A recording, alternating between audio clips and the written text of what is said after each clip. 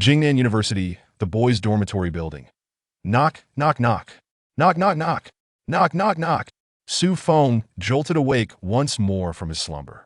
The incessant knocking echoed relentlessly, resounding in his mind like a heavy hammer striking an anvil. This marked the third day he had been awakened by this disquieting sound.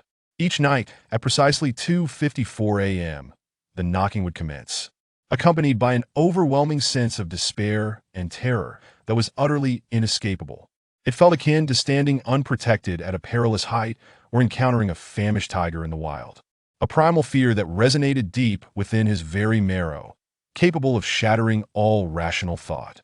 Su Feng trembled uncontrollably, desperately cocooning himself in his blanket, painfully pressing his hands against his ears, yet it was utterly futile. Knock, knock, knock. Knock, knock, knock. Knock, knock, knock. The knocking persisted. Think, think, think.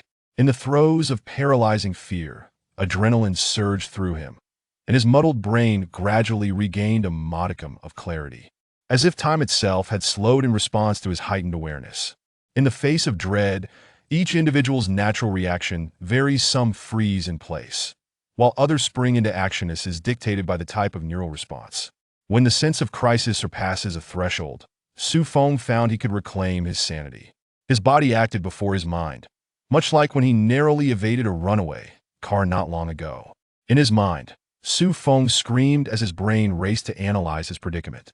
For 3 consecutive days, he had been roused at 2:54 a.m. by the relentless knocking. On the first day, it was the sound of a heavy iron door being struck the dormitory's unit door. The second day, it was the sound of glass being pounded the glass door in the corridor. The source of the knocking was drawing ever closer. Su Feng resided on the easternmost side of the 8th floor. The unit door was on the 1st floor, and there was still a considerable distance from the dormitory to the glass door in the corridor. He should not have been able to hear it. Yet, the knocking erupted like an explosion in his ear, awakening him with sheer terror. Today, he attempted to resist sleep, but under the influence of an unknown force, he involuntarily succumbed to slumber. Knock, knock, knock. Knock, knock, knock. Knock, knock, knock. Now, it was the wooden door to the dormitory that was being struck. He could distinctly feel the door and the floor trembling violently. Who was knocking? Who was outside the door? Would it come in? Su Feng felt a chilling wave wash over him, rendering him nearly immobile, and he could only gaze despairingly and pleadingly at the door. Do not enter. Do not enter. Do not enter. Step, step, step. The knocking ceased, replaced by heavy footsteps that grew fainter until they finally vanished. Su Feng exhaled in relief, gasping for breath, his body drenched in cold sweat. The temporary respite was soon engulfed by an even greater terror as he glanced at the remaining 3 beds in the dormitory. His roommates were all asleep, yet there was not a sound to be heard. Despite the violent knocking, they remained utterly unresponsive, showing no signs of awareness, not even the sound of their breathing. Were those 3 indistinct figures in the darkness truly his roommates? Were they really human? As fear gripped him, the sun finally rose, casting long-awaited rays of sunlight into the dormitory. Lu Ming, the eldest, was the first to awaken, stretching lazily. Third, up so early? You look dreadful. I am fine. Su Feng forced a smile, knowing no one would believe him. It was better left unsaid as he got up to wash. What was he to do tonight? That entity was already outside his dormitory door. What would transpire tonight? The fear of death suffocated Su Feng, as if he could feel the noose tightening around his neck. Who is Su Feng? A voice called from the doorway. Turning to look, he saw his academic advisor. Su Feng raised his hand, saying, "Teacher, it's me. Someone is looking for you. Tidy up and come out." In an empty room on the same floor, Su Feng met his visitor. She was a woman dressed in professional attire, clad in a black suit and trousers. Her figure tall and graceful, with subtle makeup that accentuated her exquisite features. Her hair was tied back in a high ponytail, giving her a clean and polished appearance, complete with 2 charming dimples. Su Feng, hello, I am Lu Jinyu, she introduced herself. Hello, what brings you here? Although the woman was striking, Su Feng clearly had no interest in engaging with her. Lu Jinyu spoke mysteriously. Have you experienced any strange occurrences lately? Su Feng hesitated before responding. Strange occurrences? What do you mean? For instance, inexplicable murmurs, obscure figures, peculiar knocking sounds. Upon hearing the mention of the knocking, Su Feng's expression shifted dramatically. How? How do you know? Indeed, you are the one we are looking for. Lu Jinyu extended her hand, saying, "Let me reintroduce myself. I am Lu Jinyu, affiliated with the Paranormal Investigation Bureau. What you are experiencing is a phenomenon referred to as ghost knocking or a supernatural event. Yes, ghosts truly exist in this world. You may begin to feel astonished." Lu Jinyu gazed at Su Feng, anticipating the shock that would inevitably follow, yet none came. Su Feng opened his mouth, furrowed his brow, and seemed to quickly reconcile with reality, asking, "Why am I the one experiencing this?"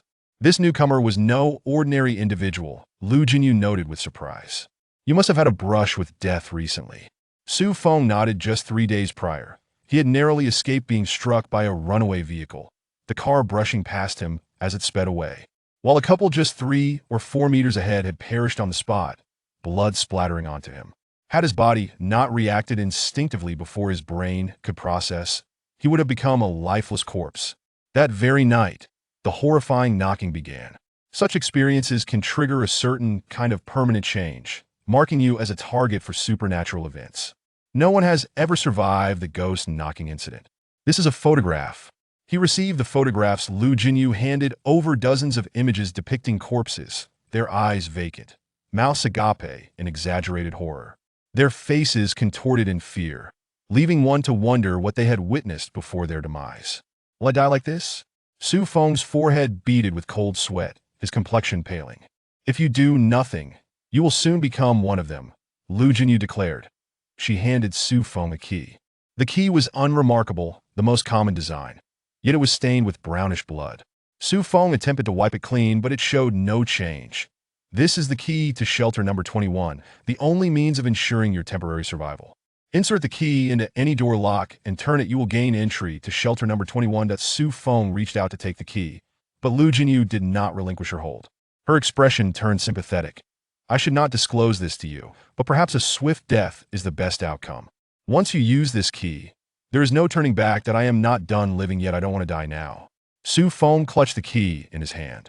"You mentioned that this is the key to shelter number 21. Are there also shelters number 1 through 20? What should I do once I enter shelter number 21? Su Feng inquired. "What to do will become apparent once you enter the shelter. As for other questions, you will only be entitled to answers once you survive the first task," Lu Jinyu replied. "Good luck." Without lingering further, Lu Jinyu exited the room. Standing outside the door, she couldn't help but glance back. As an investigator, she had witnessed many emotional breakdowns, some pleading desperately, others weeping profusely, yet none had so quickly accepted reality.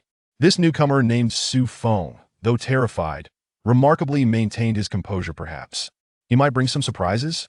Surprises.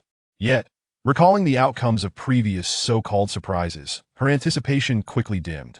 Su Feng stared blankly at the blood-stained key in his hand, resolutely making his decision.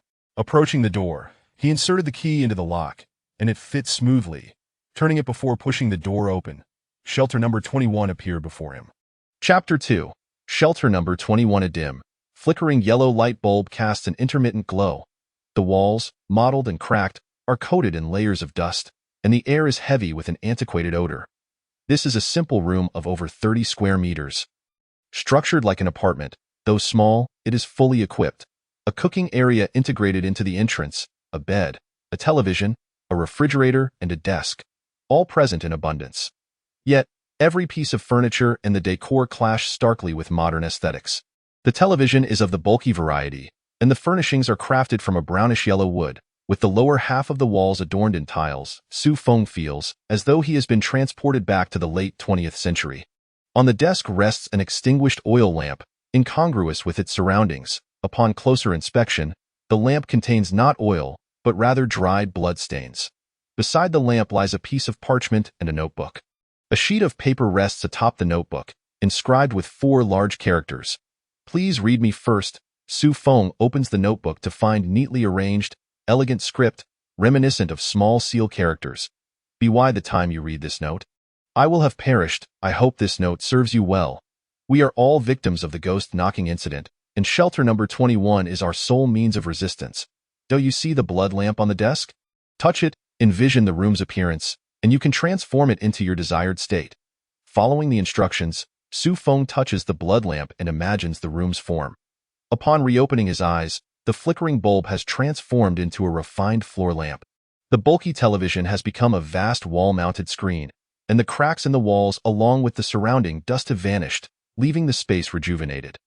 The desk has morphed into a contemporary style, now adorned with a new model computer. However, the blood lamp, the notebook, and the parchment remain unchanged as Su Feng continues to examine them. While the blood lamp is alight, the ghost knocking incident cannot affect us.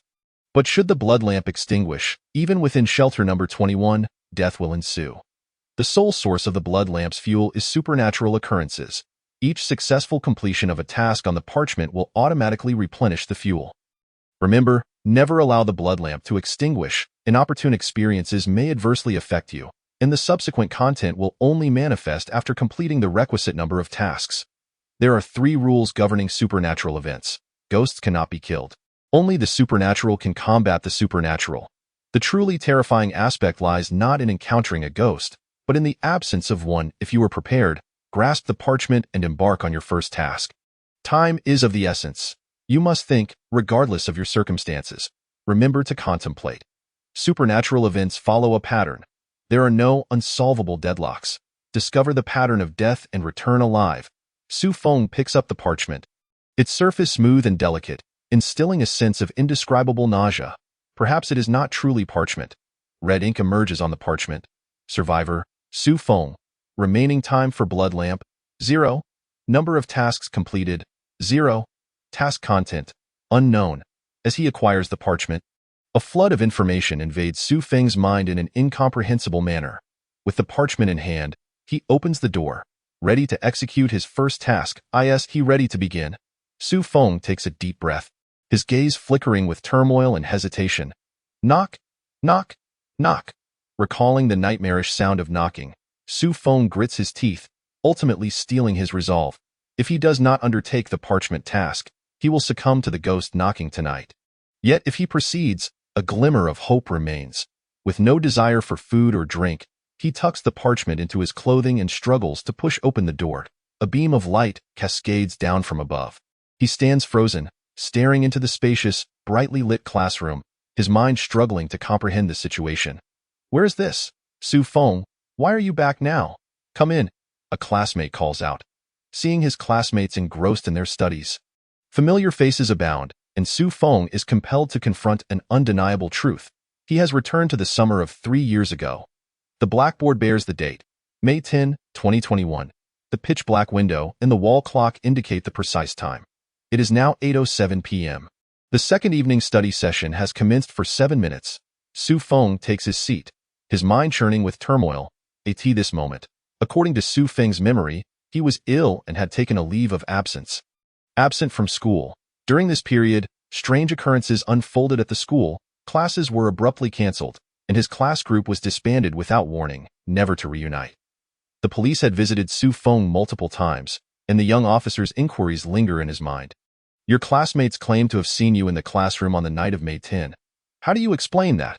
Su Feng could not provide an explanation, and only after multiple pieces of evidence corroborated that he was indeed at home did the matter settle. But what if both were true? A chill runs down Su Feng's spine as this terrifying thought takes hold. He was indeed at home, yet he was also in the classroom. Both statements are true. What will happen next? What strange occurrences transpired to cause the class to disband and the school to close? Su Feng, weren't you sick and on leave? How come you're back all of a sudden? His deskmate inquires with concern. Her name is Jiang Yin, her large eyes and attractive features complemented by a hint of baby fat, and she shares a good rapport with Su Feng. I'm feeling much better. Su Feng manages a smile. Let me see the test. A girl in the front row turns to him. Her hair dyed a streak of yellow, her face adorned with makeup that seems unsuitable for her age. Chewing gum as she speaks. Her name is Gu Xiaowan, and Su Feng once harbored feelings for her. In his youth, he found rebellious girls like her rather appealing. Yet after leaving this place and experiencing a broader world, he had long since cast her aside. Thus, in later years, Su Feng could not fathom why he had chosen to pursue Gu Xiaowan over the more promising Jiang Yan. As Gu Xiaowan attempts to engage him in conversation, Su Feng is too anxious to respond, his gaze fixated on the clock on the wall. Are you even listening to me? Gu Xiaowan retorts, annoyed. As the time strikes 8:10 p.m., Gu Xiaowan abruptly stands. Her movements peculiar, imbued with an unsettling mechanical quality, reminiscent of a toy wound too tightly. Su Feng watches her, feeling a sense of discomfort as she strides to the windowsill, her gait and actions exuding a chilling stiffness. She faces the darkened window, mere inches away, her movements rigid yet swift.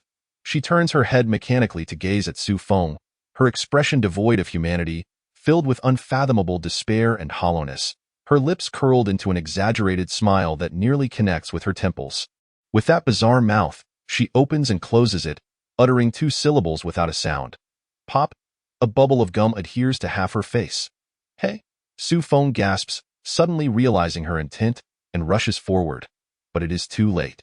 Gu Xiaowan's movements are stiff, yet her speed remains unyielding.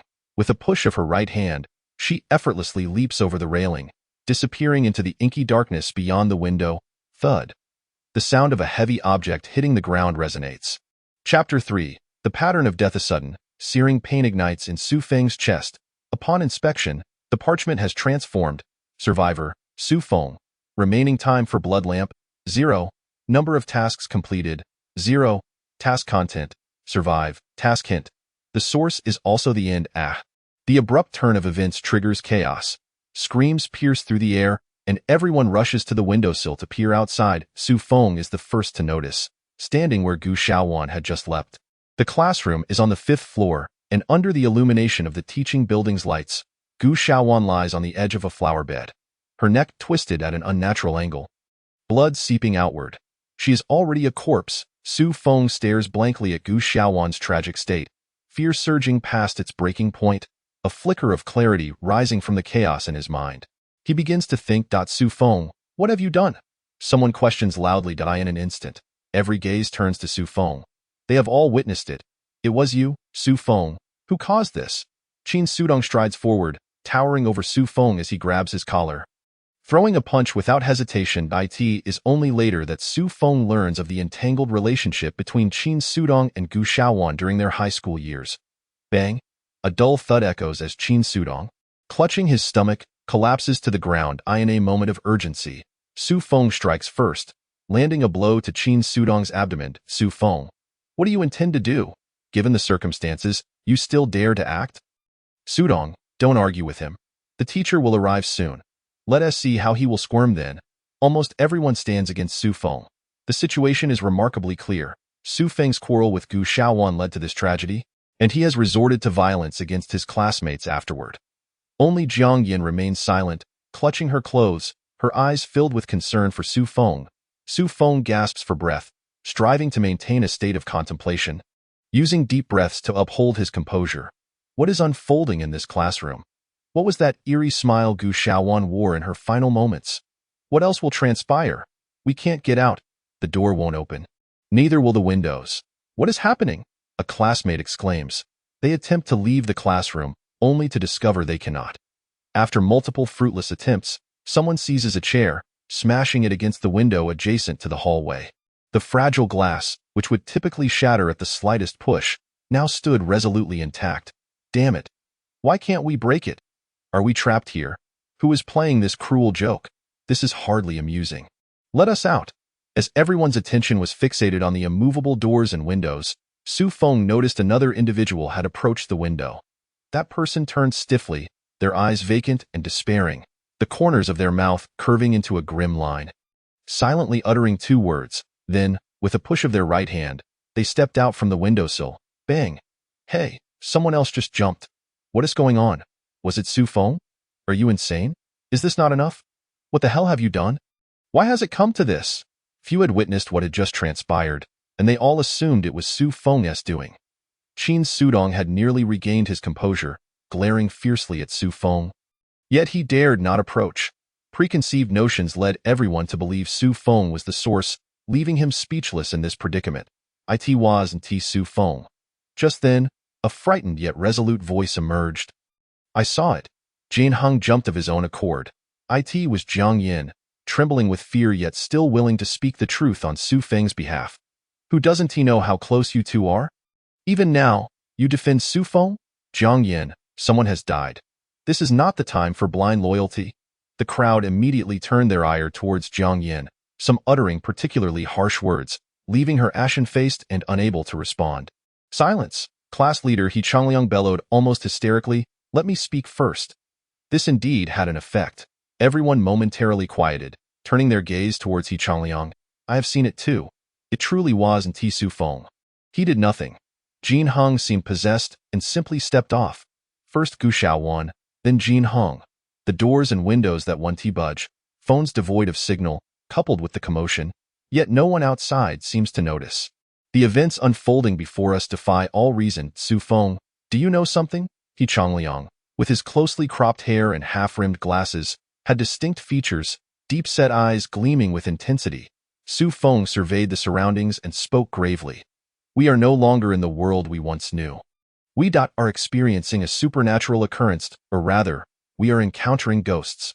The group stood in stunned silence, disbelief etched on their faces, yet the reality before them left no room for doubt. He Changliang inquired, how do we survive? Su Feng recalled the contents of his notebook. Uncover the pattern of death, and survival would follow. Can you clarify that? He Changliang pressed.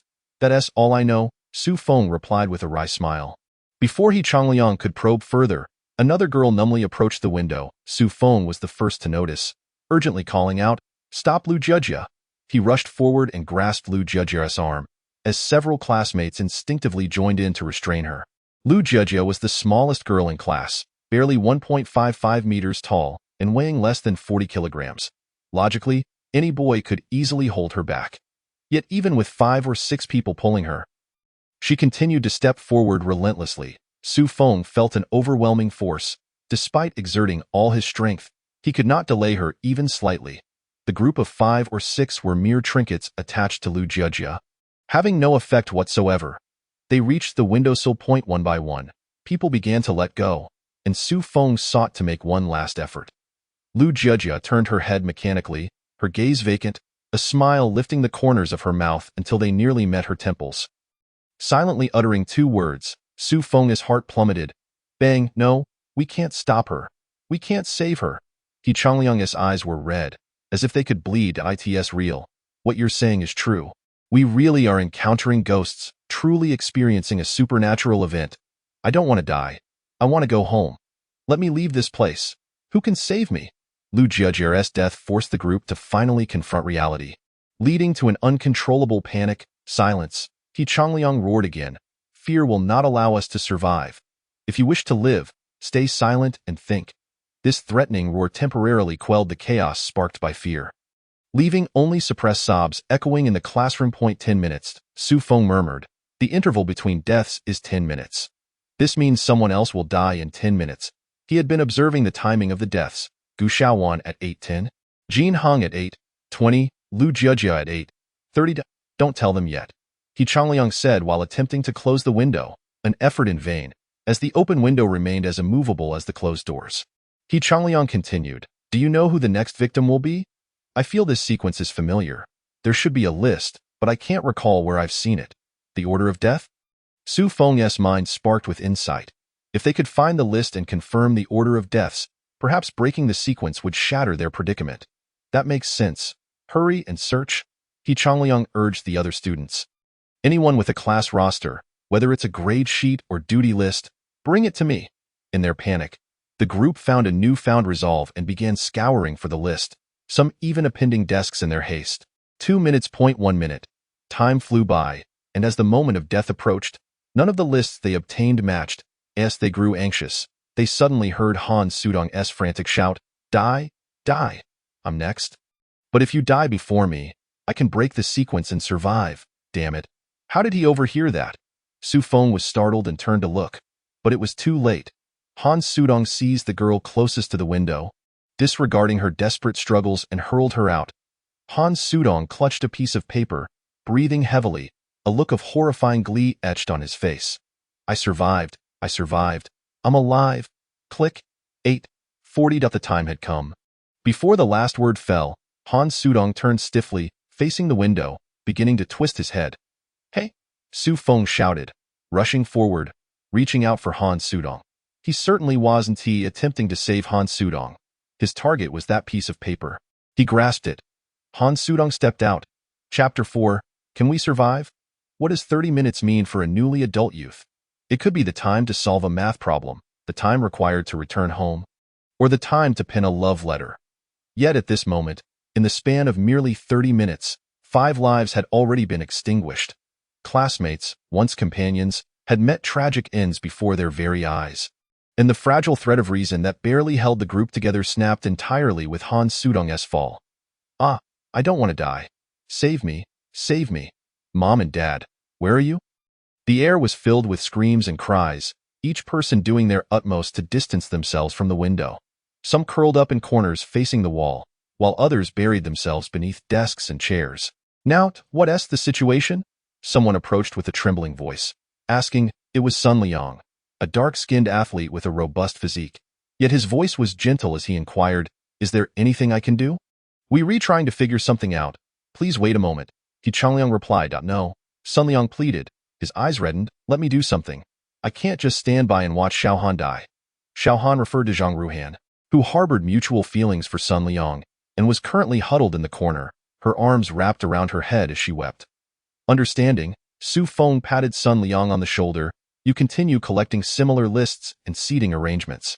This is crucial. Be quick. All right. Sun Liang wiped his tears and immediately began searching for items. Let me see the list. He Changliang requested the roster Su Feng had obtained. Due to the scuffle, a section of the roster was missing. But they could still count 49 names based on the spacing. Ji Xiaowan, Jin Hong, Lu Jiejia, Han Sudong, excluding Cui Tong, who had been thrown out by Han Sudong. The order of deaths matched perfectly with those on the list. The top left corner of the list, where the first name should have been, was blank. Su Feng had already seen it. And while He Changliang scrutinized the list, he reassessed the class leader. He Changliang was performing exceptionally well, exhibiting calmness under pressure and meticulous reasoning. He was both bold and prudent. What was even more commendable was that he was striving to maintain order amidst the chaos.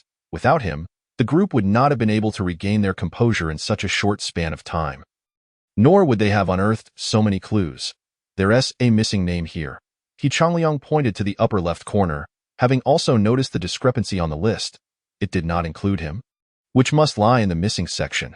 The next would be Sun Liang, and the one after that is Jiang Yin. He continued. 20 minutes. There are 20 minutes remaining before Jiang Yin's death. Could I uncover the bizarre patterns of this event and escape within those 20 minutes? Su Feng's expression darkened. Why now? He had nearly acclimated to the thought process. His fear of death significantly diminished. And his mind raced, allowing him to notice details he typically overlooked, as if the flow of time itself had slowed perceptually. He must not allow Jiang Yin to perish here.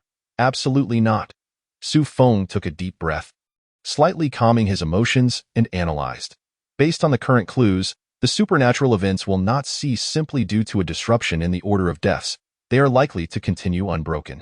This list lacks a beginning. It is merely a compilation of names, making it impossible to ascertain its purpose or origin. What are your thoughts? Su Feng inquired. He Changliang expressed his opinion. The doors and windows cannot be opened, and there is no signal on our phones. We are almost entirely isolated. Almost? Su Feng seized the crux of the matter. Indeed. He Changliang gestured towards the few open windows and said, perhaps the path to survival is right before our eyes. Yet we have failed to notice it. Su Feng gazed out the window. Darkness loomed beyond, like an abyss ready to engulf everything. I have devised a plan. He Changliang declared loudly. Everyone, remove your jackets and tie them together, making a secure knot. If you wish to survive, heed my words and move quickly. In their despair, the group finally grasped at a lifeline, hastily shedding their school uniforms. It was summer, and the weather was warm. Beneath their jackets, many wore little, with some girls even donning only camisoles, instantly cooling the classroom. Yet, no one could afford to harbor any frivolous thoughts. They scrambled to assist one another, striving to bind all the jackets together. However, 10 minutes proved too brief. At the 9-minute and 30-second mark, He Changliang approached Sun Liang, speaking in a low voice. Do you have anything left to say? Sun Liang had performed his task commendably, not only securing his own jacket but also aiding several classmates in fastening theirs.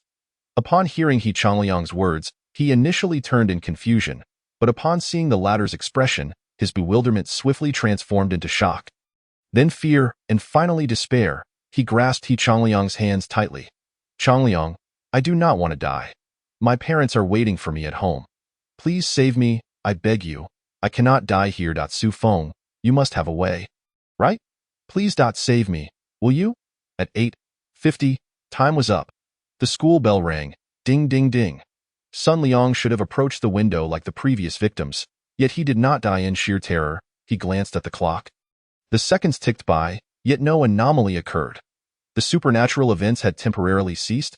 Was it the ringing of the bell? Perhaps the supernatural occurrences only take effect during class hours. Su Feng made a preliminary judgment.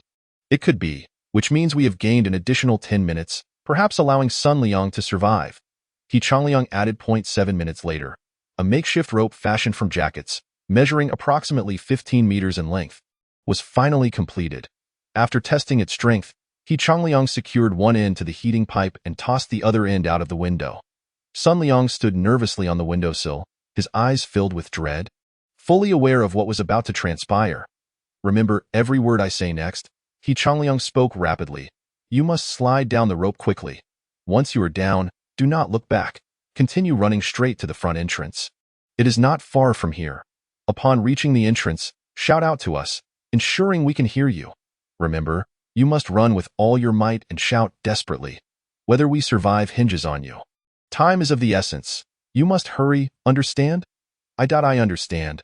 I will run with all my strength and shout. Sun Liang nodded vigorously, suddenly recalling something.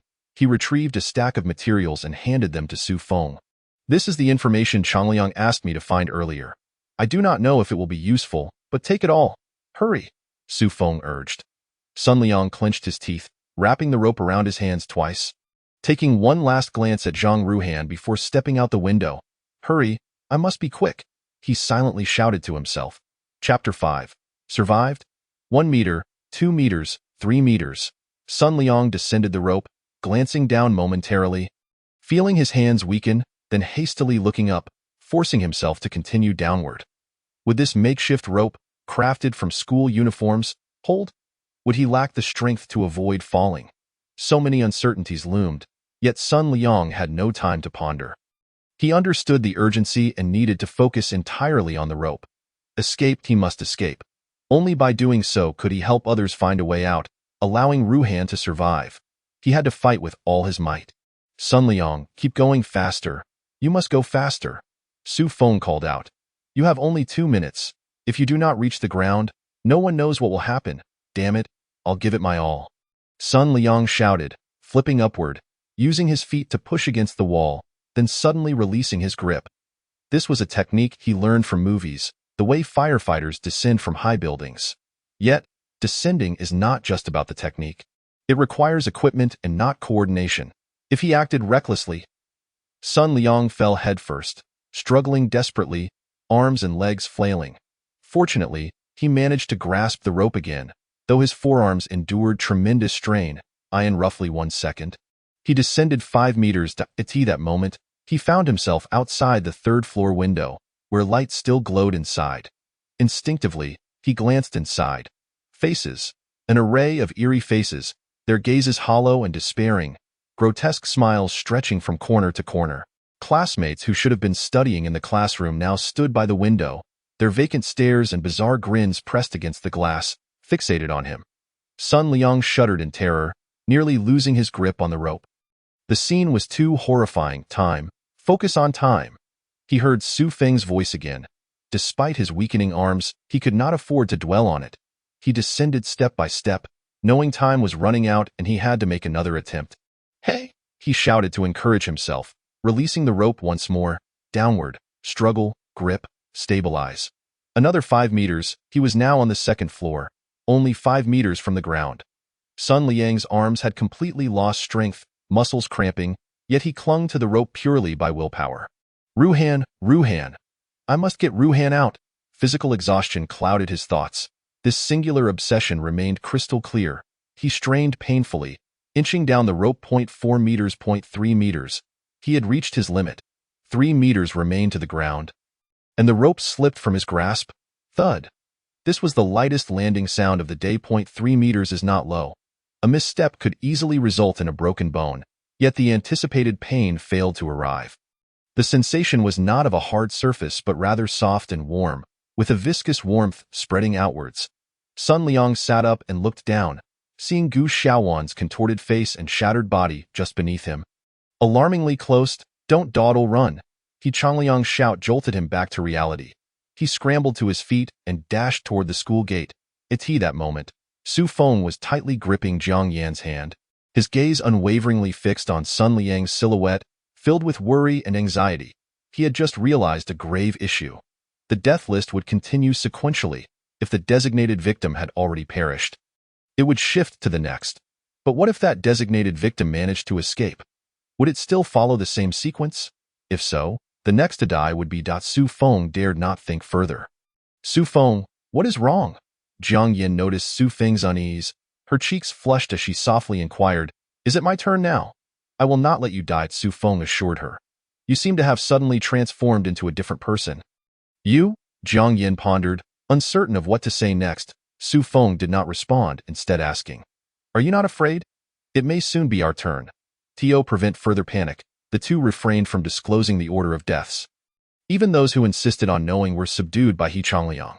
"You said you would think of a way. I will tentatively believe you," Jiang Yan stated. Su Feng was prepared. Should Jiang Yan exhibit any abnormalities, he would rush outside in an attempt to halt her descent. There was no better solution. This was the utmost he could do. 10.9.8.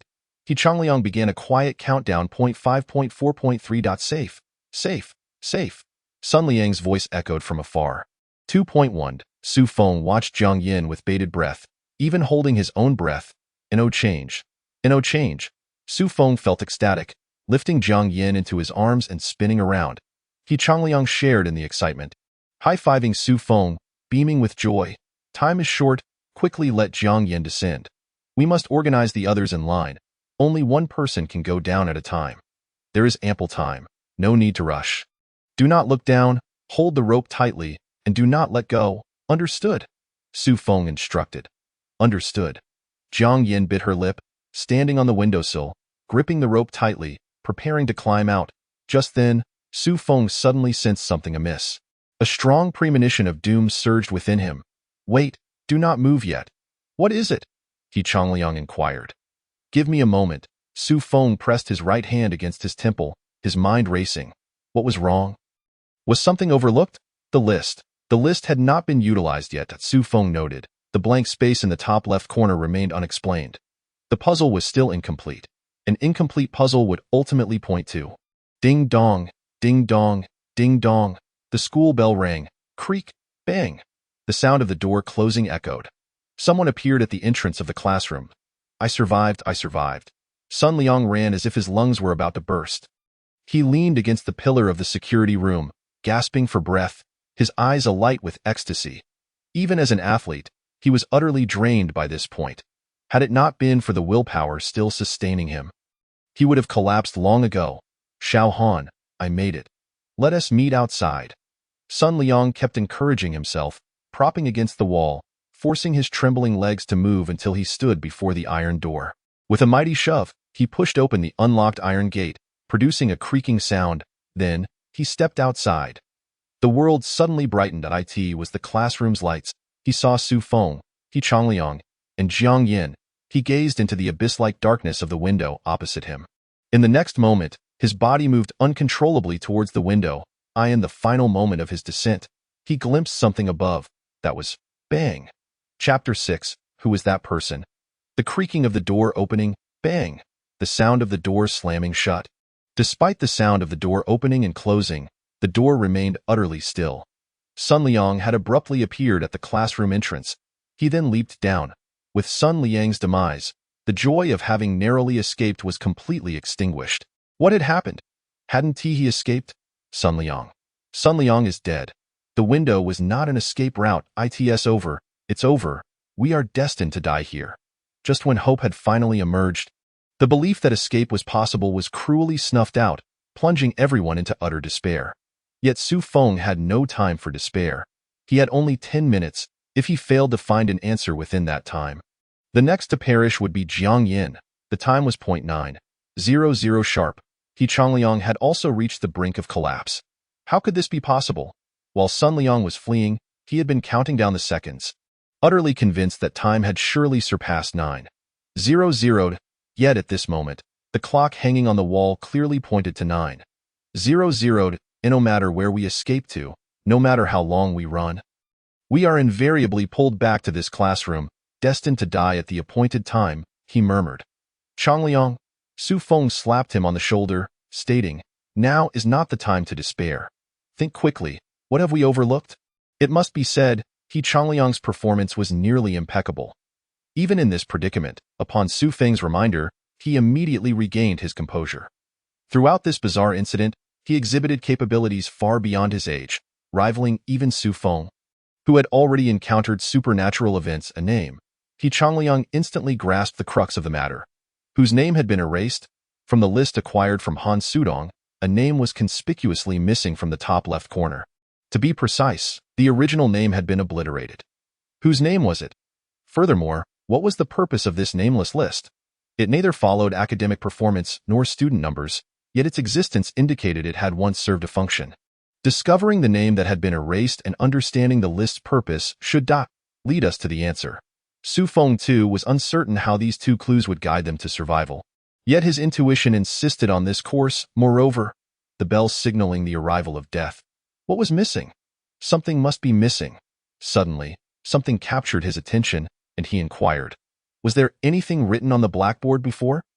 No, it would certainly have been wiped clean before evening study. There couldn't have been anything written. Someone responded. Then who wrote those words? Su Feng pressed. Everyone shook their heads in confusion. Su Feng gazed at the blackboard. In the center, 5 faint characters were inscribed. This was the task prompt from the parchment, now inexplicably appearing on the blackboard. The source is the end. This, He Changliang also noticed these 5 words. 3 minutes. Only 3 minutes remained until 9:10.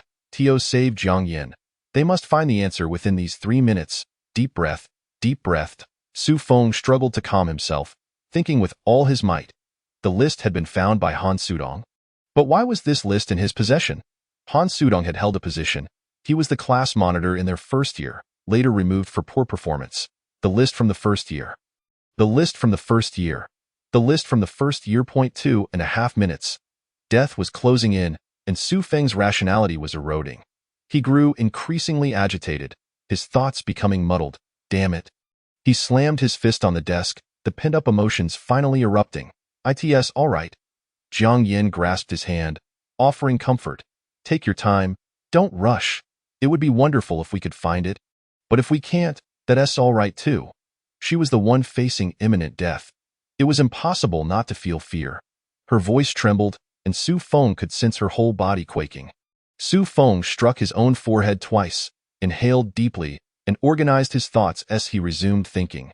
He suddenly entered a peculiar state. Anxiety, fear, and worry seemed to be blocked out, leaving only the act of thinking itself.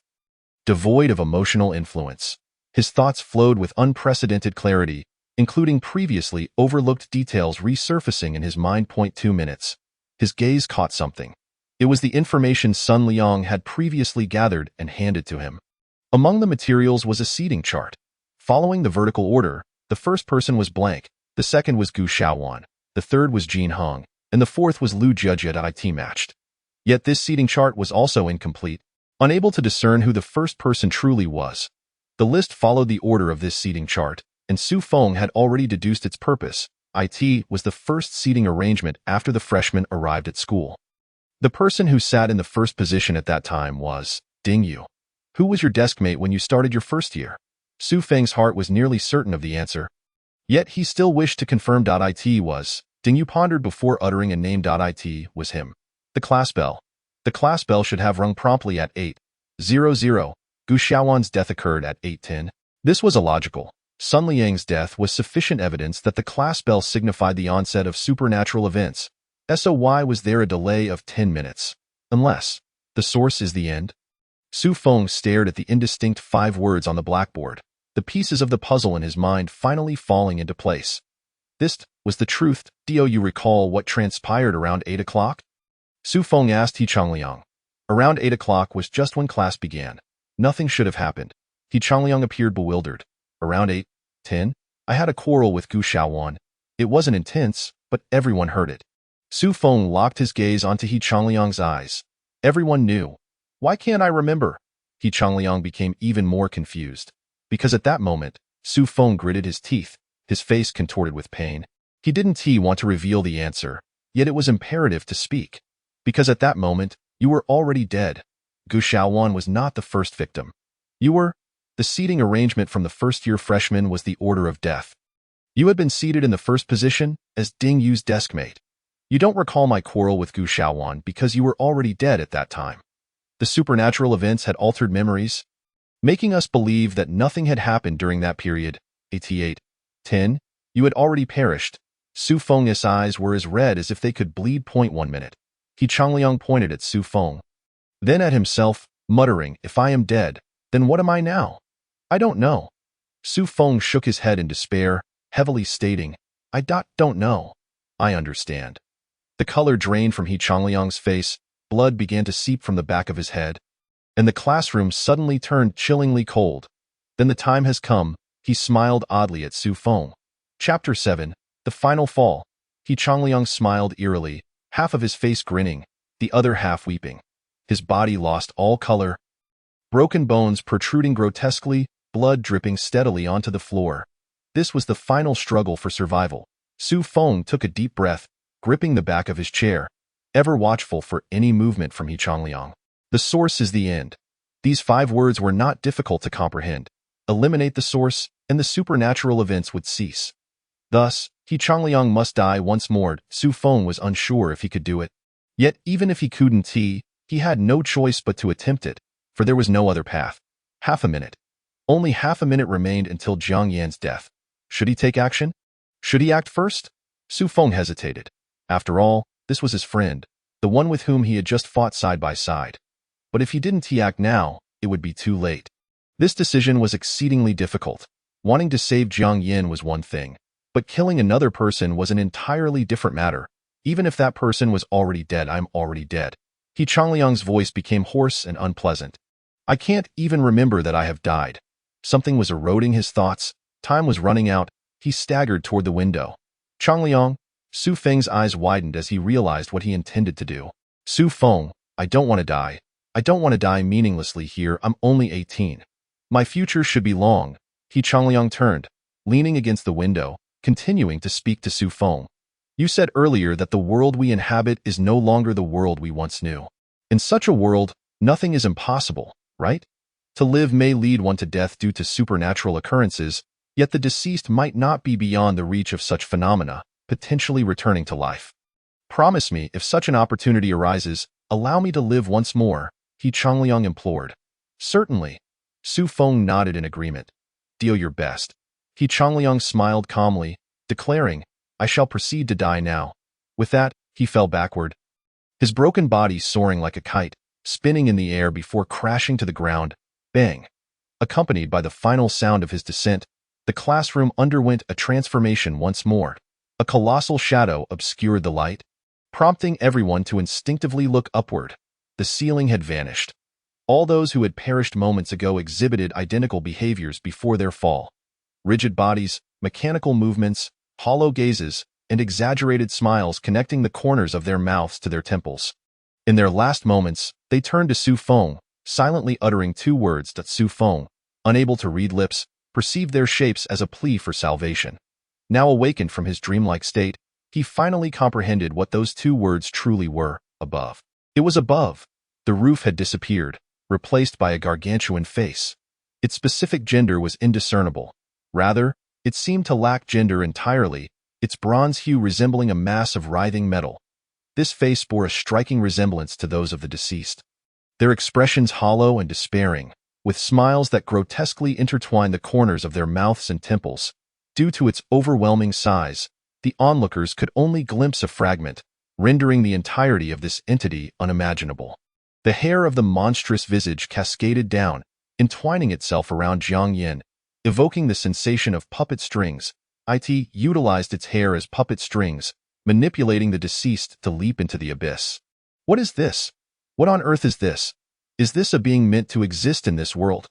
Fear engulfed the crowd, the oppressive presence of the grotesque face overwhelming them, akin to a superior life form subjugating the inferior.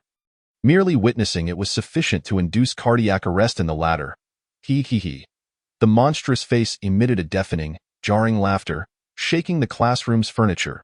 Su Feng held his breath, staring in terror at the grotesque visage, devoid of any thoughts of resistance, acutely aware that it could effortlessly annihilate everyone present. Is this how it feels to face death? Clinging tightly to Jiang Yan's hand, he awaited the inevitable. Yet, death did not arrive as anticipated. The hair was retracted, the monstrous eyes turned, fixating on Su Feng before it retreated, vanishing from sight. Su Feng collapsed to the ground, greedily inhaling the air. The mere seconds of the monstrous face's appearance had left his heart overwhelmed. His clothes drenched in cold sweat. Ding, ding, ding. The class bell rang, and immediately, sounds of scraping chairs echoed from the adjacent room, followed by the familiar clamor of the hallway. The student nearest the door sprang up. Attempting to open it, creak, the door swung open. They had survived, truly survived. Why heavens, was this all just a dream? It must have been a dream, right? We absolutely cannot remain here any longer. I must leave. I must go home. Emotions erupted once more, this time with the joy of survival. Many wept openly, while others remained seated, dazed. Some were busy packing their bags, while others disregarded everything and hastily exited. Everyone yearned to escape this nightmare, prioritizing their lives over schooling or exams, deeming them inconsequential. What happened to your class? Why is everyone packing up? A student from another class inquired at the classroom door. People died, many died. We can't stay here. We must leave quickly. A student explained. Are you joking? Who died? Where did they die? Who would jest about such matters? Our class has 50 students. Count how many remain now. The classmate's expression turned strange. Doesn't your class always have only 44 students? Where did the 50 come from? Hearing the conversation at the door, Su Feng was jolted. Only they, the witnesses of this bizarre event, remembered the deceased. Others had no recollection of them. Reality had been altered. These departed souls seemed as if they had never existed in this world. Su Feng, thank you. Zhang Ruhan expressed her gratitude through tears, adding, but Sun Liang, he won't come back, will he? Su Feng nodded solemnly. No? Live well. Sun Liang cared for you until the end. Had he not found that seating chart, we might all have. Hearing this, Zhang Ruhan's sadness deepened, nearly reducing her to tears, but thankfully, classmates who had regained their composure came to comfort her. 10 minutes later, only a few remained in the classroom. Su Feng sat there, motionless. Jiang Yan asked, aren't we leaving? What else do you want to do? Su Feng managed a bitter smile. It's not that I don't want to leave. I simply can't move. I can hardly lift a finger, let alone. Before he could finish, an overwhelming wave of drowsiness swept over him, and he fell silent, collapsing into Jiang Yan's tender embrace. Chapter 8. Death's thorn. The sky was cloaked in blood-red clouds. The cries for help from humanity, the screams, the monstrous laughter, and the sounds of gnashing teeth. Insectoid humanoid monsters, spider-like creatures with human heads, and bizarre beings seemingly formed from the melting and reconstituting of dozens of individuals. Countless humans fled across the land, while the monsters feasted without restraint, tearing limb from limb, savoring flesh and blood in the most brutal manner imaginable. This was both a massacre and a feast. Su Feng ran desperately, afraid to look back, praying the monsters would not notice him. The maniacal laughter and footsteps drew ever closer, almost within reach. Exhausted, he felt as though he might collapse at any moment when suddenly, a beam of sunlight pierced through the darkness. Looking up in hope, Su Feng was met with a face that blotted out the sky. Its gaze was hollow and despairing, its smile grotesquely linking the corners of its mouth to its temples. He could not breathe. Whoosh, whoosh, whoosh. Su Feng jolted awake from the nightmare, greeted by the sight of his bedding, a television, a refrigerator, and a blood lamp flickering on his desk. At some point, he had returned to Shelter No. 21. His memories lingered in Jiang Yan's embrace, leaving him entirely unaware of what had transpired thereafter. It seemed that Shelter Number 21 had pulled him back to this place. All fatigue vanished, and Su Feng felt unprecedented vitality coursing through him. Approaching the desk, he noticed the blood lamp quietly burning, its fuel, blood, filling roughly 1/3 of the container. The flame was small yet stable. The parchment had transformed. Survivor. Su Feng. Blood lamp. Remaining time. 7 days. Tasks completed. 1. Task content. Unknown. Illustration unlocked. Death's Thorn. The twisted, grotesque face was depicted on the lower half of the parchment, with 2 small characters inscribed above. Death's Thorn. The name of the monstrous visage. Observing the remaining time of the blood lamp, Su Feng sighed with relief. At the very least, he could enjoy a good night's sleep for the next week, free from the worry of ghostly visits. Continuing to peruse the notebook, he found new entries. Congratulations on completing your first parchment task. Surviving is no small feat. You have likely realized that by completing tasks, you can be pulled back to shelter number 21, regardless of the severity of your injuries. As long as you return, you can be restored. Furthermore, as the number of parchment tasks increases, your physical abilities will also rise significantly. You are now much stronger than before the tasks. Do not let your guard down. Parchment tasks will become increasingly challenging, and you will encounter even more bizarre supernatural events. During the blood lamp's burning period, even outside the shelter, you will be unaffected by ghostly visits, so you can rest assured. Seek out the Supernatural Investigation Bureau. They require your assistance, and a reminder. Do not forget to leave the parchment here. I have learned this lesson the hard way. Upon reading this final sentence, Su Feng smiled knowingly, growing ever more curious about the notebook's author who lived 30 or 40 years ago. Grumble. His stomach protested in discontent, and now that the immediate survival crisis had been averted, Su Feng felt hunger pangs. Touching the blood lamp, he envisioned fries, hamburgers, and cola, and when he opened his eyes again, the food was laid out before him, appealing to the senses. After indulging heartily, he placed the parchment on the desk, then pushed open the door, returning to the previous empty dormitory. Upon entering the shelter around 8 it was now dark outside. Glancing at his phone revealed it was 7 p.m. that same evening. However, Su Feng had not spent nearly that long executing the supernatural task. Evidently, the flow of time during these events differed from that in the real world. Before he could return to his dorm, his phone rang with an unfamiliar number. Su Feng answered. Hello? I am Lu Jinyu. We met this morning. It seems you survived your first parchment task. Congratulations. Su Feng detected genuine joy in her voice and replied. Thank you. You are now eligible to access more secrets. The address of the Supernatural Investigation Bureau has been sent to you via text. Feel free to come by any time. I'm on my way. Su Feng wasted no time and immediately hailed a cab, his mind focused solely on reaching his destination swiftly.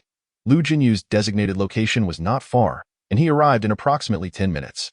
However, the surroundings were desolate, marked by abandoned construction sites, devoid of any human presence, let alone the Lingdiao Bureau. Su Feng dialed Lu Jinyu's number again to confirm the location. On your right, there is a red security door. Knock 3 times with your index finger on the left side of the door. Good. Now, knock 3 times with your middle finger on the right side. All right. Before Su Feng could utter another word, the tightly shut security doors suddenly creaked open a small gap. A pale hand emerged from the darkness, clutching Su Feng's neck and pulling him inside. The incident transpired so abruptly that he had no time to mentally prepare. His body failed to react, and his mind went blank as he was engulfed by the shadows. Was he about to die? Hee. Another one scared sillied. A petite girl with twin ponytails crouched on the ground, appearing to be around 18 or 19 years old, tilting her head with curiosity as she observed him. Su Feng, still in shock and gasping for breath, was met with a deep voice from the side. Kid? Which shelter are you from? At that moment, he finally regained his composure and began to survey his surroundings. This was a vast base, illuminated by countless blue and white fluorescent tubes, with no walls or partitions in sight. Office desks, water dispensers, and beds were neatly arranged around, with the majority of the desks unoccupied, save for a few scattered figures. The deep voice belonged to a middle-aged man, who was bundled up tightly despite the sweltering heat. Revealing only a pair of black eyes. Shelter 21, Su Feng inquired. I am Su Feng. Who are you? Tang Yao, Shelter 10. The girl with ponytails replied, dressed in a JK uniform of a white shirt and black skirt. Exuding a vibrant energy. Lu Mingyuan, Shelter 13. The middle-aged man added. Shelter 21. Is it true that someone has survived the first mission? Tang Yao blinked, her curiosity piqued. You don't look particularly formidable. Lu Mingyuan's gaze reflected sympathy. Kid. Shelter 21 has been vacant for 30 years. In all that time, no one has successfully completed the first mission. Even if they did, The subsequent tasks only become more terrifying. I advise you to seize the moment and enjoy life. Su Feng, Lu Jinyu approached from the corridor and said, I presume you have already made each other's acquaintance. Welcome to the Lingdiao Bureau. This is Shelter 1. Chapter 9. You are unaffected, Shelter 1? Is this really Shelter 1? Su Feng was taken aback. The disparity from Shelter 21 was too vast to comprehend. From now on, the three of you will be teammates, Lu Jinyu stated. Teammates? Teammates for what purpose? Su Feng was momentarily confused, while Tang Yao protested first. No way. He isn't handsome, and he doesn't look impressive. I demand a replacement. Xiao Yao, do not judge a book by its cover. Over the past 30 years, apart from him, no one else has survived the initial mission from Shelter 21, which indicates he must possess some skills, Lu Mingyuan remarked. Perhaps he merely had good luck? Tang Yao countered. If it were just luck, would he end up in Shelter 21? That's a valid point. Tang Yao blinked at Su Feng. For now, I'll tentatively accept you. Wait a moment, could someone explain what this team is for? Lu Mingyuan replied. The team is naturally for combating supernatural events. We are all unfortunate souls selected by the shelters, but being unfortunate has its advantages. We are all unfortunate souls facing the root supernatural events. Depending on the type, we seek refuge in different shelters. As long as we regularly complete tasks, we can avoid the curse of death. My Shelter 13 combats a root supernatural event known as corruption, while Tang Yao's Shelter 10 confronts a root supernatural event named madness. We are cursed by malevolent spirits, yet simultaneously protected by them. These root supernatural events have marked us as prey. To prevent us from being eliminated by other supernatural occurrences, they grant us means to combat the supernatural.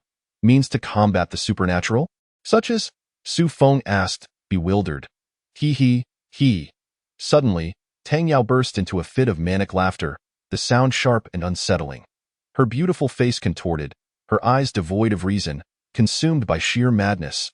Concurrently, a dark red ominous light flickered, coalescing in Tang Yao's hand into the shape of a dagger, and then, without warning, she plunged it into Su Feng. Hey! Su Feng screamed in terror, instinctively clutching his wound and staggering backward. What are you doing? Being stabbed by that thing could mean certain death, or at least a severe injury. Was this girl truly insane? Don't worry, just remove your hand and take a look, Lu Mingyuan said. At his words, Su Feng released his grip and examined his abdomen. Everything appeared normal. No wounds, no blood, just a clear cut in his clothing. This was utterly incomprehensible. Su Feng glanced at Tang Yao, who had returned to her normal demeanor, and asked, what just happened? Why am I not injured? That is the means to combat the supernatural, Tang Yao explained. Different shelters correspond to different methods. My shelter specializes in madness, by entering a state of madness. We gain the power to combat the supernatural. Lu Mingyuan added, I deal with corruption. You can imagine that the situation won't be pretty, so I won't demonstrate. I'll save it for when it's absolutely necessary. Then what about me? Su Feng inquired. Lu Jinyu stepped forward and explained, as Tang Yao has just demonstrated, Shelter 21 is quite unique. Among all shelters, the Lingdiao Bureau knows the least about Shelter 21. Shelter 21 does not grant its inhabitants substantive abilities or means. However, in the vast majority of supernatural events, specifically those outside of shelter missions, you are unaffected. Unaffected? What does that mean? Su Feng asked. It means, quite literally, you are not affected. Supernatural events, supernatural powers, including the abilities of other shelter inhabitants, everything related to the supernatural is ineffective against you, posing no threat to your life. Su Feng was taken aback. If he understood correctly, Lu Jinyu's implication was that aside from the specific tasks of Shelter 21, in other types of supernatural events, he was essentially invulnerable. Wasn't that a bit too extraordinary? Su Feng hesitated, waiting for Lu Jinyu to utter the next phrase, but she remained silent. Unable to contain himself, he asked, but isn't there usually a but in such descriptions? There is no but. It is simply the straightforward truth of being unaffected. Lu Jinyu clarified, if one were to insist on a but, it would be the lack of means to directly confront supernatural events. According to their hazard levels, supernatural events are categorized into 10 levels, with level 1 being the weakest and level 10 the strongest. Inhabitants are also divided into 10 levels based on the number of shelter missions they have completed. You are currently a level 1 inhabitant? Tang Yao is level 6, and Lu Mingyuan is level 7. She is that formidable? Su Feng marveled at Tang Yao, who, despite her petite and adorable appearance, hardly seemed like someone who had completed 6 shelter missions. Do you look down on me? I'll find a way to stab you later, she replied sweetly, her eyes glinting with a dangerous light. To resolve supernatural events, there are primarily 2 methods. One is to find the key, unravel the underlying logic, and disrupt the supernatural chain, thereby addressing the issue fundamentally. The second is to rely on brute force. Inhabitants can resolve supernatural events that are 2 levels above their own by using their abilities. For instance, Tang Yao can violently deal with level 4 supernatural events. As for you, due to the lack of specific means, the second option is not feasible, and you must resort to the more traditional first method. Su Feng could grasp this analogy. It was akin to playing a game where typically one must solve puzzles to advance through levels. That was the first method. However, the equipped and high-level players have a second choice, allowing them to charge through, which represents the second method. Lacking equipment, he could only opt for the first method. Yet more often than not, both methods need to be employed simultaneously, which is also why you need teammates. I have a question. Why are inhabitants limited to 10 levels? Su Feng queried. Because after completing 10 shelter missions, one can break free from the curse and return to their previous life. Has anyone achieved that? Yes, Lu Jinyu replied. According to archival data, since the Xia, Shang, and Zhou dynasties, the number of individuals who have completed 10 shelter missions is fewer than a handful. Fewer than 5. What happened to the others? Naturally, they all perished. What uplifting news. Su Feng was speechless. Lu Jinyu continued, the discourse on Shelter 21 is likely inaccurate, as the difficulty of the tasks is too high, and we are uncertain what changes occur at higher levels. If you are fortunate enough to survive, there may be occurrences yet unknown to us. You possess an unparalleled advantage, allowing you to resolve many challenging supernatural events in reality. I hope we can collaborate effectively. If we collaborate, what benefits will I receive? Su Feng inquired. You will gain access to the resources of the Lingdiao Bureau. Financial concerns will be the least of your worries, as all your expenses will be covered by the Bureau. In the process of addressing real-life supernatural incidents, you will gain benefits, including but not limited to supernatural tools, which will assist you in surviving better during shelter missions. Moreover, you will need experience in resolving these supernatural events. Right? Su Feng nodded. Lu Jinyu was correct. Whether it be money, tools, or experience, these were indeed what he urgently required at the moment. The terms have been settled. There is no time to waste. Let us set off now. Lu Mingyuan proclaimed so sudden. Su Feng was taken aback. Trust me, once you learn who the target is, you will be more anxious than we are, Tang Yao remarked with a knowing smile. Who is it? Su Feng felt a sense of foreboding. Lu Mingyuan retrieved a photograph from his coat. The image depicted a terrified young girl fleeing in the dark, her face a mask of fear and despair. On the back of the photograph, a line was written in marker, location, Building 3, Room 1602, Jincheng Community, Lehigh City. Hazard level, Grade 6th. What are you all waiting for? Hurry up and leave. Now it was indeed Su Feng's turn to feel anxious. He was very familiar with the girl in the photograph. They had just met not long ago. It was Jiang Yin, who had survived alongside Su Feng during their initial shelter mission. With no time to lose, Su Feng hurriedly departed with his 2 teammates, racing towards the incident location. After the trio left, Lu Jinyu approached a corner of shelter number 1, where a middle-aged man in a suit was waiting. Have you seen number 21? How does it feel? Much stronger than ordinary newcomers, yet still immature and in need of extensive experience. There is little time left for his growth, the emergence of a new resident in Shelter No. 21 signifies that thing is returning. Chapter 10. The call with the accelerator fully pressed, the 3 made their way to the marked location in the photograph. Jiang Yin. Why is Xiao Yin entangled in a supernatural event? Su Feng queried in confusion. The probability of encountering a supernatural event is indeed low, about 1 in a million. For unfortunate souls like us, it's 1 in 100,000. Of course, not everyone qualifies for entry into a shelter. Some face not the root supernatural events, rendering entry useless for them.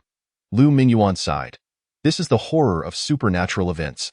Those who have encountered them are marked by the supernatural and will inevitably be ensnared again. Even if one exhausts all efforts to survive a supernatural event, having endured fear and despair, they will continue to face a resurgence of such events. According to current statistics, survivors will encounter new supernatural events within 5 years. And if they manage to survive, a third will occur within 2 years, with the intervals of safety becoming increasingly shorter. Su Feng was astonished. Are you implying that supernatural events are like a parasite? Once attached, impossible to shake off, Lu Mingyuan replied. For us, a clean death is a luxury. That's you, uncle, Tang Yao remarked. I haven't lived enough yet. There are many experiences I wish to have, and I don't want to die so soon. Ha! I have been in the shelter for over a decade. Do you know what I have seen the most? Lu Mingyuan teased. What is it? Su Feng inquired. Those who wish to die cannot, while those who wish to live do not last long. The atmosphere grew heavy. Su Feng asked. Are there only 21 shelters? Each corresponding to different types of root supernatural events. What are they specifically? Currently, 21 shelters are known, with the first 5 being functional.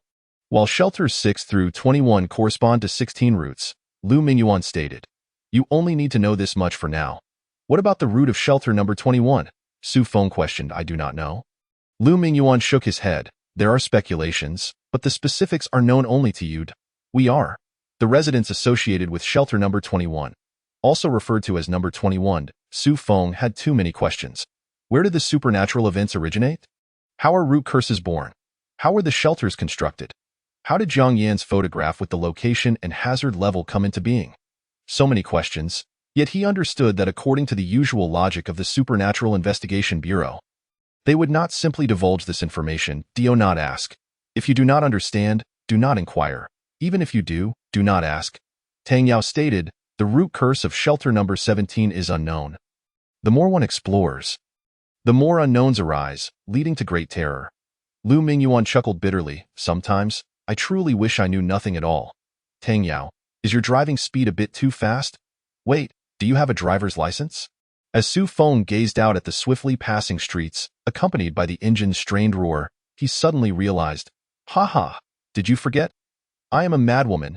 Does a madwoman need a driver's license? Tang Yao laughed heartily, her beautiful eyes glinting with ominous light, as if she wished to press the accelerator straight into the gearbox. At their current speed, they would reach the designated location in less than half an hour. Lehigh City, Jincheng Community, Building 3, Room 1602.in. The living room were 4 individuals. Jiang Yin, 2 other girls, and one of the girls' boyfriends. The 2 girls had disheveled hair, their faces twisted in terror, their eyes filled with fear. It was summer, yet their bodies trembled uncontrollably. In comparison, Jiang Yin appeared relatively normal, yet it was still evident that her complexion was pale, her breathing rapid, clearly forcing herself to remain calm. Jiang Yin, are we going to die? Is it our turn now? One girl cried out in despair. Calm down. Fear. Truly serves no purpose. We need to find clues to survive. Jiang Yin reassured Chen Zi. We have tried.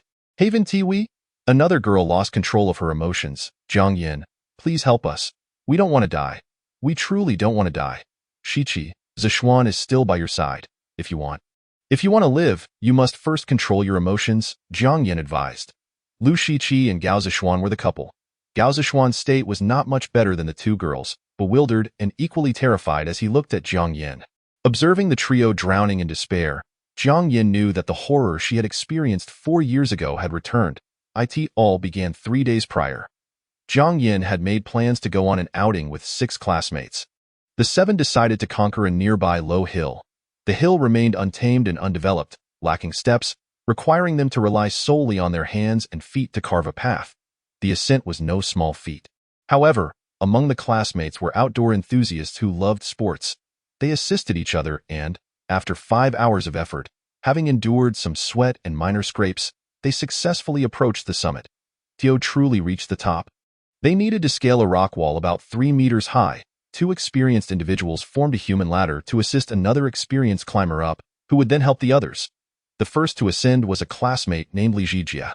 Upon reaching the top, he did not immediately extend his hand to assist the others. Instead, he suddenly shouted in another direction. What are you doing? Don't go over there. It's dangerous. Hey, can you hear me? Don't go over. Accompanied by a terrified scream, Li Zhijia hurriedly ran forward. The others felt puzzled and quickly climbed the human ladder to see what was happening. The summit was overgrown with weeds. With clusters of bushes, the scenery was quite pleasant, yet besides Li Zhijia, there was no one else at the peak. What are you doing? Zhijia, that joke was a bit much.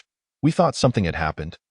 Li Zhijia stood at the edge of the summit, peering down intently, and after repeated urging and questioning, he finally turned around. He was in a state of shock. his forehead drenched in sweat, breathing heavily as if he had seen something horrifying. Did I not see it wrong? But that's impossible. It was too real. What did you see? The others quickly inquired. As soon as I climbed up, I saw a woman in a white dress. She must have just finished a call and was walking toward us. Seeing her demeanor, I felt something was off, so I tried to call out to her. She glanced back at me, and then jumped down. The others followed the direction Li Zhijie was pointing, but below the peak, there was nothing but emptiness. Zhijie, your story is quite well crafted. How come we never noticed your sense of humor before? The group laughed and teased, thinking Li Zhijie was merely joking. Li Zhijie wiped the sweat from his forehead, forcing a smile. Perhaps I've been under too much pressure lately and imagined it. The group took a photo at the summit, roamed around a bit, and then prepared to head back. It was at this moment that Chen Zi noticed something in a crevice of the rock. She picked it up with a laugh, turning to Li Zhijie, jokingly saying, Jiegu, could this possibly be the phone you just saw? In her hand was a corroded, weathered old phone that appeared to be a small landline. Ding, ding, ding. The small landline rang. Chapter 11. The ringing. Upon seeing that small landline, Li Zhijie's expression changed. Shock, fear, and unease all manifested on his face, his entire countenance twisted by sheer terror. The small landline had long since weathered and corroded, rendering its original color and shape unrecognizable. In its dilapidated state, the once unusable mobile phone suddenly emitted an incongruous ringing sound.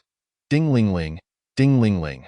The small communicator vibrated, producing a sharp noise, with its external screen flickering a dark crimson glow. What on earth? Chen Zi was startled, hastily tossing the device back to the ground. How can this phone still ring? Gao Zishuan, initially believing it to be a prank by Li Zhijie, leaned in closer to inspect it. Zhijie, is this really necessary? Bringing out props just to scare us? As he spoke, he bent down to retrieve the communicator, intending to pick it up. Don't touch it, Li Zhijie suddenly bellowed, rushing over to kick the small communicator away, preventing Gao Zishuan from reaching it. With a thud, the device plummeted off the cliff, vanishing from sight. Li Zhijie exhaled in relief, his eyes wide as he took deep breaths, still shaken by the earlier incident. Jiegu, are you all right? Someone inquired, noticing his unusual demeanor. I'm fine, Li Zhijie replied with great difficulty. He scanned the surroundings, attempting to locate any hidden cameras. Could it be a prank by some production crew? Perhaps a camera was positioned somewhere to capture their reactions. Otherwise, how could one explain this? Even if it were a production crew, the likelihood seemed slim. How could they have known that 7 people would ascend this wild mountain today? How could they pinpoint the exact timing of their summit? Yet, this was indeed the only explanation he could conjure. Li Zhijie earnestly surveyed the area, but the mountaintop was flat, covered only with weeds and shrubs, neither of which could conceal a camera. No cameras. No production crew. At the summit, only the 7 of them remained. Suddenly, the phone rang again. Li Zhijie was jolted, quickly realizing it was his own phone. He fished it out of his pocket and glanced at the screen, which was flashing the same dark crimson glow as the communicator's external screen. The caller ID read, Li Zhijie. He was calling himself? Before he could react, the phone automatically connected, and a distant voice echoed from the speaker. Don't forget to eat. Following that, a familiar yet strange voice replied, Okay, I'll head back now. It was his own voice, and it felt profoundly unsettling. Li Zhijie found himself bewildered. How could he receive a call from himself? Was this a prank? But the voice was undeniably his. What on earth was happening? Gao Zishuan, standing closest to him, was also alarmed. He had witnessed the screen flashing red and heard Li Zhijie's voice on the line. Beginning to realize that something was amiss, among the 7, only Jiang Yin had an inkling of what was occurring. She had experienced a similar inexplicable horror and despair 4 years prior in the teaching building. Yet, she retained a sliver of hope, wondering if perhaps this situation wasn't as dire as last time, and that no ill fate would befall them. She recalled Su Feng and He Tianliang, who had helped her barely survive that incident 4 years ago. The group returned, each member burdened with unspoken thoughts, refraining from mentioning the events atop the peak, tacitly agreeing to avoid the subject. As if by not discussing it, nothing had transpired. Li Zhijie remained in a peculiar state, and on the way back, Jiang Yin asked, Are you all right? I'm fine, he shook his head. What truly happened at the summit? She pressed. Li Zhijie shook his head again. Something odd occurred, but it was either a hallucination or a prank. I've been under considerable stress lately. I need to recalibrate myself. Sensing Li Jijie's reluctance to elaborate, Jiang Yin chose not to press further. The group included a few jovial spirits who lightened the mood with humor, while some boys pursued girls, gradually thawing the atmosphere from its frosty state. Even coaxing a smile back onto Li Jijie's face. 2 hours later, they arrived at the school gate, where they would momentarily part ways, as the dormitories were scattered in different locations. We're heading back to the dorms. You all should get some rest too. Today has been quite exhausting. I hope you can sleep well, and don't forget to eat. Li Jijie suddenly felt a disquieting sensation, realizing something was amiss, but the words slipped from his lips instinctively. Mem? Okay, I'll head back now to tea. That moment, a creeping dread began to envelop him, rapidly escalating to a peak. The previously vibrant atmosphere was merely a facade. He had never truly escaped from his fear. Ding-ling-ling.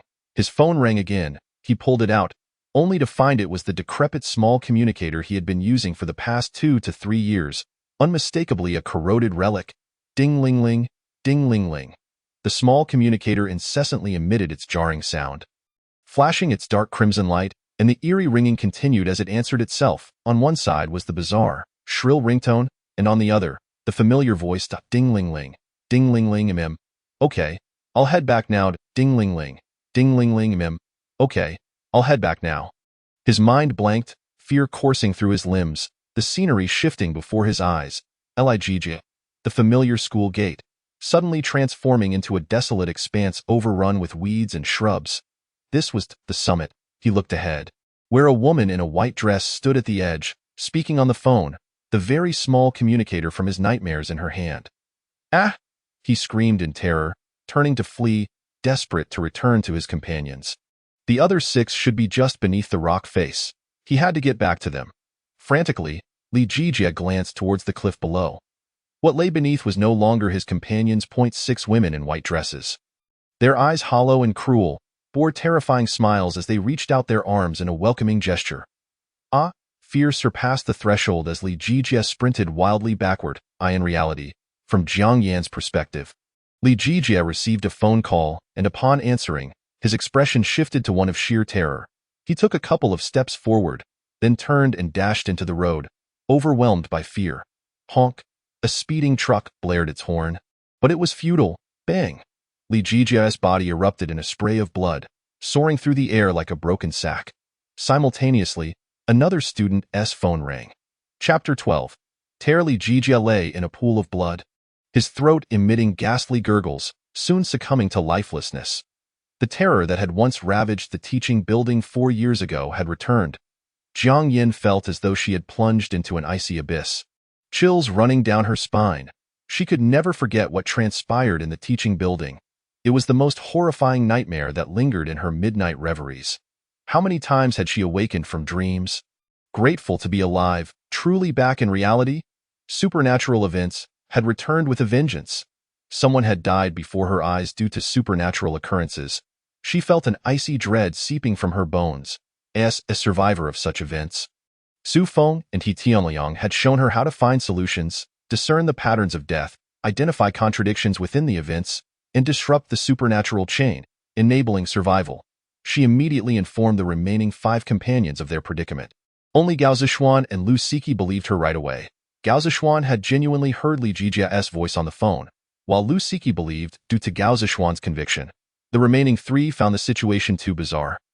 Yet Jiang Yan's assertions were too compelling to dismiss, so they opted to return to their dorms for rest, leaving Jiang Yan with the other 2 for support.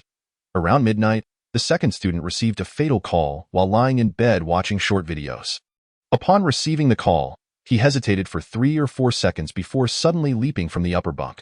The fall from the upper bunk to the floor was merely 2 or 3 meters. Unlikely to cause serious injury, even hitting the ground headfirst should not be fatal. Yet, at that height, the student fell to the ground in a shattered heap, as if he had plummeted from a 100-meter cliff. The remaining 2 students, now convinced, sought Jiang Yan's assistance, having witnessed yet another death call. "I'm in so much pain. I'm in so much pain," was what they heard. Adopting the problem-solving mindset of Su Feng and He Tianliang, Jiang Yin gathered everyone in one room, destroyed all the phones, and bound the next likely victim tightly to the bed with coarse rope. As 24 hours passed without incident. Just as everyone believed they had found a solution, ding-ling-ling. Ding-ling-ling. The nightmarish ringtone rang out once more. Unbeknownst to them, the television had turned on, displaying the corroded small communicator, which automatically connected upon ringing. Meanwhile, the student bound to the bed writhed in agony, not merely twisting but contorting. Tearing apart, he exhibited a strength that transcended human capability, forcefully tearing at the coarse hemp rope. Yet, the durability of the rough rope was not to be underestimated, resulting in a horrifying cacophony. Crunching sounds echoed as his bones audibly cracked. Skin and muscle were violently torn apart, gushing forth torrents of blood. Jiang Yin and the others hastily attempted to free him, but they were far too late. He had grotesquely snapped his own neck. I am in so much pain. I am in so much pain. He gazed at the horrified onlookers with his already broken head, his voice a mere whisper, devoid of humanity. Within a span of less than 3 days, 3 classmates with whom they had shared countless moments had tragically perished, and the next recipient of the death call was Chen Zi. The previous supernatural incident at the teaching building had a list of victims and a timeline, with a death occurring every 10 minutes. However, this time was different. Death followed a sequence but lacked a fixed schedule. The first victim died 2 hours after receiving the call. The second succumbed 4 hours later. The third met their end 24 hours post-call. Now, 24 hours had elapsed since Chen Zi received her death call, and throughout that time, she had not experienced a single moment devoid of fear and torment. When would death strike? In the next minute or the next hour? When would the horrifying ring sound again? In the midst of her terror, she could only plead with Jiang Yin for salvation, yet Jiang Yin was at a loss. Unsure of where to begin, she hastily cleared all electronic devices from the room, hoping to preserve Chen Zi's life. Unlike Su Feng or He Changliang, she had personally encountered supernatural events but lacked the corresponding mindset. Observing the sheer terror etched on the faces of the three, Jiang Yin felt a profound sense of despair. She, too, was frightened. Yet as the sole pillar of support, she had to feign composure. Su Feng. Where are you? After the supernatural incident 4 years prior, the originally 50-member class had dwindled to just 44, with the remaining 6 having inexplicably vanished from this world. Aside from these 44, no one remembered them. Those who later sought them out were indeed dressed as police officers, yet they bore no semblance to real law enforcement. They acted casually, their eyes gleaming with an unsettling interest in the supernatural details of the incident. Although they never explicitly stated it, their demeanor suggested a belief in the existence of supernatural events, that 6 individuals had genuinely disappeared. Even to this day, she remained unaware of the true identities of the officers who had come to inquire. After the incident, she had lost all contact with Su Feng. Now, once again confronted by the terror of the supernatural, in her despair, only Su Feng's figure lingered in her mind. Su Feng, are you still alive? If you are, please come back and help me. I beg you. Just as she silently prayed, the door was suddenly knocked upon without warning. The 4, now akin to startled birds, braced themselves for the worst. Jiang Yin, suppressing her trembling voice, inquired, "Who is it?" "Xiao Yin, is that you?" "It's Su Feng," came a long-awaited voice from outside. Jiang Yin was momentarily taken aback, glancing at the other 3 before her expression transformed into one of joy. "We are saved! We are saved!" She felt a wave of relief wash over her, excitedly rushing to the door without even checking through the peephole, flinging it open. Indeed, it was Su Feng standing there. She instinctively extended her hands and took a step forward, but upon noticing 2 others besides Su Feng, she abruptly froze in place, feeling somewhat flustered. At Su Feng, where have you been? Su Feng's emotions upon seeing Jiang Yin were markedly different. While she had not been in contact with him for 4 long years, he had just seen her hours ago within the teaching building, yet had traversed years in mere hours. 4 years later, Jiang Yin had shed the innocence of her school days, blossoming into a more radiant and captivating individual, her demeanor now exuding an irresistible charm. "Not bad, Su Feng," Tang Yao remarked in admiration. "Feel free to act out a scene from Romance in the Rain. We want to mind." "Just treat us like air," Lu Mingyuan chimed in. "Time is of the essence. Let us get started," Su Feng interrupted, his mind not dwelling on frivolities. He stepped inside and asked, "Xiao Yin, what is the general situation?" The first thing he noticed was the 3 young individuals trembling in fear. Next, he saw the television, computer, and radio in the living room, completely destroyed. It appeared the situation was even worse than he had anticipated. Chapter 13. Sequence. Jiang Yin quickly recounted the events that had transpired to the three. Su Feng, Tang Yao, and Lu Mingyuan listened intently, occasionally probing for more detailed information to reconstruct the entire incident. This feels familiar. Where do you come from? Jiang Yin queried. The Supernatural Investigation Bureau, dedicated to handling various supernatural events, Lu Mingyuan replied. I see. I must have interacted with you 4 years ago, though I was unaware of your identities at that time. Jiang Yin remarked. She exchanged glances with Su Feng, who seemed to comprehend her intentions, stating, time is limited. We will discuss personal matters later. First, let us navigate through the immediate crisis. Jiang Yin nodded in agreement. In less than 15 minutes, the three had grasped the overall picture of the incident. They provisionally named this supernatural event Ghost Call. Lu Mingyuan suggested, it appears to be a branch of the curse falling, yet it also incorporates the elements of tearing, making it difficult to pinpoint. It feels quite troublesome. As a level 7 survivor, he was the most seasoned among them, and his survival thus far attested to his strength. Tang Yao turned to Su Feng and said, I'm too lazy to think. You take charge. Well, it seems that the victims receive calls from themselves. The first call serves as a death warning, and after a certain interval, they receive another call that directly leads to death. The victim will utter the words heard in the warning before perishing, Su Feng explained. This bears some resemblance to a horror film, yet it is markedly different, rendering it nearly impossible to reference. He meticulously reorganized the events. 7 individuals had gone hiking in the wilderness, with Li Jijia reaching the summit first. At the peak, he witnessed something. A woman in a white dress making a call before plummeting off the cliff.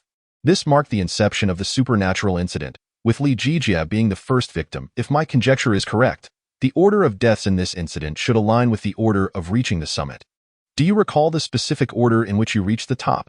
It seems that is indeed the case. Qianzi recalled earnestly. I was preceded by Fei Gu, who has already died. Then, it was my turn. The second victim, followed by the third in the same sequence. Who followed you? Su Feng inquired. It was me. I followed her up, and after reaching the peak, I pulled Siki up. Jiang Yin should have been last. Yu Zishuan replied. Jiang Yin nodded, recalling her discomfort upon hearing the sounds at the summit, which had delayed her ascent until the end. This clarified the order of death. First Chenzi, then Yu Zishuan, followed by Lu Siki, and finally Jiang Yin. The 4 victims were taken aback. They had been grappling with fear for 3 consecutive days, yet none had connected the order of death with the order of reaching the summit. Within 20 minutes of Su Feng and his companion's arrival, they had unearthed a valuable clue, invigorating the spirits of the 4, especially Chen Zi, whose eyes began to glimmer with hope once more. Lu Mingyuan stated, You are indeed experiencing a supernatural event. Do not harbor any illusions. Supernatural events will systematically eliminate all victims in order. However, supernatural events can also be constrained. No matter how terrifying, bizarre, or twisted the curse may be, it is not necessarily fatal or unsolvable. Be wise discerning the rules and finding the core way out. One can resolve the supernatural event and survive. Su Feng firmly committed these words to memory. He had encountered similar content in his diary within the sanctuary, which could corroborate these assertions. We will do our utmost to assist you, but whether you survive ultimately depends on yourselves, Lu Mingyuan advised. Gao Zishuan suddenly interjected. So, according to the order of reaching the summit, I will encounter the ghost call before Siki, correct? Su Feng nodded. As long as we find the key before Siki receives the call and resolve the supernatural event, she will not receive the call, and we can all survive. Right? Su Feng nodded again. Gao Zishuan fixed his gaze on the terrified Lu Siki, his expression resolute. Siki, do not be afraid. I will resolve this supernatural incident. Neither of us will perish. Once we survive, we will go for hot pot, watch movies, and visit amusement parks. Not your turn yet. Say less, Tang Yao interjected brusquely. The more Gao Zishuan spoke, the more Lu Siki might be moved, but Chen Zi would only grow increasingly terrified, as she was the next potential victim. If it were indeed Gao Zishuan's turn, it would mean that Chen Zi had already met her demise. Lu Mingyuan leaned closer to Su Feng, lowering his voice to speak in a tone audible only to him. The danger level of the ghost call is rated at level 6. Neither Yao nor I can directly resolve it. Excessive involvement may even elevate the danger level, but we will offer suggestions, and you will be the main force. Su Feng chuckled bitterly. I've only experienced one supernatural event. By the standard, I'm merely a level 1 survivor. Are you truly confident in letting me take the lead? Well, you won't die. If you don't take action, who will? Lu Mingyuan urged. Hurry, time is running out. Chen Zi is on the brink of collapse. Su Feng inhaled deeply and approached Chen Zi, who, in her fright, instinctively clutched his arm tightly, pleading, I don't want to die. Please help me, I beg you. Taking a deep breath to calm her down, Su Feng assisted her in regulating her breathing, helping her regain a semblance of rationality. According to the prior pattern, the first phone call should still contain sounds from the death scene. What did you hear? He retrieved paper and pen. Do not speak. Write it down. Chen Zi shook her head and replied, I did not hear any specific sentences. I only heard a scream, a very suppressed scream. Therefore, whatever happens next, do not scream. If we can avoid recreating the death scene, perhaps we can remain safe for the time being.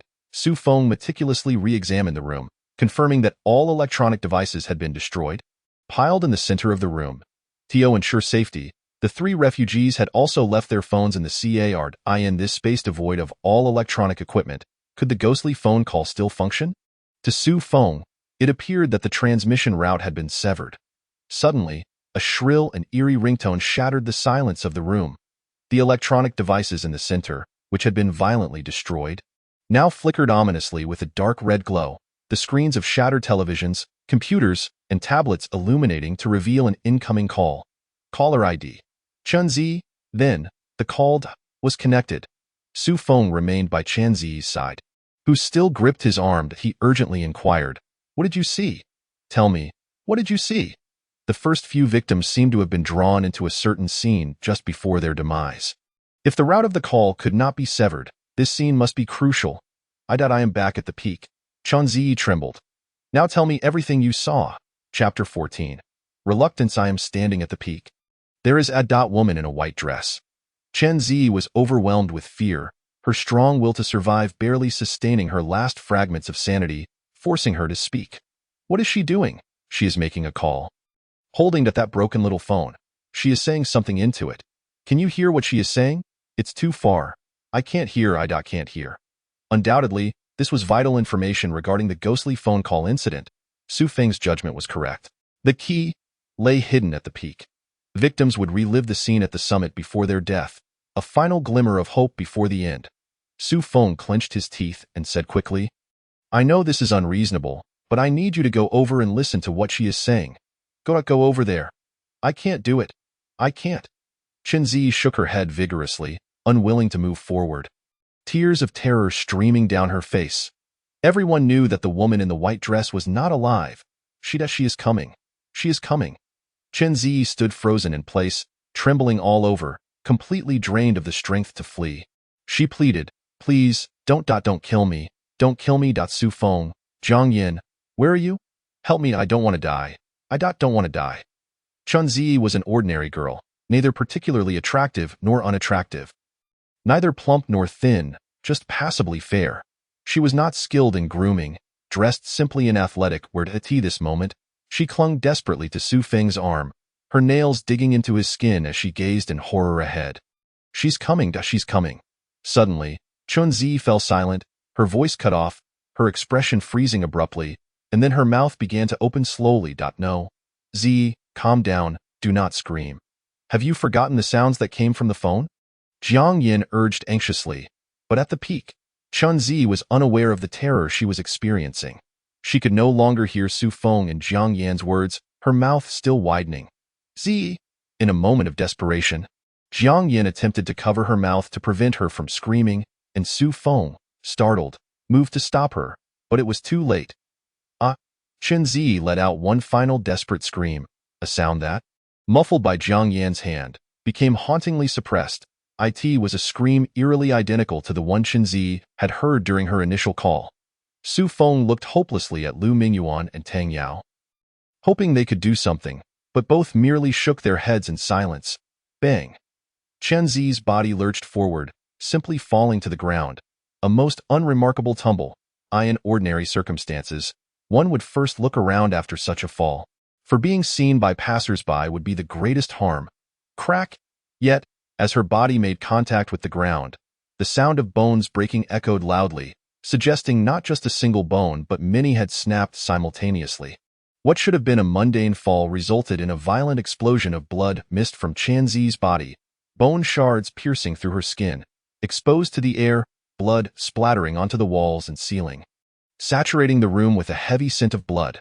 Qianzi was dead. Ding ding ding. The red glow flickered, and the urgent, terrifying ringtone rang out once more. The shattered screen's call interface connected on its own. It is not a murderous ghost. Manchi, stay alive. You must survive. It was Gao Zishuan's voice. Su Feng clenched his fists, gazing at Qianzi's lifeless body with a sense of helplessness, his teeth grinding audibly. The bloodstains on his arm were clear, remnants left by Qianzi before her death. Jiang Yin sat slumped on the floor, cradling her head in her hands, anguished as she lamented. I killed Z. It's my fault. BTS, my fault I killed her. Damn it, I should really die. Losing control of her emotions, she struck her own head with a fist. Feeling unsatisfied, she hit herself again. It's not your fault. Su Feng grasped Jiang Yan's hands, stopping her from further self-harm. Looking into her tear-filled eyes, he firmly said, don't cry. Crying takes time. If you have time to cry, think of how to survive. As Jiang Yan wept, she attempted to compose herself. She understood that Su Feng was under immense pressure as well. Losing control would only add to each other's burdens. All of Su Feng's actions were observed by Lu Mingyuan and Tang Yao. This young man is quite impressive. Lu Mingyuan nodded, his progress is astonishingly rapid. I remember when I was at this stage, seeing a corpse would make me vomit. The main task in such situations was to cry. He was already capable of filtering some personal emotions, making the most logical and rational choices in the current circumstances, exhibiting some of his traits. Uncle, if you want to praise him, just do so. What does it have to do with me? Must you elevate one while belittling another? Tang Yao remarked. In my opinion, there must be something wrong with his head. Such delicate and beautiful girls, and there's mutual affection. How can he resist the urge to comfort her? Su Feng had already addressed this matter. Crying takes time, and comforting takes time. Right now, what he lacked most was time. Su Feng felt an immense weight pressing down on him, an unquenchable fire of frustration with no outlet. Qianzi had died right before his eyes, and he could do nothing but watch her perish. Unlike the events in the teaching building, the ghostly phone call had no control over the dead nor a fall to serve as a psychological buffer, presenting each person's despair and struggle before his eyes without reservation. Qianzi's pleas echoed in his ears, yet she had already become a corpse. This sense of powerlessness drove him to madness. What was even more maddening was that, despite being on the brink of emotional collapse, there was no means of release, for he was the mainstay for the victims. Even if he forced himself to pretend, he could not show any signs of weakness. Su Feng's eyes reddened as he removed his jacket to cover Qianzi's body. There was no need to worry about the subsequent handling of the body, nor about the police arriving. The Spirit Adjustment Bureau had a well-established process. Through Qianzi's death, he had come to ascertain 3 things. First, the transmission route of the curse could not be severed. Even if all electronic devices were destroyed, the death knell would still ring out as scheduled. Second, the scenes foretold by death were destined to unfold, unless the supernatural event was resolved. Otherwise, it was unalterable. Even if Jiang Yin had not been present, other unforeseen incidents would have caused Qianzi to emit that suppressed scream. As for the third, Su Feng could now confirm that the key to unraveling this supernatural incident, the ghostly phone call's key, lay atop that wild mountain peak. When Li Jijia was the first to reach the summit, what exactly did he hear and see? Chapter 15. The peak. Su Feng looked towards Gao Zishuan, who was also gazing back at him. Having just received a death call, Gao Zishuan's face was ashen, yet it was evident that he was making a concerted effort to suppress his fear. Straining to keep his voice steady, he asked, Brother Feng, what should I do now?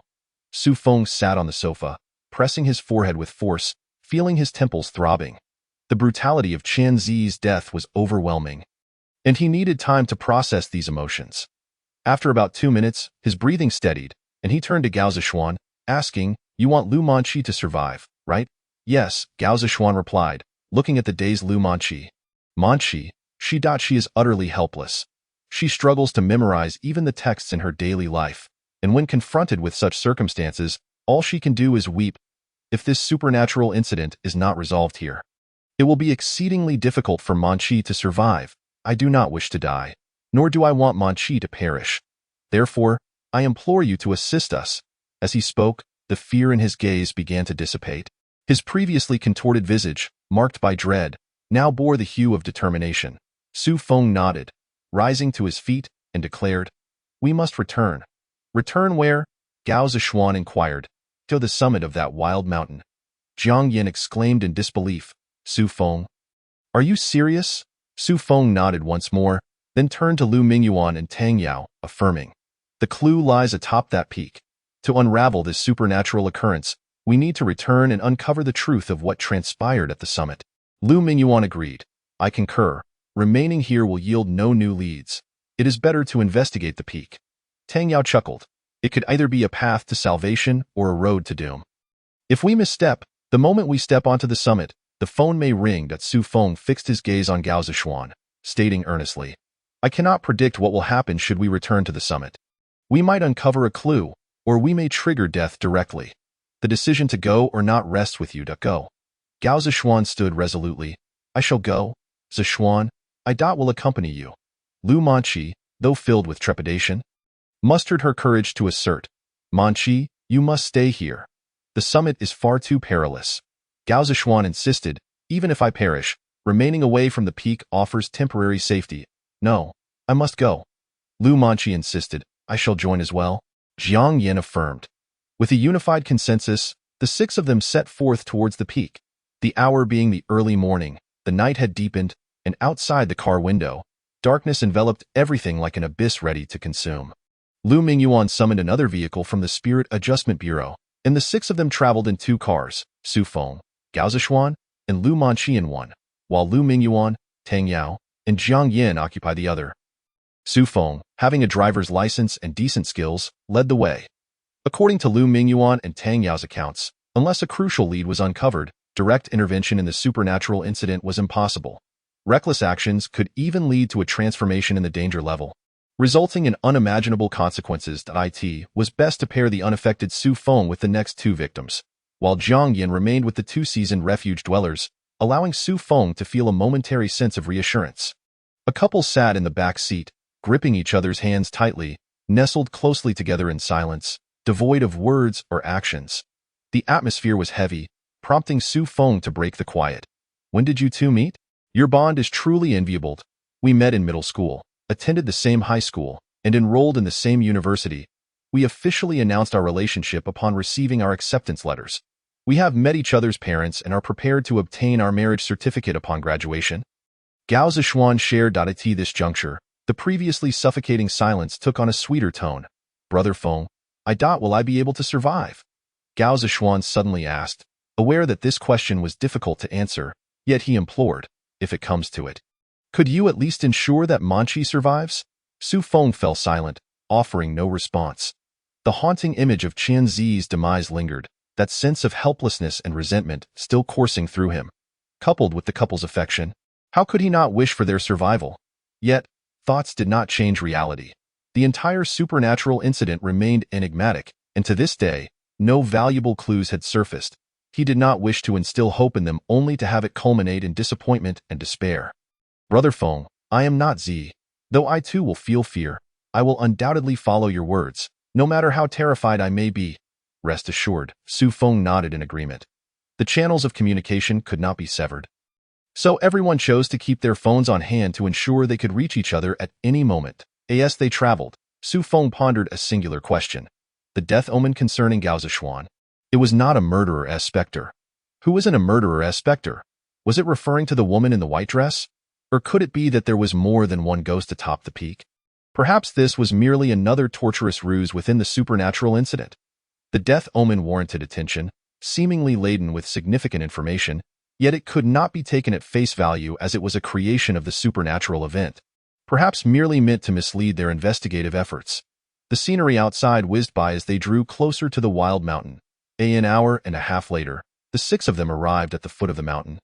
Gazing up at the wild mountain shrouded in darkness, the wind rustled the trees, creating a haunting sound. The three victims appeared both terrified and shaken.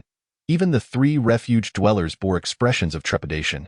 If only we hadn't agreed back then. Who would have thought a simple outdoor excursion would lead to this? Gao Ziyu lamented. Encountering a supernatural event is unrelated to personal choices. Even if you had chosen not to climb this mountain, other supernatural incidents would have sought you out through different means. Lu Mingyuan stated, though this could hardly be deemed consolation. Let us proceed. Su Feng took the lead towards the summit. According to the pattern of the ghostly phone calls, after receiving the death omen, the second call would ring within 4 to 24 hours, and the victim would perish in agony during that second call. This meant that Gao Zishuan had less than 2 hours of relative safety remaining. Thereafter, the ghostly call could come at any moment. Due to the presence of the refuge dwellers, the three of them possessed physical abilities far superior to ordinary individuals. Especially Lu Mingyuan and Tang Yao, who navigated the terrain of the wild mountain with ease, occasionally turning back to offer assistance. With their guidance, the group's pace was remarkably swift in less than 2 hours. They stood before a rock face, approximately 3 meters high. Beyond it lay the origin of their nightmares. What would they witness upon ascending the peak once more? What would they hear? What would transpire? No one knew, nor could anyone fathom. Gao Zishuan swallowed hard, stepping to the forefront. I will go first. Su Feng leaped with vigor, his body stretching like a spring, hands reaching up to grasp the top of the rock face. With a push, he effortlessly vaulted over. Come on, he extended a hand towards Gao Zishuan below the rock. Chapter 16 I read. You all should not ascend yet, Su Feng cautioned the remaining 4. In case of any unforeseen circumstances, it would be better to remain below for support. Zhang Yin expressed her concern. Are you certain you can manage? Please do not act recklessly. Perhaps we should all ascend together. I have sufficient confidence. Su Feng smiled reassuringly at Zhang Yin, urging her to remain below and wait. Lu Mingyuan added, do not worry. Su Feng is unique. If even he were to become entangled in this supernatural event, then the death phone call would not be something we could resolve, but rather those 4 would have to intervene. Which 4? Su Feng asked, only to realize he had posed a futile question. As expected, the bandaged figure's eyes glinted with mysterious light. Gently shaking his head, do not inquire. It is not for you to know. Su Feng struggled to suppress the urge to retort, Brother Feng. Should I ascend now? Gao Zishuan hesitated. Yes, prepare yourself and come up. Su Feng instructed. Zishuan. At the moment of parting, Lu Manqi grasped his hand, tears streaming down her face, feeling reluctant and wishing to express something. Yet 1,000 words coalesced in her heart, rendering her speechless. Unsure of how to begin, Gao Zishuan tidied Lu Manqi's disheveled hair caused by their hurried journey, gazing deeply into his girlfriend's eyes before turning away. Not looking back, he took several deep breaths, firmly slapped his cheeks to regain his courage, then leaped to grasp Su Feng's hand. With a slight exertion, Su Feng hoisted him up. The wild mountain, the summit, at dawn, devoid of moonlight, plunged into utter darkness. A chill-laden mountain wind howled through the valleys, producing a mournful sound akin to a sorrowful lament.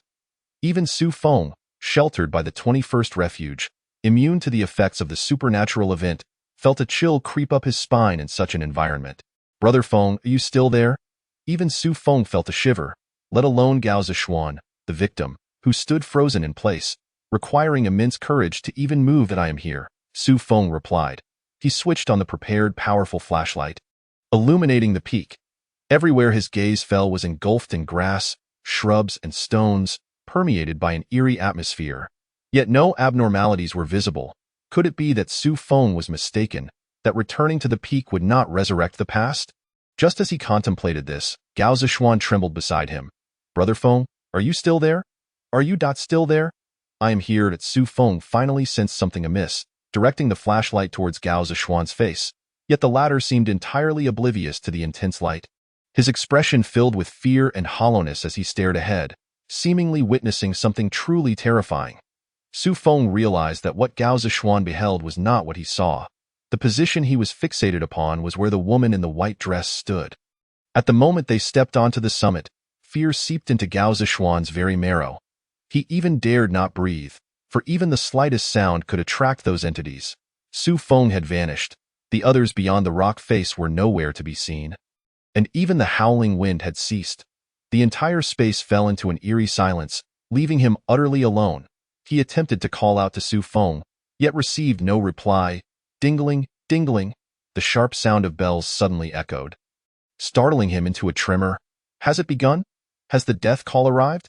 He was horrified as he retrieved his phone from his pocket, only to find the screen black, devoid of any incoming calls. He pressed the button to illuminate the display, and everything appeared normal. No, something was amiss. The ringing did not emanate from his device, but from ahead. He gazed into the darkness, and amidst the inky blackness where nothing should be visible, a pale figure emerged not far in front of him. It was the woman in white. The piercing ring was indeed coming from her. He could see clearly that the small device in her hand was pulsating with an ominous dark red glow. What should he do? What now?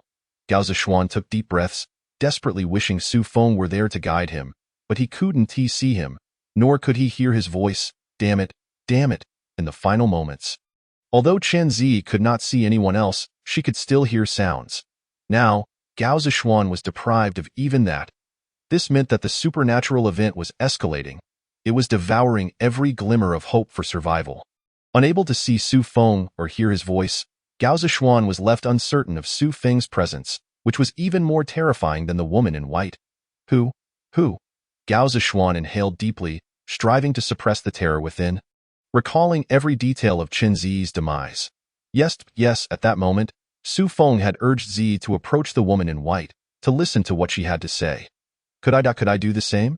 Gazing at the woman in white amidst the darkness, Gao Zishuan swallowed hard, and the mere thought of moving towards her nearly shattered his sanity. It was a primal fear, the most fundamental dread of the unknown and death. Something few could withstand. Did Chen Zi not realize that approaching was her last chance for survival? She did, yet succumbed to her fear. In that instant, she would rather embrace death than confront the ultimate terror. I want to live. I want to return to Manchi's side. If I do not act, I will perish in vain, and then Manchi will endure what I am experiencing. No, absolutely not. Gao Zishuan gritted his teeth. First taking a step, then a second, followed by a third and a fourth. To the left was darkness, to the right was darkness, above was darkness, and below was also darkness. The only path was forward, leading directly to the embodiment of fear and despair. Abandoned and unprotected, in this hopeless, silent void, Gao Zishuan chose to advance, moving closer to the curse. Just as he made his choice, an inexplicable wave radiated from the peak, invigorating the four individuals below the rocky cliff, inexplicably flooding them with a sense of safety and positivity. Lu Mingyuan and Tang Yao exchanged astonished glances. Was it Ainyan? Though still incomplete, it had taken shape. Gao Zishuan had no inkling of what Ainyan was. Yet he had undeniably entered a remarkable state. Fear still lingered, but it could no longer dictate his actions. The initial hesitant steps transformed into a swift march, and before he realized it, he had arrived behind the woman in white. From this vantage point, he could hear her words clearly. I can't continue any longer. I am so weary, so exhausted. I cannot hold on. Living itself is a curse. I should just give up here. We have fought against that thing for so long. It is time to end it. That has won. From today onward, I will become the vessel of the curse, transforming into a vengeful spirit, who can help me find release. But it no longer matters. Whatever follows is no longer my concern. She ended the call and discarded the small device onto the ground.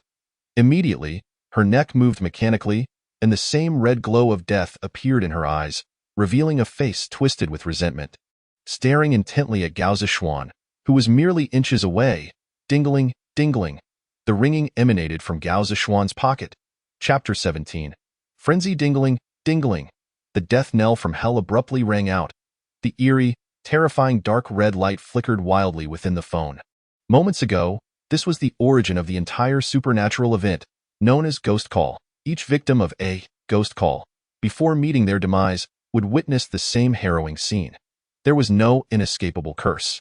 This was the last flicker of hope, and after hope illuminated, death would inevitably follow. Gazing at the grotesque woman in white while listening to the soul-chilling, urgent ringing, Gao Zishuan's eyes widened, not out of fear, but something else. What was it? I just thought of something. The peak, the small device, the woman in white, the death call, confronting the supernatural, surrendering the struggle, vessel of the curse, vengeful spirit. It was that action. It was that action. I know the answer. I have found the key. Gao Zishuan's eyes seemed to ignite, the thrill and joy of discovery overwhelming the fear, and even in this final moment, he did not succumb entirely to the curse like other victims. He retained his clarity, his complete faculties, able to autonomously choose what to do and what to say. The ringing persisted, and the call had automatically connected. Gao Zishuan sadly realized that he knew where the key was, but it was too late. He had no time to retrieve it. His life had reached its end. How much time did he have left? 30 seconds? 20 seconds? 10 seconds?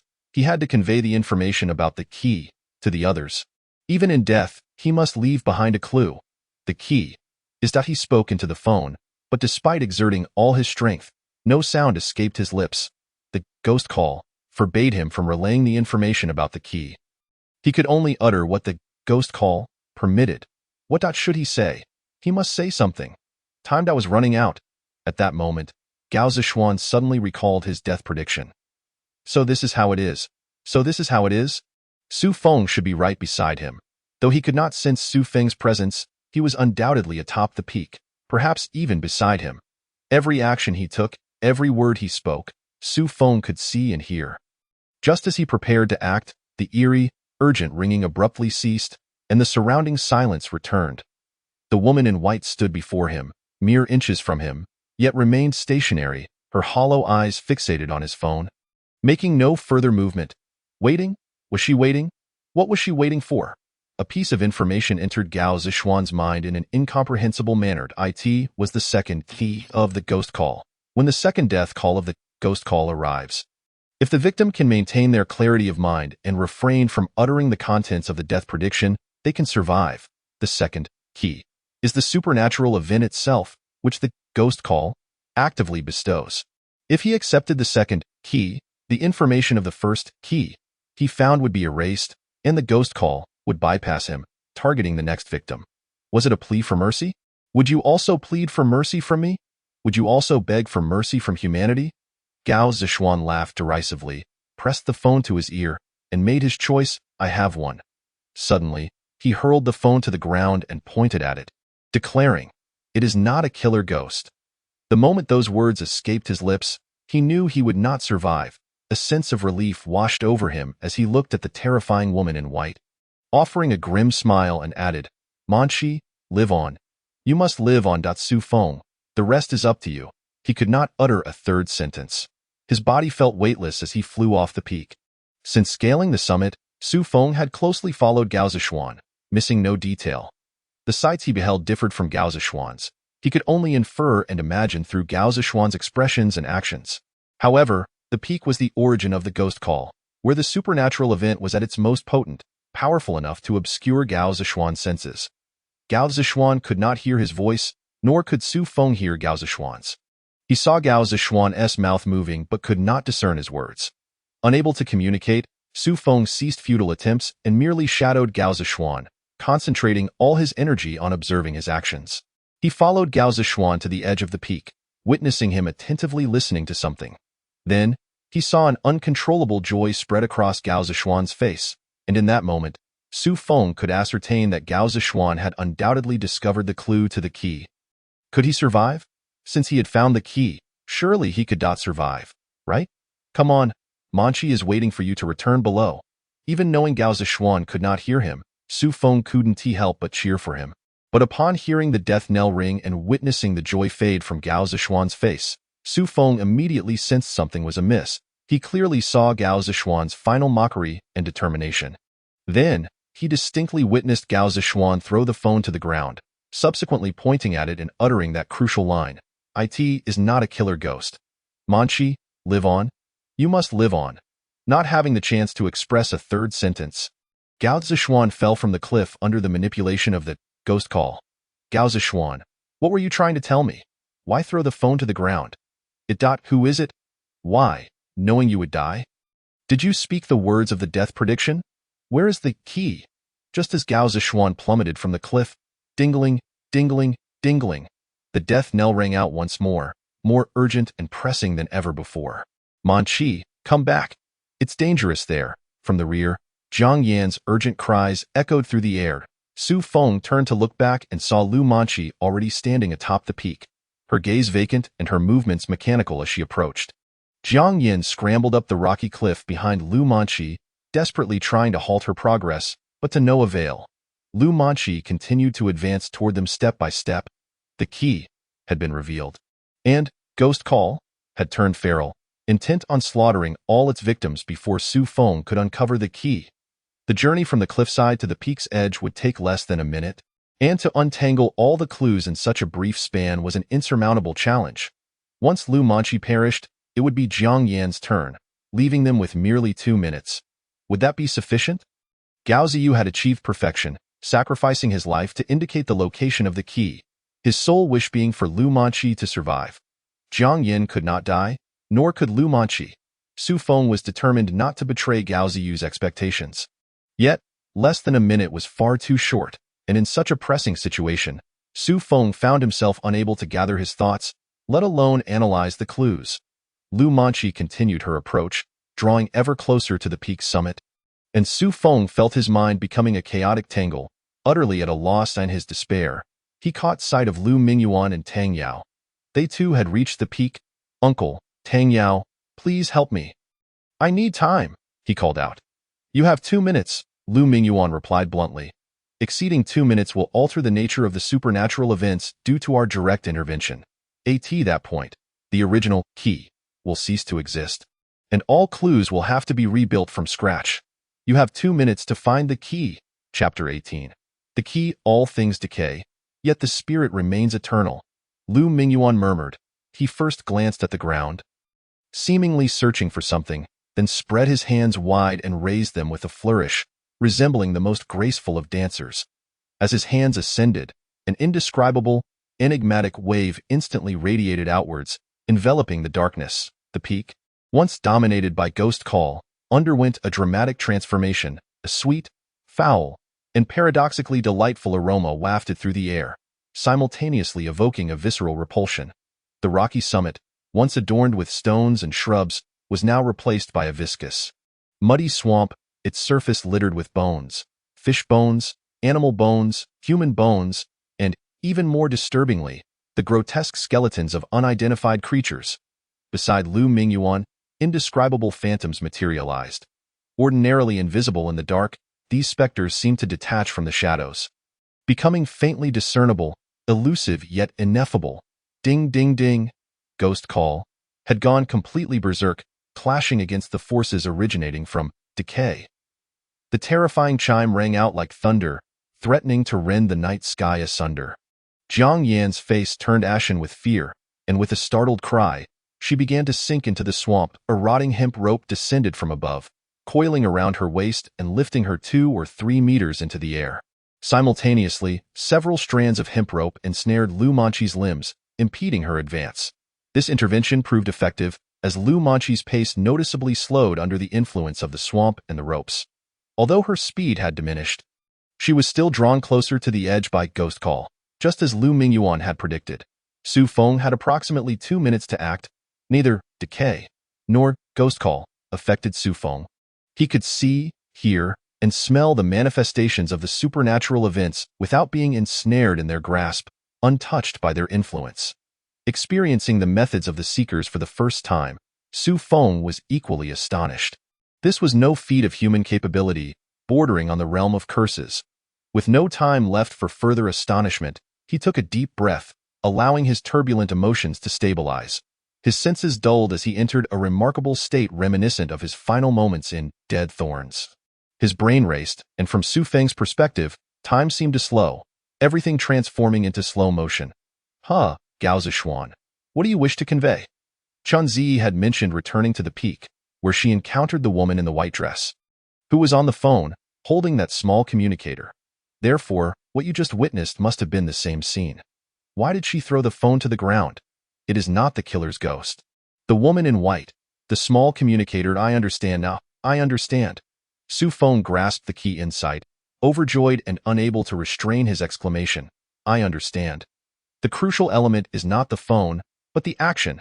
Gao Zishuan was mimicking the movements of the woman in white. Just as Gao Zishuan had discarded the phone, the woman in white had done the same with her small communicator. Gao Zishuan was not pointing to the woman in white, nor the phone, but rather to the small communicator on the ground.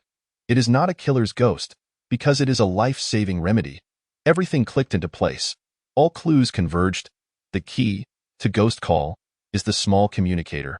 Within Ghost Call, two small communicators simultaneously exist. However, the true key is not the illusory small communicator that appears as a murder weapon in the supernatural events, but the tangible small communicator that has existed since before the curse began. The frequent manifestations of the small communicator in Ghost Call and its role as a conduit for the curse are intended to exploit fear and despair to obscure its true nature as the key. So, where should the tangible small communicator be at this moment? When the group first ascended the peak, it was Li Jijia who first spotted the woman in white. Subsequently, Chen Zi discovered the dilapidated small communicator. And after the ringing commenced, a startled Li Jijia kicked it off the edge of the peak. Throughout this process, Su Feng and the others had gathered nearly all the details through their exchanges with Jiang Yin and her group. Therefore, the small communicator should lie beneath the peak. With Lu Manqi nearing the edge, Su Feng's time was dwindling. By estimation, he had at most 1 minute left. He immediately lay down on the ground, straining to peer over the edge, hoping to catch sight of the small communicator in a prominent location.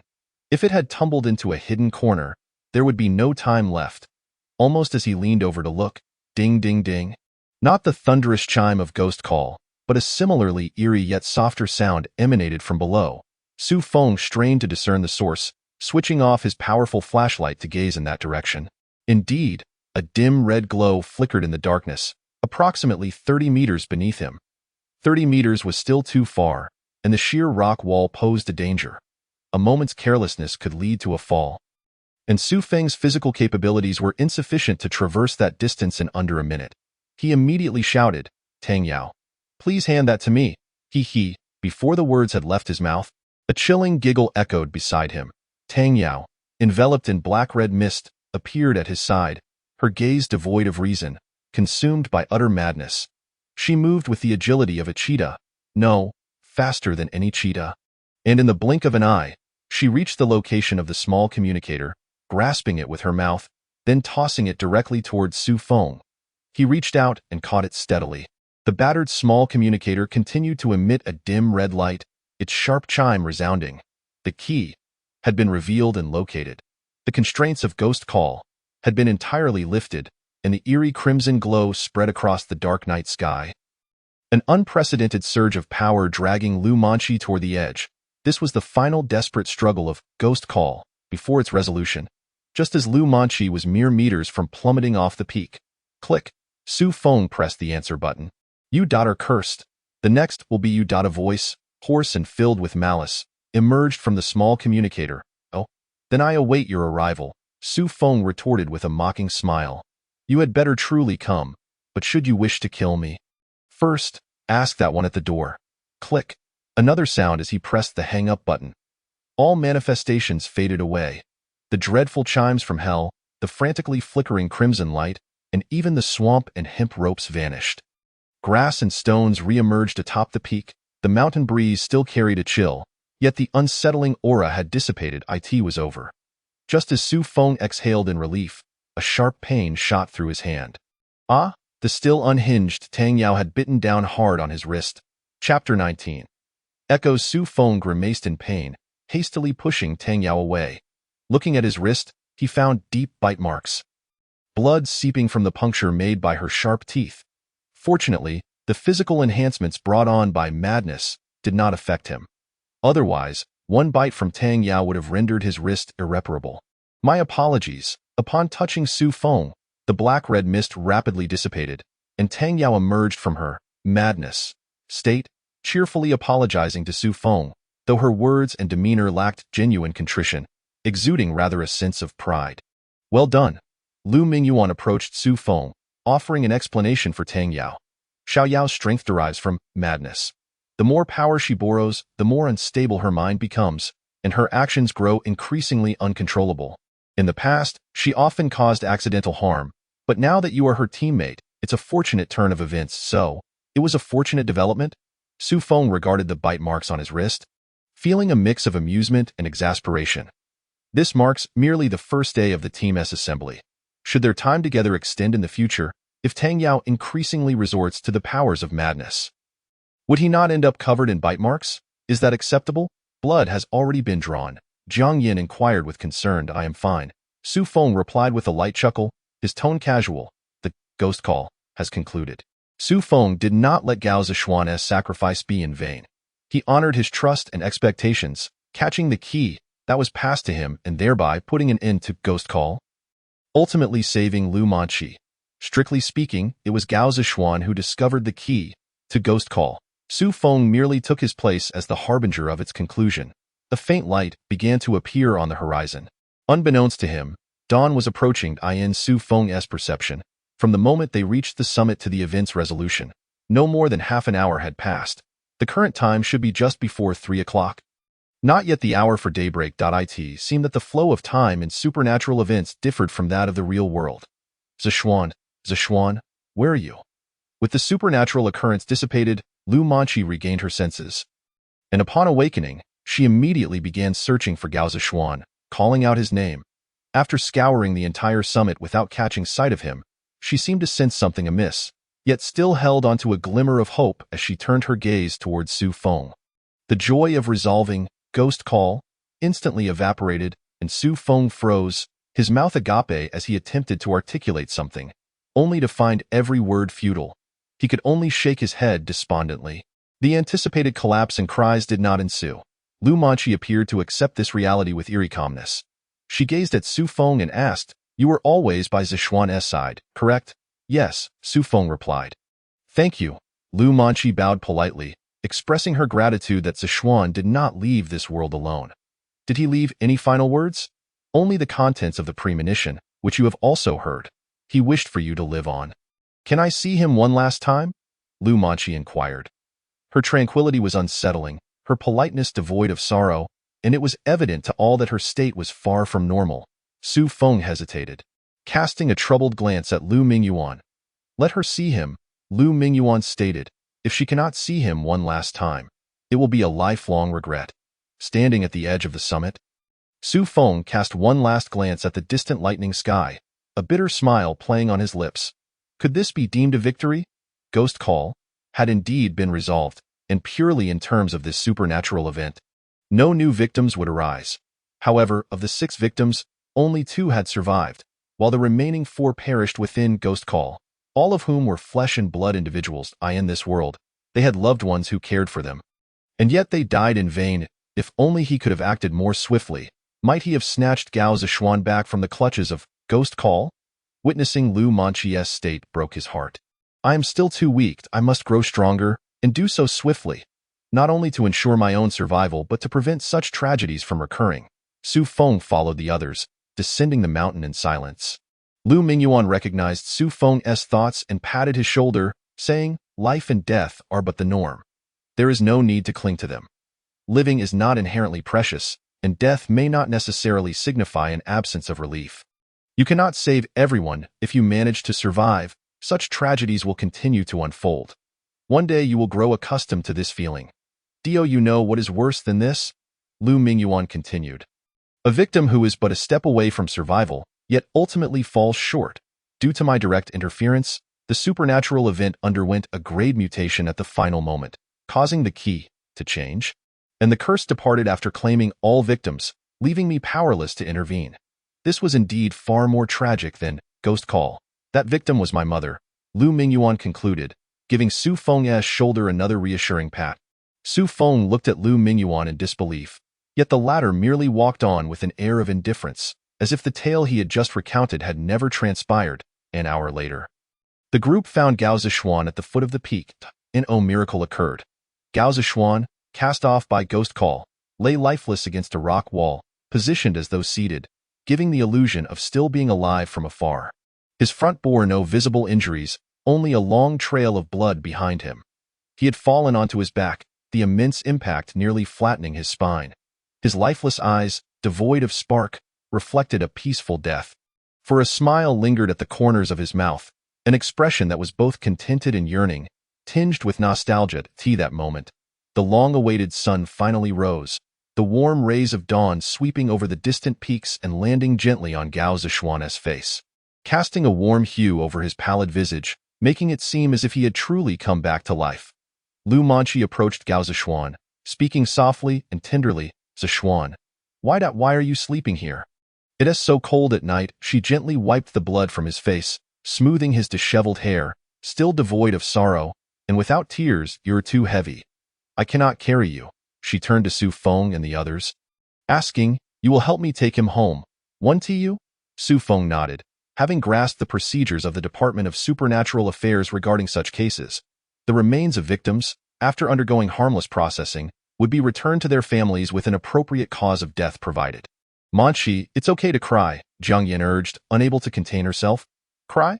Why should I cry? Sichuan can go home now. Isn't that's something to be happy about?" Lu Manchi replied with a gentle smile. "Let us go now, back home to in the warm and gentle light of dawn." She turned first, continuing down the mountain path. Perhaps by coincidence, Gao Zishuan's final gaze fell upon her retreating figure. He was smiling, his expression one of contentment and longing. Chapter 20. Parting 6 set out, 2 survived. 6 traveled together, 5 returned. They descended the mountain, boarded their vehicles, and began their journey home. Su Feng shared a car with Jiang Yin, while Lu Mingyuan rode with 2 others. They understood well enough to grant the 2 a moment of solitude. Su Feng, at the wheel, with Jiang Yin seated beside him, found the atmosphere somewhat peculiar. Having escaped the clutches of death, the 2 young individuals were at a loss for words. Their relationship had indeed grown quite delicate. The mutual affection they held had deepened through their shared experiences of 2 supernatural events, brushing perilously close to death on multiple occasions. Memories that were indelibly etched in their minds. The awkward yet intimate silence that enveloped them suggested that they were separated by only a thin veil. Easily pierced with a mere gesture. Su Feng, "Thank you. This is the 2nd time you've saved me," Jiang Yin remarked. "Let us hope there won't be a 3rd, Su Feng replied with a smile, though his expression bore a hint of melancholy as he pondered the 3 statements Lu Mingyuan had shared with him, struggling to process them. "Where have you been all these years?" Jiang Yin inquired, her mind filled with questions awaiting Su Feng's responses. Knowledge is a curse. Do not reveal to one another the facts and worlds yet to be touched, lest it leads to calamity. This was Lu Mingyuan's first piece of advice. Thus, Su Feng could not disclose all the truth to Jiang Yin. He simply responded, "After the incident at the teaching building, I joined the Department of Supernatural Affairs, tasked with handling various supernatural events." This was indeed the truth. Although Dead Thorns had been resolved just yesterday, he had joined the department thereafter. "Is that all? All these years, not a single message sent, nor a call made.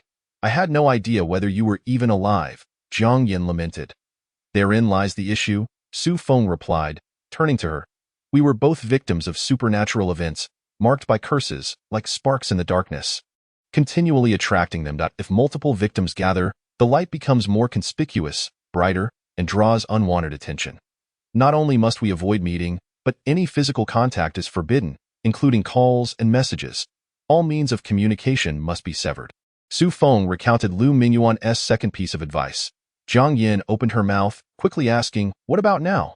Su Feng shook his head in resignation. "No, to avoid attracting those entities again, it's best we revert to our previous state." "No contact?" Jiang Yin grew anxious. "But Lu Mingyuan and Tang Yao have both experienced supernatural events. They are victims too, aren't they? How come they can, and we cannot? Curses have their own rules. While I am indeed a victim alongside them, our interactions do not affect one another. Rather, they complement each other, increasing the odds of survival, whereas you and I are in an entirely different situation." Su Feng became increasingly exasperated, caught in a bind where he could neither disclose the full truth to Jiang Yin nor fabricate lies, leaving him to speak in vague generalities. Victims of supernatural events will be marked. Even if they successfully survive, they will still be tainted by other curses. However, a single victim will only be entangled in one curse at a time. Only after that curse concludes may they face another. Typically, the outcomes of supernatural events are binary: resolution or death. There is no 3rd option. Yet Jiang Yin was an exception, for Su Feng, as a refugee from Shelter No. 21, was not influenced by the current supernatural events. Although Ghost Call had indeed been resolved, it had not concluded entirely. Rather, it remained in a state of suspension. The little spirit phone in the Call of the Ghost serves not only as a trigger and a means of transmission, but also as a key. Upon receiving a ghost call through this device, the call will instantly transform the listener into the current victim. Yet, Simultaneously, the little spirit phone possesses the ability to resist the ghost call, as long as one holds this device. The curse cannot progress. The ghost call is incapable of directly extinguishing the holder of the little spirit phone, and can only resort to psychological torment and other indirect means, compelling the holder to abandon it willingly. To completely eradicate the ghost call, one must destroy the little spirit phone to sever the curse's transmission, thus bringing an end to the ordeal. However, Su Feng refrains from taking such action, for the cessation of the ghost call would mean that Jiang Yin would continuously encounter other supernatural events. After answering the ghost call with the little spirit phone, he becomes the current victim, and the target of the ghost call shifts to him. The predicament lies in the fact that Su Feng is unaffected by real-world supernatural occurrences. All methods employed by the ghost call prove ineffective against him, leaving it impotently glaring. As long as Su Feng remains unharmed, the subsequent victims, Lu Manqi and Jiang Yin, also remain safe. In other words, as long as Su Feng lives, Lu Manqi and Jiang Yin are temporarily secure, unless they actively engage or encounter more formidable supernatural events. However, if Su Feng continues to associate with Jiang Yin, the situation becomes markedly different. Su Feng faces a primordial curse, far exceeding the level of the ghost call, and should things go awry, Jiang Yin could easily be dragged into the sanctuary. He sorrowfully recalls the third statement made by Lu Mingyuan. To share a life is not as good as to forget each other in the rivers and lakes. This uncle is rather poetic. It seems he must have indulged in romantic tales and martial arts novels in his youth. Sensing the sorrowful gaze of Jiang Yin, Su Feng clenches his teeth in silence, yet adopts a facade of nonchalance. Separation is for the best for everyone. Jiang Yin inquires, is there any possibility? Even a little? Yes, there is, but the chance is indeed minuscule. If I can survive, if I can persist until I am beyond the grasp of supernatural events, then perhaps it may become possible. Su Feng shakes his head, acknowledging the impracticality of his own thoughts. How long? Jiang Yin presses further. 10 years? 20 years? 30 years? I cannot say, Su Feng replies. The journey ahead is marked by silence. Jiang Yin lowers her head, tears welling in her eyes. Lost in her thoughts, Su Feng is at a loss for words. Saying too little feels inappropriate, while saying too much seems overly sentimental. It is perhaps better to let everything remain unspoken. Given the uncertainty of surviving until tomorrow, he is unable to offer a definitive promise. Through the ghost call, he has come to realize that a promise can, in fact, be a form of curse. It would be better to simply forget each other in the rivers and lakes. Reflecting on Lu Mingyuan's words, Su Feng offers a bitter smile, preparing to cast aside his untimely emotions. Upon arriving at their destination, he halts the vehicle before the entrance of the building, directly beneath Jiang Yan's home, saying, "Let us go. It has been exhausting these past few days. You should return and rest well. Give me your hand." Jiang Yin hesitates, not immediately exiting the vehicle, instead extending her hand towards Su Feng. He offers her his right hand, still bearing Tang Yao's bite mark, but Jiang Yin shakes her head. Not that one. I want the other. He then extends his left hand. Jiang Yin embraces it, suddenly biting down hard, more forcefully than Tang Yao had, until a ring of bite marks seeps blood, at which point she finally relents. All right, now you bear my mark. Do not die. Live on, and then come find me. Chapter 21. Murder name? Zhang Ming. Where are you from? Rongdongguaning.o. I heard you turned yourself in. What crime did you commit? Officer, I murdered. In the police station's interrogation room, a young man in his late 20s, wearing glasses, addressed the young officer seated across from him. His eyes were bloodshot, flickering with anxiety, yet his pale face bore an unmistakable, morbid excitement. Who did you kill? Where did you kill them? How did you kill them? I killed many people. It was at a textile factory. Every night I would go there, and anyone I saw, I would stab. At first, I wasn't skilled, and one stab wouldn't suffice to kill them. They would writhe on the ground in agony.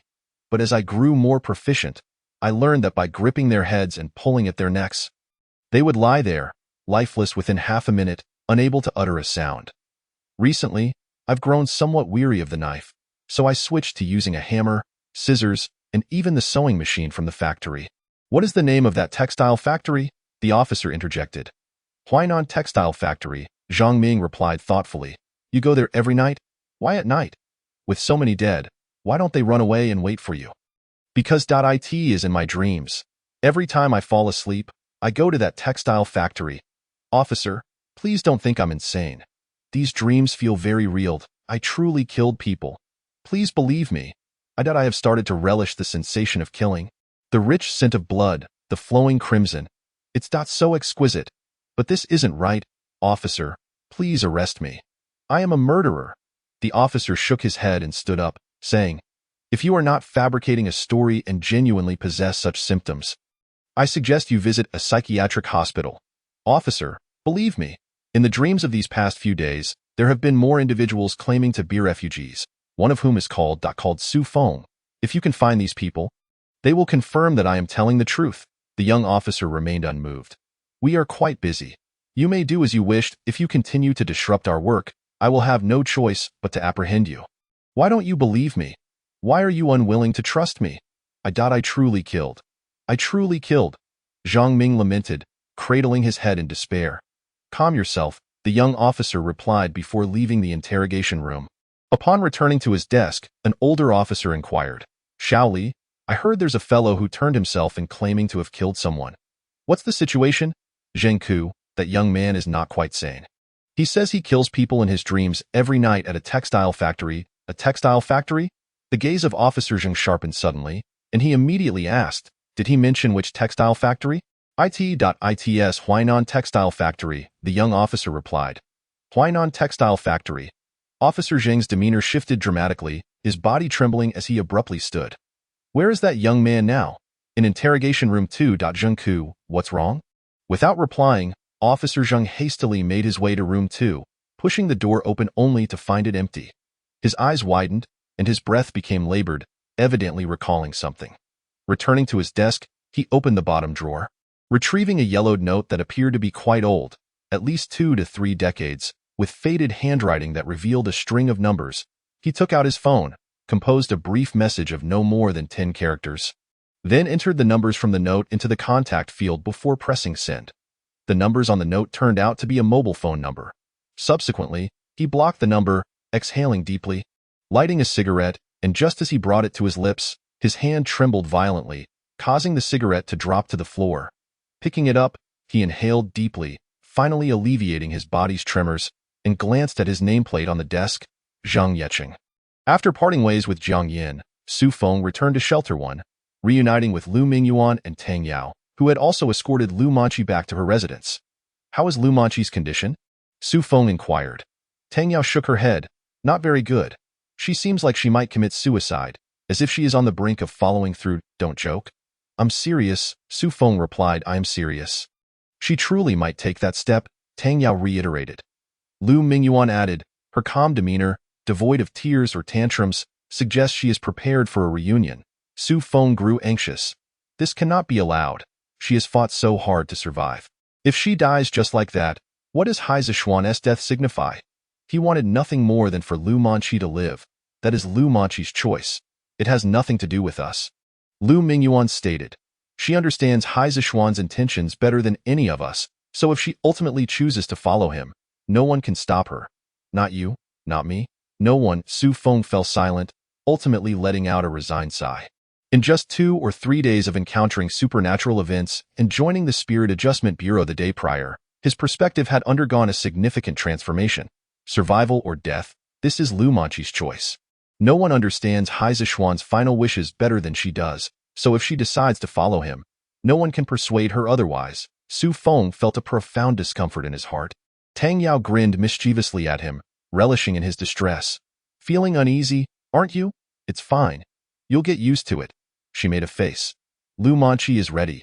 She stood up from the vanity, having applied an exquisite makeup look. From concealer to highlighter, eyeliner to blush, every detail meticulously perfected, leaving no room for error. Of course, she couldn't appear disheveled when meeting Hai Zishuan. When she next encounters him, she will be at her most beautiful and happiest. She clutched a photograph of herself with Hai Zishuan, ensuring that should any unforeseen events arise, she would still remember his visage. Upon entering the bathroom, she found the hot water already prepared, enveloping the space in a delicate veil of steam. She reclined into the bathtub and grasped the blade set aside for her. A few swift cuts across her wrist would ensure that the hot water prevented the wounds from clotting. A brief slumber would allow her to awaken and find him once more.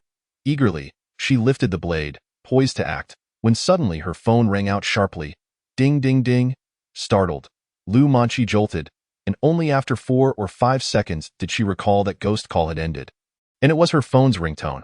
The caller ID displayed an unfamiliar short number, and she answered the call. A voice on the other end greeted her. Good day, Ms. Lu Manqi. Mr. Gao Zishuan has recorded a song for you in celebration of your birthday. He wishes you a happy birthday. Lu Manqi was taken aback. Before she could fully process it, Gao Zishuan's voice resonated through the phone. Love reaches its end, and the water spilled cannot be retrieved. Love lingers in joy and sorrow.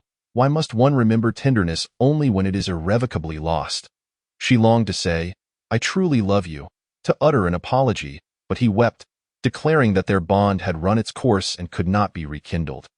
The melody was not particularly melodious, with a few off-key notes, yet it was sung with earnestness and deep emotion, causing a gentle smile of happiness to grace Lu Manqi's face. You, such a woman, bring me both joy and sorrow, and I gladly give my all for you. As the final note faded, the call was automatically disconnected. She remained in the same position, smiling softly, unmoving for quite some time. Not today.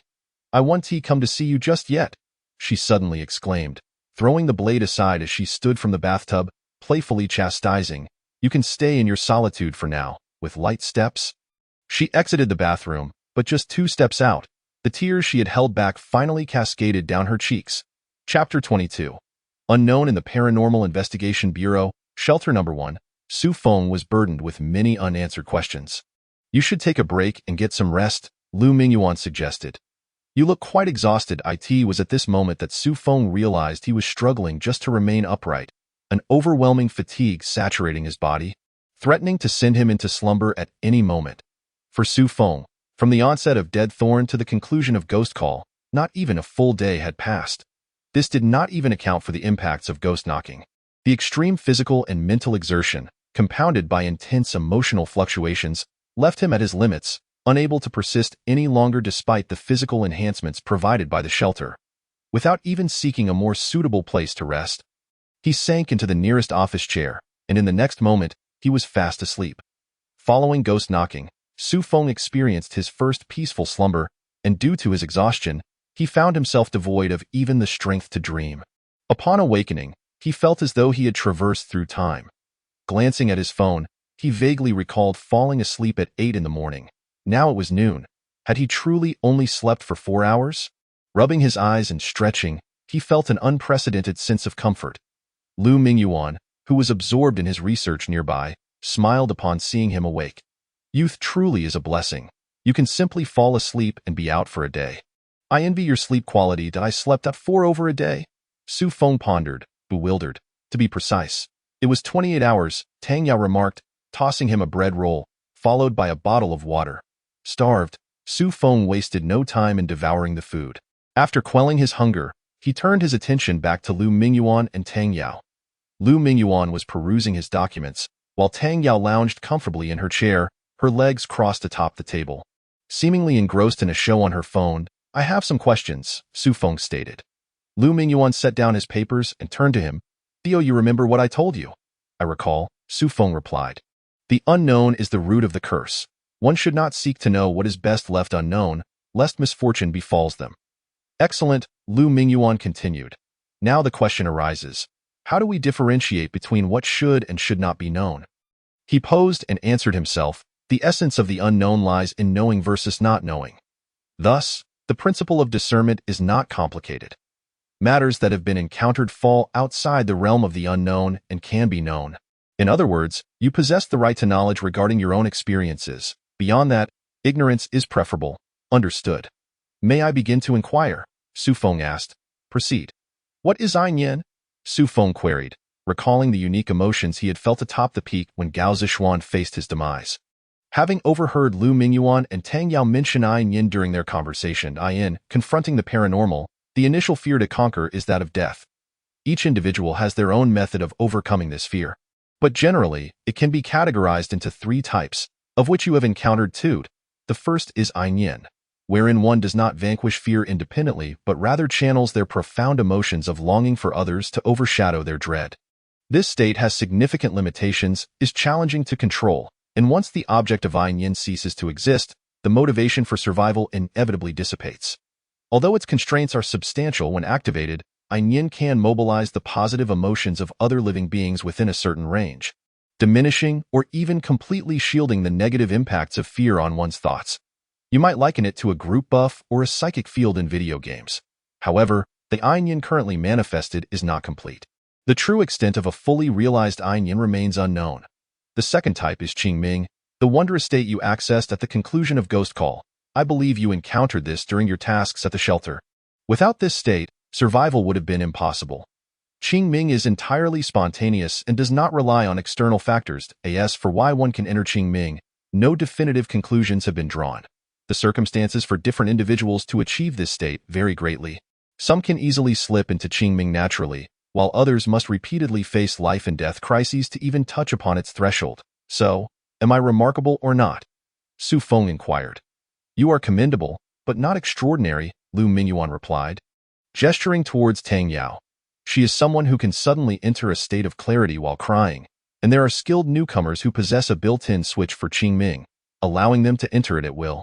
To transform Qingming into an active skill, enabling one to toggle it at will, signifies complete mastery of that state, with its ultimate form being a constant state of Qingming, where one is perpetually in that clarity.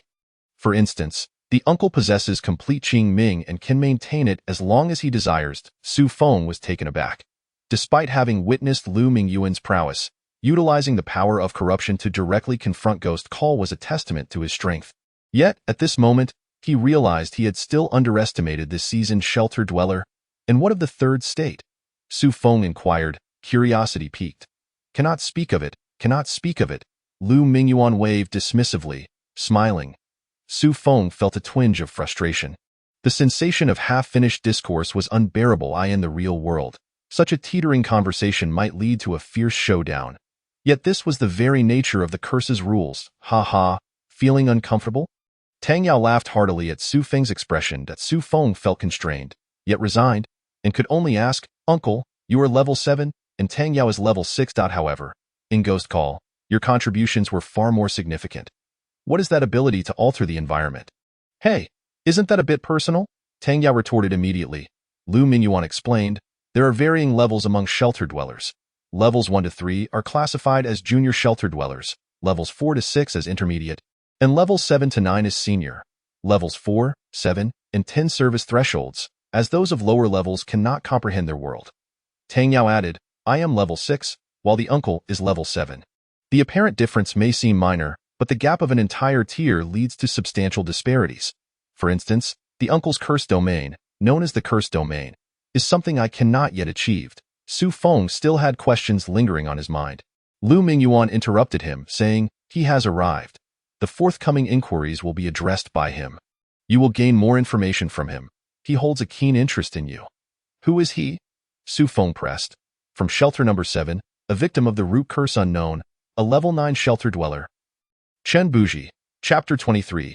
The Enigma Chen Buji, a victim of the root curse unknown from shelter number 7, stood as the ace of the Paranormal Investigation Bureau. Through discussions with Lu Mingyuan and Tang Yao, combined with various materials, Su Feng had begun to piece together a general understanding of the Bureau's structure. The fundamental components of the Bureau comprised investigators and shelter dwellers. Investigators were typically selected from victims of real-world paranormal events, while shelter dwellers were those affected by root curses. Due to the existence of marking, should an ordinary person become an investigator, they would essentially be offering themselves as a victim's reserve, a situation the Bureau sought to avoid. Consequently, investigators were often sourced from among the victims themselves. Not every victim qualifies to become an investigator. The Paranormal Investigation Bureau represents humanity's harsh frontline against the supernatural. Even the elite among the elite may find themselves as cannon fodder.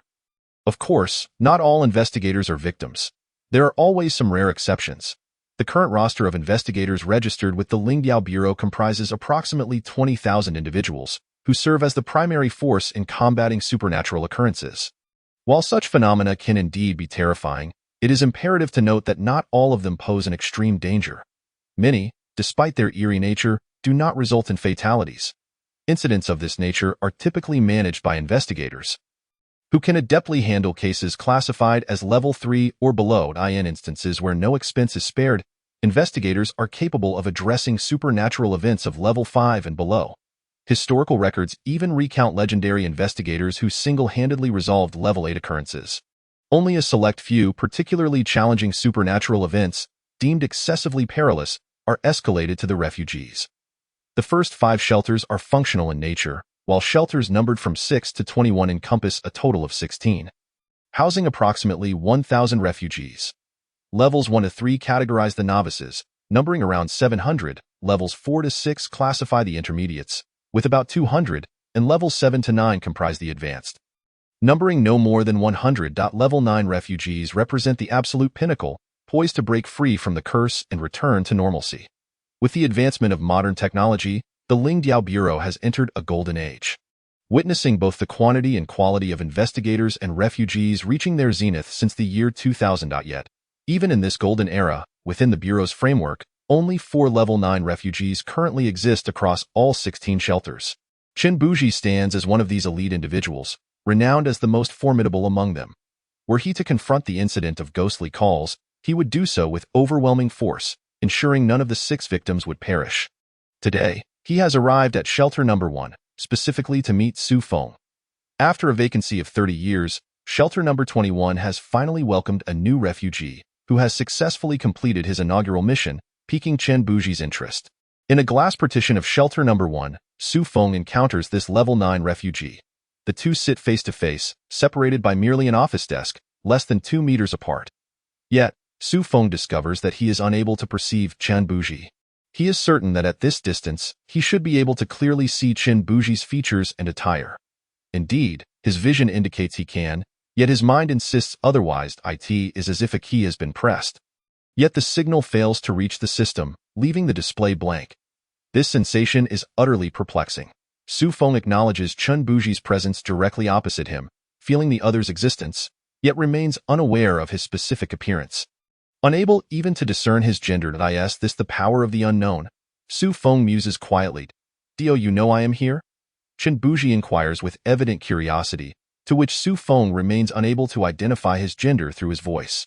Shouldn't I know? Su Feng asks. You indeed should not. Chen Buji replies. To the vast majority, I am akin to a transparent entity. Only refugees of level 7 or above can barely detect my existence. I belong to Shelter No. 21. Theoretically, supernatural forces should not affect me. I it that your power is too overwhelming, interfering with this rule. Su Feng continues. You may interpret it that way, but the reality is more complex. The power of the unknown permanently resides within me, naturally distorting all information pertaining to myself. Strictly speaking, it is I who am affected, not you. Does this imply that if I were to approach you closely, or even touch you, I could leverage the characteristics of Shelter No. 21 to eliminate the interference of the unknown and perceive your true form? Chen Buji responds, in theory, yes, but I do not recommend you pursue that course of action. As a Level 1 refugee, you must not offend a Level 9 refugee. Then, what brings a Level 9 refugee to seek me out? Su Feng queries. As a Level 9 refugee of the unknown, I possess the ability to partially evade the calamities it brings. I will disclose certain matters that others cannot reveal to you. These are crucial for your survival, Chen Buji states. However, first, I wish to learn about your experiences during your initial mission at the refuge. Speak freely. Do not concern yourself with the influence of the unknown. Since entering the refuge, Su Feng has been surrounded by enigmas due to the presence of the unknown. Lu Mingyuan and Tang Yao could only share with him what he had already experienced, and his attempts to discuss the dead thorns were met with the same refusal. He could neither listen nor speak about it, and compounded by the need to maintain an air of mystery in front of Jiang Yin, Su Feng has felt increasingly frustrated over the past few days. Thus, when he hears that Chen Buji is willing to engage in a genuine conversation, his eyes light up with excitement. Like a bamboo tube pouring out beans, he rapidly recounts the events surrounding the dead thorns, gazing at Chen Buji with hopeful anticipation. Indeed, the mission at Shelter Number 21 differs from those at other shelters. The inaugural task alone can result in a temporal interaction, while missions at other shelters typically demand a difficulty level of at least 6. Surviving is no small feat, Chen Buji remarks. You have discovered the key to the dead thorns, yet it has merely retreated temporarily. The root cause remains unresolved, and it may return one day. The curse has manifested into a sentient entity, posing a significant challenge. Will I encounter the dead thorns again? Su Feng asks. What afraid? Chen Buji teases. No, I fear it may not return. Su Feng asserts resolutely. Even at my weakest, it could not take my life. The next time we meet, it will be the one begging for mercy. That is an amusing sentiment. I have heard you acquired a cursed artifact during the ghostly calls incident, yet I presume you are uncertain how to utilize it? Chen Buji extends his hand towards Su Feng. Su Feng retrieves the small communicator from his pocket and hands it to Chen Buji. Artifacts tainted by the supernatural, such as this communicator, are referred to as supernatural or cursed items. When employed correctly, they can provide substantial assistance, but understanding their characteristics is imperative. Each supernatural artifact has unique triggering conditions and effects. Left to Su Feng's own devices, he would be at a loss for how long it might take to discern their nature. Chen Buji accepts the small communicator and observes, a growth-type cursed artifact. This is a rare find. Chen Buji assesses. Noticing Su Feng's growing apprehension, he reassures him with a smile, do not worry. I shall not seize your possession. Although growth-type artifacts are rare, they hold no utility for me. This item serves as a medium, bridging the realms of reality and the supernatural, capable of channeling supernatural power into the corporeal world. Though it is not particularly potent, it connects to a cursed space, wherein vengeful spirits reside, which directly leads to the demise of victims. The victims of ghostly calls will connect through the small communicator to the vengeful spirits, ultimately triggering the death trigger that will result in their harvest by the spirits. Similar to the dead thorns, you have discovered the key to ghostly calls, yet you have not traced its origins, remaining unaware of what lies at the source or where the cursed space is located. Should you uncover all these details, you would be able to harness the power of the ghostly call's cursed space, liberating the communicator's full attributes, including its growth potential. However, until then, it merely serves as an auxiliary tool. And its function is quite straightforward, a 1-minute secure call. Even without Chen Buji's explanation, Su Feng can grasp the general significance of these new terms. For instance, the death trigger likely refers to the necessary conditions for a victim to be slain by a supernatural event.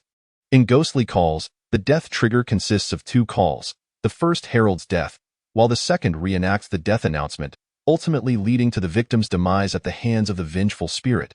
The cursed space is not a broad category, but rather a specific, small cursed space belonging to ghostly calls, essentially the dwelling of the vengeful spirits. A 1-minute secure call. Su Feng inquires.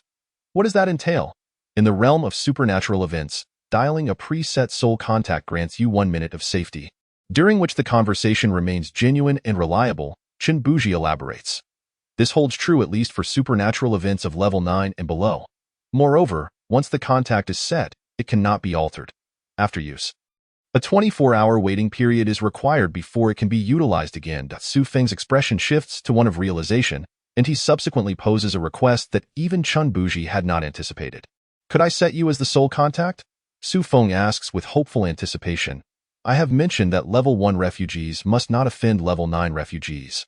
I would rather not be disturbed while I am asleep.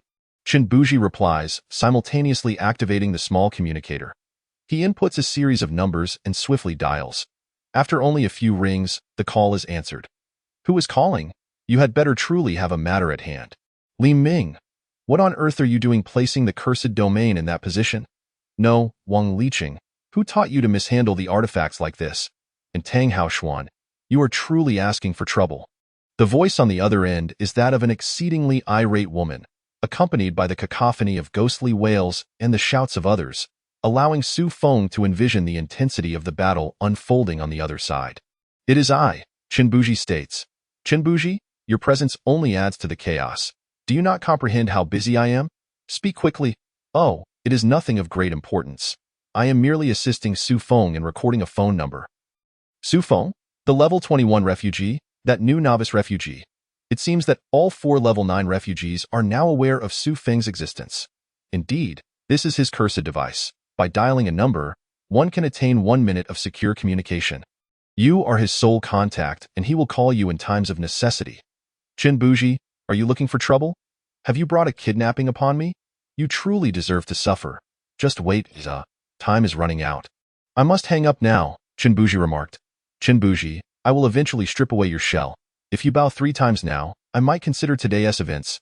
Hey, why is there no signal? Oh, it must be time. Right? Chen Buji feigned nonchalance as he ended the call. Su Feng widened his eyes, clearly recognizing that this level 9 survivor was far wilder than he had anticipated. Who is this? Su Feng inquired. The number 9 shelter, a victim of slaughter, a level 9 survivor, Chu Fengbai. Indeed, another level 9 survivor, Su Feng thought silently. Are you certain that when I call her, she won't just kill me? No, although Fengbai has a temper and a penchant for violence. At her core, she is still a good person. Feel free to make the call. She won't make things difficult for you. I suppose bowing 3 times is the worst that could happen? Su Feng mused inwardly, though he dared not voice his thoughts. Given Chu Fengbai's recent volatile demeanor, Su Feng struggled to fathom the potential consequences of calling her. It seemed likely that one moment the phone would ring, and the next, she would appear to deliver a swift punishment.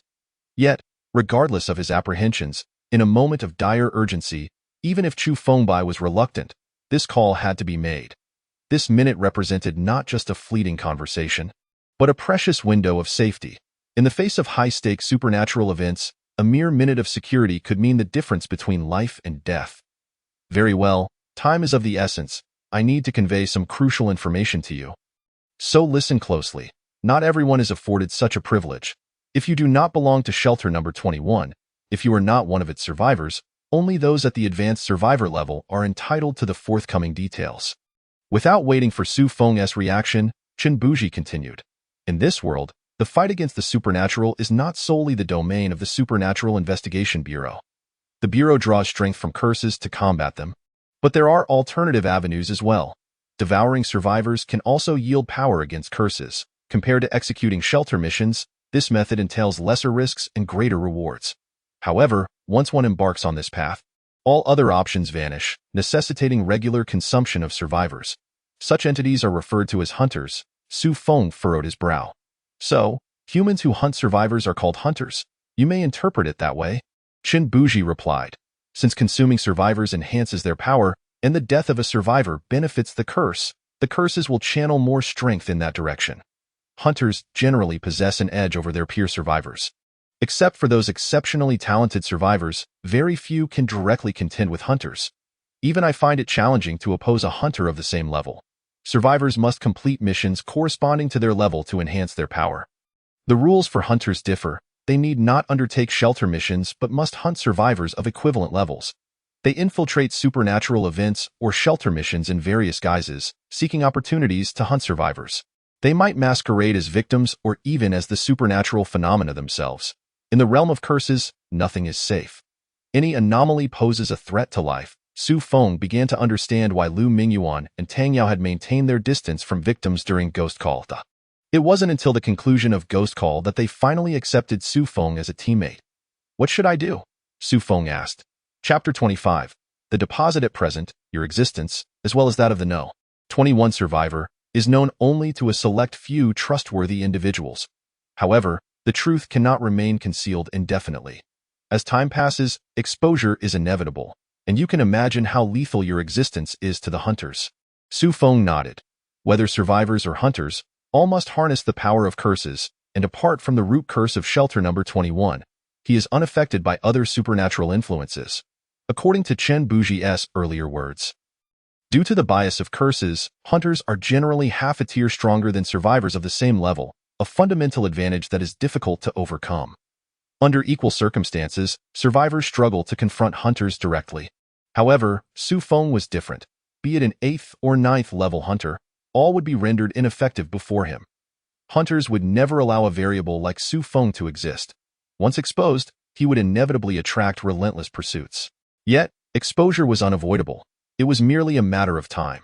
Therefore, before his identity was revealed, Su Feng needed to maximize the advantage brought by this information gap. Currently, the Supernatural Investigation Bureau is indeed in a golden age, the most prosperous period since 2000, yet it simultaneously faces the gravest crisis. The last unknown Level 9 survivor glimpsed a fragment of the future just before their fall. It is returning, and we must prepare for everything before it arrives. Su Feng inquired, who is it? That cannot be spoken. Merely knowing would invite great terror, Chen Buji responded. Su Feng's alertness heightened. Even an unknown level 9 survivor like Chen Buji could not relay this information, making it impossible to fathom its implications. Time is of the essence. Before it arrives, we must rapidly strengthen our forces and weaken the hunters as much as possible. There are 2 tasks for you, he continued. The first is to enhance your strength. We require the power of Shelter Number 21. There are many mysteries surrounding Shelter Number 21. The Supernatural Investigation Bureau once had relatively complete records, but due to the passage of time and deliberate interference from curses, much has been erased. Only a scant amount of information has been preserved through oral transmission. We no longer know what the root curse of Shelter Number 21 is, but you should have heard that survivors of Shelter No. 21 cannot tap into the power of the root curse. This is not absolute. To be precise, it is the lower-tier survivors of Shelter Number 21 who cannot access it. According to the scant remaining records, Shelter Number 21 has not seen a mid-level survivor in 200 years, and the last advanced survivor emerged 500 years ago. That was a level 9 survivor, and during his century-long existence, supernatural events in reality ceased entirely, and the root curse fell silent, with no survivors arising for a full century. Oh, you know how he met his end? Chen Buji asked. Su Feng shook his head. He certainly did not know. 5 root curses attacked simultaneously, along with 2 level 10 hunters, ultimately leading to his demise. After that battle, 3 root curses vanished forever, and the 2 level 10 hunters never appeared again. It took another 100 years. And only after confirming his true demise did the curses return. Su Feng's eyes widened.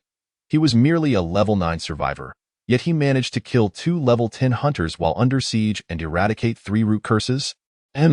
Deducing from that outcome, it stands to reason that the level 21 survivors must have some form of support, otherwise such achievements would be impossible. However, these matters are for you to discover on your own, provided you survive the numerous shelter missions. Chen Buji continued. The second task is for us to hope you can kill a hunter of level 8 or above before your identity as a level 21 survivor is exposed. What? Am I really supposed to take on an 8th level hunter? Are you serious? Su Feng found it hard to believe, feeling as if he had been tasked with eliminating Tang Song and his disciples.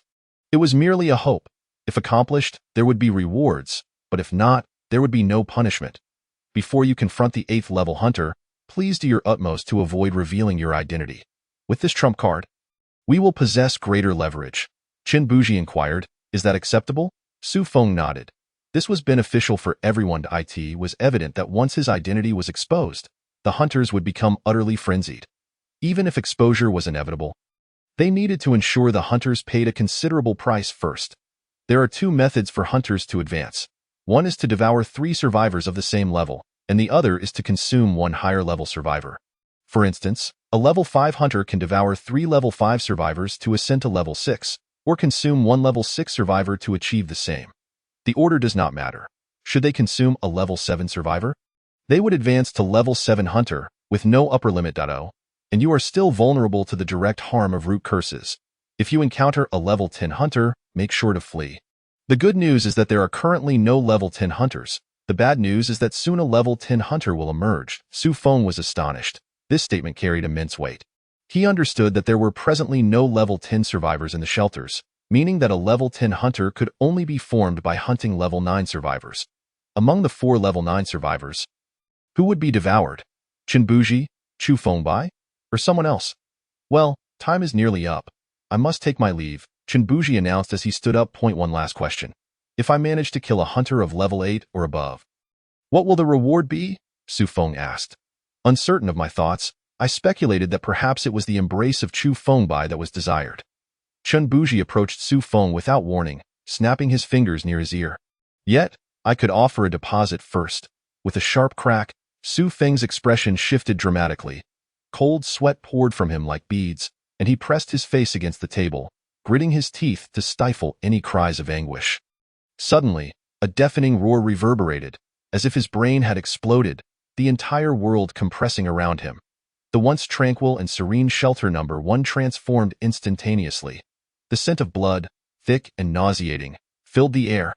Even the lights morphed into a crimson hue, while Chen Buji distorted into a formless monstrosity, surrounded by countless terrifying figures. This place had become a den of nightmares. What was happening?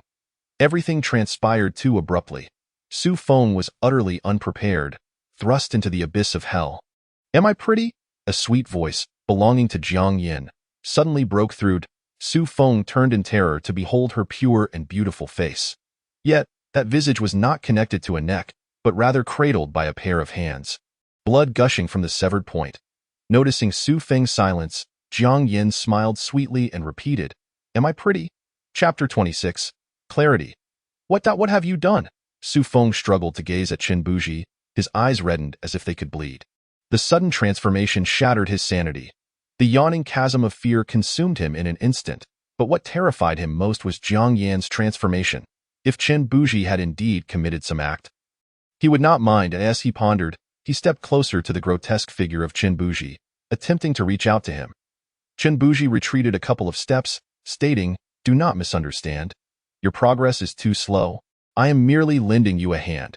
Utilizing the power of the unknown, I am altering your surroundings to simulate the scenes you subconsciously dread most, allowing your mind to respond naturally. Once you can freely control the activation and deactivation of the clarity state, you shall be able to return to normalcy, he added, of course, as the 21st shelter dweller. No one can compel you to act against your will. If it becomes unbearable, you may resort to brute force. With that, Qin Buji turned to leave. Su Feng, in agony, collapsed onto the table, eventually curling up in a corner. Even amid the life and death crisis of Dead Thorns and witnessing gruesome deaths in Ghost Call, he had never felt such terror. This was the most primal emotion arising from his subconscious, overwhelming and horrific. Su Feng instinctively trembled, his hands flailing as he sought solace, but it was futile.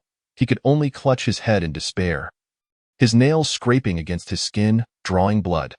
Not only Jiang Yin, but more figures appeared in horrifying postures before him.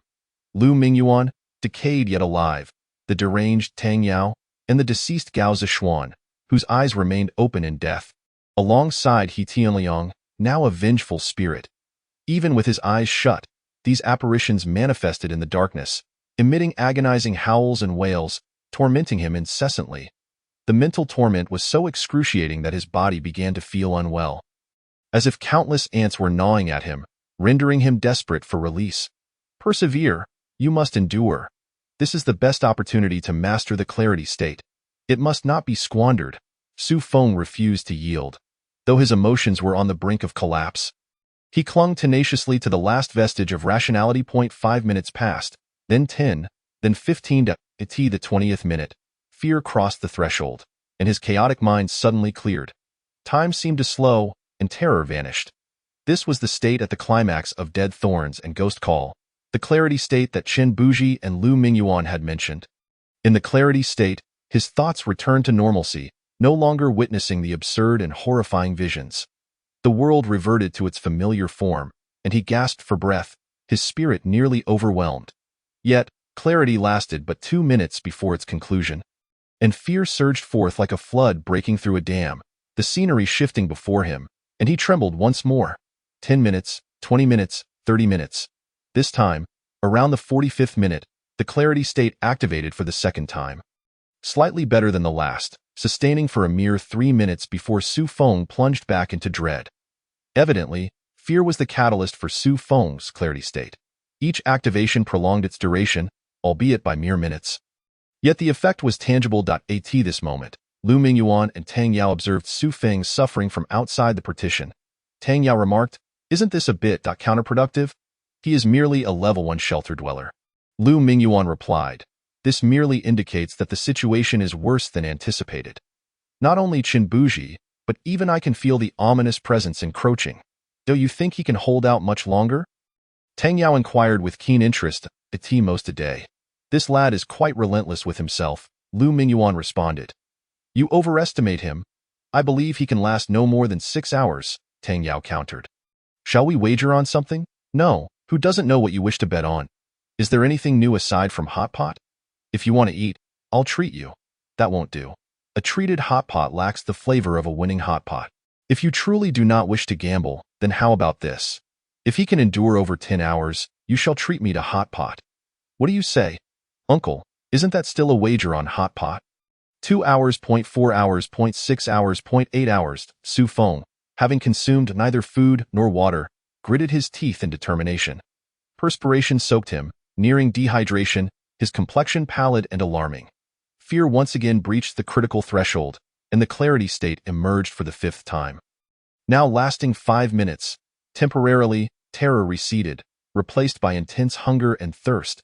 He mustered the strength to stand, staggering out to the refrigerator, seizing bread and water to devour voraciously. Done. 9.5 hours.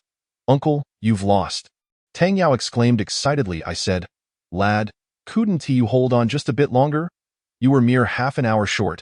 Lu Mingyuan lamented. Su Feng, while ravenously consuming and drinking, glanced at his enthusiastic companions, asking, What are you discussing?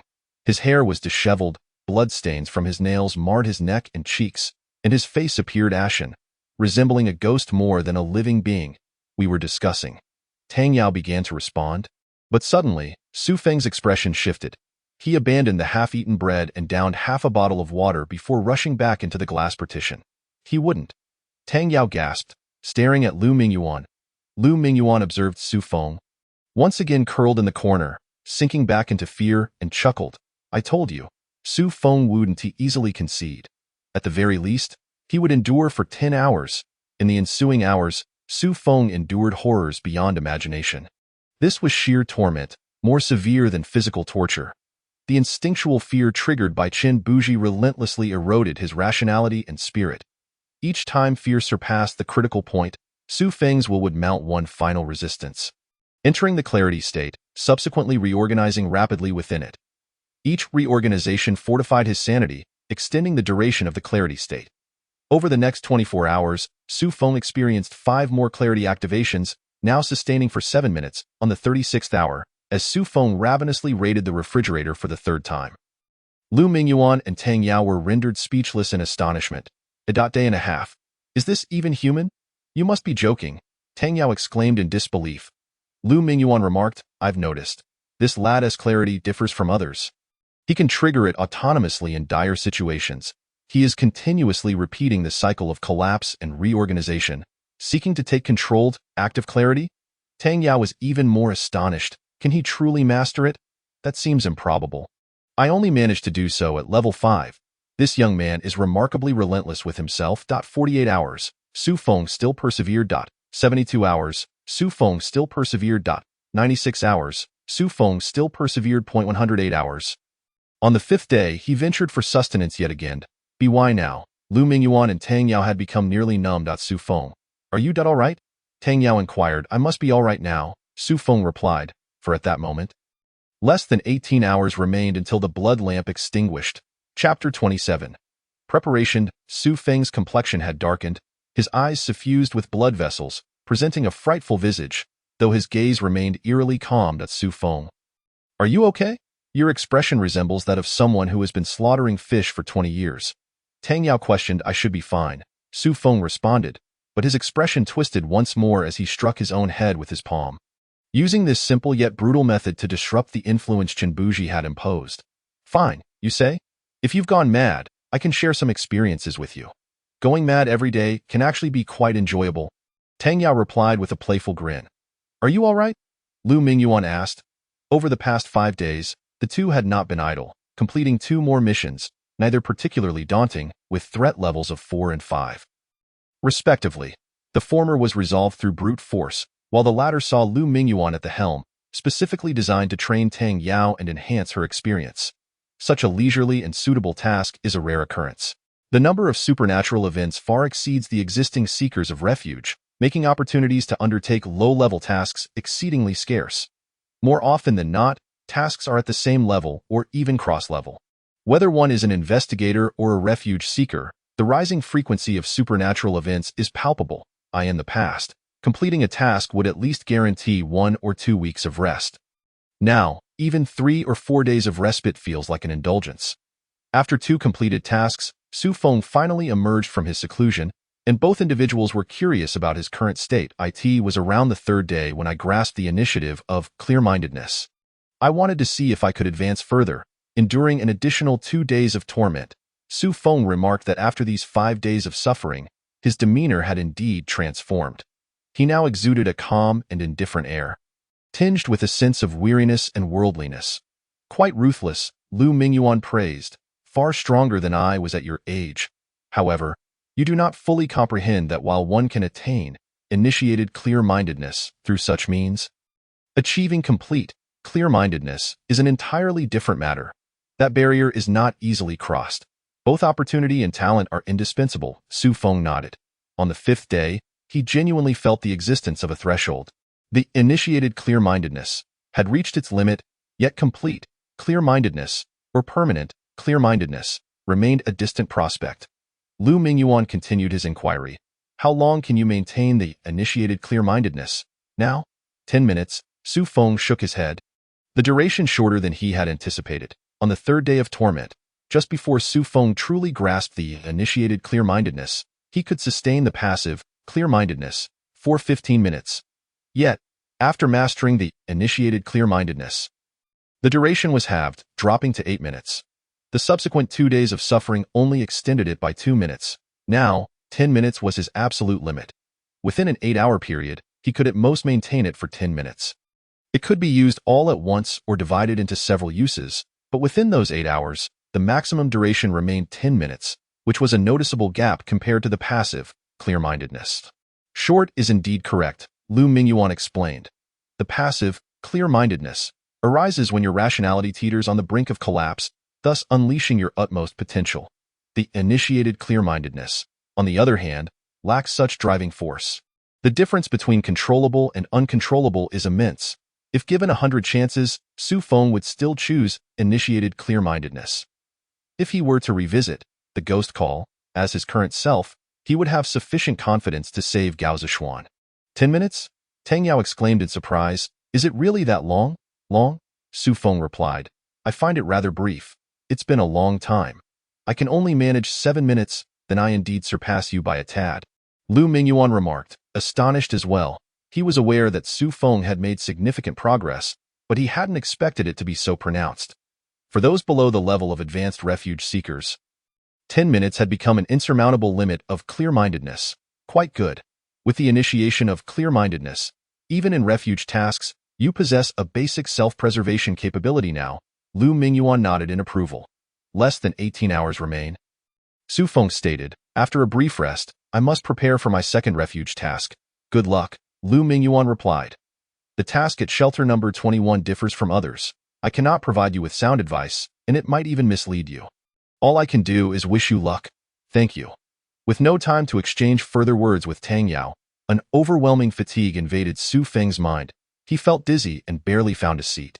As soon as his head touched the pillow, he fell into a deep slumber. Did he just fall asleep like that? Tang Yao expressed her dissatisfaction. What else could he do? Should he chat with you for another 2 minutes? Lu Mingyuan chuckled. Let him rest a bit longer. 18 hours should be barely sufficient. Come on, the rest period is over. A new task awaits. How can this be? Has it even been 2 days since the last rest? No use complaining. Save your breath. Not long after, Lu Mingyuan encountered Lu Jinyu, who had come to assign new tasks. After receiving the new photograph, Lu Jinyu inquired, how has Su Feng been performing lately? A remarkably mature novice. Lu Mingyuan replied, he is quite harsh on himself. His foundational conditions are not particularly strong, and there remains a considerable gap compared to geniuses, yet his growth rate. Pausing to reflect, Lu Mingyuan refrained from making any hasty judgments. Lu Jinyu pressed further, how is his growth rate? I have been a refuge seeker for over 20 years, and I have only encountered one person whose growth rate can be compared to his. Are you referring to, indeed, Lu Jingyang? Upon uttering this name, Lu Jinyu displayed an expression of regret, shaking his head with a sigh. Lu Mingyuan asserted earnestly, give him some time. He will undoubtedly surprise us, of course. This is contingent upon him not meeting the same early demise as Lu Jingyang. Let us hope for the best, Lu Jinyu advised. Additionally, this supernatural task is unusual. You and Tang Yao must exercise utmost caution. If you sense anything amiss, retreat immediately. Do not be reckless. Unusual? In what way? Lu Mingyuan flipped over the photograph to scrutinize the writing on the back. Hazard level 6 to 8. Unable to confirm the hazard level. It is indeed unusual. Lu Mingyuan nodded. However, we have faced such circumstances before. I know what to do. Exercise extreme caution, Lu Jinyu reiterated as a final reminder. Ding ding ding, ding ding ding. 17 hours later, Su Feng jolted awake from his slumber. The alarm clock on his desk blaring insistently, he silenced the alarm and noticed a note affixed to it, inscribed with elegant handwriting. "Don't die." A smiley face accompanied it, exuding a hint of madness. Clearly, both the alarm and the note had been left by Tang Yao. Su Feng rose and stretched. After grasping the initiated clear-mindedness, his mental fortitude had significantly improved. Previously, he needed a full 28 hours of sleep to feel revitalized. But now, only 17 hours of rest had him fully rejuvenated. The body enhancement provided by the refuge had bolstered his recovery capabilities, and the bloodstains from his nails had already healed. After a sufficient slumber, he more acutely appreciated the benefits of initiated clear-mindedness. It is a mastery over the brain, thought, and consciousness. Essentially, it enhances cognitive abilities. With this improvement, he became more attuned to his body, sensing an abundance of vitality and vigor. After a yawn, he expelled the remnants of the past 5 days of torment and fatigue, banishing the weariness brought back from the depths of hell. His demeanor regained its lively and positive essence, and the newfound calmness in his gaze remained intact. Searching for the nearest glass door, he inserted the blood-stained key, returning to shelter no. This moment, the blood within the blood lamp was nearing depletion, leaving Su Feng with less than an hour to act. During the execution of the refuge task, Su Feng would also not encounter the ghost knocking at the door. He did not rush to set out. Instead, he took a shower and ensured he was well fed and hydrated, preparing himself for the best possible state before embarking on his journey. After conducting a final check of his belongings, phone, pager, rope, high-powered flashlight, and other essentials, he activated his phone screen to review the messages he had missed over the past few days. Most were spam, along with notifications from teachers and classmates. However, school was no longer relevant to him, as the Spiritual Regulation Bureau had taken care of all subsequent matters to HM. One message caught his attention. It was a text from an unknown number, containing only 5 words. "He is watching you." Chapter 28, Workshop. Rainy Night Murder. "He is watching you." Upon reading this message, Su Feng frowned and promptly dialed the number. "The number you have dialed is currently unavailable. Please try again later." The automated message echoed, and Su Feng shook his head. Hanging up, he could sense an ominous aura lurking in the words, one unique to the supernatural realm. Was it a warning or a distraction? Was it related to the upcoming refuge task, or something else entirely? Uncertain and unable to discern, everything remained unknown before he commenced his second refuge task, rendering any judgment inadequate. Tucking the parchment into his pocket, Su Feng inhaled deeply, taking measured steps toward the tightly shut door. Even with the initiated clear-mindedness in his grasp, he still felt a surge of anxiety. What kind of world awaited behind that door? It was difficult to imagine. Without further hesitation, he pushed the door open and stepped inside. Immediately, he was greeted by a pungent stench. It was a strong odor reminiscent of foot odor, invading his nostrils and assaulting his senses. Scattered throughout were heaps of fabric, and the yellowed walls were plastered with red slogans. "If you do not strive today, you shall accept your fate tomorrow. Weave a new century, craft a new future. Safety responsibilities weigh heavily. May peace accompany us every day." Nearby the mounds of fabric stood rows of neatly aligned sewing machines, over 100. By the looks of it, on the right beam, for bold red characters proclaimed, "Textile Workshop." This refuge task setting was a textile workshop? Su Feng was utterly perplexed. He had never experienced anything like this before and had no frame of reference for such a scene. The School of Dead Thorns, the apartment building from The Ghost Call, and the Mountain Peak. He was well acquainted with those. However, the textile factory before him was clearly beyond his expectations. Crack! Thunder rumbled ominously overhead, and lightning incessantly tore through the night sky. It was deep into the night, and outside torrential rain fell, the rapid raindrops pattering violently against the metal roof. In the corners, leaks could be seen, and the ground was damp, staining the piled-up fabric, the source of the foul odor. Besides the stench, the air held an inexplicable stickiness, with dense humidity pervading the atmosphere, making one feel as though they were submerged in moisture, leading to considerable discomfort. This was a textile factory on a stormy night. Aside from the thunderous claps and flashes of lightning, Su Feng also heard the chaotic sound of footsteps and heavy breathing. It was evident that he was not alone. There were others present, A searing warmth enveloped him as the parchment in his arms underwent a transformation. Su Feng extracted the parchment, eager to ascertain the specifics of the current evacuation mission. Just as he retrieved it, before he had the chance to discern its contents, the flickering bulb above, overwhelmed, emitted a mournful cry and extinguished entirely. In an instant, darkness shrouded everything. The iron door of the workshop creaked open slowly, heavy footsteps echoing through the air. He has arrived. He has come. A voice nearby trembled with suppressed terror. Hush, do not speak. We must not be discovered. Su Feng immediately turned to face the door, devoid of moonlight or street lamps. It was engulfed in darkness, rendering everything invisible. Yet he could confirm, without a doubt, that someone was indeed there. For he could hear the footsteps, deliberately heavy, gradually drawing closer. Ha ha, ha ha. A maniacal voice resonated from the entrance. Whose turn is it now? Who will be next? The voice queried loudly, filled with mirth and delight. Crack! A thunderous roar erupted, and an unprecedented bolt of lightning illuminated the sky once more. In that fleeting light, Su Feng glimpsed the source of the voice, a figure clad in a black raincoat, his features obscured by a hood. He wielded a sharp knife, blood mingling with raindrops, cascading down the blade and dripping onto the ground.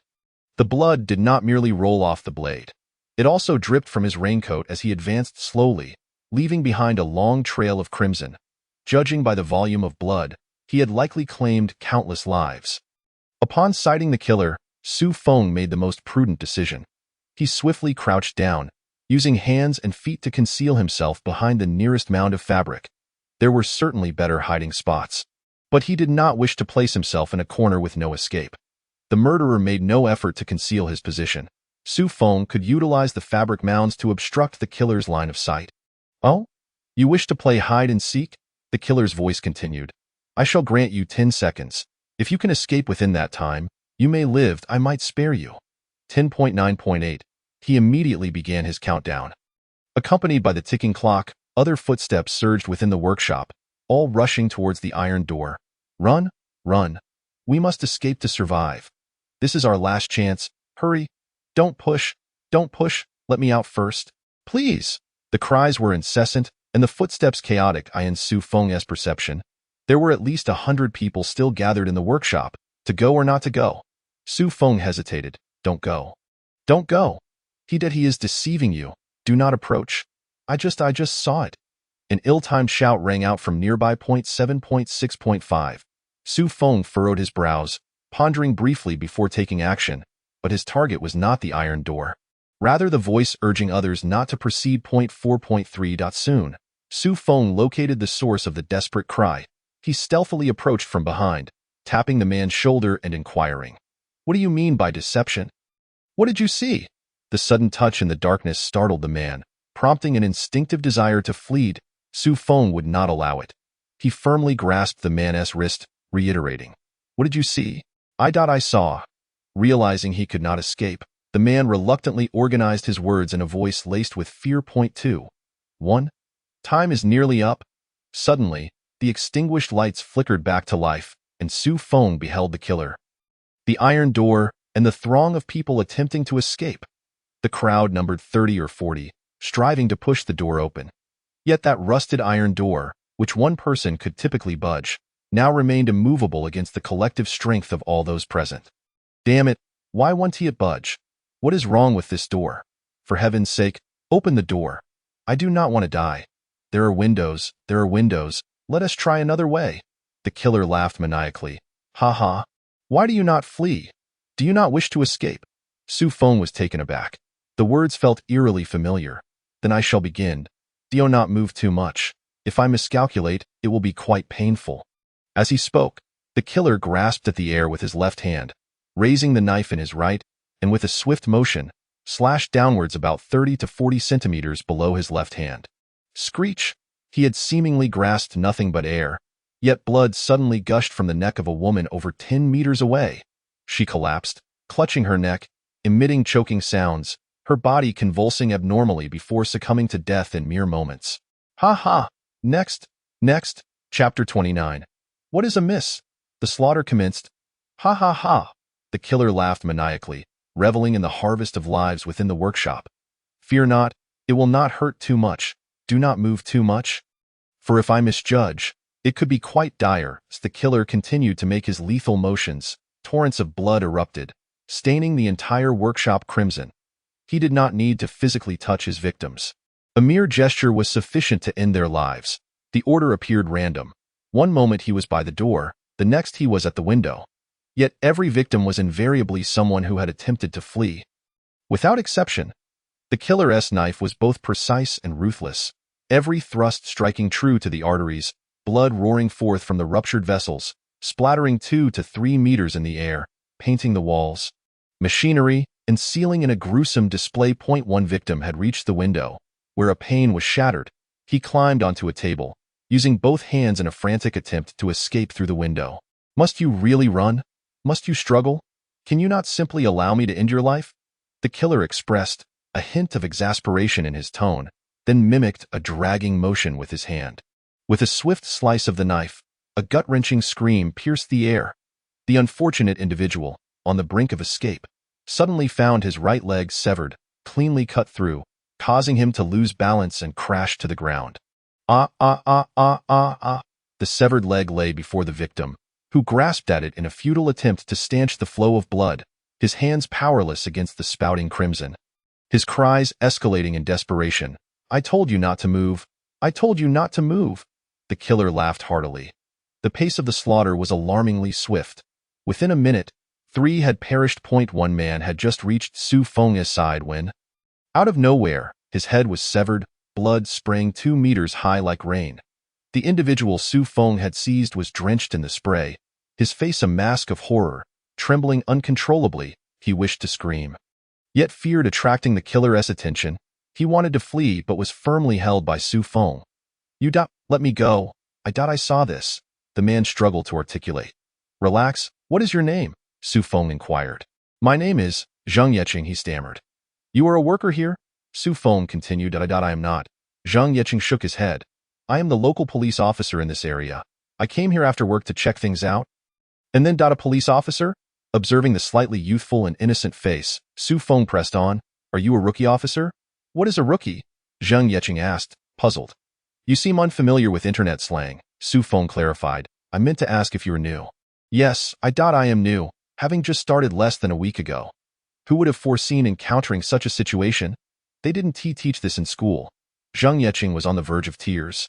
"Could you please let me go? Why are you not in uniform?" "I oversee this area and thought I would take a stroll after work, so I wore plain clothes." "All right, tell me in detail what has transpired." Su Feng smiled, his blood-streaked face appearing particularly ghastly. "What on earth is happening here?" The massacre continued unabated. Screams echoed endlessly, and blood had pooled on the ground, flowing through the cracks like a stream. Suddenly thrust into a realm of the supernatural, Zhang Yeqing was overwhelmed by an instinctive fear, compelling him to flee from danger. "What is happening here? Is this really the time to discuss that? We should leave quickly," he struggled. Yet his efforts were futile against Su Feng's fortified grip. "Trust me, it is of no use. We cannot escape," that Su Feng stated. "Without the key, everyone will perish." "What is the key?" "The key is the means to survive." Su Feng had indeed matured. Amidst such a horrific and bloody scene, he was still able to think clearly. It was not that he was devoid of fear. In fact, his brain was bombarded with signals of terror, yet his rationality prevailed, allowing him to make sound judgments. "Fear not, it is not our turn yet. At the current rate of killing, it will take at least 10 more minutes. Those who will die are all those attempting to flee. During this time, we are relatively safe." "Safe?" Zhang Yeqing stammered, surveying the blood-soaked workshop. Seeing Zhang Yeqing still in a state of panic, Su Feng resolved to take decisive action. "Consider your identity. Is it truly appropriate to flee in such a manner?" This statement finally brought a semblance of rationality back to Zhang Yeqing. He took several deep breaths, gathered his thoughts, and inquired, "What do you wish to know? Where are we? What is transpiring? When did it all begin?" Su Feng asked. Zhang Yeqing swallowed hard, suppressing his fear as he responded. "This is the Huayan textile factory. Around 8 p.m., I left the office after work, intending to take a stroll here. Normally, there are guards at the gate, but today the lights are on, and yet there's no one around. I sensed something was amiss, so I entered to investigate. The lighting on the way was poor, and it was pouring rain. I kept walking, stumbling a few times along the way, and eventually reached the yarn warehouse. Just as I turned on the lights, a group of people rushed over from the employee dormitory. Some of the employees recognized me and immediately informed me that there had been a murder in the dormitory, and those fleeing towards the entrance had also been killed. So they had no choice but to run here. I asked a few questions and learned that there was only one perpetrator. The description was bizarre, speaking of killing from a distance. Of course, I didn't believe it and immediately organized everyone to find tools to fight back. Just as we were preparing, the killer arrived at the yarn warehouse, and what happened next, you saw it all. Everyone was slaughtered. That is how it ended. The killer is definitely not human. He has no physical form, merely a shadow that cannot be touched. Bricks and clubs pass right through him, yet with a mere flick of his hand, a life is taken. Moreover, his techniques have become increasingly adept. Back in the yarn warehouse, a single blow wasn't instantly fatal, but now he knows precisely how to cause blood loss and kill. Did you all escape from the yarn warehouse? Su Feng continued to inquire, noting that others still seemed unaware of the events unfolding there. The textile factory has more than one employee dormitory. There is one on the east and another on the west. The incident originated from the east dormitory, where there were people warning those in the west dormitory. Yet they too were trapped here. Weren't you also at the textile factory? Did you come from the west dormitory? How come you seem so unfamiliar with this place? Zhang Yeqing asked. From Zhang Yeqing's description, Su Feng began to sketch a rough outline of the Huayan textile factory in his mind. The factory appeared to be oriented east to west, with the main entrance on the eastern side.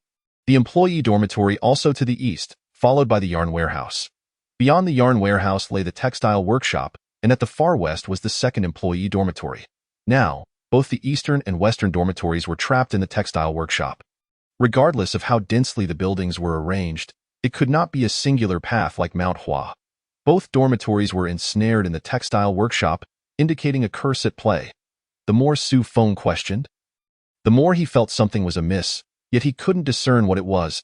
Observing the surroundings, he was overcome with a profound sense of incongruity. What was truly wrong? Chapter 30. Why is your head so pointy?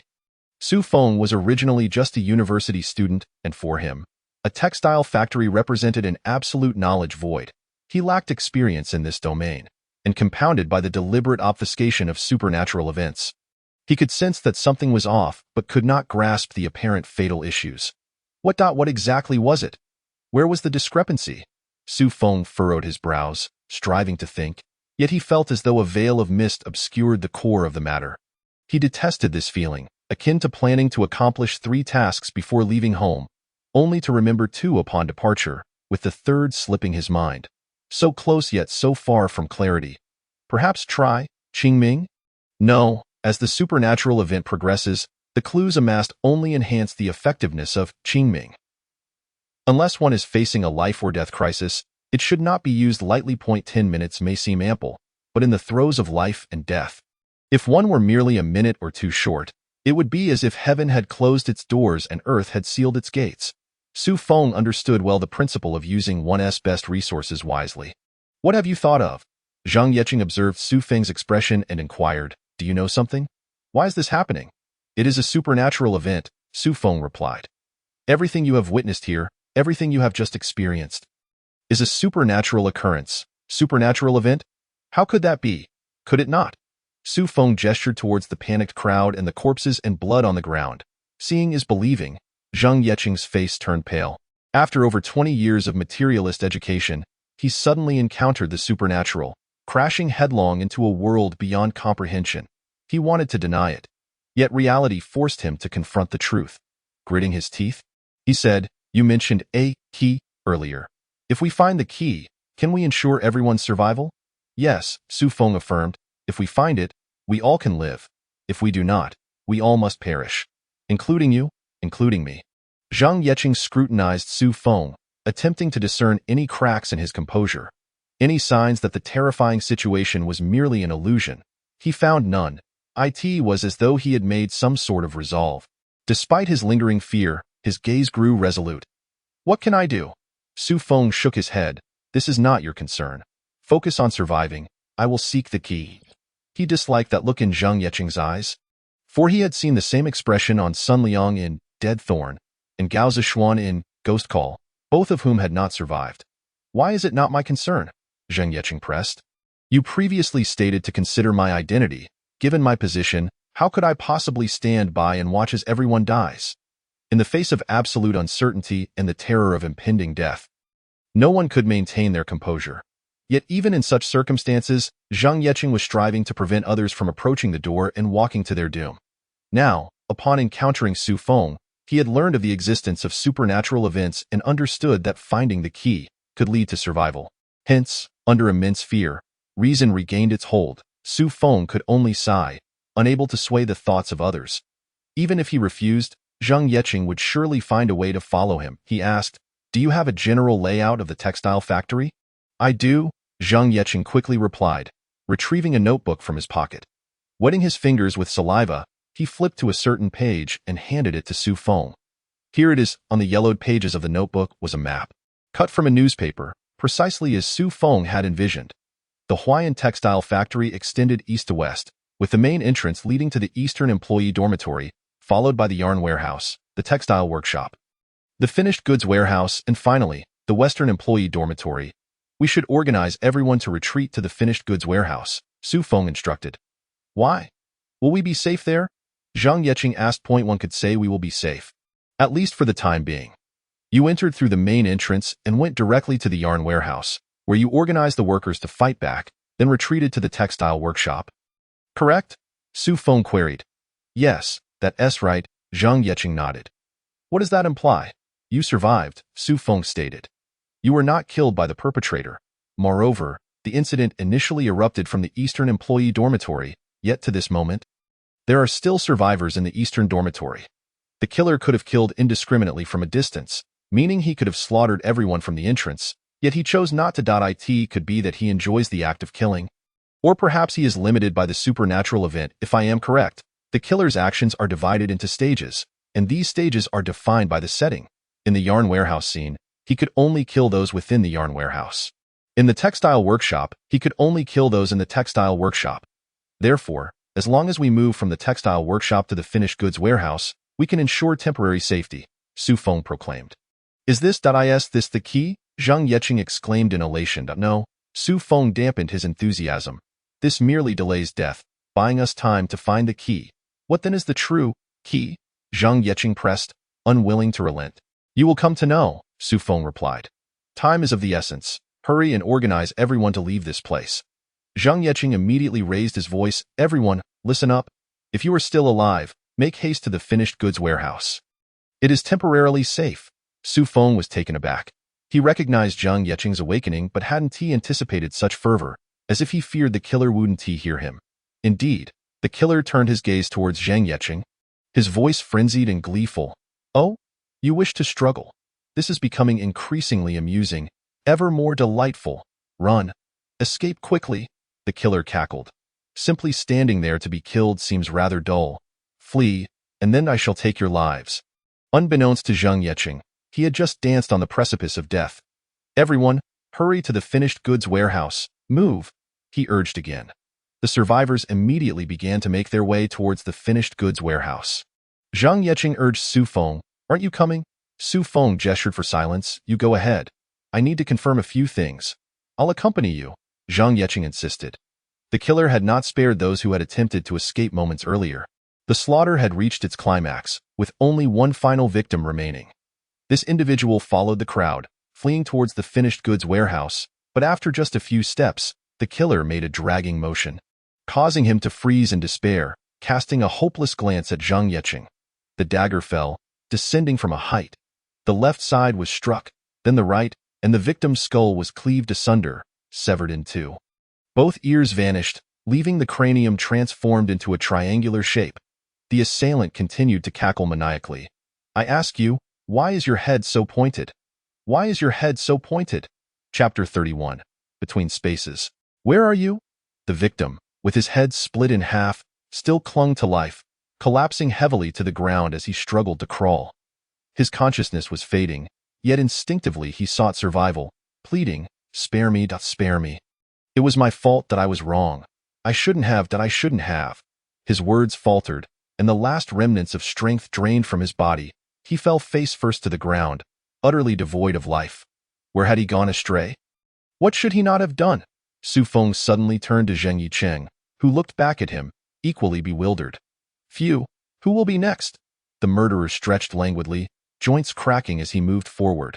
Following the death of this victim, all who had attempted to flee met with a gruesome fate, without exception.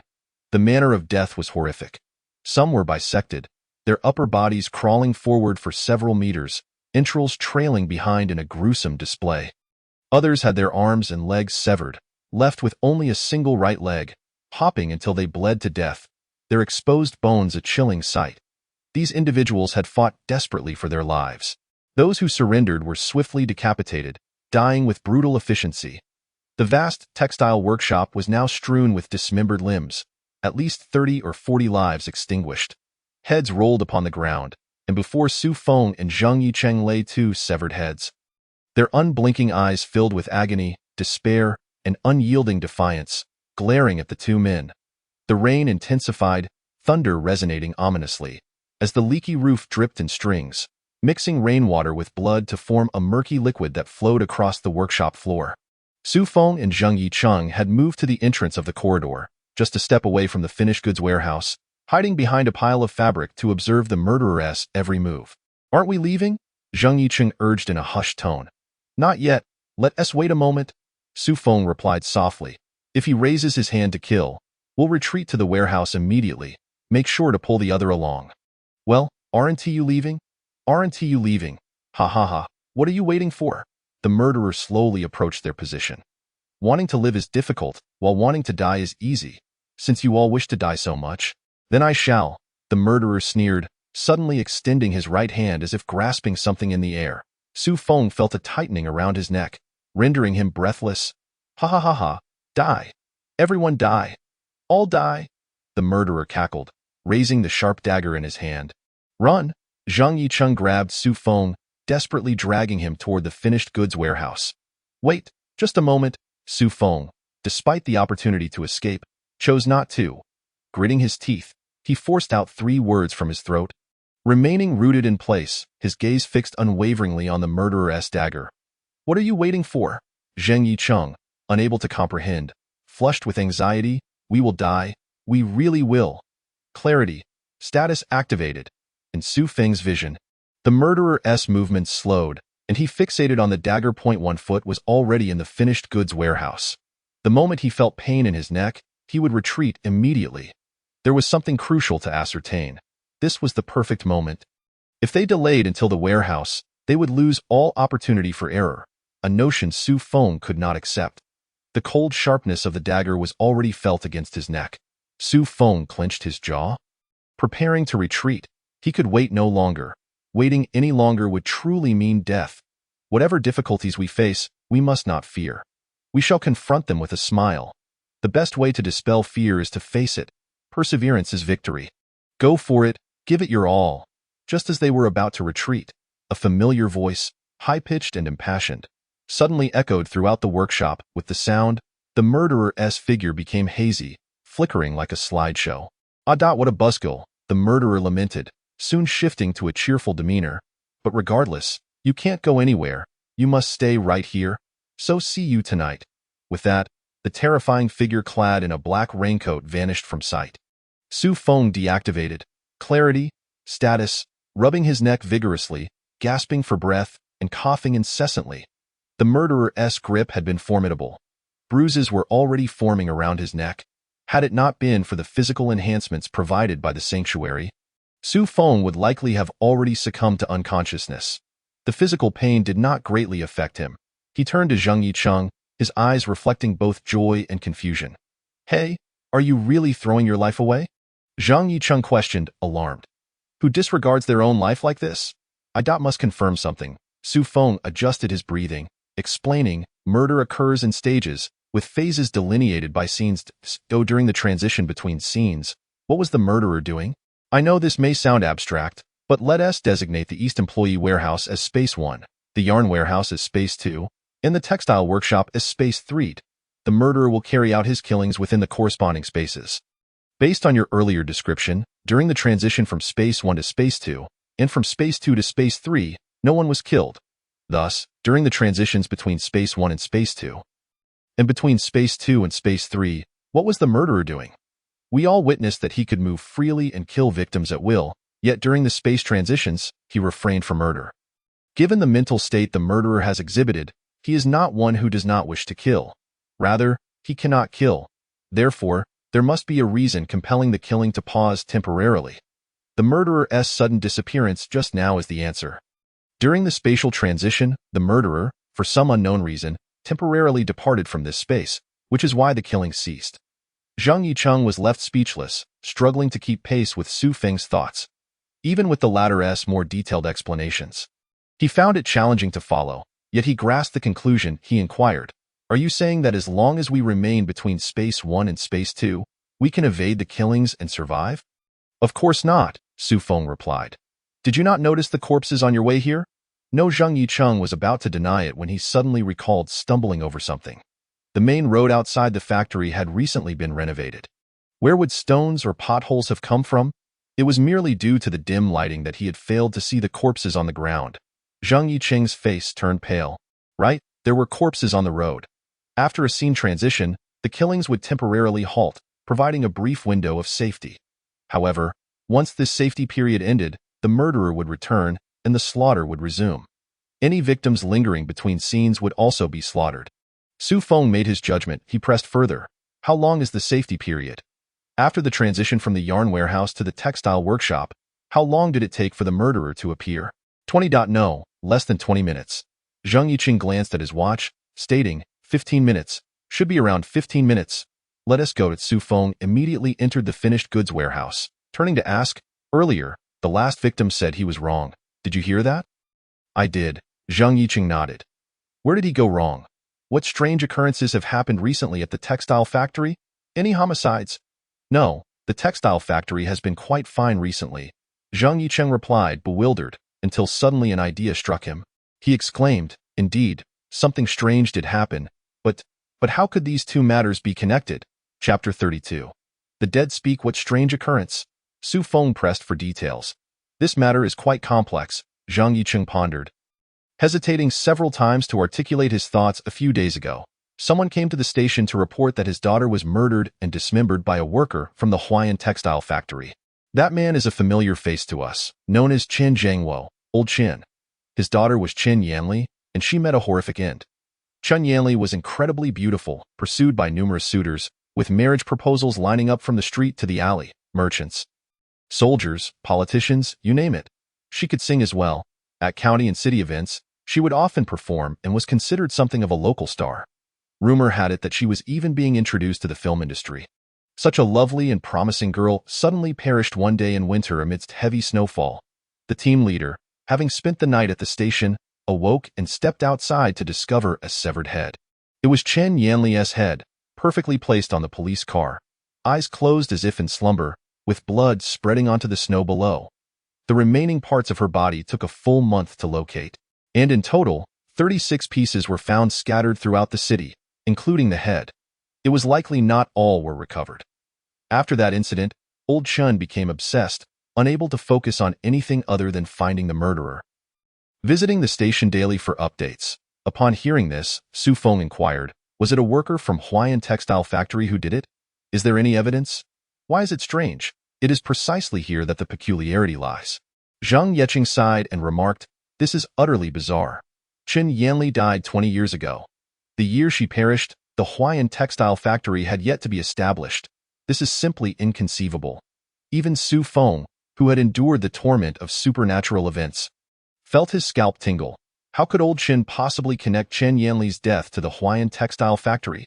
Old Chen claimed it was revealed to him in a dream. That night, he experienced a dream so vivid that he witnessed the entire gruesome process of workers murdering Chen Yanli, dismembering her, and disposing of her remains. The case had a profoundly negative impact and remained unsolved, with various details, of course, kept from the public, including Old Chen, as a family member of the deceased.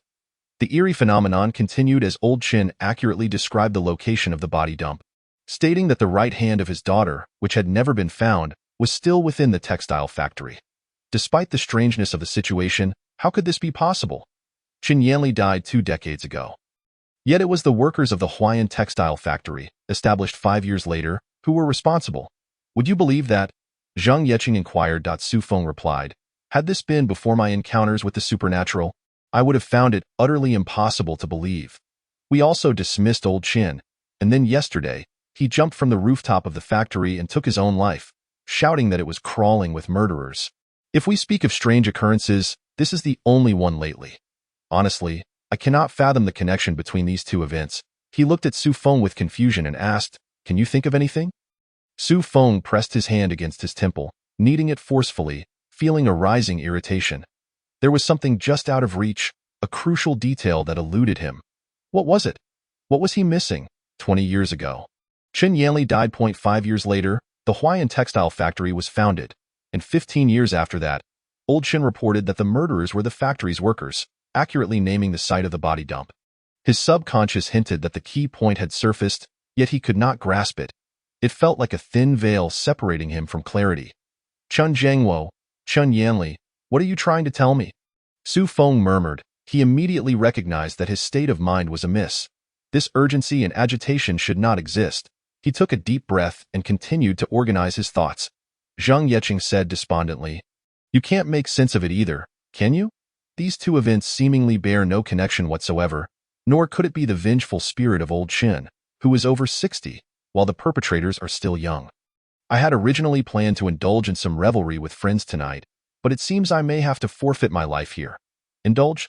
Su Feng's mind sparked with revelation. What do you mean by indulge? Ah? It means to go out for a meal and drinks. Isn't that how people say it these days? A flash of lightning illuminated the night sky once more, and at that moment, Su Feng finally seized that fleeting insight. Piercing through the vexing veil, Su Feng's eyes widened as he asked Zhang Yeqing, what year is it now? It's 2004. Why are you asking such strange questions? Zhang Yeqing replied, perplexed.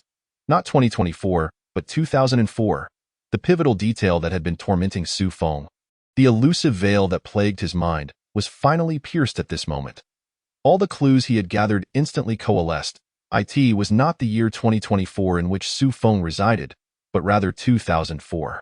The supernatural events had deliberately obscured this crucial information, preventing Su Feng from discerning it immediately. In fact, from the very moment he entered the textile workshop, there had been hints. For instance, Zhang Yeqing was unaware of what a newcomer was, and the map he showed Su Feng was not on a phone but rather on a notebook affixed with newspaper clippings. Had it not been for the supernatural obscuration, Su Feng should have pieced this together long ago, since Deadly Thorn occurred at different points in time. Why couldn't this event? The behavior of the murderer also misled Su Feng. The perpetrator's actions and various vaguely abstract statements unmistakably belonged to the 2020 est. In other words, the entire supernatural event was now divided into 3 time frames, 1984, 2004, and 2024. In 1984, Chun Zhengwo's daughter, Chun Yanli, was murdered and dismembered. In 2004, a massacre-type supernatural event occurred at the Huayan textile factory, where the murderer was enacting indiscriminate slaughter. In 2024, the perpetrator committing the heinous acts at the Huayan textile factory was indeed of the 2024 era. Here, belonging to the year 2024, there was not only the murderer but also Su Feng. Thus, according to this logical relationship, how did Qin Yanli meet her demise? Su Feng was increasingly convinced that the individual responsible for Chun Yanli's death was indeed a worker of the Huayan textile factory in 2004. Though it would be inaccurate to frame it that way, for the Huayan textile factory was also a victim. It was the supernatural event that intertwined Qin Yanli with the factory. The true culprit was the supernatural phenomenon itself.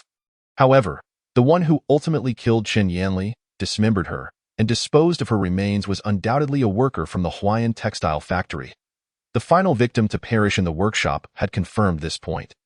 Hence, how did the supernatural event connect the 3 time frames, leading to Qin Yanli's death and triggering the current massacre?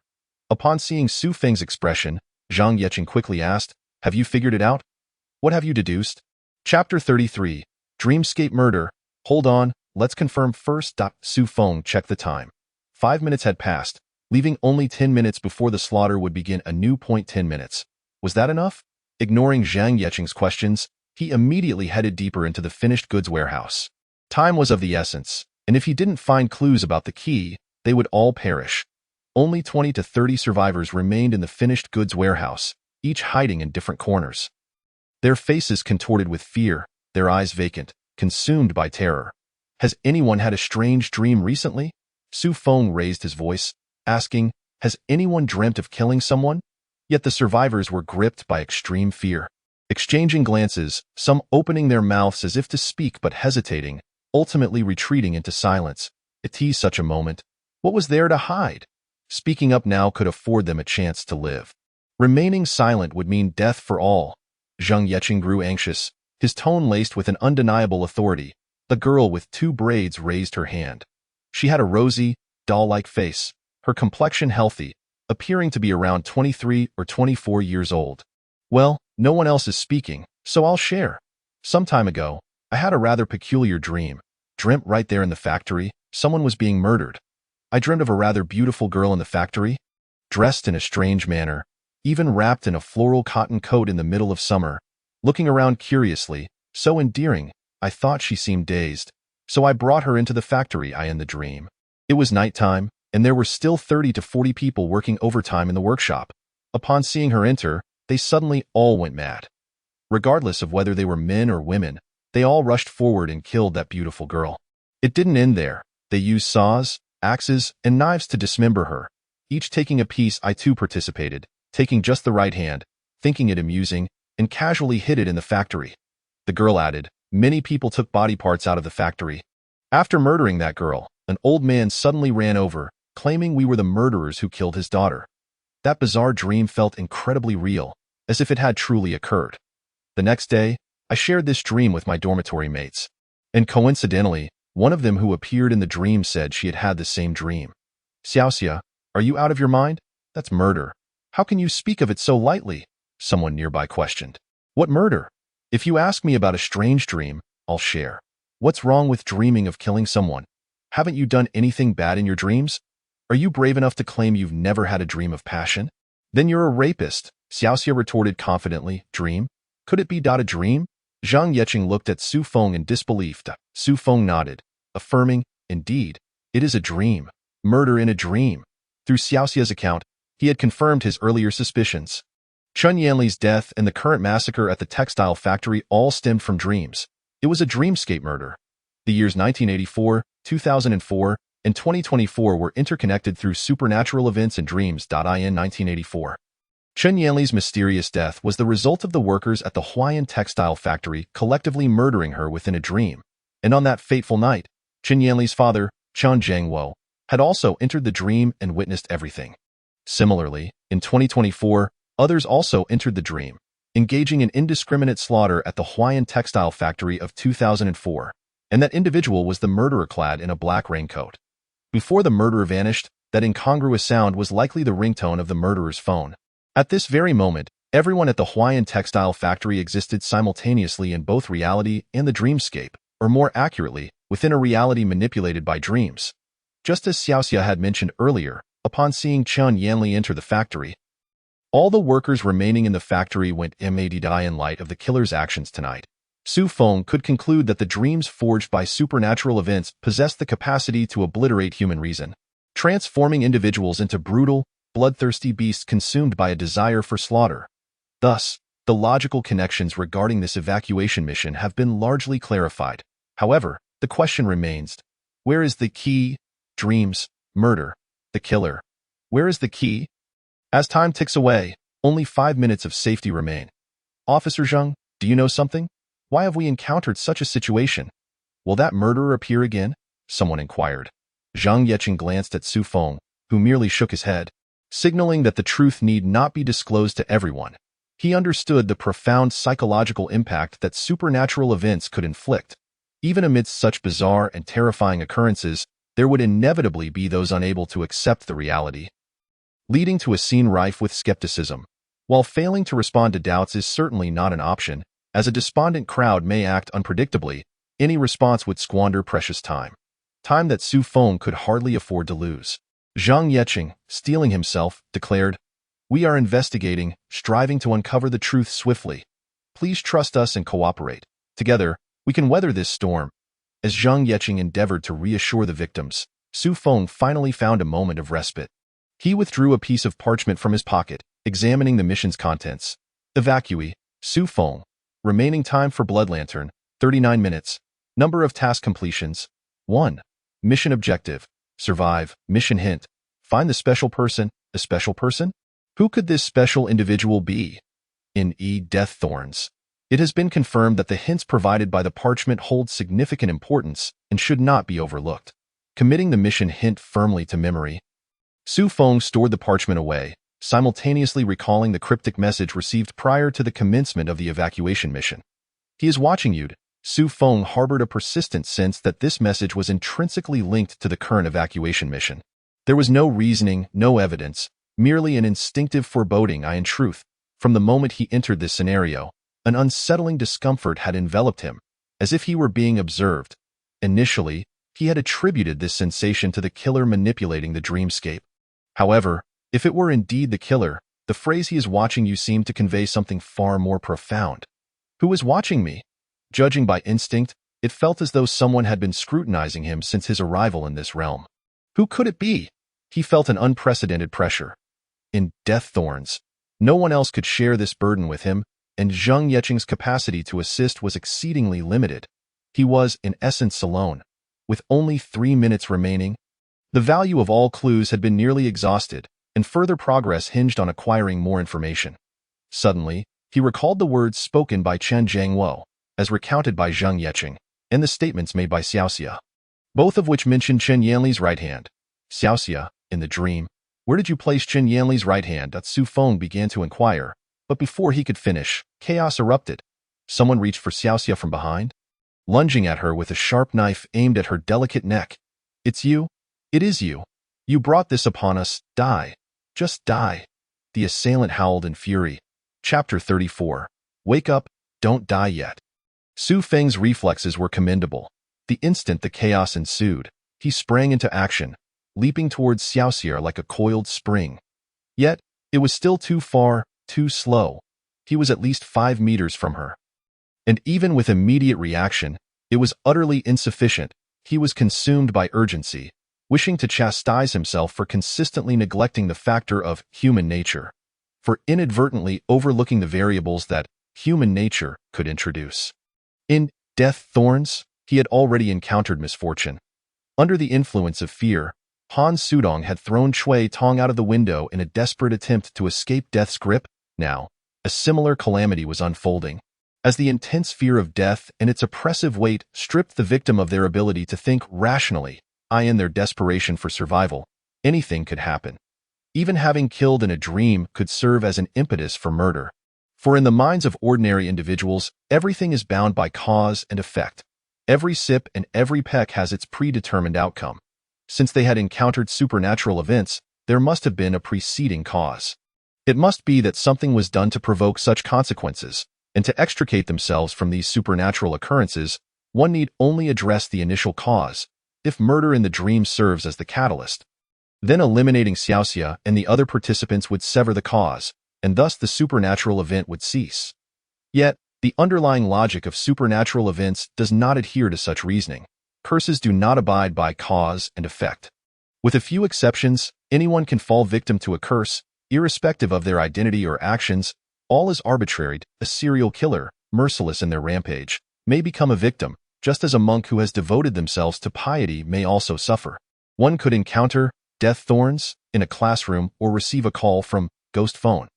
With ill fortune, even a simple act of washing one's hair might lead to an encounter with a wretched ghost hanging around a corner.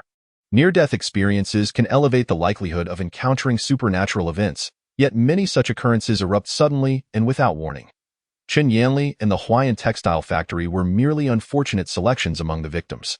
Had it not been Chen Yanli or the Huayan textile factory, it would have been others, in different places. Thus, the night of slaughter at the Huayan textile factory finds its true origins in supernatural events, rather than the act of murder in dreams, and certainly not in the participants of those dream murders. These participants are, at their core, victims. No one retains their self-awareness and lucidity when ensnared by dreams under the influence of supernatural events. But truly, is there no one? As the scissors neared Xiaoxia's neck, Su Feng found himself 2 or 3 meters away, helplessly bracing for the impending horror. What to do? What are you doing? In that critical moment, Zhang Yeqing erupted in a furious roar, delivering a resounding slap to the assailant's face. using his body to shield Xiaoxia. With a sickening squelch, the scissors cut into Zhang Yeqing's right arm, blood blossoming forth as he, with reddened eyes, kicked the assailant to the ground, disregarding the pain as he restrained the perpetrator's hands behind their back. Su Feng exhaled in relief, quickly positioning himself behind Xiaoxia, who, pale with terror, stammered, "Why, do you want to kill me? What have I done? You're alive, and everyone else must die. To survive, we must eliminate you murderers. Today's killer is here because of you." The assailant struggled to assert. "Try spouting more nonsense," Zhang Yeqing retorted sharply, hastily tearing two pieces of cloth, one to gag the mouth and the other to bind the hands, finally subduing the attacker. "Enough of that. In the dream, where did you hide that girl's right hand?" Su Feng questioned Xiaoxia. "That's all stuff from my dream." "Why are you asking so specifically?" Xiaoxia replied, perplexed that it pertains to what happened today. "Think carefully. Where did you hide it?" Su Feng pressed. "Please, can you stop asking? It is all just a dream. It doesn't count." Xiaoxia hesitated, reluctant to divulge. "It's all a dream, but just tell me the truth. This is crucial. I in the boiler room." Xiaoxia finally relented, albeit begrudgingly. "I thought to experiment with boiling it in the iron canister. But as I was waking up, I just casually placed it in the canister." Su Feng recalled the map he had previously observed.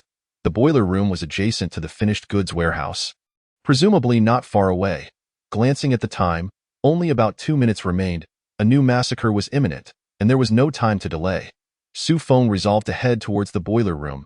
As he surveyed the surroundings, he noted the anxious, resentful, and twisted gazes of the crowd fixated upon Xiaoxia. Those were terrifying eyes, brimming with a desire to send her straight to hell. The most undesirable scenario had unfolded, while Xiaoxia remained alive. The seeds of suspicion had been sown, and the crowd had begun to believe that the slaughter would cease only with the death of the dream participants. Had Zhang Yeqing not swiftly restrained the assailant and quelled the crowd's fury, the situation would have spiraled out of control. But how long could such deterrence last? Fear would inevitably breach the dam of reason, and at that moment, the gruesome death of Qin Yanli in the dream would likely be reenacted. The issue was that Xiaoxia was not the last of the dream participants. There were still others among the crowd, and Su Feng did not believe that all 36 participants had conveniently been killed. Xiaoxia's death would not lead to the cessation of the supernatural events. The crowd would naturally surmise that there were still other participants. When that time came, it would be an endless cycle of suspicion and infighting. To survive, even more brutal murders would ensue. Even if the killer refrained from further slaughter, few would survive the internecine strife. At any moment, someone could erupt in violence. Su Feng's adversary was no longer solely the supernatural event, but also the increasingly fraying sanity of the crowd. What choices remained? Should he venture alone into the boiler room to seek the severed limbs? Without Xiaoxia to guide him, he might not succeed, and she could very well face danger. Should he take Xiaoxia with him to the boiler room? Such an act of protection would position him against the frenzied crowd. For a moment, Su Feng found himself ensnared in a dilemma. Crack! Lightning flashed once more, illuminating the outside world. Bang! Suddenly, the side door of the finished goods warehouse was kicked open, and the crowd's attention was immediately diverted. All bracing for confrontation. 3 drenched individuals burst into the warehouse. 1 woman and 2 men. One man appeared injured, being carried on the shoulder of another. Liu Jingyang quickly lay Weiqing down and apply pressure to stop the bleeding. The woman urged urgently upon entering the warehouse. Lin Hongjia, Fengdage.it seems that Fengdage is on the verge of collapse. What should we do? The young man named Liu Jingyang is about to burst into tears. Put him down first. Lin Hong forcefully removed Feng Weiqing from Liu Jingyang's shoulder and laid him flat on the ground, delivering a sharp slap. Wake up. Don't die just yet. Chapter 35. The refugee and the hunter. Lin Hong is a woman in her 30s, possessing delicate features, with her eyes slightly upturned, naturally exuding a hint of allure. The torrential rain has drenched her hair, clinging to her equally soaked clothing, accentuating her graceful figure and the charm of a mature woman. Liu Jingyang is clad in a light-colored short-sleeved shirt and sports a pair of rectangular glasses. His hair neither too long nor too short, barely covering half of his forehead, with refined features and a strong jawline. At that moment, Su Feng had successfully seized the initiative. Lu Mingyuan had previously remarked on his rapid progress, stating that in recent years, only one person could rival Su Feng, And that was Lu Jingyang. At this moment, Su Feng was completely unaware of Lu Jingyang's true identity, but he could roughly deduce that the other party was a refugee. This was evident from the state of Feng Weicheng, who lay flat on the ground, exhibiting unmistakable signs of a curse. He was a robust man in his 30s, his body racked with spasms. Spewing forth thick black liquid from his mouth, akin to oil, he struggled to breathe, his face turning a dreadful shade of blue, and it was clear that his time was running out. If it were merely liquid, it could be tolerated, but the black viscous fluid seemed almost sentient, pouring forth from his mouth, then invading his nostrils, ears, and eyes, leaving behind corrosive holes in its wake. Undoubtedly, this was the work of a curse. This was an emergency task issued by Shelter Number 21, classified as the highest priority even among emergency assignments, making it unlikely for other supernatural events to occur simultaneously. Yet, a refugee had indeed fallen victim to a curse. And with all other supernatural occurrences ruled out, only one conclusion remained. This emergency task involved not only Su Feng and the victim but also other refugees, and the hunter. The situation had suddenly become exceedingly complicated. Lin Hong addressed Lu Jingyang, saying, "A supernatural event is unfolding here. They are unlikely to delve deeper immediately. We must regroup quickly." They were likely refugees governed by the Supernatural Investigation Bureau, a classic trio of 2 veterans and 1 novice.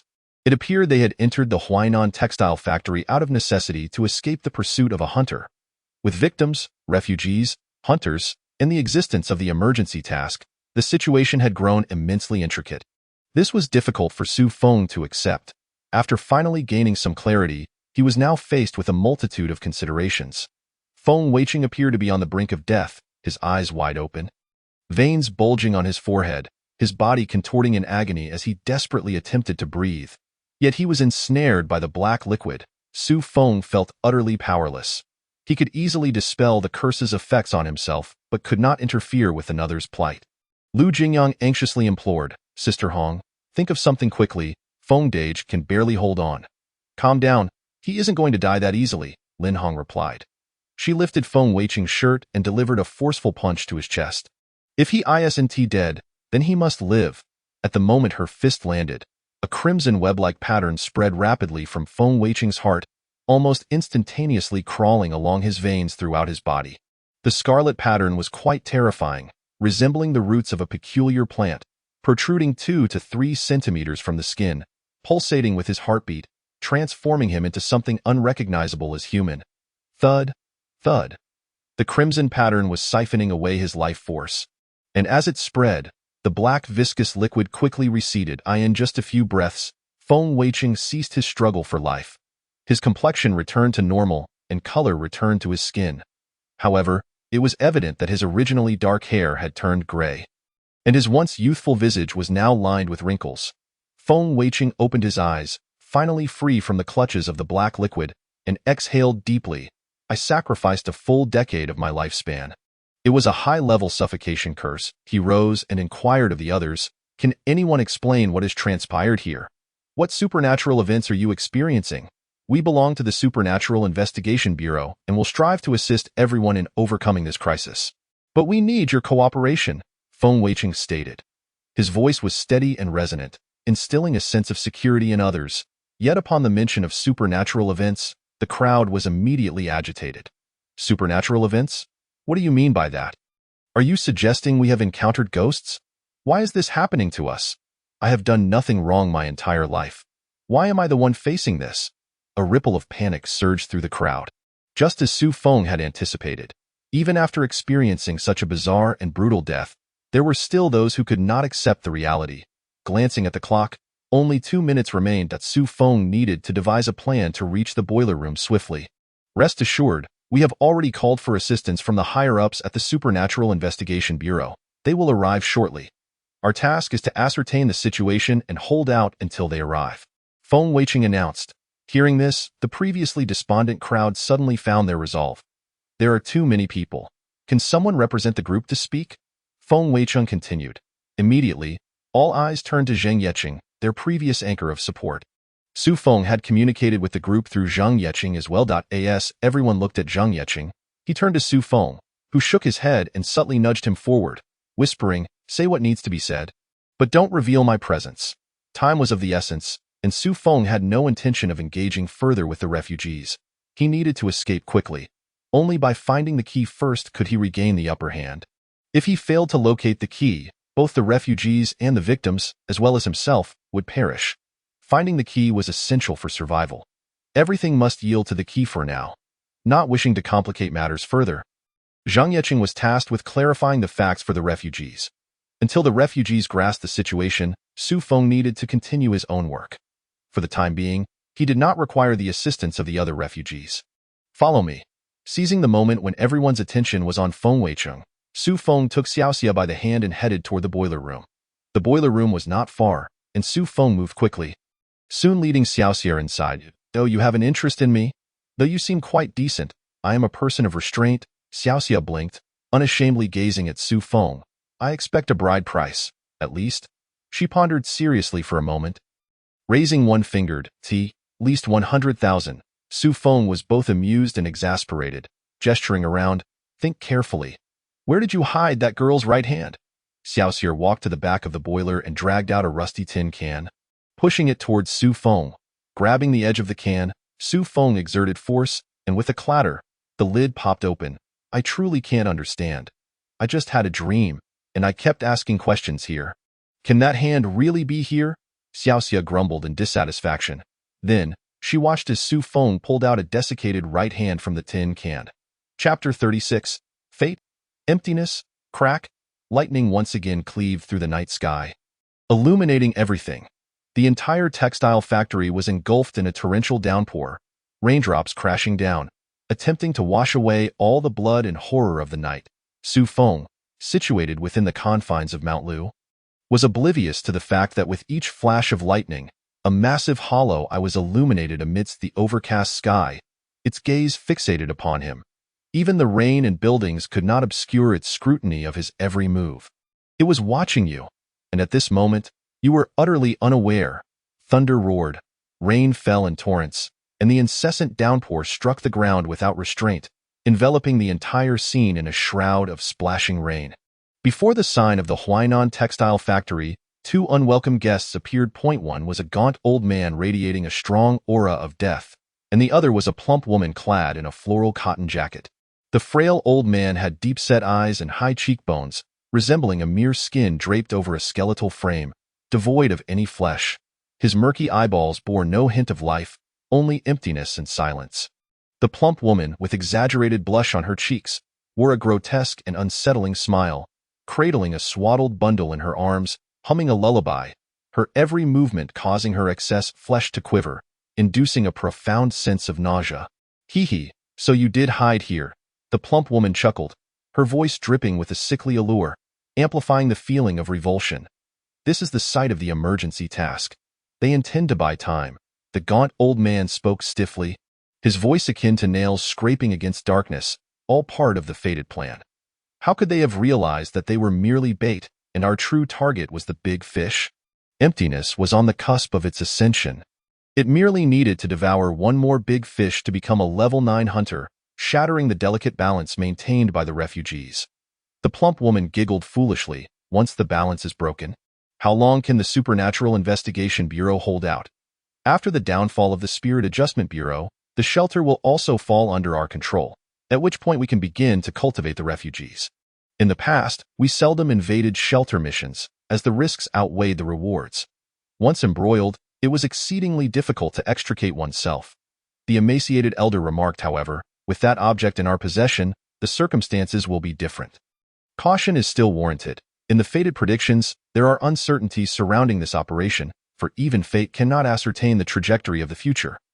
Let us proceed, and apply some pressure on these refugees.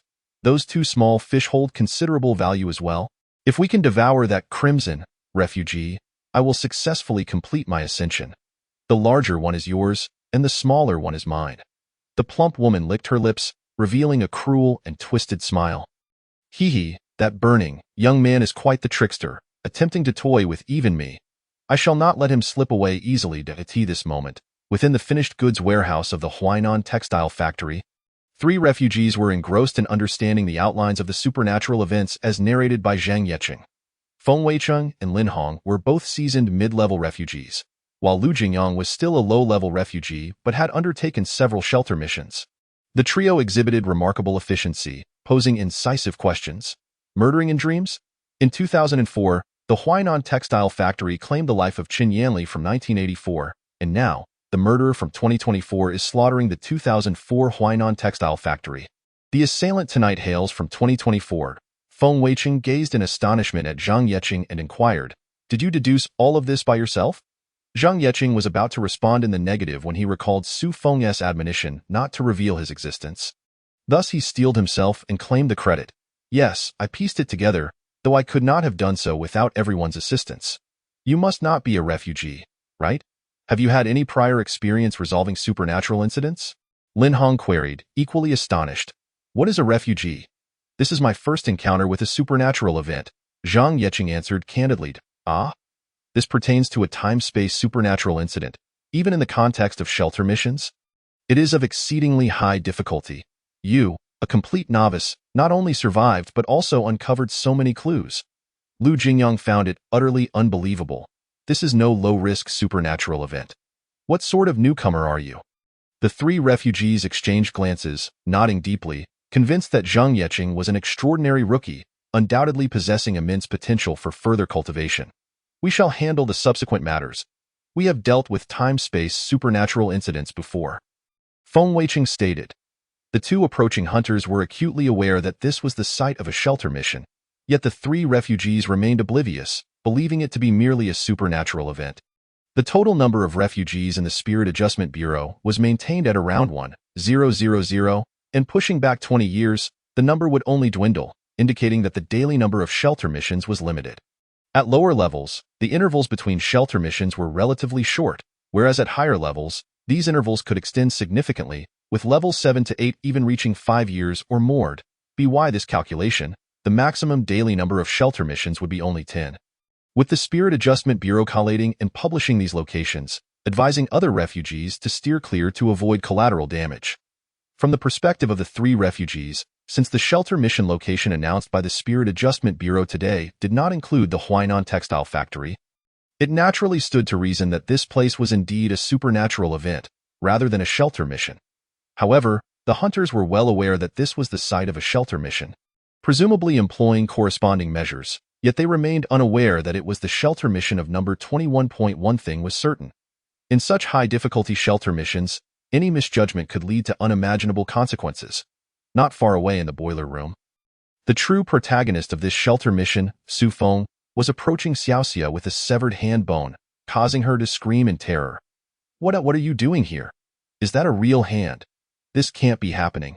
The girl was thoroughly frightened, still unable to comprehend that dream murders had indeed materialized into reality. Su Feng, equally taciturn, chose not to shatter the illusion. "Now tell me again about the details of the dream," Su Feng said, shaking the severed hand bone, his expression eerily ghastly. "Otherwise, I might just toss this over to you." Let us speak civilly. No need to act recklessly," Xiaoxia hastily recalled. The girl had a bracelet on her right hand. A canine tooth bracelet. "When I severed the hand, it fell off along the wrist. I didn't want it, so I kicked it away." Xiaoxia struggled to articulate the details she could remember. A canine tooth bracelet? Su Feng furrowed his brow, sensing that this might be valuable information. "Kids, I'm back. Ha ha ha, what game shall we play tonight?" Just as Su Feng pondered, a familiar, deranged voice echoed. The safe time had elapsed, and the killer, clad in a black raincoat, appeared within the finished goods warehouse. A new round of slaughter was about to commence. Chapter 37. Rollers, numbers, flesh. Simply killing back and forth was a tad too mundane.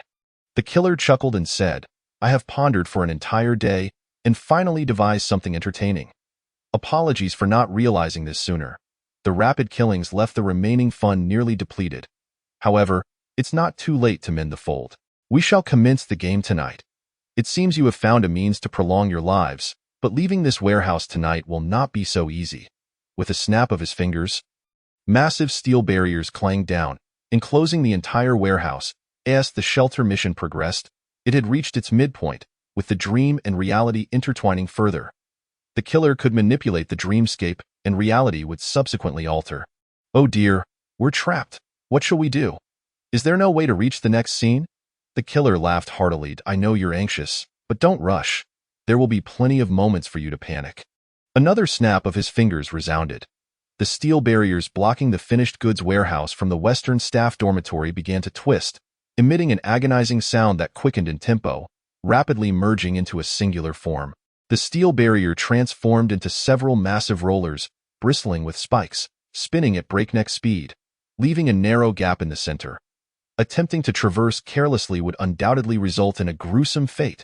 In the opposite corner of the rollers, there appeared a bloodied contraption resembling a meat grinder from a slaughterhouse, with a scale perched above, showing a reading of 0. Hehe. As long as you feed it enough flesh, the rollers will temporarily halt, allowing you to move to the next scene and prolong your demise. What kind of flesh?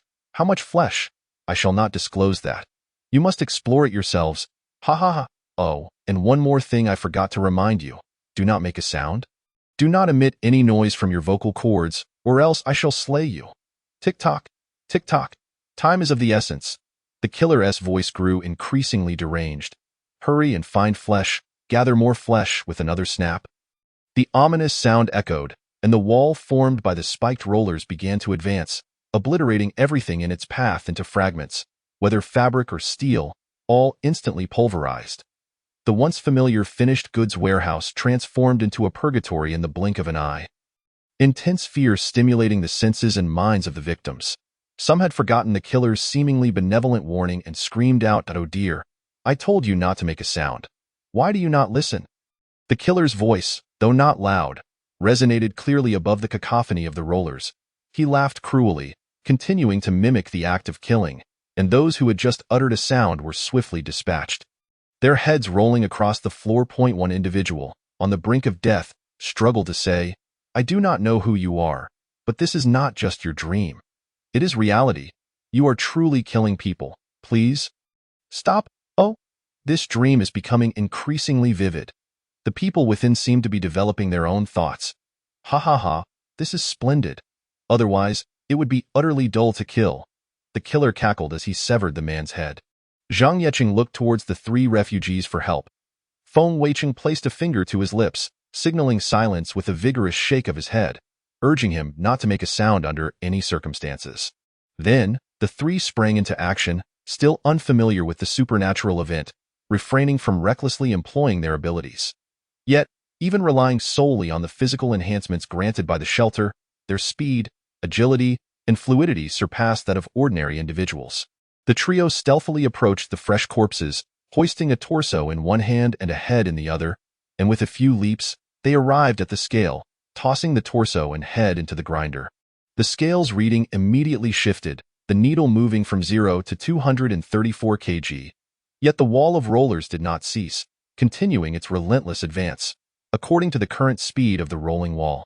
The group has only 10 minutes left. After that, the rolling wall will crush everything within the finished goods warehouse. Zhang Yeqing, following the example of three other refugees, begins to transport the corpses.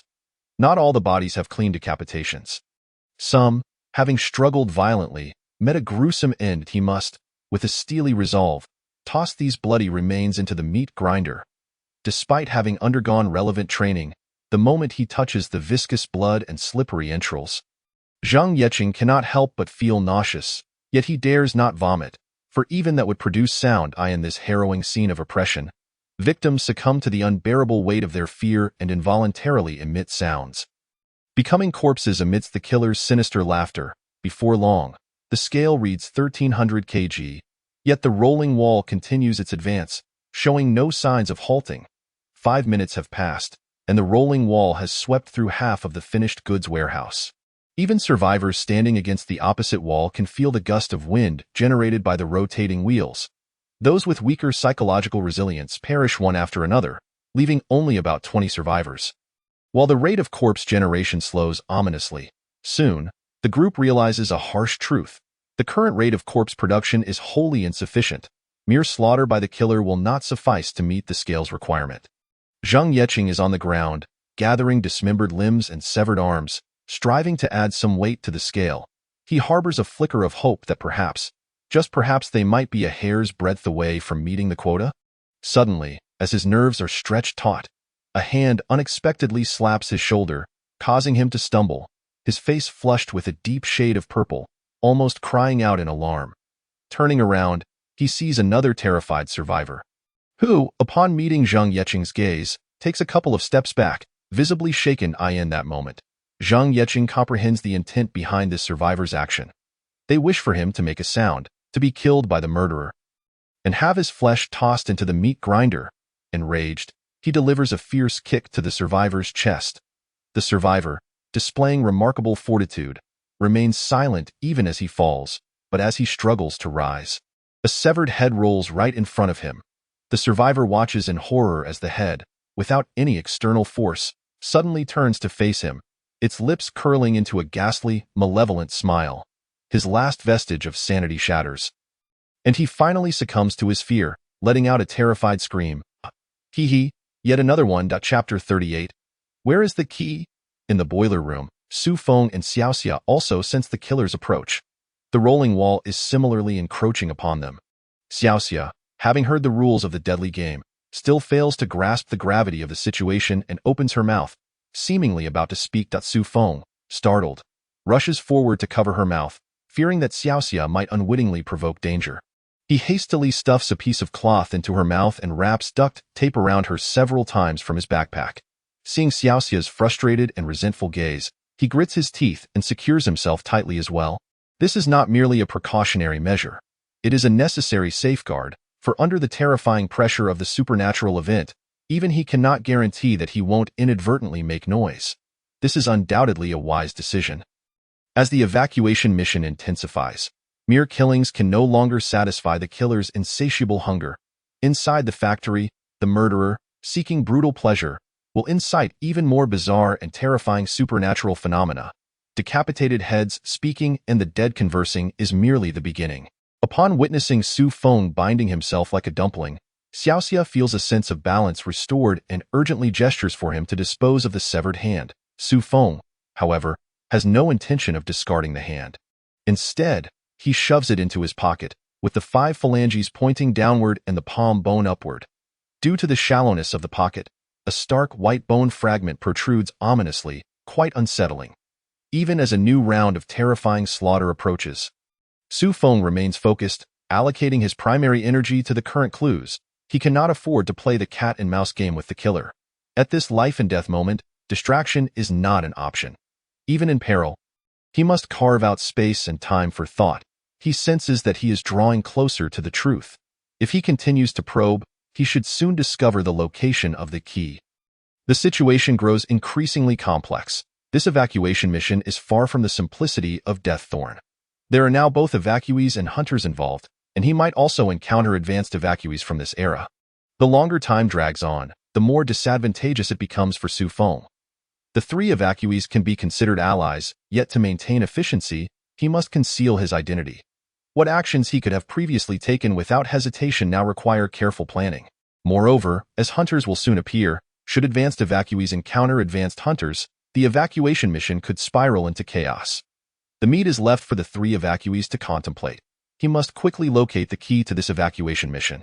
A sense of unease lingers, for the killer, this butcher, has thus far exhibited behaviors entirely unrelated to the concept of following through on words. He seeks only to derive the utmost pleasure from murder. How much meat does the scale truly require? Will it be akin to the textile workshop incident, where attempting to flee from the butcher's orders leads victims down a path to death? Unknown, uncertain. The butcher's mind has already been warped by supernatural events, rendering rationality moot. Su Feng is determined not to prolong the evacuation task until the final stage. If possible, he intends to conclude everything within the finished goods warehouse. Drawing a line before the Western employee dormitory, the rolling wall is still some distance from the boiler room. He takes a deep breath and activates clarity. As a clarity is initiated, the overwhelming majority of negative emotions are kept at bay. Fear, irritation, and unease vanish, leaving only the purest thoughts flowing smoothly. The clarity that has been honed through Chen Buji's infernal trials is now incomparable. Although both are named clarity, the current active clarity surpasses the passive version in purity, precision, and efficiency, much like the difference between a revolver and a fully automatic rifle. Chen Yanli was killed in 1984, the the murderer being the Huainan Textile Factory. In 2004, the Huainan Textile Factory is erupting in supernatural events, with indiscriminate slaughter taking place, the killer being a visitor from 2024. The medium is dream murder. The Huainan Textile Factory killed Qin Yanli in a dream, and the visitor from 2024 is also slaughtering within the same dream. Qin Yanli was dismembered into 37 pieces. All but this fragment of hand bone have been found. Xiaoxia mentioned that in the dream, Qin Yanli wore a dogtooth bracelet on her hand, which fell to the ground when her right hand was severed. But she did not retrieve it. Important information must be concealed within Qin Yanli's experience. But what exactly is that information? What have I yet to consider? Su Feng strains to think, attempting to extract value from every clue. Seeking the path to the key, 0.1 minute, 0.2 minutes, 0.5 minutes, he remains in the boiler room, lost in thought for a full 5 minutes, without uttering a word or taking action, his entire being seeming to petrify in place. This is certainly not a side effect of clarity. Rather, it is due to Su Feng's intense concentration, or perhaps the sheer volume of thought he has engaged that leaves no room for other sensory perceptions. The rolling wall draws closer. One wall of the boiler room has been utterly destroyed, and the rapidly spinning spiked rollers emit a deafening roar, now less than 5 meters from Su Feng. Xiaoxia does not run away. She stays close to Su Feng. Seeing him remain motionless, indifferent to the impending rolling wall, she grows anxious and desperately tries to pull him outside, but her strength proves insufficient. She slaps him across the face twice, yet it is to no avail. 0.4 meters, 3 meters, 2 meters. Su Feng remains as still as a monk in meditation, standing unwaveringly in place, his right thumb pressed against his temple. Brow furrowed in thought, he recalls 2 crucial pieces of information related to this evacuation mission. He is watching you. This is a text message received without explanation. Find the special person. This is the clue provided by the parchment. The contents of the message seem unrelated, while the parchment's hint. Who is the special person? In this evacuation mission, who is truly special? Both he and the butcher hail from 2024. Does that count as special? Xiaoxia's hidden right hand remains undiscovered. Does that make her special? Zhang Yeqing is not a worker from the Huainan Textile Factory. Does he qualify as special? Special, yes, all very special, yet not sufficiently so. Among all the characters currently present, one stands out as the most special, so unique that all other special cases pale in comparison. Who is this person? Qin Yanli, handbone. Dogtooth bracelet. Suddenly, a flash of insight strikes Su Feng's mind. He keenly captures a name. It must be it. At the moment he acquires this name, Su Feng's senses return, and he has no time to savor his revelation, for a deafening roar fills his ears. Bang! The rolling wall is now half a meter away from crushing him. Even without contact, the debris it stirs up leaves marks upon his body. Bang! Xiaoxia, still unwilling to abandon him, summons all her strength for another slap. From her perspective, this final effort finally bears fruit, for after the slap, Su Feng finally stirs. Without hesitation, Su Feng grasps Xiaoxia's hand and exits the boiler room, swiftly distancing themselves from the rolling wall, which has left the finished goods warehouse in utter ruin. He glanced at Xiaoxia, realizing that the previous answer still required her confirmation. However, in such a situation where words failed, how could that be accomplished? Chapter 39. Why are some shorter? Crash. Almost the moment the two left the boiler room, the rolling wall thundered past, and the boiler exploded with a resounding bang, scalding hot water splattering everywhere. Su Feng was caught off guard, drenched on one side. His exposed skin instantly turned crimson, blisters forming, and one eye was nearly impossible to open, both painful and wretched. Xiaoxia looked at Su Feng with concern. She too was affected, but thanks to Su Feng shielding her, the boiling water that fell upon her was minimal, mostly absorbed by her clothing, leaving her relatively unscathed. Su Feng gasped, gritting his teeth to endure the pain. The body enhancement granted by the shelter included healing abilities. The blisters burst and began to scab over, the redness fading, albeit slowly, yet changes were visible to the naked eye. He shook his head at Xiaoxia, indicating that he was not seriously harmed, and then grasped her hand, heading towards Zhang Yeqing. The factory was a scene of utter devastation. Blood splattered everywhere, and dismembered limbs lay scattered on the ground, a horrifying sight. Following the destruction of the boiler room, less than a third of the finished goods warehouse remained intact. the rolling wall continuing to advance, compressing the space to under 100 square meters, with fewer than 15 victims still alive. 3 of the refugees remained. Zhang Yeqing, covered in blood, looked terrified, but fortunately, he was still able to move. Before the butcher began his new round of slaughter, there were still over 40 survivors. Now, counting Su Feng, Zhang Yeqing, Xiao Xia, and the 3 refugees, the number dwindled to fewer than 20.7 minutes had passed. It was unimaginable what the surviving individuals had endured during those 7 minutes. The scale read 1136 kg, and the rolling wall showed no signs of halting. Su Feng's expression faltered. That number seemed incorrect. The weight of an adult typically ranges from 45 to 75 kilograms. Calculating with an average of 60 kg, the total weight for 20 individuals would conservatively estimate at 1,200 kg. Clearly, there were more than 20 deceased, yet the number had not exceeded 1,200. It was evident that some flesh had not been recovered. Obliterated by the rolling wall, the fear of death overshadowed all, and the desire to survive ignited unimaginable evils.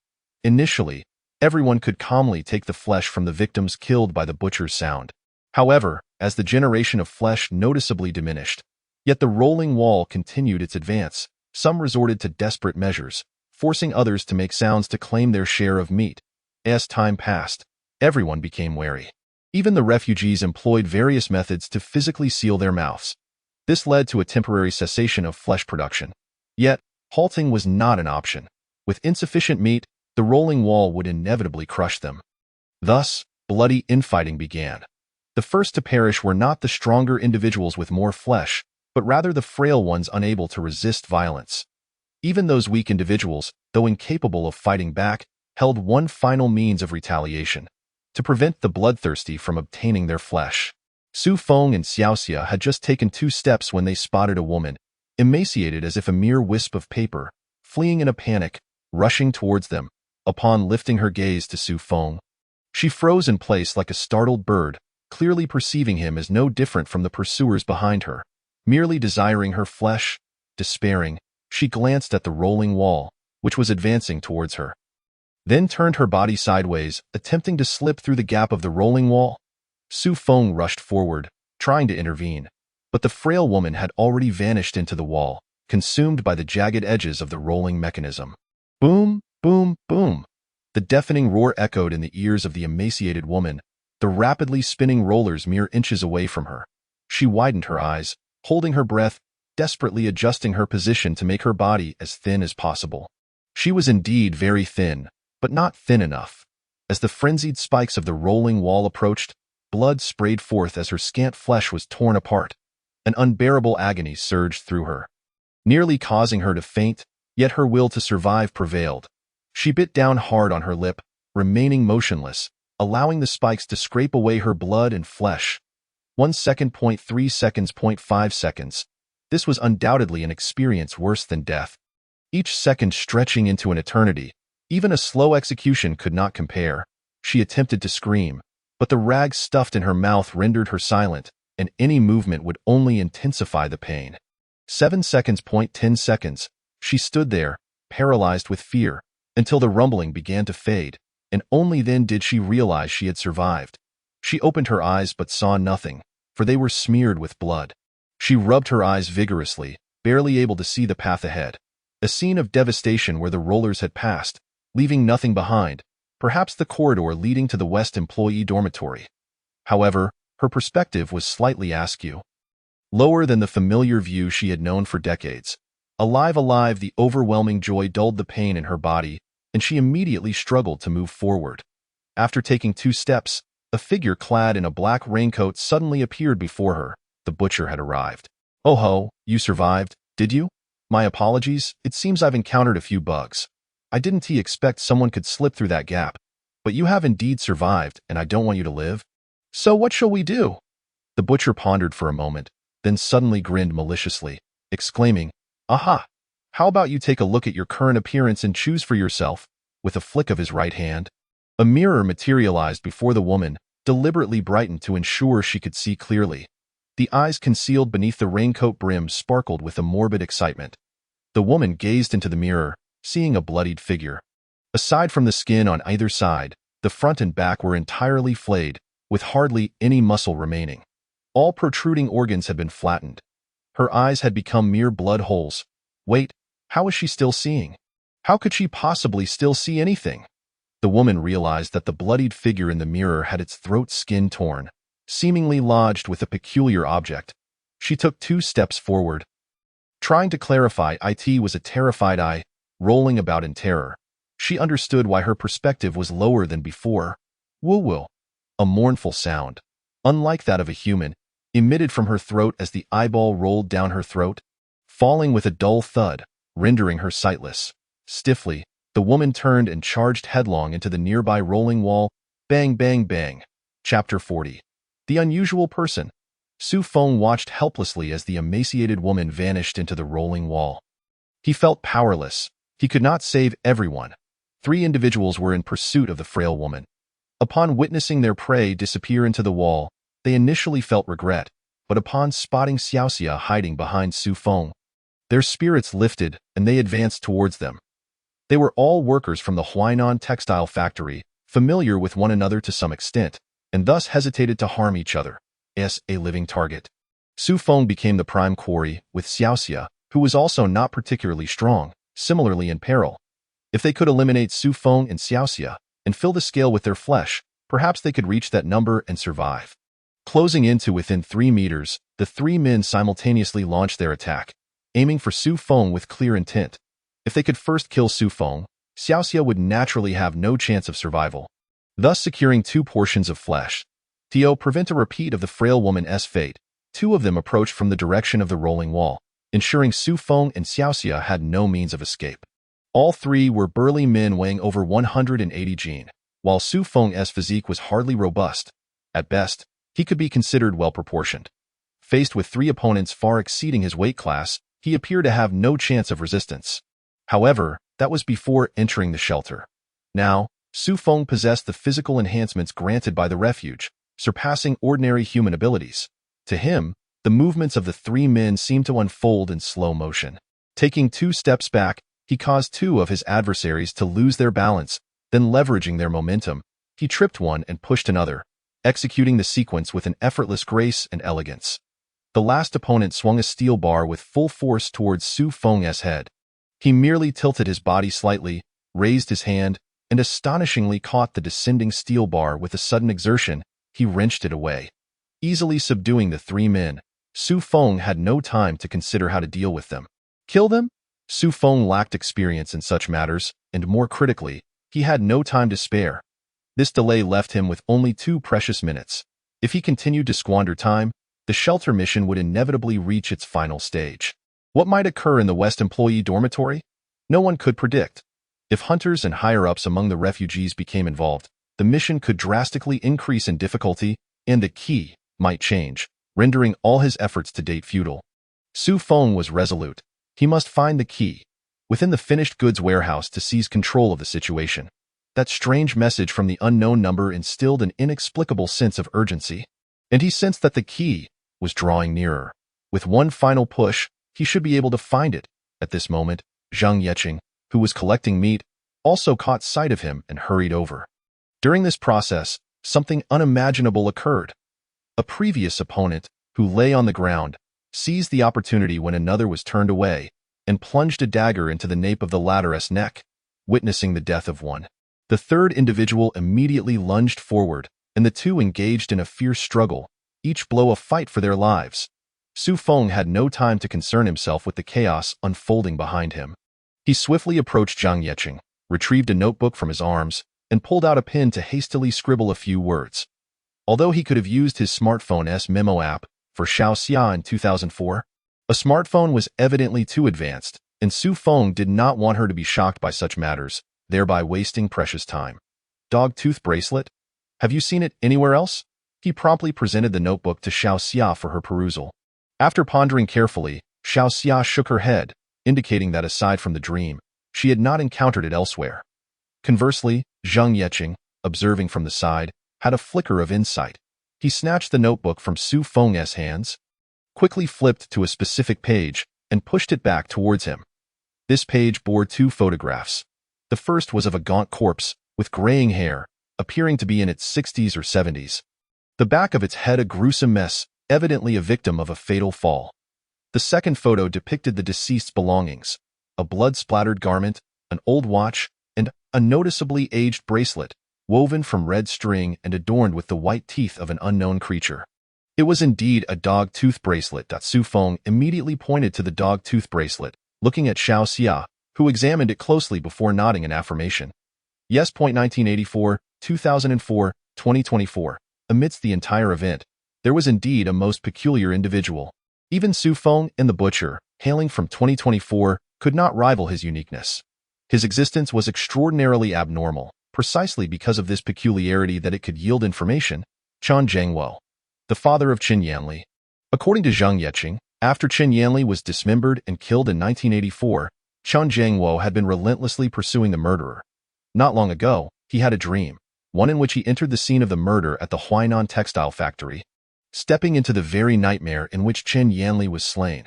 For a full 20 years, why did he not enter sooner or later, but rather on that specific day?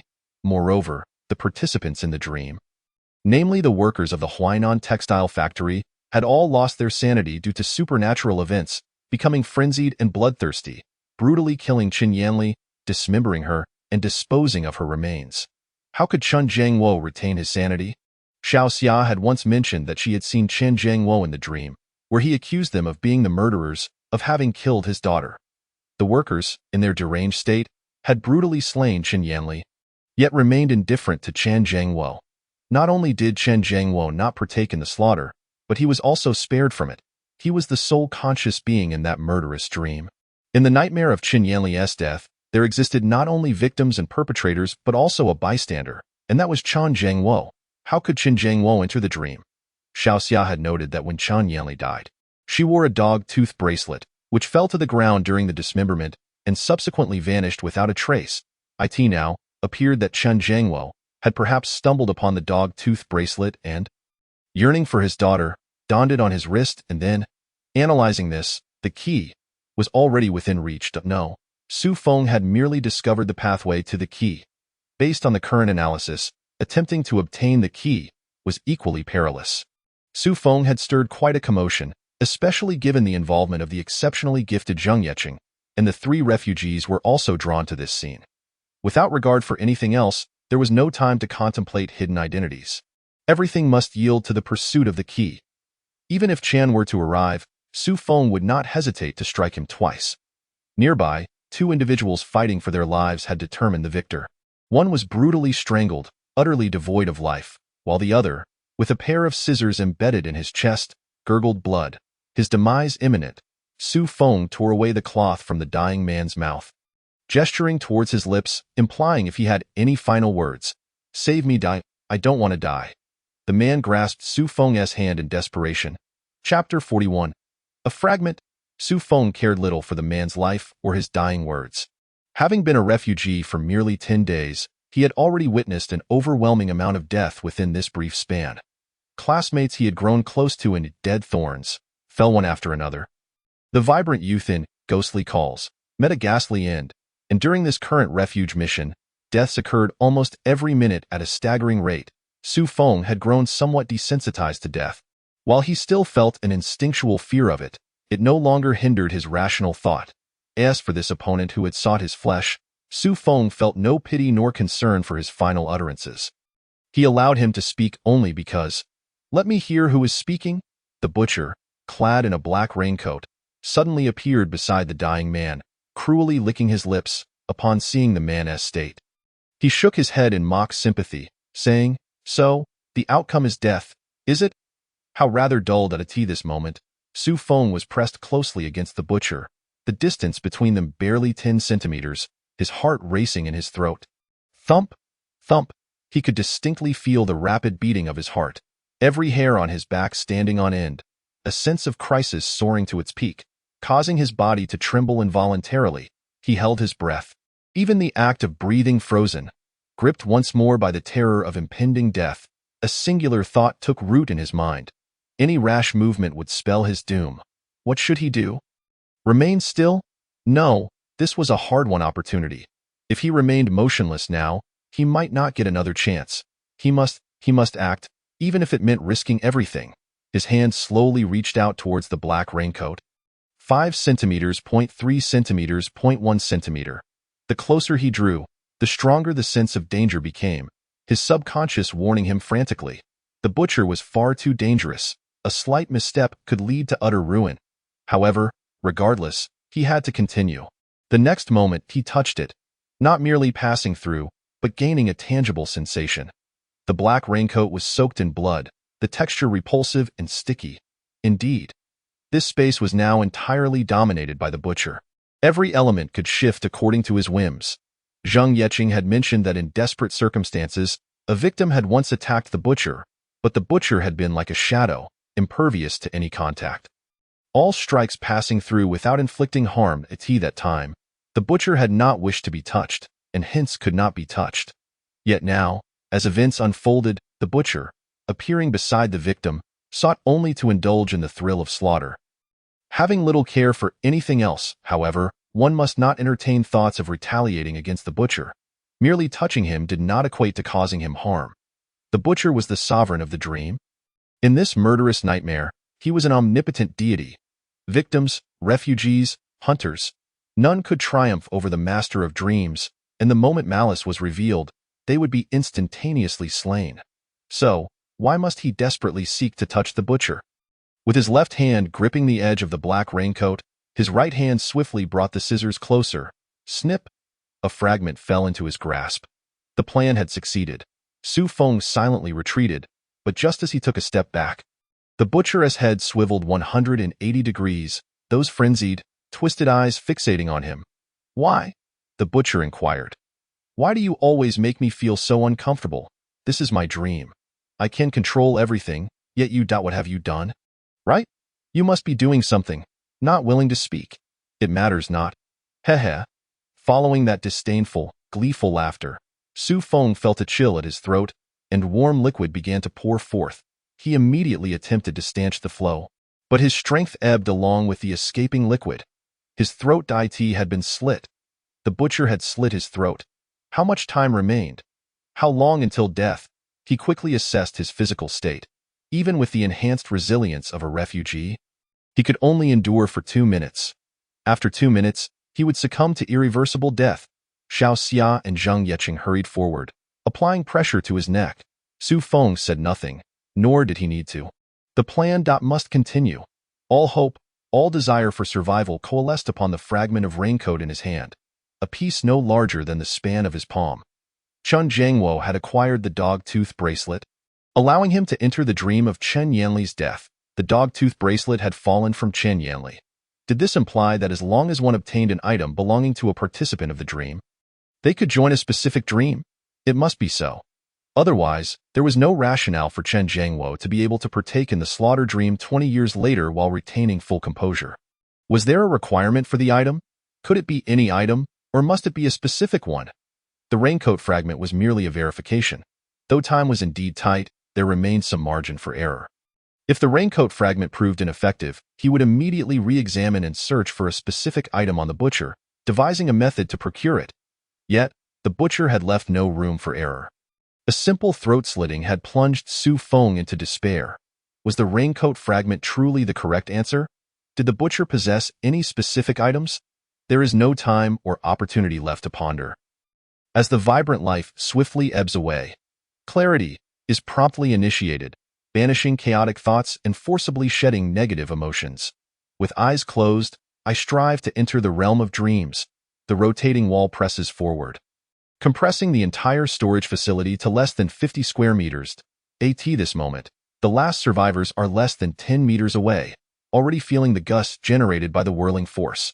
Fewer than 10 survivors remain, and the weight on the scale has surpassed 1,800 kilograms, yet it is still insufficient, still inadequate. The rotating wall advances relentlessly. In such a terrifying environment, during this crucial moment before the gates of death, it is unfathomable to find solace in slumber, even with a conscious clarity. It would be a challenge to achieve. However, the current state of near-death paradoxically aids Su Feng. His consciousness gradually blurs. Within his increasingly indistinct vision, he perceives the anxious expressions of Xiao Xia and Zhang Yicheng, alongside the figures of 3 other refugees. Beyond that, cough, cough, cough.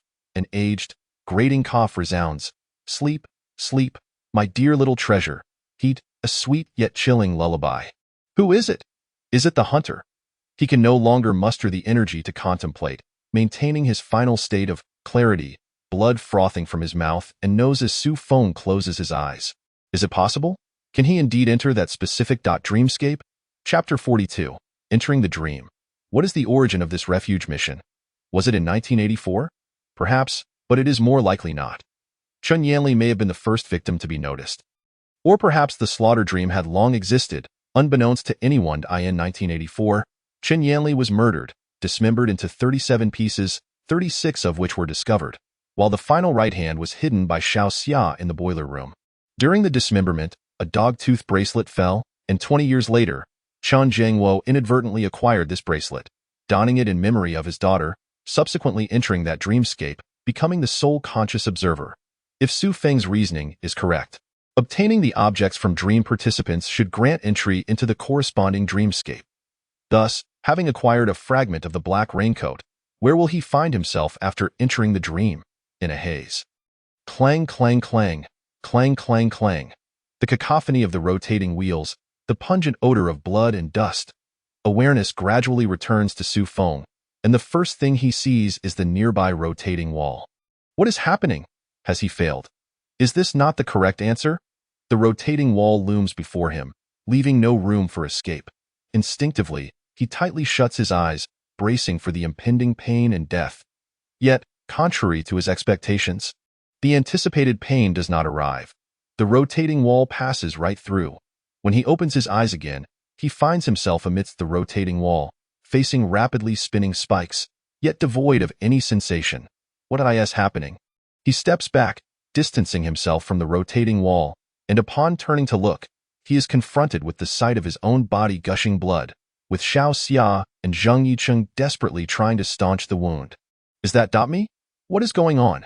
Suddenly realizing that this is indeed entering the dream, and he has succeeded, yet it seems different from what he imagined. He has entered the butcher's slaughter dream. He had previously contemplated various possibilities upon entering the dream. A failure to enter would naturally be one outcome, but if he did succeed, he would either find himself in the butcher's real world or in the dream of the butcher's demise in 2044. From the current logical chain presented, Chen Yanli was murdered in 1984, and in 2004, the Huainan textile factory, which killed her, was slaughtered. Thus, the butcher responsible for the massacre of the Huainan textile factory, belonging to 2024, should be killed in 2044.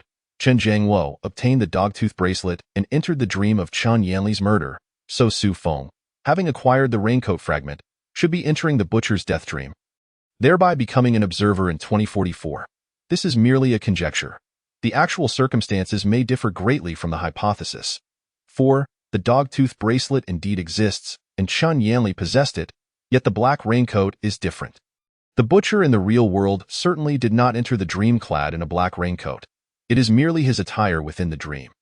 Even Su Feng did not anticipate that upon successfully entering the dream, he would become an observer in this slaughter dream, and upon becoming an observer, the entire space feels distinct from before. He first glances at the scale, which now reads 1900 kilograms, and beside it, another figure indicates 2000. This is the quantity of flesh required to halt the rotating wall. Moreover, whether it be the rotating wall, the steel bars, or the butcher's raincoat, they are all shrouded in a mist. Reminiscent of undulating energy, he also glimpses the hunter lurking outside the refuge mission. There is a peculiar sensation. It seems he can interfere with something. With a mere thought, he approaches the scale, first erasing the initial digit 2, then inscribing a 1 with his fingertip. Sure enough, as the 2000 transforms into 1000, the rotating wall ceases its movement, coming to a halt, no longer advancing. Observers are not limited to mere observation. They can indeed intervene in the dream to a certain extent. At that time, Chen Zhengwo may have been too despondent to attempt any actions, or perhaps he did try but failed to prevent the ultimate outcome. If this slaughter dream is likened to a game, the butcher acts as the supreme administrator, capable of turning thoughts into reality. The observer, or the one who enters the dream through an object, resembles a virus or hacker. Whether a virus or hacker, upon becoming an observer, everything has changed, and the difference lies in, oh, why has it stopped? The butcher expresses rare astonishment. It shouldn't be. It should still be below the required quantity. Did I miscalculate? Su Feng returns to his own body, lightly grazing his fingertip across his neck, causing the gushing blood to immediately cease, and his breathing gradually stabilizes. Not dead? How can this be? The butcher is even more astonished. He approaches Su Feng's body, examining it closely, raising his dagger once more, ready to eliminate this inexplicable variable. This cannot be. If it were a direct decapitation, there would be no assurance of continuity before death. Su Feng furrows his brow and shoves the rotating wheel. Clang, clang, clang. The rotating wall is reignited, but it moves in the opposite direction, successfully diverting the butcher's attention, leaving him perplexed about what transpired. Is this not my dream? Why are there occurrences beyond my control? Is someone sabotaging it? Who is it? Who? The butcher's form begins to flicker. His gaze sharpens, quickly realizing something is amiss, and then he vanishes, only to reappear right before Su Feng. Confronting him as the observer, is it you causing the disruption? Die! The dagger lunges towards Su Feng's chest. Upon becoming an observer, everything has transformed. This slaughter dream is akin to the butcher's game. In this game, he is the supreme administrator with ultimate authority, and all victims are NPCs, mere automatons, free to act as he pleases. However, the observer is different. Like a virus or hacker, upon infiltrating the game, they no longer play the role of an NPC. And the fate of life and death is no longer dictated by the supreme administrator. Perhaps the authority may not surpass that of the butcher, but attempting to kill an observer cannot abide by the dream's rules. He cannot easily eliminate an observer as he would an NPC, in an FPS game, when the administrator personally enters and activates invincibility cheats, slaughtering rampantly within the game, no matter how invulnerable he appears. He cannot harm the observers of that game. This is the state Su Feng currently finds himself in. Grasping the butcher's wrist, he pulls him close, causing the butcher to stumble, nearly collapsing to the ground. Incredulously turning back to Su Feng, he is baffled. Why can't he kill this person? Yet, at this moment, Su Feng is not at ease either. In such a dire environment, it is clarity that sustains him in the dream state. Once clarity dissipates, he will awaken from the dream. At that point, no one can prevent the butcher, and none shall survive. How much time remains for clarity? Chapter 43. Before awakening from the dream. As Su Feng enters the Huainan textile factory to execute this refuge mission, he has utilized clarity 3 times. The first time was in the yarn warehouse, confirming the butcher's mode of killing. The second time was in the boiler room, searching for a specific individual. The third time is the currently ongoing clarity, relying solely on it to maintain his dream state in such a harsh environment. The first, clarity, lasted barely half a minute. The second took quite some time, lasting 6 full minutes, and with the duration of the third clarity, the cumulative time adds up to 8 minutes. This means Su Feng has only 2 minutes left. His use of clarity has been exceedingly frugal. He has sought to conserve every second, employing it only during critical moments. Even so, as the refuge task progresses, only 2 minutes remain. 2 minutes, will it suffice? There is no time to ponder further. Su Feng must conclude the entire refuge mission within 2 minutes. Otherwise, the butcher, driven mad by the uncontrollable dream, will undoubtedly kill all victims at the first opportunity. What to do?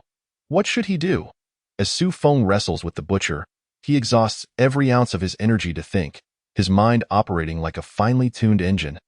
With a resounding roar echoing in his thoughts, wait, if obtaining the corresponding object allows entry into a specific dream, could it mean, Yanli, Yanli, what are you doing? Faint echoes of desperate roars drifted through the air, emanating from beyond the finished goods warehouse. Suddenly, a realization struck him.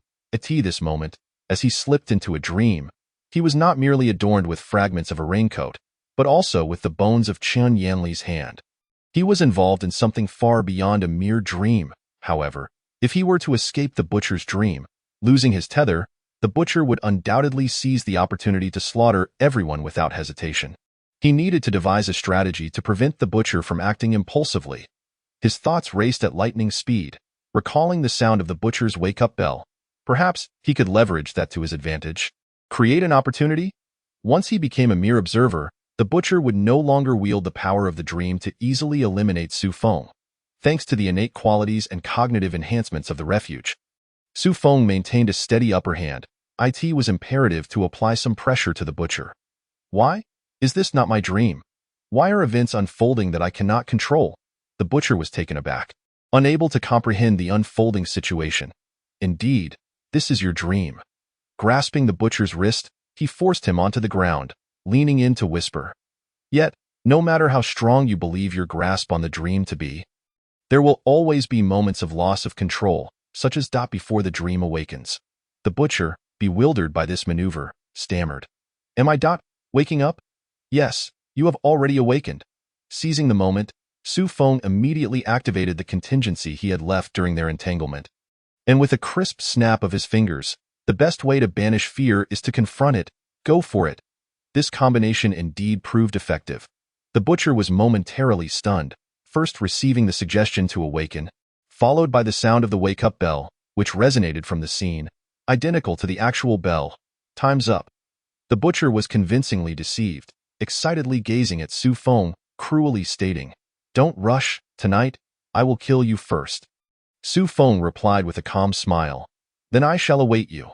The butcher's figure flickered and swiftly vanished, while simultaneously, the steel barriers surrounding the finished goods warehouse ceased to exist, and the roller walls faded into nothingness, revealing the passage leading to the West Employee Warehouse.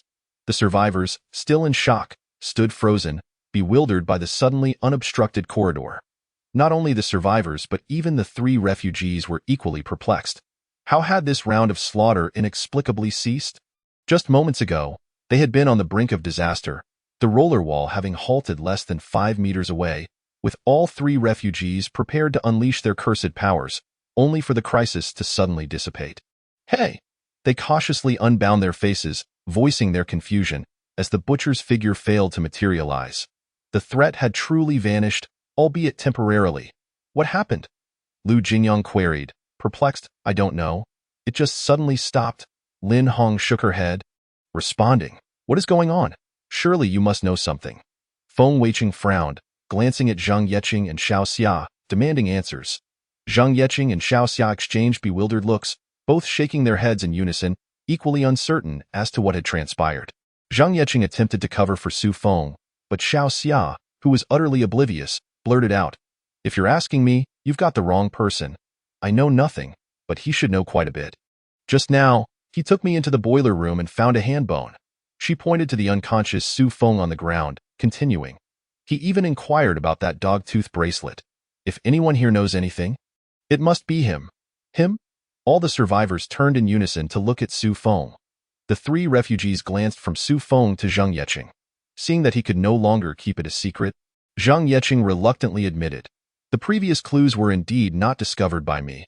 It was all thanks to him. I believe the cessation of the slaughter is also due to him, but as for what exactly he did, I am not privy to that information. What is his name? Feng Weiqing inquired. I don't know. He never mentioned it, Zhang Yeqing replied, shaking his head. Lu Jingyang furrowed his brow. The pattern of this supernatural incident resembles a refuge mission? Could he be a refugee currently executing a refuge task? That shouldn't be the case. Today's published refuge mission does not include this location. It is possible he is indeed a refugee. If this is a time-space type of refuge task, there exists a possibility of it not being recorded by the Bureau, Lin Hong suggested. A solo-executed refuge task? Or perhaps all his companions perished, leaving him alone? Judging by the current experiences, the difficulty of this refuge task, Feng Weiqing exclaimed in astonishment. It is undoubtedly not lower than my previous level 7 task, and considering the solo execution, it could possibly be level 8? The more he spoke, the more astonished he became. Brother, are you saying that this could possibly be a level 7 refugee? That is impossible. How could there be a level 7 refugee we have never encountered? Lu Jingyang replied incredulously. Moreover, it seems he is close to succeeding. Feng Weicheng concluded, suggesting that perhaps we might witness the emergence of a level 8 refugee. Level 8? A level 8 refugee? Lu Jingyang was at a loss for words. Zhang Yeqing and Xiao Xia stood by, equally baffled, as if listening to an incomprehensible tale, utterly unaware of their discourse. None noticed Lin Hong's eyes flickering, her gaze darting between Feng Weicheng, Lu Jingyang, and Su Feng, occasionally glancing towards the entrance, revealing a nervous expression, as if she anticipated an imminent occurrence. Creak. The iron door of the finished goods warehouse slowly opened. Darkness enveloped the space, lights extinguished one after another. Cackling, a chilling, eerie laughter of a baby pierced the silence. Chapter 44. A gruesome death. As an observer, he witnessed everything in the Huainan textile factory. He could clearly see and hear the conversations among the crowd. He never anticipated being elevated to the heights of a Level 7 refugee. It became evident that the tasks issued by Refuge 21 indeed differed significantly from other refuge missions. A Level 2 refuge task could rival others at Level 7, which explained the exceedingly low survival rate of Refuge 21. He could also see the hunters entering the finished goods warehouse, a gaunt old man and a plump woman, choosing to enter the scene during the butcher's temporary retreat. Su Feng observed the peculiar items they carried. Embedded deeply in the chest of the gaunt old man was a steel nail, over 20 centimeters long. Nearly piercing through his ribcage entirely, it was this very steel nail that could temporarily sever the influence of the refuge task. In real-world supernatural events, investigators and refugees could employ various means to avoid being ensnared by certain criteria, but refuge tasks were different. Once one entered the scene of a refuge task, they were inevitably pulled in. This mysterious steel nail, whose origin was unknown, could momentarily isolate them from the influence of the refuge task, making it the hunter's greatest asset in infiltrating the Huainan textile factory. Upon the appearance of the two hunters, Feng Weiqing and Lu Jingyang braced themselves for confrontation, while Lin Hong secretly wore a smile. Undoubtedly, this Lin Hong harbored ulterior motives. Su Feng could see everything and possessed the ability to confront the hunters. Yet he had no time to spare. With less than a minute and a half remaining, he felt immense pressure. Letting out a long sigh, he could only choose to trust Feng Weiqing and Lu Jingyang, hoping they could endure until the refuge task concluded. Truth be told, he was struggling to ensure his own safety, let alone concern himself with others. Su Feng needed to resolve his own issues urgently. A minute and a half. Is that achievable? How should the refuge task be concluded? Yanli? Yanli. My child. You all stop. That is my child. That Su Feng departed the finished goods warehouse, moving towards the source of the voice. Upon stepping into the textile workshop, the surrounding scene underwent a dramatic transformation. The workshop, previously in disarray due to the butcher's massacre, instantly became clean and orderly, warm sunlight streaming through the windows. In stark contrast to the warm sunlight was the horrifying sight of fresh blood. Chen Yanli lay sprawled on the central workbench, her limbs tightly bound by hemp ropes. She was undeniably beautiful, with bright eyes and white teeth, her black hair cascading down, and a dogtooth bracelet adorning her wrist like a lotus root. Ha ha, kill her, kill her, kill her, die. Ha ha, I am so happy. Those eyes are so beautiful. I want those eyes. The eyes surrounding the workbench was a frenzied crowd, their faces twisted into grotesque smiles, their eyes gleaming with a bloodthirsty desire, wielding awls, scissors, or folding knives, mercilessly descending upon Chen Yanli. Chen Yanli was already dead. She had been strangled to death by the hemp ropes, yet her expression bore no pain. As if she were merely asleep, still retaining her beauty from life. The most brutal dismemberment began, with 37 workers ensnared by the supernatural event, having completely lost their sanity, excitedly brandishing their tools, desperately chiseling away at Chen Yanli's organs and limbs. With each piece of her body they obtained, they would raise the severed fragments high, twisting their bodies in delight, all the while emitting piercing, maniacal laughter. Su Feng spotted Chen Zhangwo. He too was in the textile workshop. Less than 5 meters from Chen Yanli, yet an unseen force prevented him from drawing nearer, leaving him helplessly watching his daughter being slaughtered, dismembered. Chen Zhangwo had inadvertently acquired the dogtooth bracelet, entering the death dream of Chen Yanli. It was the right method, but at the wrong time and place. He could not become an observer and was rendered powerless. Here, what more can I do? Su Feng swiftly came to the realization that, although he was not like Chen Zhangwo and could alter certain circumstances, he remained powerless in the face of the current predicament. For Chen Yanli had already succumbed to death. Her lifeless body held no spark of vitality. As an observer, he could neither resurrect her nor sever the influence of the supernatural events, allowing the dream participants to regain their sanity. Not even the butcher himself could achieve such a feat. The only solution Su Feng could conceive to terminate the refuge mission was to find a way to ensure Chen Yanli's survival. As long as she lived, the chain of curses would be broken. If the tragedy of 1984 had not transpired, then the massacre of 2004 would naturally cease to exist. Yet, Chen Yanli was indeed dead. Would removing the dogtooth bracelet yield any results? Would retrieving the unaccounted right hand prove beneficial? It would not alter the outcome. Taking away the dogtooth necklace would merely prevent Qin Zhangwo from entering this dreamscape, thus sparing him from suicide, but that was solely related to his own fate. Provided that Chen Yanli had indeed perished in 1984, killed through the dreams by the Huainan textile factory in 2004, then the dream of slaughter in 2004 would persist unchanged. If there were to be any alteration, it would be the absence of the crucial leads represented by Qin Zhangwo and the dogtooth bracelet, making Su Feng's search for the key all the more challenging. What was to be done? Could it truly be insurmountable? Time ticked away, and his mind gradually signaled exhaustion. The duration of clarity was waning. Once clarity concluded, Su Feng would have no choice but to exit the dream state. The duration of clarity would reset after 24 hours, and this refuge mission showed no signs of lasting that long. According to the butcher, their next encounter would mark Su Feng's demise. 90 seconds, 80 seconds, 70 seconds, 60 seconds, only a minute remained. The time for clarity dwindled to its last minute.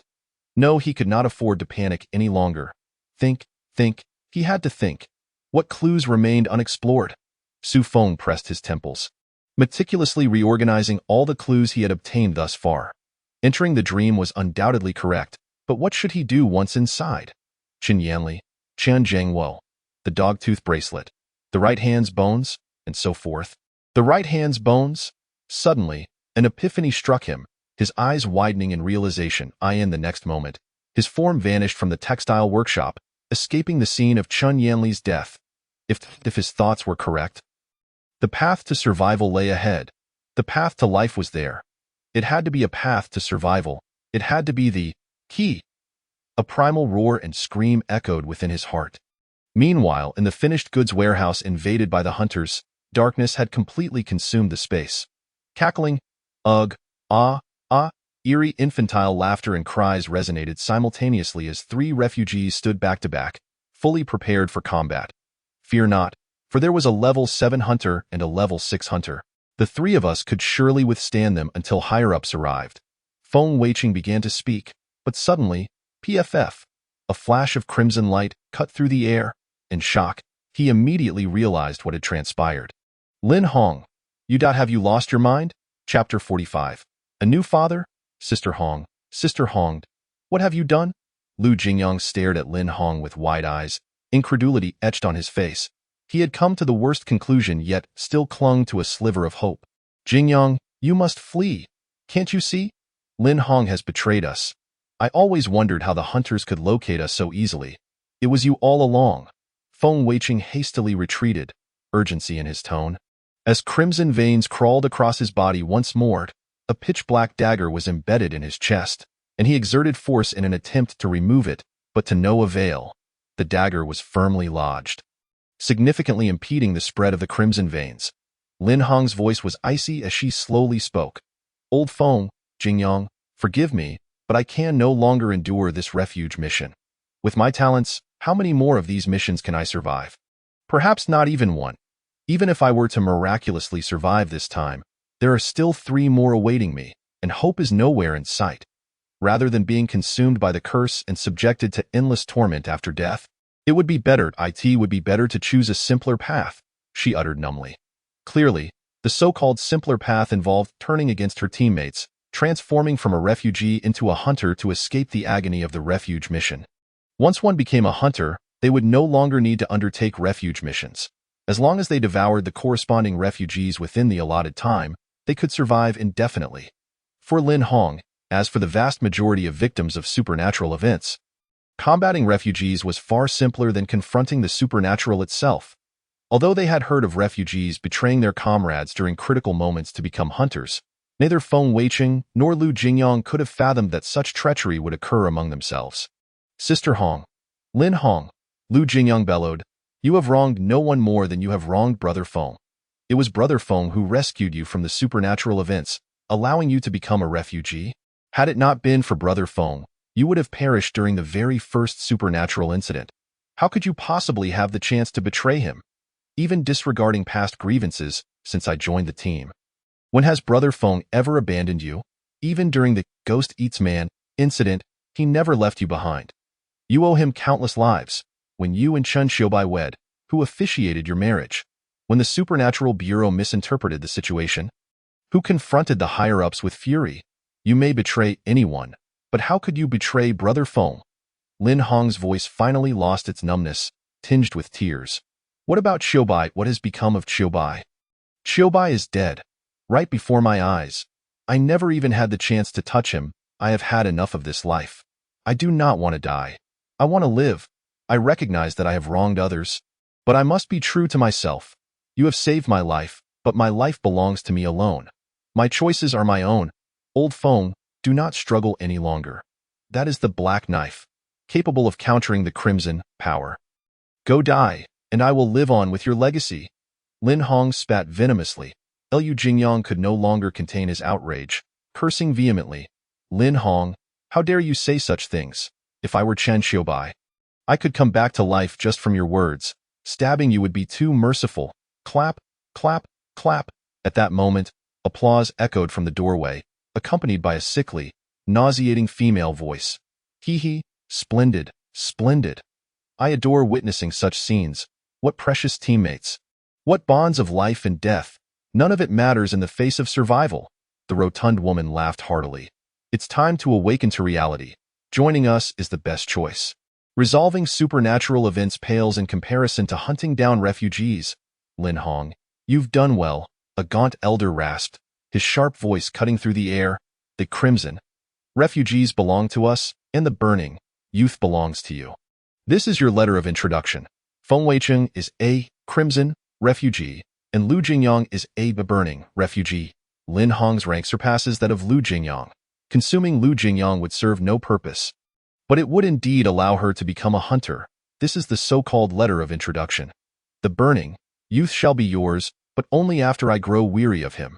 Hee hee, if you dare to toy with me, I shall have my fun with you. A dangerous glint flickered in the fat woman's eyes. Liu Jingyang immediately felt a chill run down his spine, erupting in anger. You wretched creature! What foul thoughts are you entertaining? Even if I die here, I shall not grant you your wish. Oh dear, it seems you do not favor me, but I shall ensure you accept my darling. You wish for a new father. Do you not? The plump woman cooed to the infant in her arms, cackling. The baby emitted a shrill laugh. Jingyang, listen to me. Feng Weicheng whispered, his condition deteriorating. The black knife had inflicted severe negative effects on him, his complexion pale and beads of sweat dotting his forehead. I will buy you time. You must find a way to escape, brother. I will buy you time. You must survive among the existing level 7 refugees. You have the greatest potential to become a level 8 refugee. If you perish here, the loss would be insurmountable. The entire Bureau of Supernatural Investigations could not bear it. Beyond level 7 lies the realm of advanced refugees. Reaching level 8 could significantly influence the balance between refugees and hunters. This is not merely a matter of adding or subtracting one. Losing a level 7 refugee could mean the emergence of an additional level 8 hunter, especially one with the potential to ascend to level 8. The consequences would be catastrophic, directly affecting the balance of power. Jingyang, I fear you may become complacent. There is something I have yet to disclose. The higher-ups have reached a consensus. Your talent is a once-in-20-year occurrence, and you have a genuine chance of becoming a level 9 refugee. Your survival holds greater value than mine. Now is not the time to discuss value. The hunters will not permit me to leave. Rather than that, I shall draw their attention. They have assembled such a formidable force. If we perish here, it is not in vain. If one of us survives, it is a gain. Even if we cannot escape, we must delay as long as possible. The higher-ups should be arriving soon. Should we die, we can still take these hunters down with us. Oh, what are you two conspiring about? The plump woman smiled alluringly and addressed the infant in the cradle. My dear, shall we go find a new daddy together? Hee hee hee. The eerie laughter of the baby echoed once more, this time resonating directly in Liu Jingyang's ears. Almost immediately, A cold little hand rested upon the nape of his neck in the darkness. He. Chapter 46. The Scarlet Tree. He. Ugh, ugh, ugh. In the pitch-black void, the simultaneous cries and laughter of the infant reverberated throughout the entire space, accompanied by the coughs of a gaunt old man. What is happening? What has transpired? Haven't we survived? Why do we hear the cries and laughter of a baby? What on earth are we enduring? Wasn't that horrifying massacre enough? Or is the slaughter not yet over, continuing unabated? Including the refugees, Zhang Yeqing and Xiaoxia, fewer than 10 survivors still breathed, all too aware of the horrors they faced.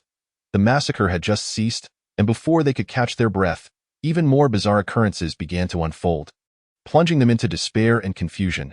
Don't just stand there. Hurry up. Move towards the staff dormitory on the west side. Zhang Yeqing urged everyone, though he was uncertain of its efficacy. Remaining stationary meant awaiting death, and they had no choice but to gamble on a desperate plan. Officer, I doubt I can't see the corridor, Xiaoxia asked in terror. During the butcher's rampage, he had intentionally left enough light to maximize the thrill of the kill, ensuring that the entire process could be witnessed by others. This was terrifying, as they could only watch death approach step by step, unable to escape or resist, their will eroded by the blood and dismembered limbs that rolled upon the ground. Yet this darkness enveloped them in an entirely different terror, one not only of death but also of the unknown. What might transpire in the dark? What did the laughter and cries of the infants signify? Merely contemplating it sent chills down their spines, making it incredibly difficult to even lift a foot. More dreadfully, the darkness swallowed the light, and they had no idea where the exit lay. Blindly rushing about could lead them to collide with whatever lurked in the shadows. Crack! In their despair, lightning once again illuminated the sky, and in that fleeting flash, the survivors finally spotted the corridor and hurriedly moved toward it. I'm so hungry. Beyond the baby's laughter and cries, an aged groan emerged, resonating from all directions, making it impossible to discern its source. Jingyang, that withered old man, is a level 7 hunter of hunger, and the plump woman is a level 6 hunter of suffocation. You are currently only level 4. You stand no chance against either of them. During the previous chase, nearly all of their trump cards had been exhausted. Influenced by the Black Blade, I could only exert a level 7 capability at the cost of my life. That would surely be insufficient, but it should buy us some time. Find a way to escape. Feng Weiqing gritted his teeth. He pulled a blood-red jade pendant from his pocket and smashed it against the ground, shattering it to pieces. In that instant, a heavy scent of blood permeated the air. Countless lives had already perished in the warehouse, and the stench was thick, yet it paled in comparison to this newly unleashed blood odor. As the pendant shattered, it seemed some restraint had been lifted, and the crimson veins that had been constrained by the Black Blade suddenly surged throughout his body, but that was not all. The veins continued to spread from his feet, burrowing into the ground like roots of a plant. I'm all in. The remaining 60 years of my life, all for you. The crimson veins continued to swell, piercing through Feng Weiqing's skin and growing outward, transforming into branches that split further, his hair stained with the crimson veins, standing upright and reaching outward. This entire transformation occurred within 3 seconds. The once vibrant Feng Weiqing was now astonishingly transformed into the trunk of some crimson-hued plant. In the darkness, a lush, flourishing scarlet tree emerged, scattered with specks of crimson light, faintly revealing the distorted figure of Feng Weiqing within the trunk. Thud, thud, thud. The scarlet tree emitted a resounding heartbeat, resonating throughout the entire warehouse, its leaves rustling without a breeze. Then, the crimson light began to expand, turning the surrounding space, walls, and ceiling into a viscous mixture of blood. From the survivor's perspective, a massive translucent blood sphere formed around the scarlet tree, encapsulating the 2 hunters and Lin Hong. This was Feng Weiqing's curse domain. Scarlet symbolizes humanity's primal fear of blood, which also represents the essence of life. Feng Weiqing, as a scarlet refugee, could harness the power of scarlet to gain benefits from varying shares of life force, suffering even the most grievous fatal injuries. As long as he did not perish instantly, he could restore himself through the sacrifice of his life. And now, Feng Weiqing had infused the entirety of his remaining 60 years of life into the cursed domain, determined to battle the hunters to the bitter end. Sacrificing his lifespan, bolstered by the 60 years of life, The Scarlet Tree could contend with level 8 anomalies for a brief period and even slay level 7 hunters. This was Feng Weiqing's final trump card. Oh? Are we going to fight to the death? Now is too late for that. The gaunt old man scoffed. I must thank your good teammates for providing such crucial information. Otherwise, this hunt would indeed have posed a genuine danger. The Black Blade still resides within you. How much power can you truly wield? The gaunt old man cackled mockingly, raising his hand and gripping the air. Driving the Black Blade 2 more inches deeper. Ah!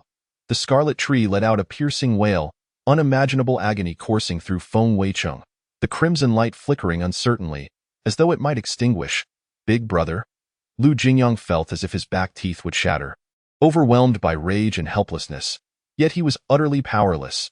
Faced with 2 hunters, what could a level 4 burning refugee like him possibly do? Nothing. He absolutely could not allow Feng Weiqing to die in vain. Seizing the fleeting time his brother fought for, Lu Jingyang sprinted toward the West Staff Dormitory, where perhaps a glimmer of hope still remained. He. Just as he swiftly approached the corridor, on the verge of stepping inside, the cries of the infant suddenly rang in his ears, and a cold little hand touched the nape of his neck. Baby, come see your new daddy.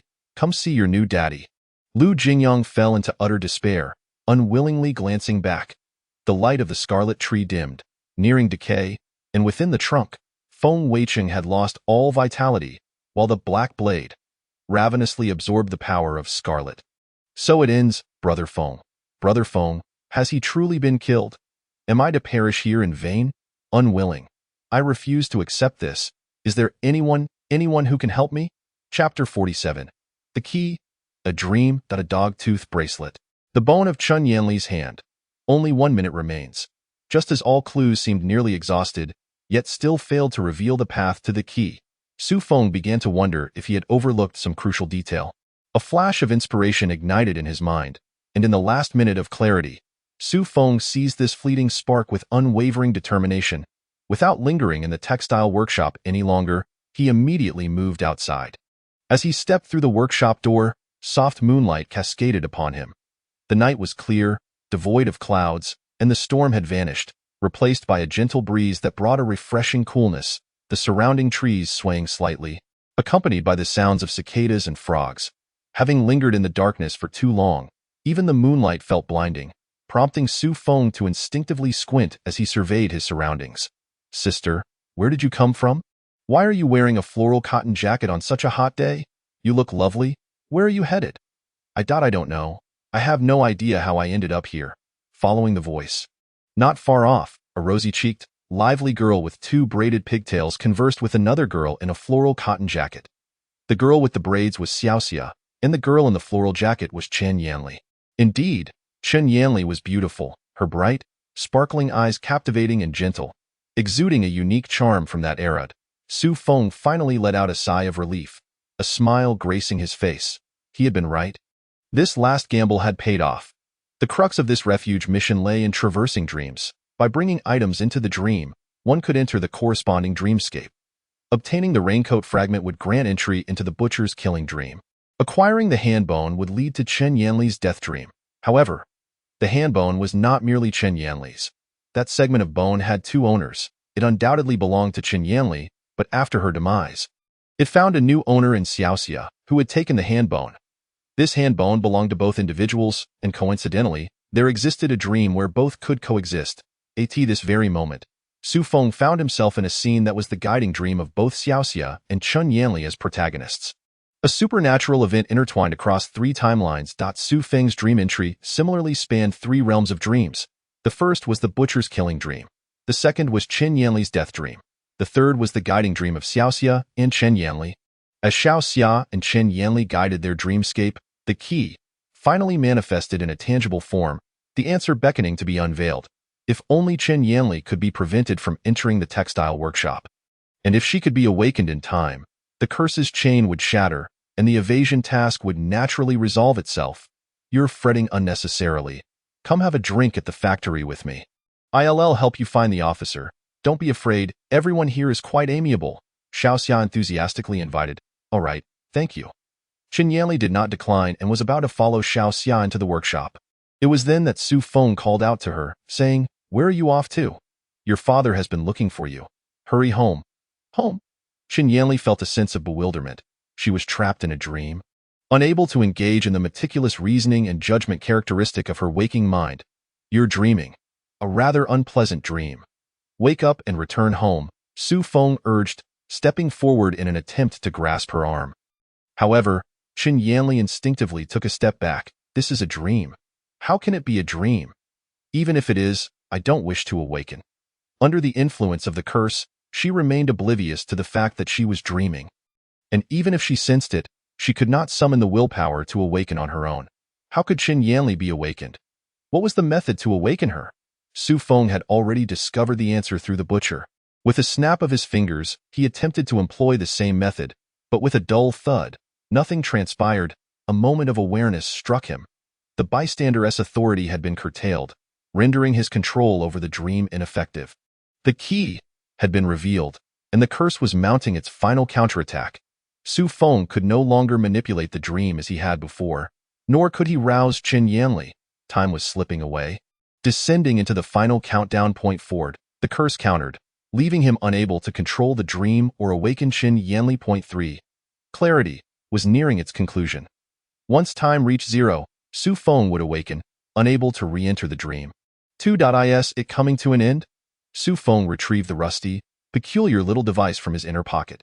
Qian did mention that the current model only had one function, a minute-long secure call that guaranteed the truthfulness of its content. How was secure communication achieved? Could the curse residing within the device weaken the current curse's power? If only it could be slightly diminished, he could regain the ability to control the dream. Just a smidgen of power would suffice. In a moment of desperation, the number was dialed. Beep. Who is this? Which blind fool dares disturb my sleep? A furious female voice crackled through the line. Do you not know I haven't closed my eyes in a week? I am Su Feng. Do not hang up, he replied forthrightly. The current location of the evasion task was the Huainan textile factory of 2004, and he found himself entangled in a dream that intertwined 2004 with 1984. To his astonishment, the device truly managed to breach the curse's barrier, maintaining contact with the normal timeline's Chu Fengbai. Chun had indeed spoken the truth. Su Feng? Chu Fengbai exploded with fury. You dare use it after what Chen said? What do you take me for? A pockball or a pet phone? Su Feng, on the other hand, wore a look of delight, for he sensed that with the emergence of the ghostly call, curse, the dream curse perceived a threat and was mobilizing its power to expel the ghostly call. Under normal circumstances, he would not have detected the shift in curse power, but being in a dreaming state. While his bystander authority had been restricted, it had not been eliminated, thus allowing him to feel the change. Don't hang up. Scold me a bit more, Su Feng urged. Damn it, are you a psychopath? Do you enjoy being berated? You don't think I'll consider your insults a reward, do you? Just wait.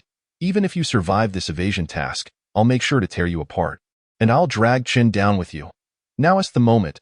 Amidst the interference of the ghostly call, curse, a sliver of opportunity finally appeared, and Su Feng keenly seized it, taking immediate action. What do you mean now? What are you doing? Chu Fengbai bellowed. The window of opportunity was narrow, and the dream power Su Feng could wield was exceedingly limited, yet even this scant amount of power was sufficient. Previously, he had awakened the butcher by insinuating the sound of an alarm clock through the dream's influence. Now, he intended to employ the same tactic. However, he had never heard Qin Yanli's alarm sound. So how could he imitate something he hadn't experienced? He didn't need to mimic an alarm. He had heard Chen Jiangwo's voice. He suddenly pushed Qin Yanli forward. Yanli, it's time to get up for breakfast. Chen Jiangwo's voice resonated within the dream. Oh, Dad, I'm coming. Qin Yanli awakened. Chapter 48. You seek death. In a flicker, Qin Yanli's figure vanished from her spot. She had awakened from the dream, and the curse's power receded like a tide. With a crack, snap, a massive fissure spanned the dreamscape, resembling a spiderweb that tangled the ground and the heavens. Then, bang! The sounds of shattering filled the air as the night sky.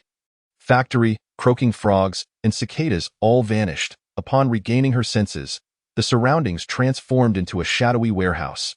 The crimson tree lost its color, its brilliance dimming, nearly withering entirely. The twisted humanoid within the trunk emitted agonized howls. its breath barely a whisper. Hungry, so hungry, truly famished, an ancient voice echoed. Cackling. Wah wah wah. The sounds of a baby's cries mingled with laughter. Thunder rumbled ominously, and a bolt of lightning illuminated the warehouse scene. At that moment, fortunate survivors finally reached the doorway, elated to have escaped the calamity, rushing into the corridor. We made it out. We're safe for now. What on earth were those monsters? Terrifying. How do we leave this place? I can't hold on any longer. They traversed the corridor, moving forward for a minute, 2 minutes, 3 minutes. Is this correct? I don't recall the corridor being this long. Did we take a wrong turn? It shouldn't take this long to exit. Sensing something amiss, their ominous premonition grew stronger, and their cautious progress transformed into a hurried jog. Fear continued to spread. The remaining rationality swiftly consumed, and they trembled as they sprinted through the darkness. 5 minutes, 10 minutes, 15 minutes, no end in sight.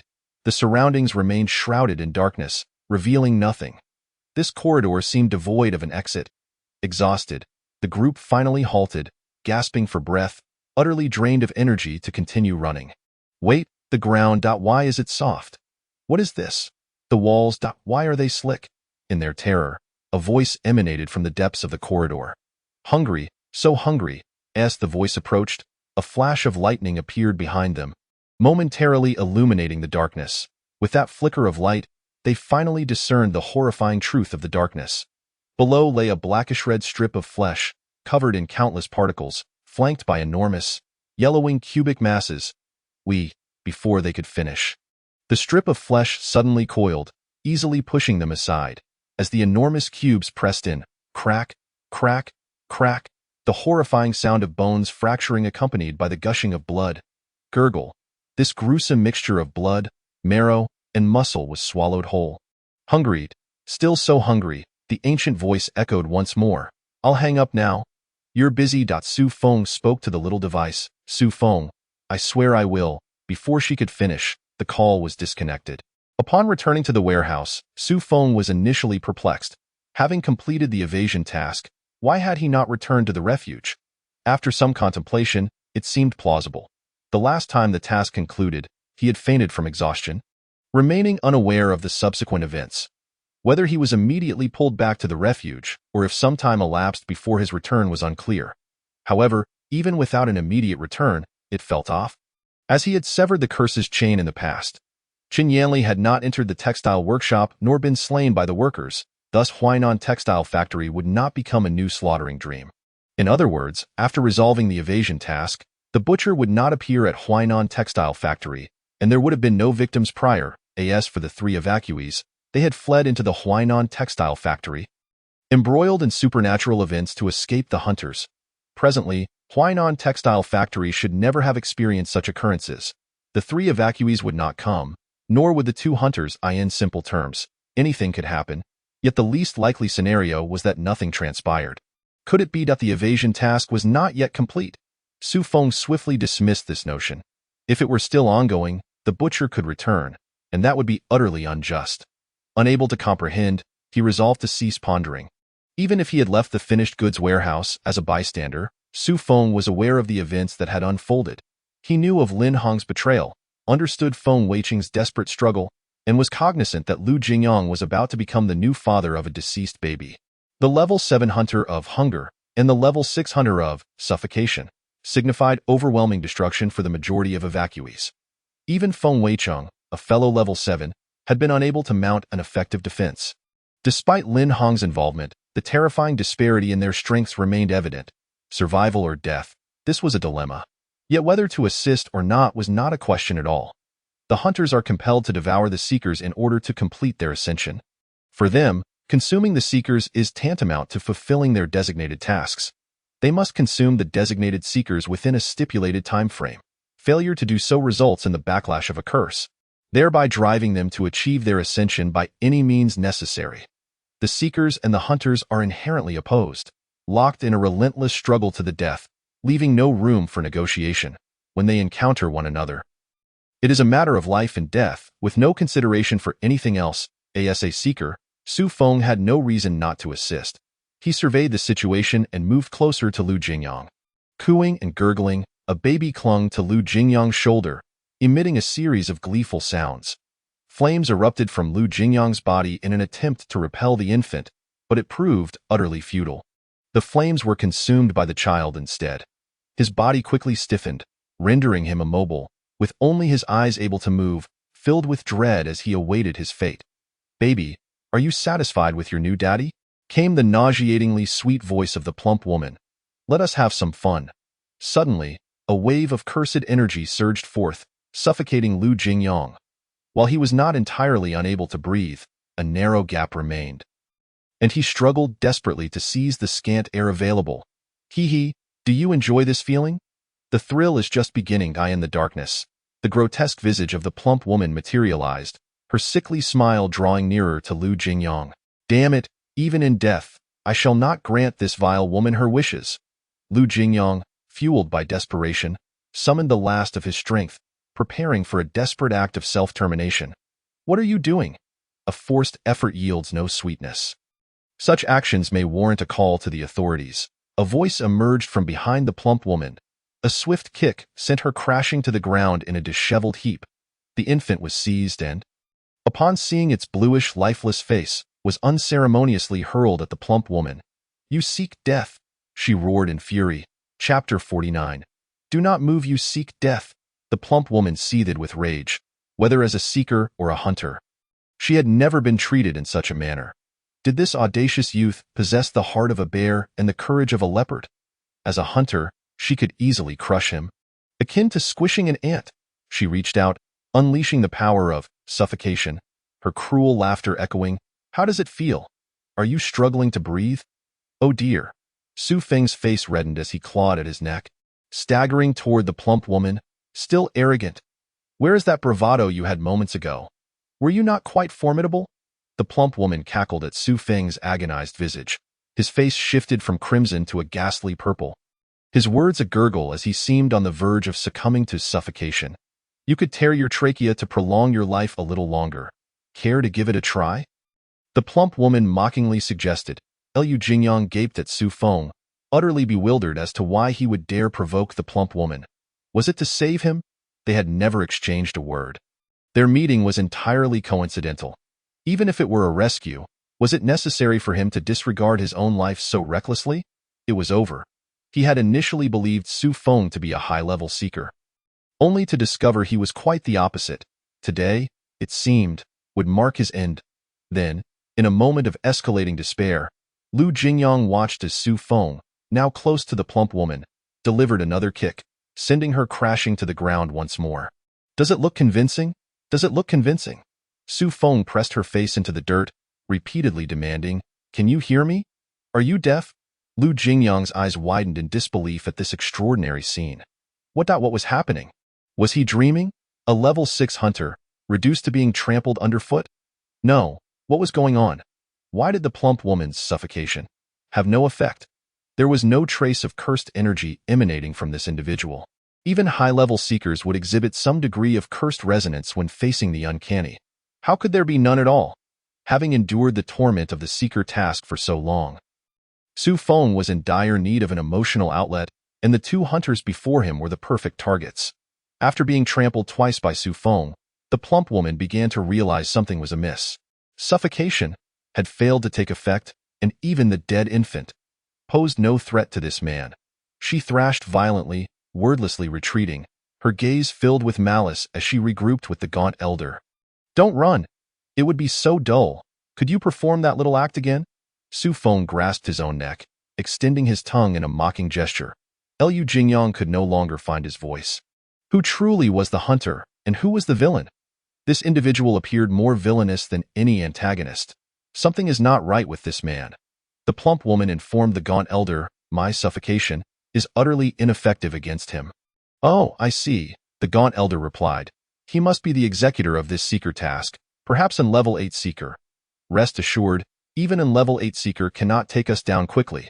We merely need to stall until Void arrives, and it will all be over." Even with 2 level 8 seekers present, they would not stand a chance against Void, who had already consumed 2 level 8 seekers. Everything remained under control, the gaunt elder exuded confidence. Well aware of Void's power, Once Void arrived, all would be settled. Yet, he felt perplexed. Wink with a frown. Void needed only one more individual to ascend to level 9, and here stood an level 8 seeker. Why had he not acted? Perhaps Void has a strategy of his own. No matter. With Destiny and Void on our side, all is as planned. As the gaunt elder contemplated, he beheld Su Feng approaching the Crimson Tree. Oh? Are you unable to bear witnessing a comrade's suffering? Preparing to grant him a merciful end? Unfortunately, with Black Blade present, seeking a swift death is not so simple. Su Feng observed the contorted figure within the tree's trunk, writhing in agony, its breath feeble. With the Black Blade embedded in its chest, siphoning the power of Crimson. If not for recognizing this as Feng Weicheng, one could not discern his humanity from mere appearance. He had entirely lost his human form. Help me, end my life. Pleased, the Crimson Tree implored Su Feng. Gritting his teeth, Su Feng sighed and struck the tree with a single punch. Just one punch. The Crimson Tree abruptly vanished, leaving Feng Weicheng standing there in confusion. What just happened? What did you do? He stammered. As a high-level seeker, his cognitive abilities were exceptional, and before he could finish his question, he understood. Thank you, but I can no longer survive. He laughed bitterly, pointing at the Black Blade lodged in his chest. Even if I have some time left, this thing will drain the life out of me. What thing? Su Feng grasped the short handle of the Black Blade, and with a surge of strength, he effortlessly pulled it free. You. Feng Weicheng stood agape, at a loss for words, touching his chest and glancing at the Black Blade. Is this real? The Black Blade, born from an level 8 seeker task. A level 8 cursed artifact, having absorbed the strength of countless seekers, nearly at the threshold of level 9. Just like that IT was pulled out. How had this man accomplished such a feat? How had he so easily dispelled the power of the Crimson Tree and nonchalantly extracted the Black Blade? No need for thanks. This now belongs to me. Su Feng held the Black Blade in hand, practicing a crude flourish, and approached the plump woman and the gaunt elder. I am coming to slay you. Chapter 50. Truly dead. Originally, that evening, there were 200 to 300 workers taking shelter in the Huainan textile factory, yet now fewer than 5 remained alive. The deaths here were exceedingly brutal, particularly for those victims slain by the plump woman and the gaunt elder, who underwent both psychological and physical torment. From the outcome, it seemed far preferable to be dispatched by a butcher's swift blade, as at least one would not be toyed with like a mere rodent. Aside from seekers and hunters, including Zhang Yeqing, only 5 ordinary victims remained alive. Xiaoxia, Zhang Yeqing, and 3 other fortunate survivors stood in a state of shock. They had long since fallen into utter despair, narrowly escaping the butcher's pursuit, only to encounter something far more terrifying. Suddenly, that mysterious man returned. They did not even know his name, but upon his arrival, the supernatural occurrences abruptly ceased. In the depths of darkness, visibility was severely limited. However, the fleeting illumination brought forth by a flash of lightning, combined with the sounds they perceived, led them to realize this enigmatic man, whose origins were shrouded in mystery, seemed not capable of subduing those terrifying figures with ease. Was it truly possible? Could he assist them in surviving? If not, then grant me swift closure. Do not dangle hope before me only to cruelly snatch it away. The enemy was formidable, their numbers overwhelming. Even the one who had transformed into a monstrous red tree had proven powerful yet was still defeated. Could he truly emerge victorious? The 5 huddled together for warmth, unwilling to brave the unknown alone. Having come to understand that a panicked flight would only invite further peril, they resolved to remain where they were, biding their time, as ordinary victims devoid of any curse-induced powers. What could they hope to achieve amidst such an elevated contest? Only patience remained. If the seeker triumphed, they would live. If the hunter prevailed, death would be their fate. Su Feng was their last beacon of hope. Yet the survivors held little faith in him, disillusioned by previous disappointments that had left them numb. Officer Zhang, do you think we can survive? Xiaoxia asked, biting her lip as her voice trembled.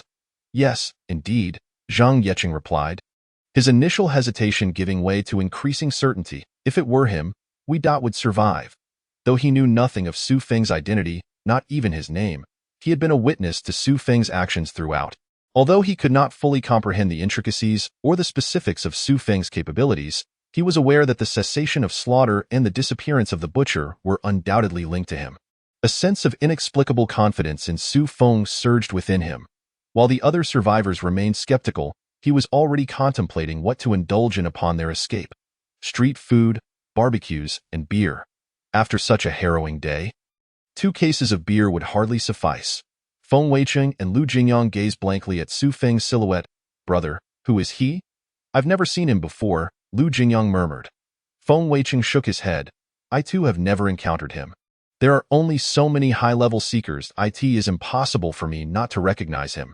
His background, could it be those individuals?" He furrowed his brow in contemplation. "Which individuals?" Lu Jingyang pressed. "Not something you need to concern yourself with yet." Feng Weiqing responded, prompting a pained sigh from Lu Jingyang. "What level of power might he possess? I am a level 7. He must be at least level 8. Yet even an 8-level seeker should struggle to achieve this." Lu Jingyang began. "Brother, are you suggesting he could be a level 9 seeker? That is implausible. Perhaps he has just recently ascended to level 8 and is currently at the peak of his curse power. But level 9 is certainly out of the question." Feng Weiqing dismissed the notion as unrealistic. As they observed Su Feng approaching leisurely, the stout woman and the emaciated elder maintained a demeanor of guarded vigilance, yet did not exhibit overt signs of alarm. Though dispel, crimson, and extract, black blade? What level of power must he possess? The stout woman inquired. He should be at level 8, having recently ascended. With his curse power at its zenith, only with a special artifact could he achieve such feats, the emaciated elder concurred. Without having discerned the source of his curse, they acknowledged the threat he posed. Albeit not an overwhelming one, he appears to be an unprecedented level 8 seeker, likely a concealed force of the Spiritual Regulation Bureau. We shall conduct a brief probe to gather intelligence, then maneuver until Void arrives. He must maintain control over the Black Blade, or it would be summoned back, and such control would inevitably weaken his power. Even as an 8-level seeker, in this scenario, he would be unable to unleash his full strength. It was conceivable that he might even meet defeat. The emaciated elder remained resolute and stated gravely, "Let us proceed with our tests." Just as the two conspired, Su Feng had already approached, wielding the black blade. "I am starving to death, so hungry," echoed a hoarse, aged voice intermingled with the cries and laughter of an infant. Su Feng clearly observed a specter splitting from the emaciated elder's form. This apparition bore a striking resemblance to the elder, yet appeared frilier and more sinister, with hollowed eye sockets and a mouth that emitted chilling whispers. What was this? A starving ghost? Or a unique manifestation of a cursed domain? The ghostly infant, steeped in an aura of death, lurked in the shadows, its cries resonating from all directions. Undoubtedly, in the face of what they perceived as an 8-level seeker, the stout woman and the emaciated elder took no chances, revealing their most potent methods in an attempt to contend with the weakened Su Feng. Aiming to eliminate him, Lin Hong, what are you waiting for? The emaciated elder bellowed. Unable to remain a mere spectator, Lin Hong gritted her teeth and summoned her full strength to join in the assault against Su Feng. With the Black Blade, acting as a constraint, a 6-level hunter, alongside a 7-level hunter and an additional 6-level seeker, could feasibly slay an 8-level seeker. If indeed Su Feng was truly one, however, he was not. According to the rules of the refuge, he had only completed 2 refuge tasks, thus categorizing him as a level 2 seeker. A level 2 seeker from shelter number 21. His punch was still merely a punch, aimed directly at the specter and the ghostly infant. With no obstruction, the specter was instantly dispersed, and the ghostly infant was forcefully struck to the ground. Subsequently, the Black Blade arrived. The blade first sliced through the emaciated elder's neck, then the stout woman's, and finally through the ghostly infant, directed towards Lin Hong. Suddenly, all supernatural phenomena vanished. The lights that had been extinguished by the curse flickered back to life, restoring long-lost illumination to the space. The stout woman and the emaciated elder gazed at Su Feng in astonishment, tentatively reaching for their necks, but failing to make contact. Bang! The 2 heads rolled onto the ground. The 6-level hunter and the 7-level hunter, even upon decapitation, would not perish. Yet they stared with vacant, hollow eyes, mouths agape, desperate to utter something but rendered mute. They were truly dead. Just like that, they had been beheaded, dead. Chapter 51.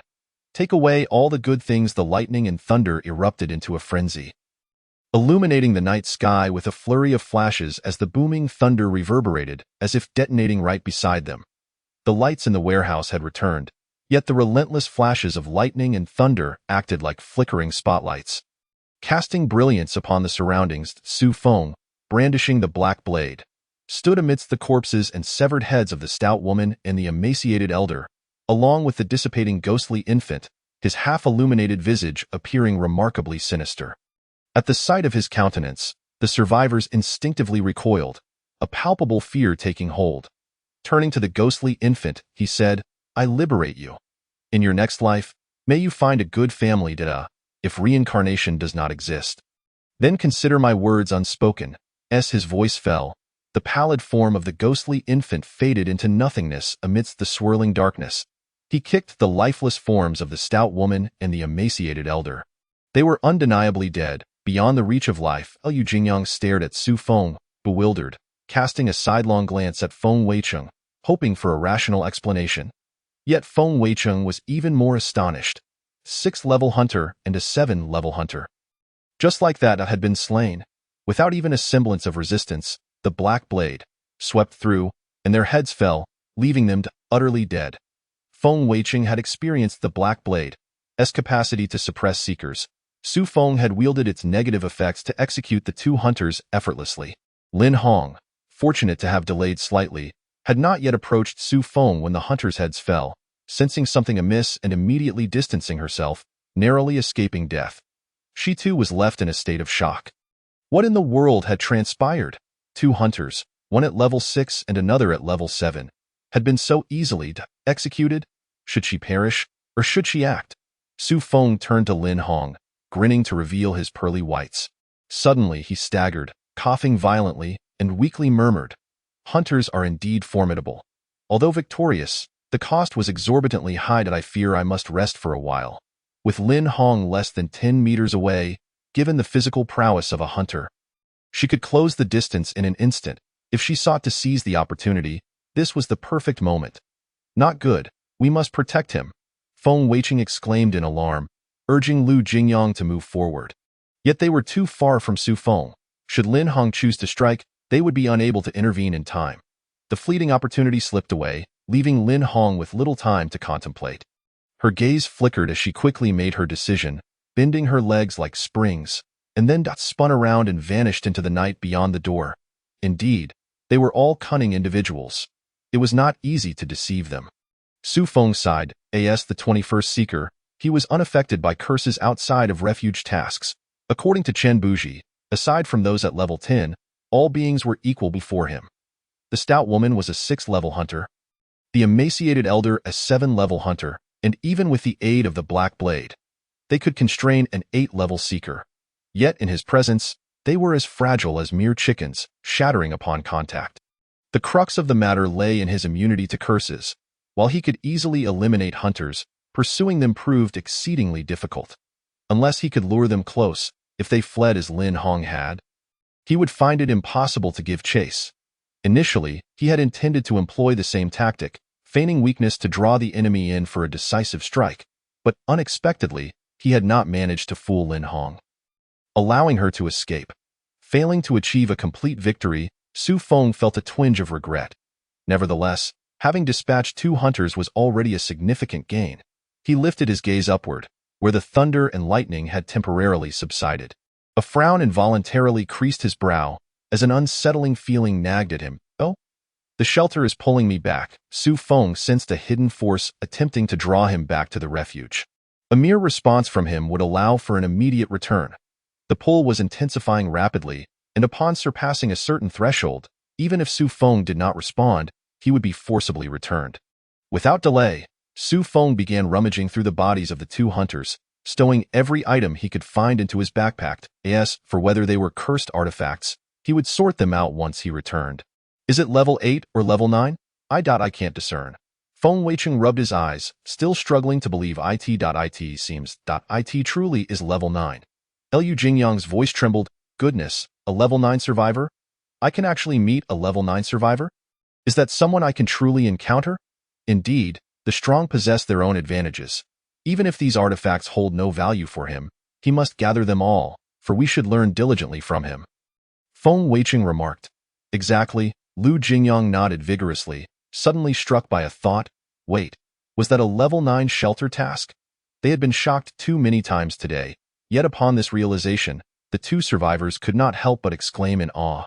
A level 9 shelter task. Now I have something to boast about upon returning. Aside from the big shots at the high table, who has ever experienced a level 9 shelter task? Lu Jingyang declared with pride. We must summarize this properly. It is a level 9 shelter task, and any knowledge gleaned from it could yield immense benefits, Feng Weiqing echoed. Already replaying the events in his mind, Su Feng managed to scavenge 5 items, tossing them all into his backpack. Judging by his expression, he did not seem particularly pleased. His brow remained furrowed. The tethering force from the shelter informed him that the shelter task had concluded, and the 2 hunters had perished, indicating that no further danger should linger here. Yet, he could not shake the feeling that something was amiss, a shadow looming over his heart. What exactly was wrong? Even if he could no longer enter a state of clarity, he had a rough idea of the source. He is watching you. This cryptic message received before the shelter task began had yet to reveal its purpose. Could it be that it was not aimed at this task, but rather at another curse, or perhaps the ghost call was still struggling? Just as Su Feng pondered this, a figure appeared at the entrance of the finished goods warehouse, a woman of striking presence. Appearing to be in her early 20s, adorned with a beret and brown goggles perched upon her hat's brim, she radiated an aura of vitality, akin to a flickering flame. More accurately, from the perspective of others, she was indistinguishable from a dancing fire. Oh, have I arrived too late? Has everything concluded? Upon seeing the corpses on the ground, the woman turned to Feng Weiqing in astonishment. Did you too slay these hunters? With the woman's arrival, smiles broke across the faces of Feng Weiqing and Lu Jingyang, visibly relaxing. It wasn't us. It was this person. We don't even know his name, they indicated towards Su Feng. Su Feng shook his head. Not important. Who are you? I am Deng Yuqing, an 8th level survivor of burning. Deng Yuqing extended her hand towards Su Feng. Thank you for your assistance. Otherwise, these two would likely have perished. As she arrived, she had noticed the eye-shaped lightning in the sky, which must have indicated the void had come, yet for reasons unknown, it did not make a move. She continued. Oh, Su Feng replied, returning to his search. Hey, Deng Yuqing unexpectedly tapped his shoulder. Su Feng turned to find her expression somewhat stiff. The stiffness lasted only a moment before returning to normal as she inquired, What are you doing? Scavenging, Su Feng replied. I must take all the valuable items. Chapter 52. Let us first take a look at your eye-shaped lightning. The void?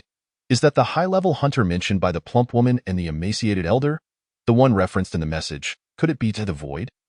Is he observing Su Feng through the lightning above?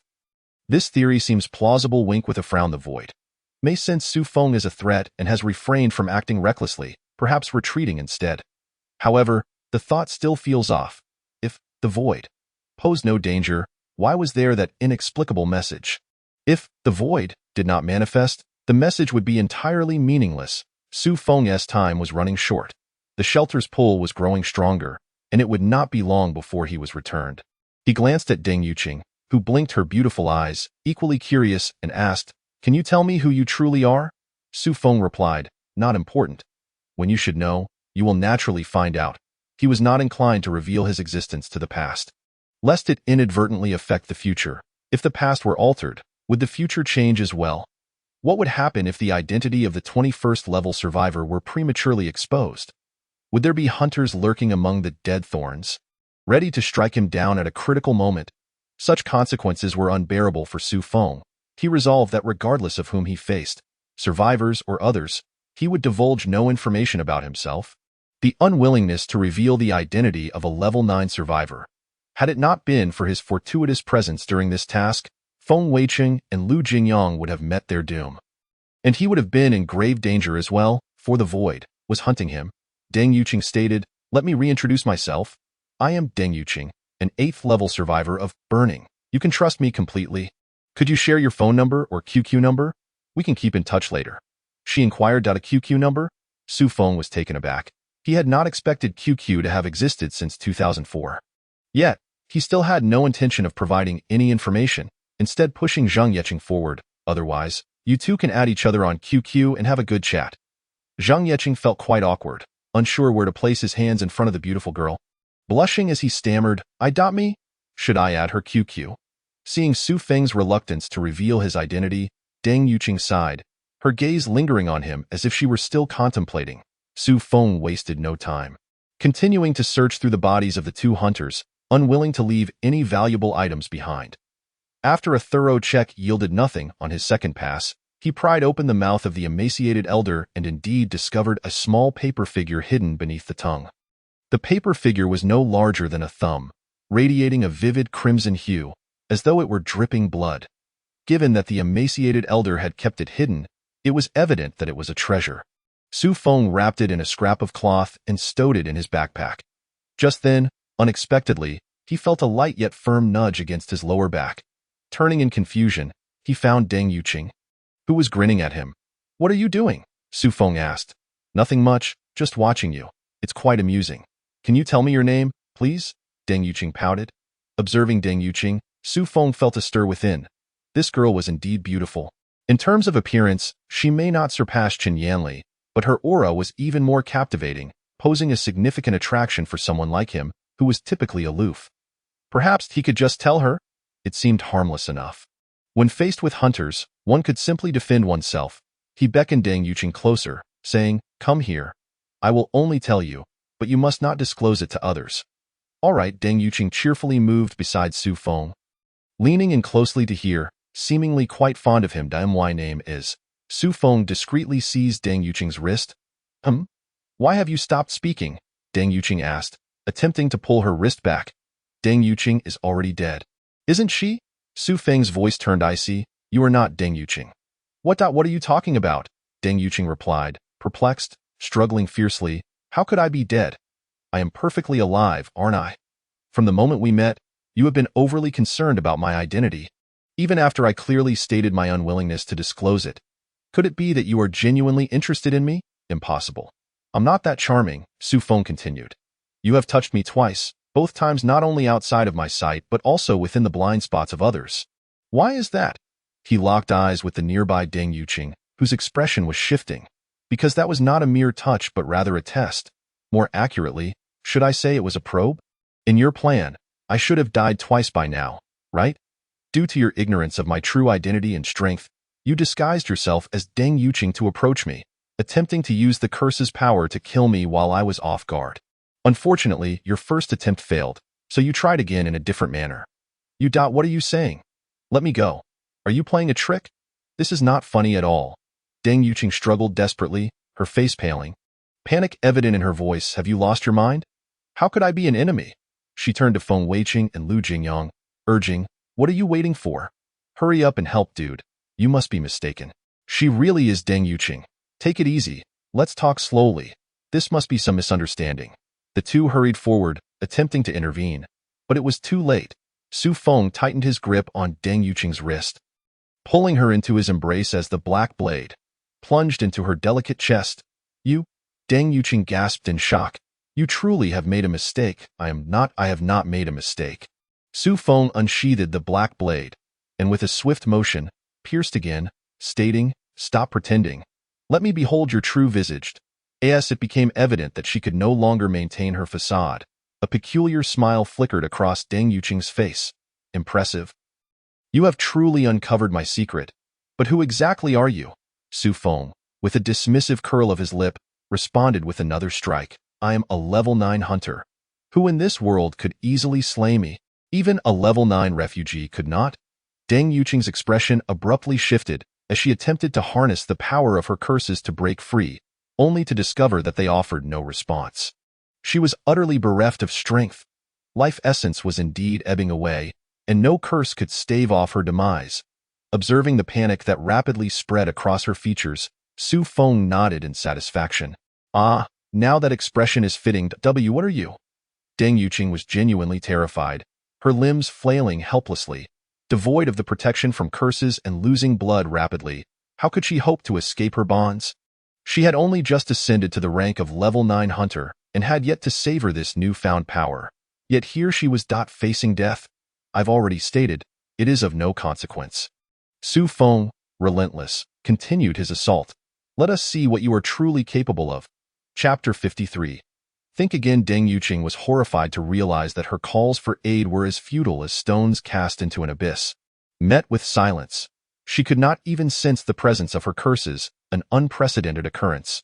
Having successfully hunted a level 8 refugee, she had ascended to become a level 9 hunter, and in the immediate aftermath of such an elevation, the power of curses should have been at its zenith. The unprecedented strength surged within her, and she reveled in the ecstasy that accompanied her ascension, feeling as though she had everything under control.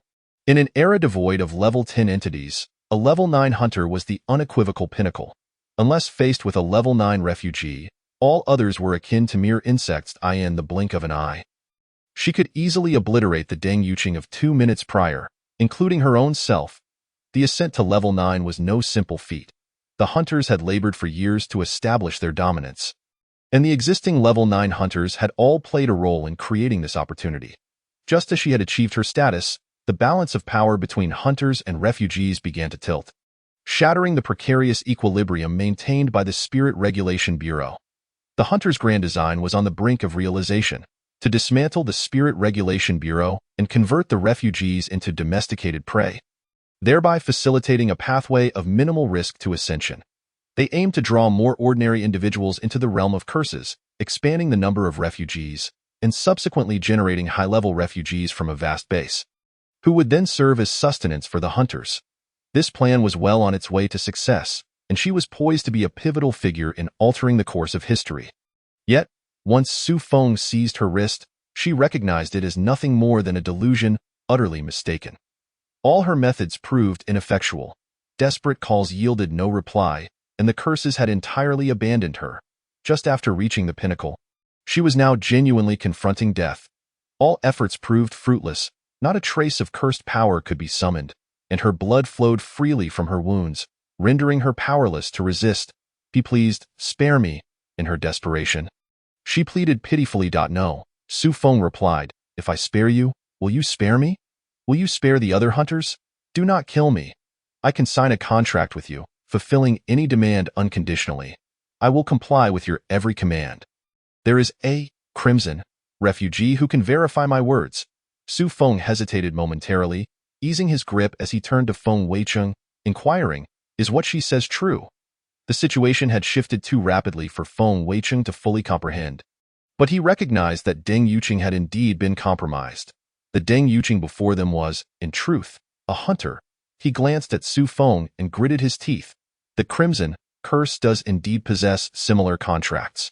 Once a contract is forged, the servant becomes eternally bound to the master, unable to retract or resist. Su Feng nodded and thrust the blade into his chest once more. What are you doing? Deng Yuqing shrieked. Aren't we supposed to form a contract? Do you wish to contract with a corpse?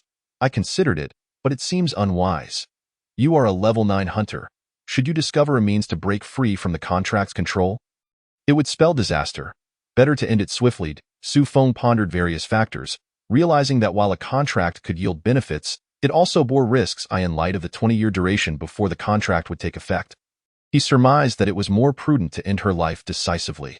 With that in mind, he plunged the blade in once more, targeting vital points until it appeared that Deng Yuqing had but a breath left in her. Despair enveloped her. She sensed that Su Feng was indeed intent on killing her, and any further words were futile. Death awaited her. What if you reconsider? Feng Weicheng said through gritted teeth. Reconsider what? Su Feng inquired, pausing his actions. Regardless of your identity, you must be a refugee. That much is certain, Feng Weicheng continued. While I am unaware of your exact standing, it seems you are not fully aware of the current circumstances.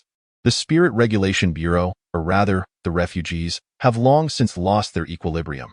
The hunters are simply oblivious to this fact. A year ago, a level 9 refugee disappeared without a trace, a secret known only to the upper echelons of the shelter.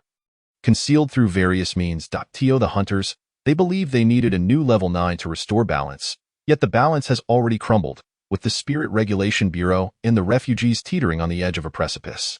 In the near term, it is impossible for another level 9 refugee to emerge. It is merely a matter of time before the hunters become aware of this. Thus, we genuinely require a formidable ally. I understand this may be asking too much, but I implore you to reconsider the contract. Of course, if you choose to stay and assist us, all issues would be swiftly resolved. Su Feng understood that remaining was not an option. Even if he desired to do so, the shelter would not permit it. The forces involved were becoming increasingly potent, and time for contemplation was running short. Glancing at the nearly lifeless Deng Yuqing, he felt a weighty indecision settle upon him, brow furrowed in contemplation, but he soon reached a resolution. Bring forth the contract. He extended his hand toward Feng Weicheng. Feng Weicheng's heart soared with joy as he immediately presented the contract. A sheet of crimson sheepskin adorned with intricate scarlet patterns forming esoteric symbols of ambiguous meaning. Sighing, Su Feng felt as though he had been outmaneuvered by Feng Weicheng. This contract was likely prepared in advance. Anticipating pleas for mercy. Press your hand here. Feng Weicheng indicated a spot in the lower left corner. Su Feng bit his finger to draw blood and pressed his imprint onto the parchment. Then attempted to take Deng Yuqing's hand to do the same, only to be halted by Feng Weicheng. Don't rush. It must be voluntary. Coercion is ineffective. Stay alive for now. Press your handprint. Su Feng slapped Deng Yuqing's face twice, rousing her from her stupor. With a faint breath, she mustered her strength and pressed her imprint in the lower right corner. As the contract was sealed. Su Feng felt a new concept emerge in his mind, the concept of servitude, allowing him to issue commands to his new subordinate. Intrigued, Su Feng reflected that according to the characteristics of Shelter 21, outside of designated tasks, he should be immune to any curses, theoretically rendering the contract impossible to forge. Yet, the contract had indeed been successfully established, indicating that the logic of Shelter 21 was not as simplistic as he had presumed, warranting further exploration. Once the successful binding of the contract was confirmed, Su Feng cautiously released his grip, positioning himself closely beside Deng Yuqing to prevent any unforeseen developments upon her revival. Almost simultaneously, the power of curses re-acknowledged Deng Yuqing, restoring her wounds to their former state. Deng Yuqing regarded Su Feng with a complex gaze, yet she bit her lip and lowered her head in reverence. Uttering, Master. Chapter 54. A normal dream. Having sensed the presence of the servitude concept, Su Feng felt a genuine sense of relief. The servant was bound to obey the master unconditionally. Should he wish Deng Yuqing dead? A mere thought would compel her to comply without hesitation. This was a forceful constraint stemming from the primal curse, leaving no room for resistance. Deng Yuqing had indeed become his servant. Very well. Now introduce yourself, Su Feng commanded. I am Void. And I am also Deng Yuqing. She replied, a level 9 hunter of Lost. I have long since lost my original identity due to the influence of curses. When I consume refugees, I absorb not only their power but also their identity, memories, and characteristics, effectively becoming them and inheriting their original memories. I am the level 9 hunter known as Void, and I am also Deng Yuqing. You have slain Deng Yuqing, yet you seek to usurp her identity? Deng Yuqing, who was of the burning refugee, expressed her outrage. Her eyes reddened with fury, questioning, how could you? Even Su Feng found himself momentarily lost in contemplation, pondering whether one entity possessing the appearance, identity, and memories of another, augmented by additional memories, could still be regarded as the original individual. This is akin to possession, where Kangwu has acquired all of Deng Yuqing's attributes. The only two differences being the addition of Kangwu's memories and an elevation from level 8 to level 9. If one were to consider it from another perspective, Kangwu has indeed possessed Deng Yuqing, yet has not Deng Yuqing also, in a sense, possessed Kangwu? This poses a philosophical conundrum that is difficult to clarify, and Su Feng finds himself bereft of time to delve deeper, as the gravitational pull is about to drag him back to the refuge. I offer you 4 commands. First, from this moment forth, you are prohibited from inflicting harm upon any seeker by any means or in any form. Second, from now on, disengage from the hunter sequence and perpetually act in the capacity of a seeker. Third, from now on, under the premise of ensuring your own survival, heed the reasonable directives of the Spirit Coordination Bureau and cooperate with the reasonable actions of the seekers. Fourth, should the situation become dire, in the event that the Spirit Coordination Bureau or the refuge faces imminent disaster, you are to rescind the requirement of ensuring your own survival. Kangwu, or rather Deng Yuqing, remarked, Master, these 4 commands are contradictory. I am already a hunter and must regularly fulfill my hunting tasks, lest I face the curse of obliteration. Su Feng glanced at Feng Weicheng, conveying that he had made adjustments in accordance with his advice and forged a pact with Kongwu. Leaving the remaining matters no longer within his purview, as a senior seeker, Feng Weicheng possessed a profound understanding of the Spirit Coordination Bureau and the Refuge, nodding in affirmation. To my knowledge, although it requires a significant price, the Spirit Coordination Bureau should have a solution. Looking back at Deng Yuqing, he felt a twinge of reluctance. After all, this was a level 9 hunter, and if utilized properly, it could provide substantial assistance. However, reluctance was a luxury he could not afford. He must return, for time was of the essence, and he would soon be back at the refuge. Casting a glance at Xiaoxia and Zhang Yeqing, an idea suddenly struck him. He hurriedly retrieved a piece of notepaper from his backpack, tore off a page, and scribbled down a string of numbers, hastily handing it to the two of them. At the appropriate moment, send a text message to this number. What moment? What message? Zhang Yeqing was utterly bewildered, having no inkling of what Su Feng was referring to. When the time is right, you will naturally understand. Su Feng replied, you only need to send 5 words. She is watching you. No sooner had he spoken than the gravitational force finally breached the critical point, and the scene before him shifted. Refrigerator, television, writing desk, and the slowly burning blood lantern. He had returned to the refuge. It turned out she was watching you, not him. Yet, due to the phonetic similarity in their names, the sender mistakenly believed it was him watching you. And thus the message was dispatched. Entrusting this task to Zhang Yeqing and Xiaoxia was also a calculated decision. The supernatural events had been severed at the source, and the two should bear no cursed markings. For a seeker from 2004 to survive another 20 years seemed an insurmountable challenge. Even Deng Yuqing could barely ensure her own survival. In contrast, as ordinary individuals, Zhang Yeqing and Xiaoxia had the highest likelihood of transmitting this message. Receiving only a single message, did that imply the other had encountered misfortune during those 20 years? For Su Feng, this message was of paramount importance. Without it, he would not have been able to discern Deng Yuqing's true identity in such a short span. From the moment Deng Yuqing appeared, her gaze had not wavered from Su Feng, as if intent on seeing through him, fixating upon him with unwavering scrutiny, continuously questioned about his identity and occasionally brushed against. Su Feng might have believed that as a time traveler, he possessed an unusual allure that captivated Deng Yuqing. However, coupled with the persistent thought that she was watching you, everything began to feel amiss.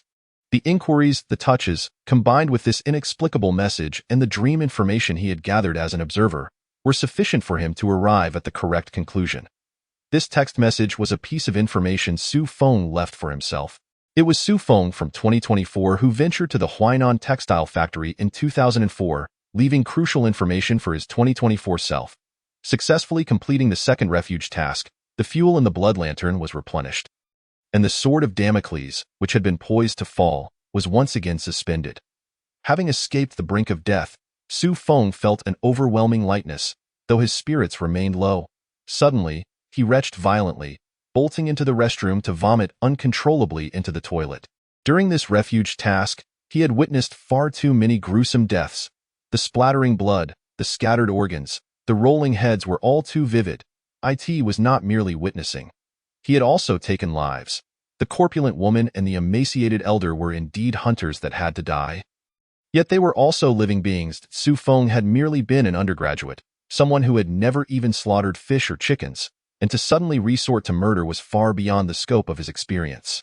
A lack of physiological response would have been abnormal. Fortunately, after mastering the act of clarity, his cognitive abilities had significantly improved, allowing him to temporarily shield himself from discomfort. Now that the refuge task had concluded, the accumulated discomfort surged forth like a dam breaking, finally finding release. Once he had expelled the contents of his stomach, leaving only bile, Su Feng felt somewhat relieved. He washed his face with great effort, lacking the energy to even glance at the parchment, and collapsed onto the bed, falling into a deep slumber. It was excessively arduous. The 10 minutes of active clarity had been entirely consumed, leaving Su Feng in a state of mental exhaustion. Both physically and mentally drained, it was a normal dream. Indeed, it was quite reassuring. Chapter 55, titled Homicide in the Dream, he found himself back in the university classroom. The teacher called his name, prompting him to rise and answer a question. Upon standing, he looked around in confusion, while his deskmate, Jiang Yin, kindly wrote the answer on a piece of paper and pushed it towards him. After overcoming the challenge, Deng Yuqing on his left handed him a packet of spicy strips. Just as he pondered how to tear open the packaging, he accidentally dropped his pen. A female classmate in front picked it up and placed it back on his desk, turning to him with a sweet smile. It was Chen Yanli.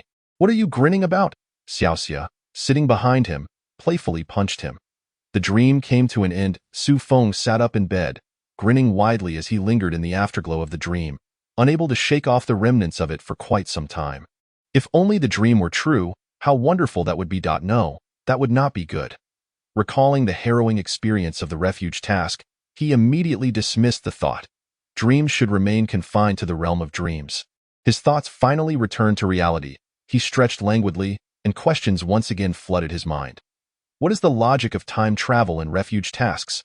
Su Feng had encountered numerous similar works, including novels and films, and discerned 4 primary types of logic.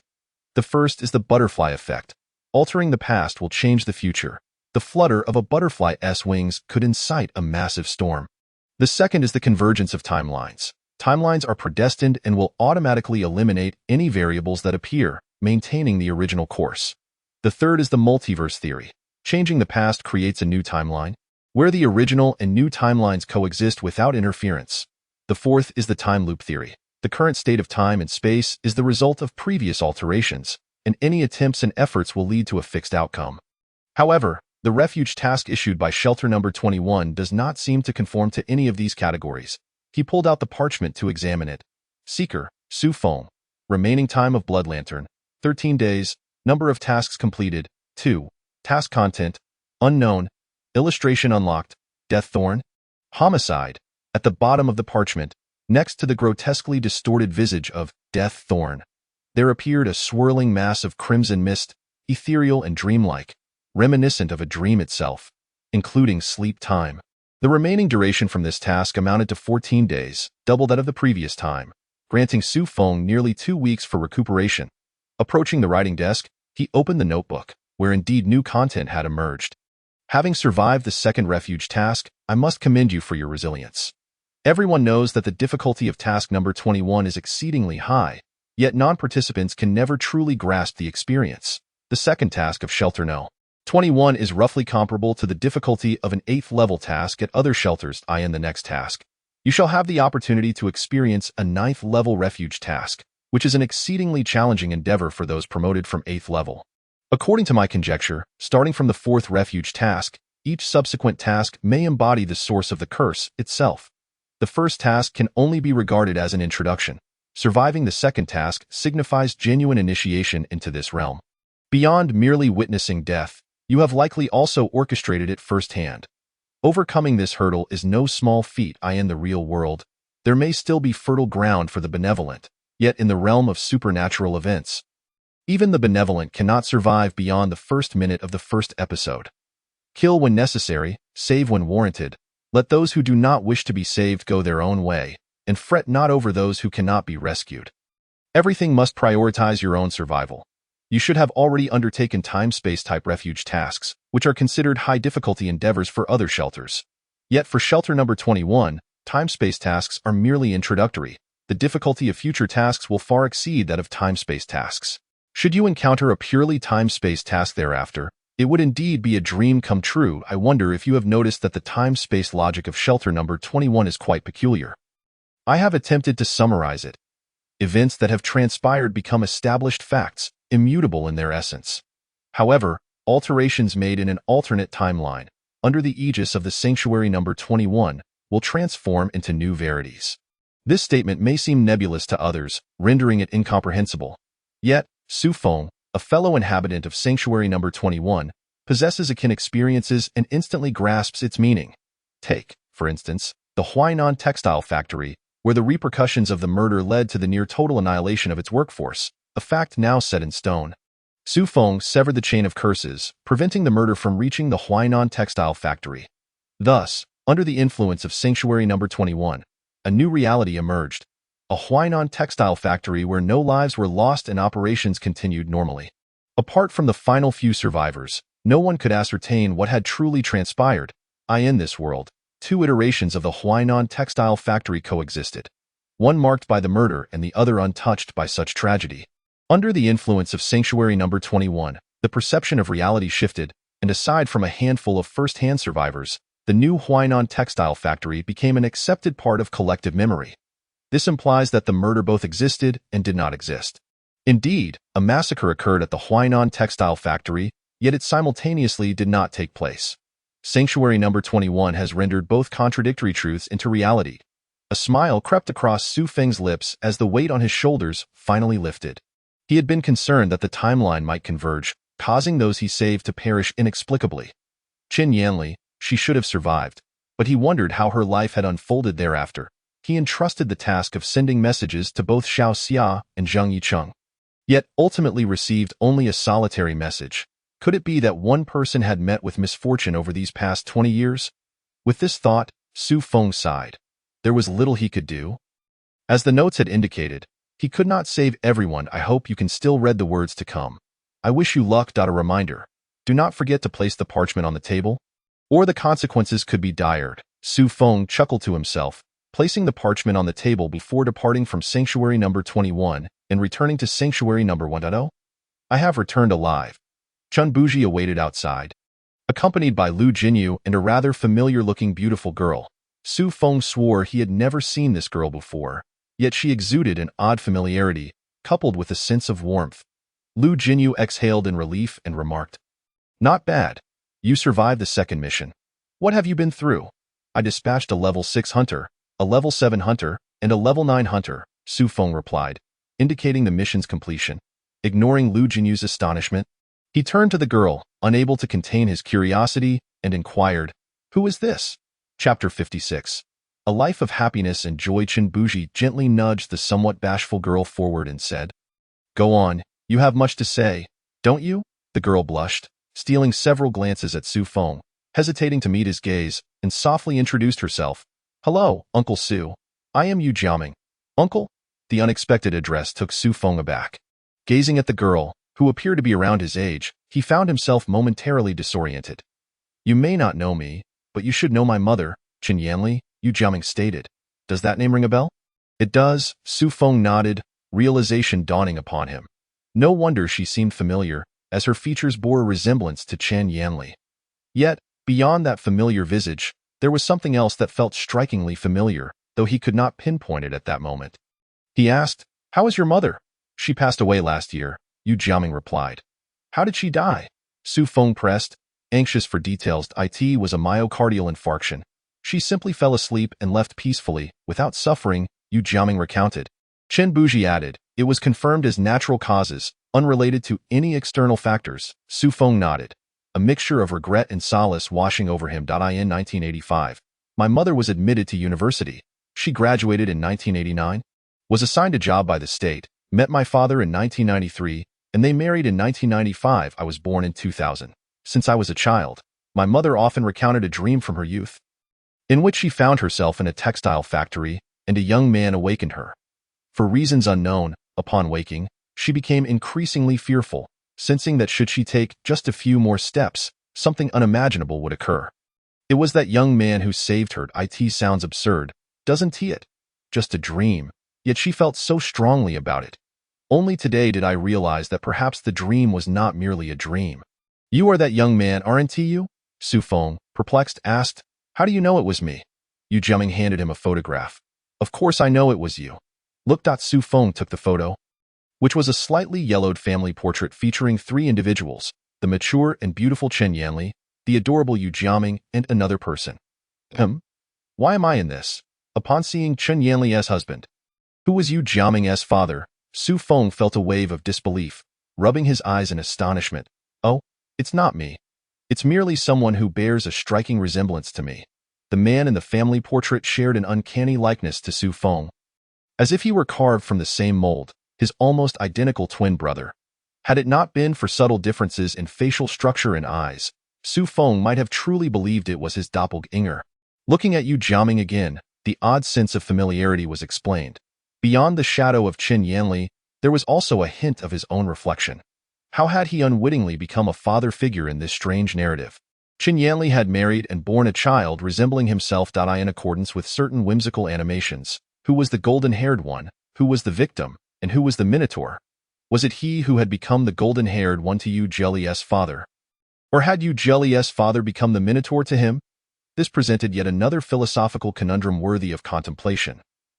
My mother also told me that if one day I encountered someone who looked remarkably like my father, I should give this to him, Yu Jiaming said. Clutching something in her palm, Su Feng extended his hand to receive it, unfolding his palm to reveal a dogtooth bracelet. Unmistakably vintage, it was a familiar dogtooth bracelet. Holding it, Su Feng felt an overwhelming warmth and a tinge of nostalgia. My mother said she had a happy and joyful life. She wanted to thank you. Su Feng carefully tucked the family portrait and dogtooth bracelet away. Nodding earnestly, I understand. Uncle Su, could I have a way to contact you? My father passed away early, and meeting you feels just like seeing him again. Why? Yu Jiaming stammered, her face flushed to the roots of her neck. Lu Jinyu looked at Su Feng with a mischievous glint, a smirk of schadenfreude dancing across her features. It's not important. My work is quite dangerous and might affect you. Su Feng shook his head. But I will visit you often. Really? Yu Jiaming asked, her eyes wide with hope. Will you really come to see me? Can you find me? Yes, Su Feng affirmed. After bidding farewell to Yu Jiaming, Qin Buji remarked. That didn't seem like a fatherly gaze. You truly have no intention of visiting her or seeking her out. Why deceive her? Su Feng countered, just as you brought her to meet me. Life is about having something to hold on to. Isn't it? Su Feng stated. Moreover, if I can survive long enough to no longer fear any curses, I will certainly visit her, as a bearer of curses. The survivors are the harbingers of calamity, destined only to bring misfortune and unable to forge close ties with ordinary people. Jiang Yin was one such individual. Yu Jiaming was another. Unless the curse is broken and the supernatural erased, Su Feng must choose to live this way. Playing the emotional card, are we? Su Feng shot a pointed look at Qin Buji. Following the subjugation of the Level 9 hunter, Void, the once mysterious Level 9 survivors were stripped of their veils. As interactions increased, the initial reserve and deference dissipated into thin air, allowing Su Feng to converse with Qin Buji on equal footing. Not useful, Qin Buji remarked. You seem quite happy. For Su Feng, this indeed proved invaluable, perhaps more so than slaying additional hunters or acquiring further spoils. Contemplating the lives of more individuals who had led ordinary existences because of him, Su Feng's smile nearly reached his ears. Just as he reveled in this joy, his phone suddenly rang. He retrieved it and saw an unknown number had sent a message, hastily answering the call. Hello? This is Zheng Yicheng. May I ask who is on the line? A familiar voice resonated from the other end. More mature than before. It's me, Su Feng replied. I knew it was you? Zheng Yicheng exclaimed with excitement. Did you receive my message? I did. Not long ago, someone contacted me, saying that after sending you the message, we must sever all communication. Otherwise, we would both be in danger. Qin Buji shook his head, implying that this was not his doing, stating, it wasn't me. It was Tianji acting, half an hour ago. The Huainan textile factory, which had been wiped from my memory, reappeared and I knew it was time to reach out to you. How have you been all these years? Zheng Yicheng inquired. Been well? Quite well, Su Feng responded. I only received one message. Do you know how Xiao Xia is doing? One moment, please. The telephone was filled with the sound of hurried footsteps. Wife, answer the phone. Who is it? A familiar female voice came through, accompanied by the cries of a child. Alas, despite meticulous calculations, there remained an oversight. The two individuals had sent but a single message. Aside from the inability of one to send further messages, there existed another possibility. That is, one message was simply sufficient for both. Chapter 57. The inexplicable logic of time and space. Even now, I have yet to fathom what truly transpired all those years ago. Perhaps it is best not to dwell on it. Remaining in the dark might be preferable. It is indeed true that the Huainan textile factory endured a massacre, and even though Su Feng severed the chain of the curse, the massacre undeniably occurred. It was the curse of shelter number 21 that reshaped the Huainan textile factory, altering reality and allowing the hundreds of workers slain that night to be reborn. These reborn workers retained no memory of that fateful night. The only ones who remembered were the 5 survivors, including Zheng Yicheng and Xiao Xia. They had not perished, nor had they been remade. They vividly recalled the events of that night. Due to Su Feng's severance of the cursed chain prior to the massacre, They had not actually been touched by the curse, leaving no mark upon them, and thus they would not be pursued as their time tonight. I don't know. I shall come to find you now, so we can share a drink. Not now, Su Feng replied with a smile. Surely, you do not wish to invite misfortune upon yourself? Once this matter is resolved, I will certainly seek you out for a drink if you do not come. I shall be most unwilling, Xiao Xia's voice chimed in. I assure you. I am currently excelling at cooking fish and chicken. Zhang Yeqing could likely surmise Su Feng's situation and refrained from further inquiries. Instead asking, may I know your name? Su Feng glanced at Chen Buji, who nodded in affirmation. Thus, he spoke, Su Feng. Su Feng, our family is deeply grateful to you. Although we know not the trials you face, I eagerly await the day we can share a drink. Indeed, it is a promise. After hanging up the phone, Su Feng sighed, feeling a sense of comfort and a touch of nostalgia. Is it always like this for the Seekers? Indeed, Chen Buji replied. Cursed and yet yearning for a normal life? It is impossible. One must resign themselves to fate. Unless one has survived 10 shelter missions, thereby escaping the shelter and shedding the identity of a Seeker. Such thoughts are futile. He extended his hand towards Su Feng, the black knife. If you pleased, isn't this a bit presumptuous? Why should I hand it to you?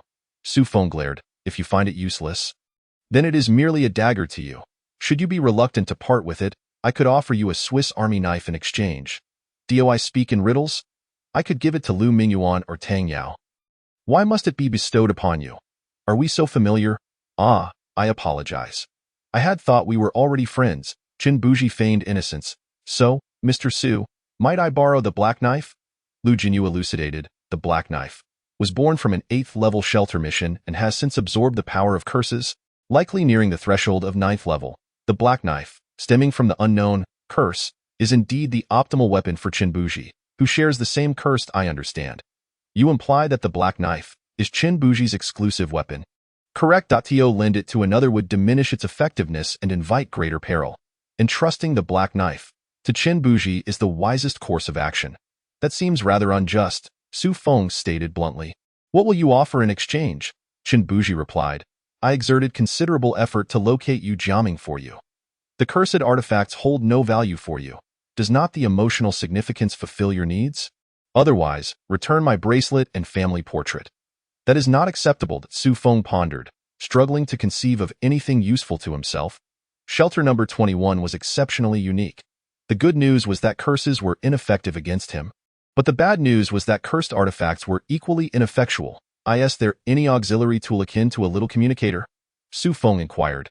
None, Chen Buji replied.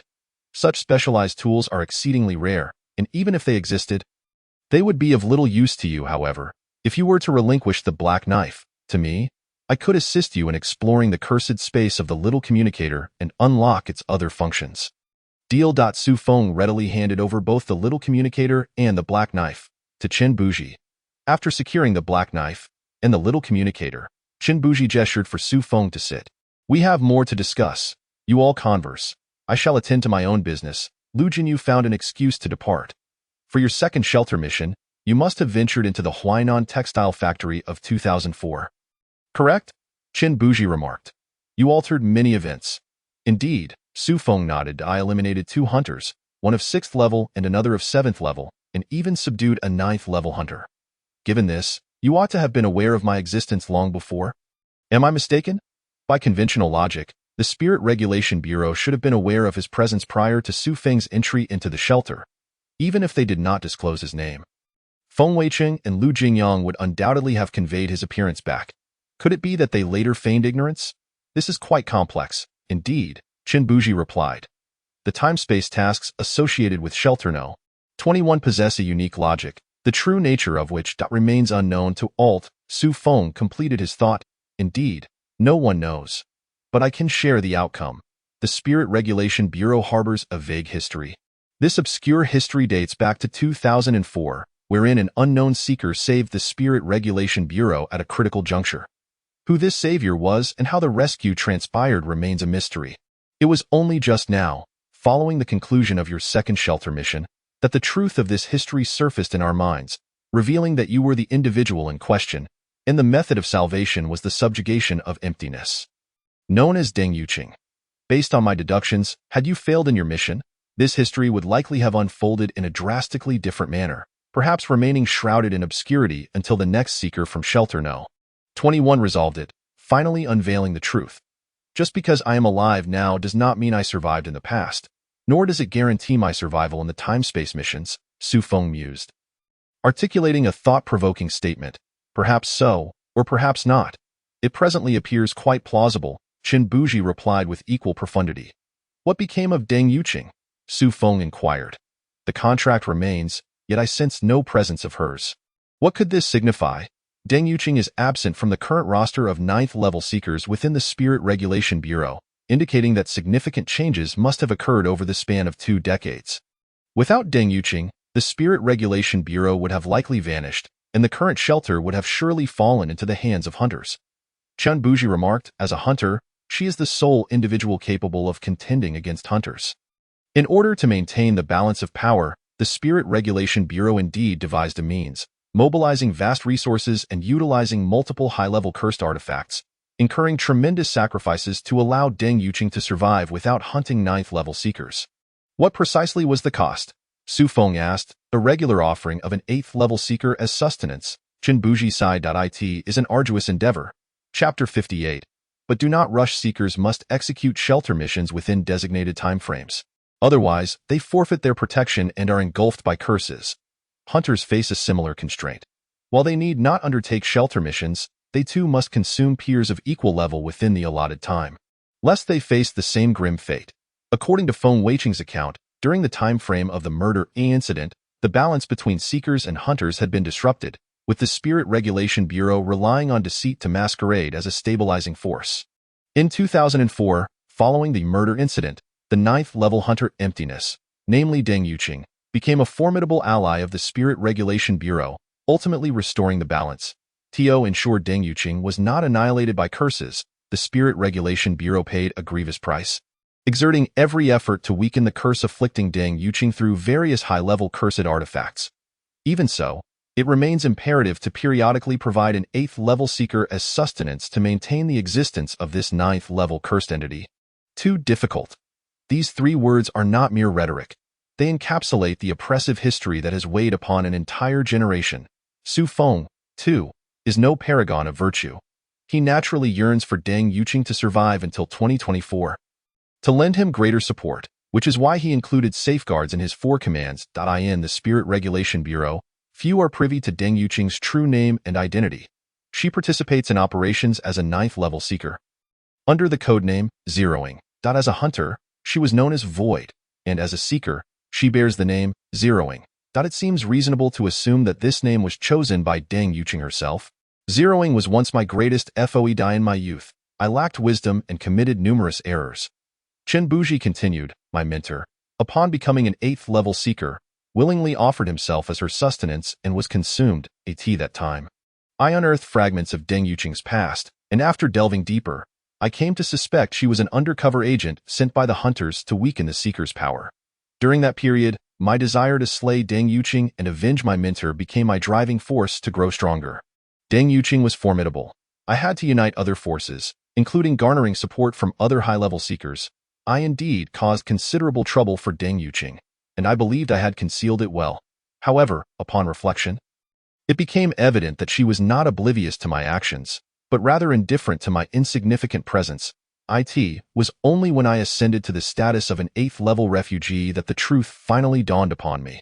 I was still young then, rather naive and lacking in understanding. Qin Buji reiterated the same sentiment, continuing, at that time, I believe this path was erroneous, a reckless expenditure of the Spiritual Coordination Bureau's resources and the future of the refugees. If no new 9th-level refugees emerged, the hunters would inevitably shatter the fragile equilibrium. The Bureau itself was deeply divided over this issue, and under my instigation, the opposition gained the upper hand, expelling Deng Yuqing from the Bureau. Yet, despite her expulsion, the supporters clandestinely aided her, ensuring her continued existence for a time. The turning point came during my 9th refugee mission, as an 8th-level refugee of Unknown. I needed only to successfully complete the mission and return to the sanctuary to ascend to 9th level, thereby rendering the Bureau fearless in the face of the hunters. The hunters were acutely aware of this, and thus, they paid a price to invade the mission at a critical juncture. Theo, secure my promotion. Other refugees also entered the mission, engaging in fierce battles with the hunters. The explosives detonated, marking the most brutal confrontation in 50 years, ensnaring everyone from 9th-level refugees to novice newcomers, resulting in numerous fatalities. You should be able to gauge the overall trajectory of the battle, Chen Buji remarked. Indeed, Su Feng nodded, recognizing that without Deng Yuqing, the refugees stood little chance of victory.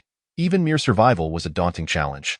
The fall of an 8th-level refugee heralded the birth of a 9th-level hunter, who subsequently orchestrated the demise of a 9th-level refugee, leading to the collapse of our defenses. My predecessors, successors, friends, and comrades all perished. Deng Yuqing has returned, hasn't she? Su Feng inquired, unable to conceive of any other means to turn the tide. Yes, she has returned, Chen Buji confirmed. She eliminated 3 8th-level hunters and dragged 2 9th-level hunters into the unknown domain, from which she has not re-emerged. Su Feng's expression darkened. What do you mean by not re-emerged? It is quite literal. Since then, no one has laid eyes on Deng Yuqing. Su Feng, his face grim. Pressed, if I am not mistaken, you expelled Deng Yuqing from the bureau, and she returned to participate in the decisive battle after losing most of her support? Yes, Chen Buji replied. Does this imply that had you not taken such actions? With Deng Yuqing present, the hunters might have hesitated to strike.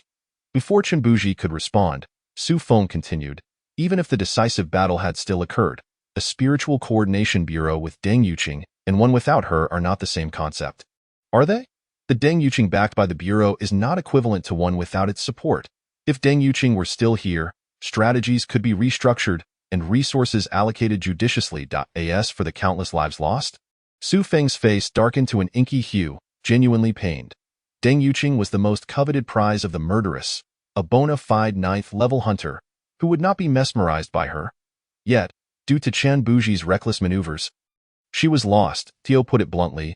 Had there been even a slight misstep during the entire affair, had things not been executed with such precision, the outcome would have been entirely different. I was young and foolish back then. What could I have done? Chen Buji shrugged, adopting a rather magnanimous demeanor. Return my black blade.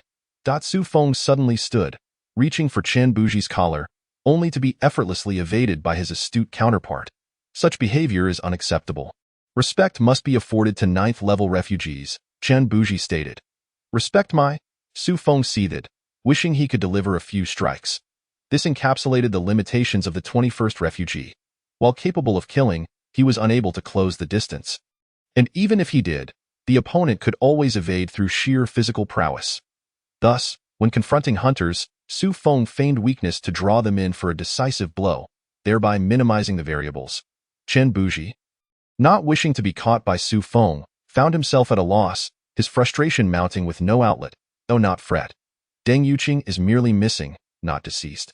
She fell into the unknown domain, and there remains a possibility of her return. How might she return? Su Feng queried. On her own, it would be impossible, but a 10th-level refugee could certainly achieve it.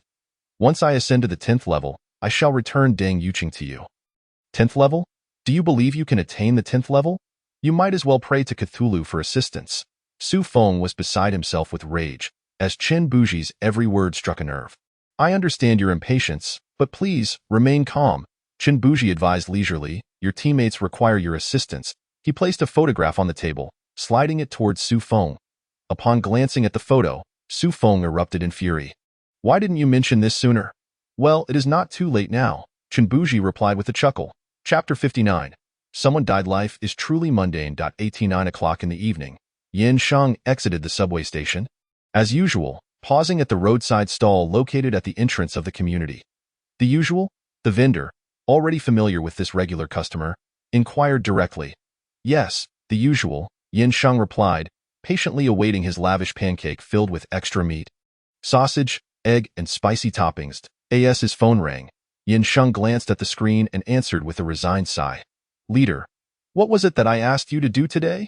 Yin Shang remained silent, knowing that the voice on the other end did not seek his input. Did I not instruct you to send me the new test version before the end of the day? Where is it? When Minister Xiao came by today, he inquired about the project's progress. Did we not express the difficulties we faced? The proposed plan simply could not meet our needs. Minister Xiao said there was no rush, that we would coordinate internally, and you were present for that discussion. Were you not? Besides, there are other projects with deadlines today, so many excuses. Are you expecting me to wait while you come up with 10 reasons for one of mine? Did Minister Xiao agree? I did not agree. You cannot leave work unfinished and then justify it. No matter how late it is, I want the finished product today. Otherwise, you can pack your things and leave tomorrow.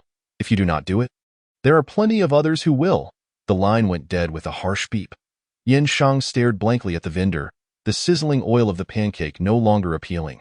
Minister Xiao was the new supervisor, a rank above the individual who had just called, and his words could shift like the wind. As a technician, Yin Shang found himself bewildered by the convoluted politics at play. Since graduating, he had been a technician at the company, primarily handling government outsourcing projects, including websites, platforms, apps, and so forth, for 5 or 6 years now. His work was demanding, and the office politics were exhausting. Yet with a salary in the upper middle range, coupled with his family's constant reminders about the difficulty of finding work, Yin Shang had settled into a state of complacency. What? Not having a good day today? The vendor inquired upon noticing Yin Shang's troubled expression. Corporate PUA. I've grown accustomed to it. Yin Shang shook his head, unsure when this life would find resolution. When will there ever be an end? The vendor chuckled. You are not married, nor do you have children. Once you marry and have kids, you will understand what it means to be trapped. Who has it easy? I work during the day and run this stall at night, all to save up for my child's down payment. It's not easy for anyone.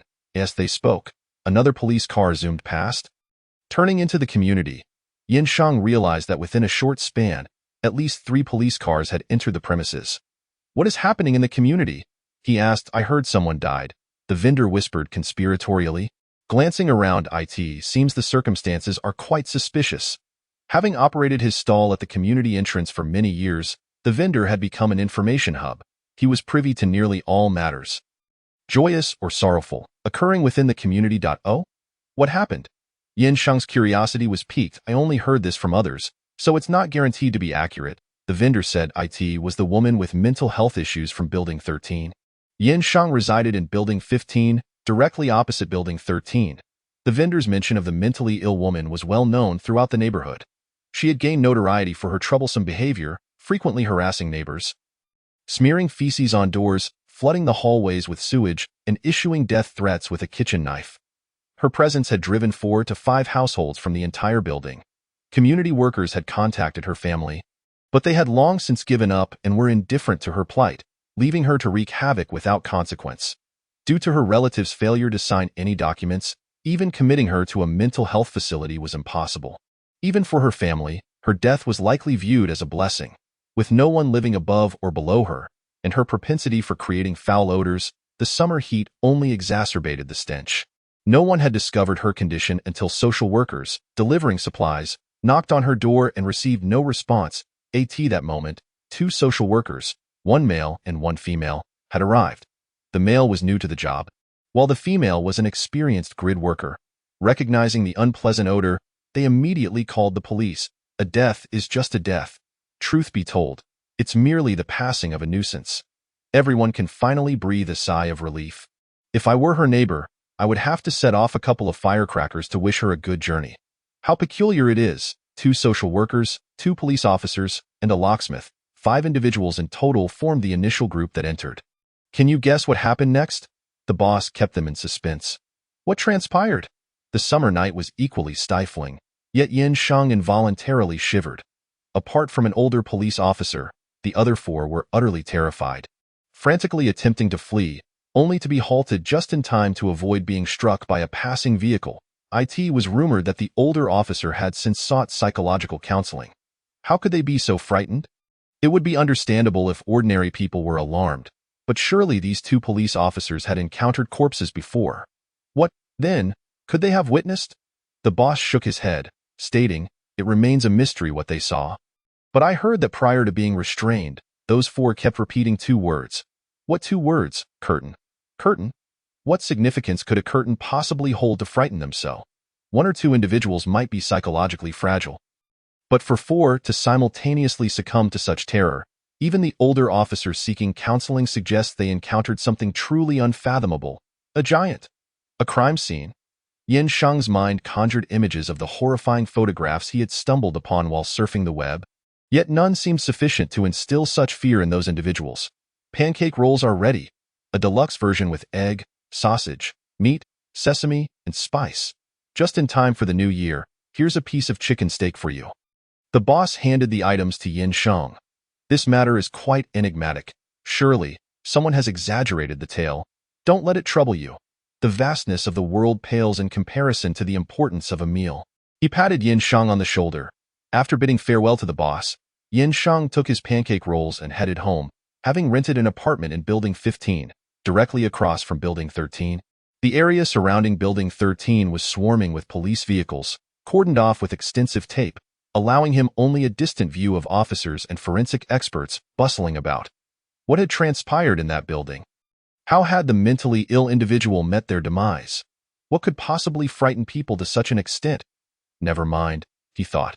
Best not to dwell on it, as he had to work overtime tonight. Why frighten himself unnecessarily? Shaking his head to dispel the unrealistic thoughts, he opened the door to Building 15 and began his ascent. Just as he reached the halfway point, a faint sound echoed, and the motion sensor light in the corridor extinguished.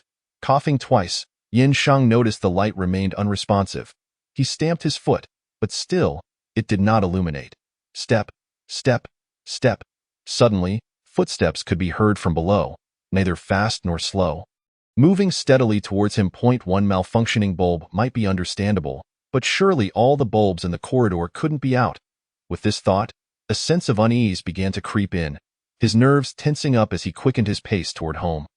Step, step, step. Coinciding with his hurried ascent, the footsteps from below also hastened. Who is it? Yin Shang could not help but inquired, step, step, step. No one answered. The footsteps continued to approach. Chapter 60. What did they see? Step, step, step, step, step, step. The urgent footsteps drew ever nearer. A sense of impending danger surged within him, and cold sweat trickled down Yin Shang's back as he dashed upstairs, fumbling for his keys in his pocket and hurriedly thrusting them toward the lock. In the darkness, he could see nothing, only groping for the keyhole. Missing it on the first try only heightened his anxiety, his hands shaking with fear. Clink, the sound of the key clattering to the floor echoed. Yin Shang's heart sank, and he hurried to feel for the key on the ground, but the darkness was too thick. He fumbled around unsuccessfully. He lived on the 5th floor, and the footsteps had already reached the 3rd. If he didn't get inside soon, what would happen? What would happen? In confusion, Yin Shang found himself questioning why such thoughts crossed his mind, as if that whatever was approaching could kill him. In desperation, he turned on his phone's screen, carelessly illuminating the ground with its faint glow, finally spotting the key that had fallen. Snatching it up, he swiftly inserted it into the lock and twisted, just as the hurried footsteps reached the corner of the 4th floor. Instinctively, Yin Shang turned his head, eyes wide, trying to discern what lay ahead in the dim light. But the darkness obscured everything except a small patch before him. The footsteps suddenly ceased. They stopped right around the corner on the 4th floor. A chill ran down his spine, every nerve in his body sending signals of danger. His intuition warned him that something must be watching him from there. Beyond the feeble light, what lurked in the shadowy corner of the 4th floor? The more he pondered, the more fear gripped him. He could not linger any longer. Summoning his courage, he flung open his door and hurried inside. Thud. Just as he stepped through the threshold, a hand clapped down on his shoulder. Ah! Yin Shang cried out in terror, slamming the door shut and hastily flicking the light switch. Click! The light blazed to life. Pressed against the door, he was drenched in cold sweat, gasping for breath as he surveyed the familiar room with uncertainty. The ceiling light cast a soft glow, and everything appeared as it had when he left. Nothing seemed amiss, as if nothing had occurred at all. He turned around. Peering through the peephole, remarkably, the corridor's motion sensor light was still illuminated. Did the sound of the door closing activate the sensor? Nothing was there. The peephole revealed a clean corridor, devoid of anything. Had he experienced a hallucination? He instinctively touched the spot where he had been tapped, finding the sensation surreal. Perhaps the recent work stress and tales from Building 13 had caused him to overthink. After devouring the steaming pancake rolls and retrieving 2 bottles of beer from the fridge, he returned to his bedroom, powered on his computer, and resumed his labor for the company. The proposal from the planning team was indeed impractical. Realistically, it was not feasible. Yet, there were ways to be lazy, after all. It was merely a test version. He would tackle the simpler features first and submit them to meet his obligations. Based on his understanding of his superior, that person would undoubtedly not check until the next day at work. Using the previous platform's template, he adjusted the interface content, incorporated modular functions, and casually assembled a few easy-to-implement new features, ultimately giving birth to a revamped platform that was little more than a superficial change. After a few clicks to ensure the system operated correctly, he sent the link to his superior and, true to form, received no response. This platform was sufficiently simple and adequate for the task, yet it still took him 3 hours to complete. And the clock now read 1 a.m. With 2 beers consumed, he felt a pleasant buzz, and after finishing his work, Yin Shang stretched, contemplating a brief indulgence before sleep. He opened a popular website, scrolled through a few short videos. When, for reasons unknown, that disquieting sensation returned, he found himself glancing over his shoulder repeatedly. Habitually, apart from sleeping, he never closed his bedroom door, and the door to the living room remained ajar, shrouded in darkness.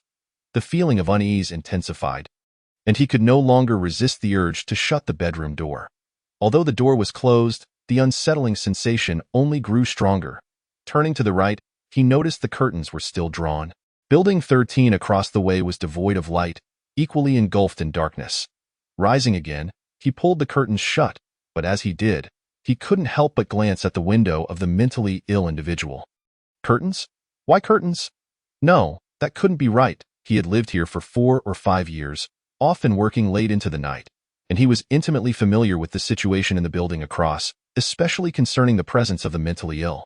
The home of the mentally ill individual was, as he had seen countless times before, a darkened window, pitch black. Suddenly, a realization struck him. The home of the mentally ill should have no curtains. He had never seen them drawn. Why, then, did the first group to discover the body repeatedly utter the word curtain? What had they truly witnessed? After pulling the curtains shut, the unsettling feeling subsided considerably. With a slight buzz from the beer, he turned off the lights and lay down on the bed. The moment the light extinguished, a familiar sense of dread washed over him, prompting him to flick the switch back on, which alleviated the discomfort somewhat. He could not deny the fact that, after enduring so much, he had developed an acute stress response, culminating in a fear of the dark. But was it merely a stress response, or something else entirely? Perhaps in the darkness, there truly was something invisible watching him. Even closing his eyes did not relieve the discomfort. Unable to sleep, he returned to the computer and began watching videos again. It was the buzz from the beer that ultimately aided him. Fatigue gradually enveloped him until, without realizing it, he collapsed onto the chair and fell asleep. He lost track of time, though it must have been a while. At least it felt that way, awakening from slumber. He glanced at his phone, and to his surprise, it was only 3 a.m. Had he really only slept 0.2 hours? Shaking his head, he intended to take advantage of the drowsiness and lie down in bed.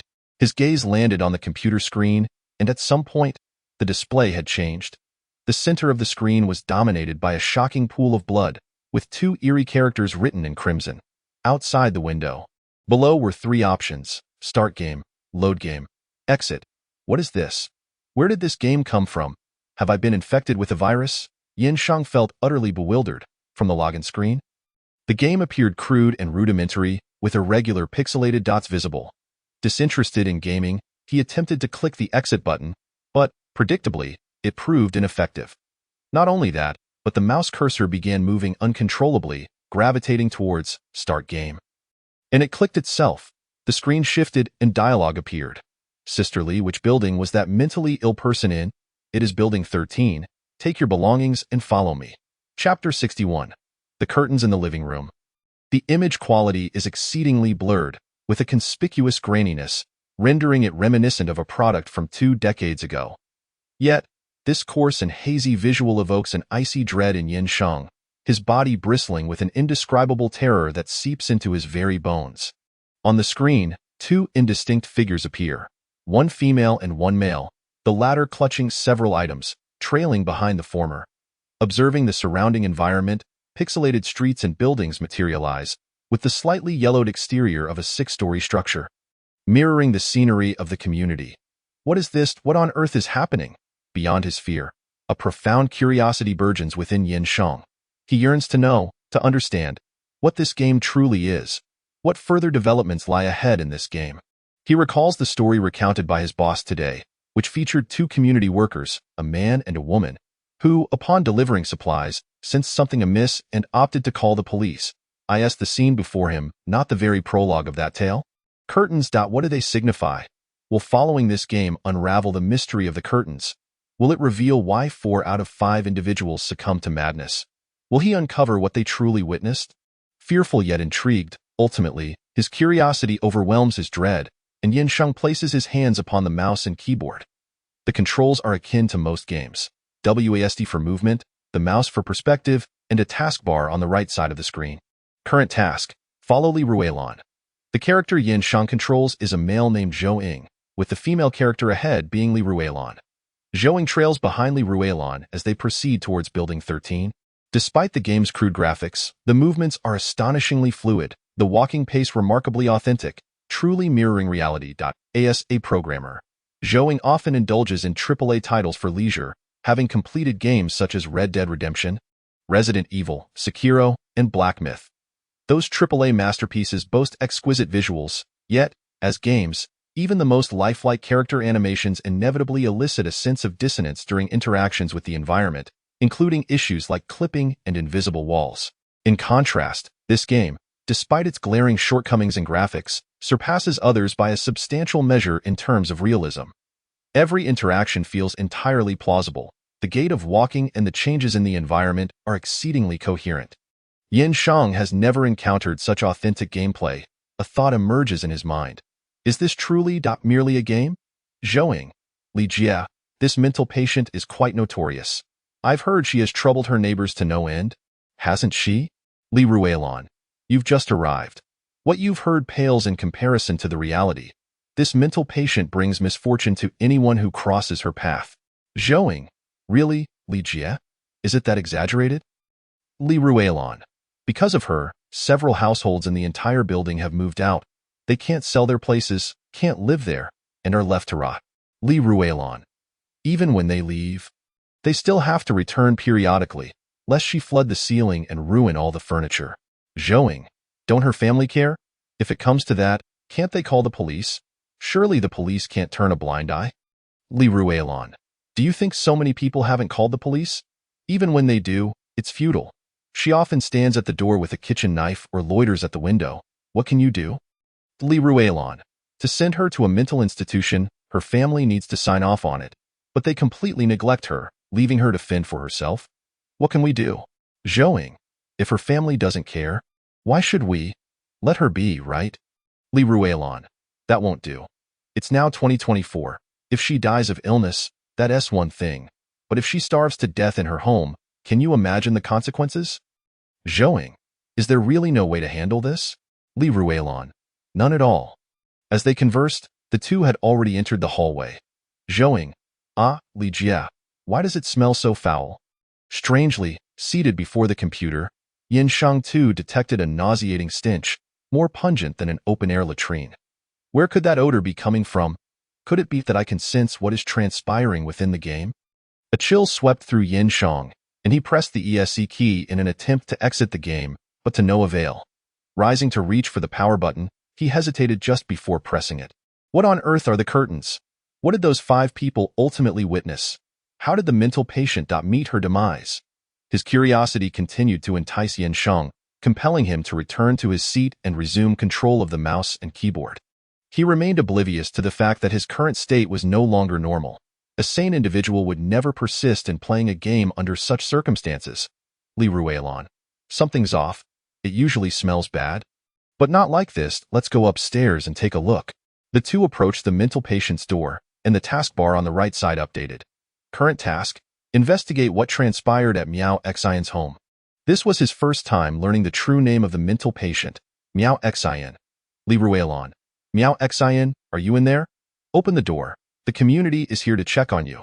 They knocked for a full 2 minutes, but no response came from within, prompting them to abandon their attempts. Zhou Ying, Li Jie, could she be out? Perhaps she went out to play? Li Ruelan, impossible. She has always been home every time we visited over the years, and even if she doesn't open the door, she would at least respond. The commotion they caused attracted the few remaining neighbors in Building 13. Neighbor, what is going on? Miao Xian hasn't opened the door. Neighbor, why does it smell so terrible? What has that Miao Xian been up to in there? Neighbor, it's been at least 3 or 4 days since I heard anything from Miao Xian. Zhouing glanced at Li Ruelon, and she returned his gaze. Zhouing, Li Jie, it smells awful, and it's been silent for days. Could she up Yi? Li Ruelon, don't speak carelessly. Let's call the police and have them take a look. Before long, the police arrived, 2 officers, one seasoned and one new. Upon meeting at the door, the senior officer immediately sensed something amiss. Officer Zhang, this odor is concerning. Xiao Lu, we need to evacuate the crowd and call for a locksmith. Officer Lu, everyone, please disperse and return home. After clearing the crowd, the locksmith arrived and, after a few moments of tinkering with his tools, successfully unlocked the door. The locksmith stepped inside first, and Zhouing followed. The stench inside was even more overwhelming, provoking a visceral urge to retch. Flies buzzed about the room, while twisted, white creatures clung to the walls, floors, and ceiling. Despite the appalling image quality, Yin Shang could not suppress his gag reflex. He recognized what those white creatures were. Officer Zhang, have you found the body? Officer Lu, I checked, but there is no body. Miao Xian's home was in utter disarray. Yet there was neither a body nor any blood. Curtains. Yin Shang was the first to notice the curtains in the living room. They were a pale yellow, drawn tightly shut, curtains that should not exist in Miao Xian's home. Chapter 62, Yin Shang. In Yin Shang's recollection, Miao Xian's residence had never had curtains drawn. He was uncertain whether she had ever installed them. After all, a brief glance would not reveal such details. As no one would stand at the window to scrutinize, Li Ruelon quickly provided an answer. Li Ruelon, why is there a curtain? Miao Xian is afraid of the dark and never draws the curtains. The lights in her room are kept on 24/7. Zhouing, this curtain seems rather peculiar. Indeed, it was an odd curtain on the computer screen. The curtain appeared pale yellow, exuding an indescribable strangeness. Suddenly, a dialogue box popped up at the bottom of the screen. Miao Xian, what does this mean? How could such a dialogue box appear? Could it be that Miao Xian is still in the room?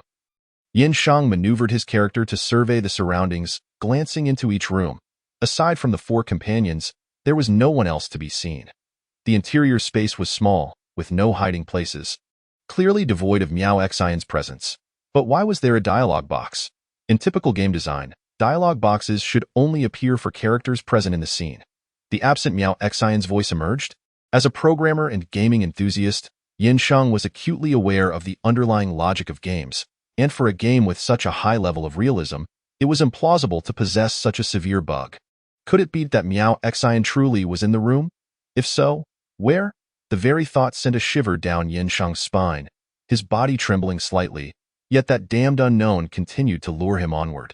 Controlling Zhou Ying's character, he once more directed his gaze toward the curtain in the living room and approached to examine it. The closer he drew, the more he sensed something was amiss. An inexplicable chill surged from his core outward. Yin Shang knew he should not approach, yet he could not resist. The pale yellow curtain was teeming with countless white, wriggling entities, maggots, twisting and falling to the ground. The curtain was stained with a pale yellow fluid, emanating a foul odor. Seated before the computer, Yin Shang simultaneously perceived the unbearable stench, grabbing a trash can and violently retching. The once delectable feast of savory pancakes with meat, eggs, and spices had transformed into a nauseating pile of vomit. After heaving, Yin Shang looked back at the curtain and realized something troubling. What? Were the maggots congregating on the curtain? Judging by their density, the curtain appeared to be the source of these maggots. Yet, there was no nourishment on the curtain. How could these maggots grow and reproduce? Press E to observe.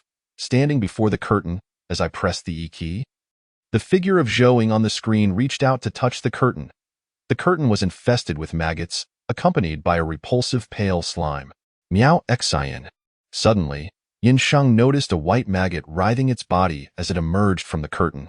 The curtain was open, devoid of creases, yet a maggot had managed to escape. Where could it have come from? At that moment, the other 4 individuals also approached the curtain, for it was the very source of the maggots and the foul odor. Li Ruelon. Why does this curtain smell so foul, and why are there maggots?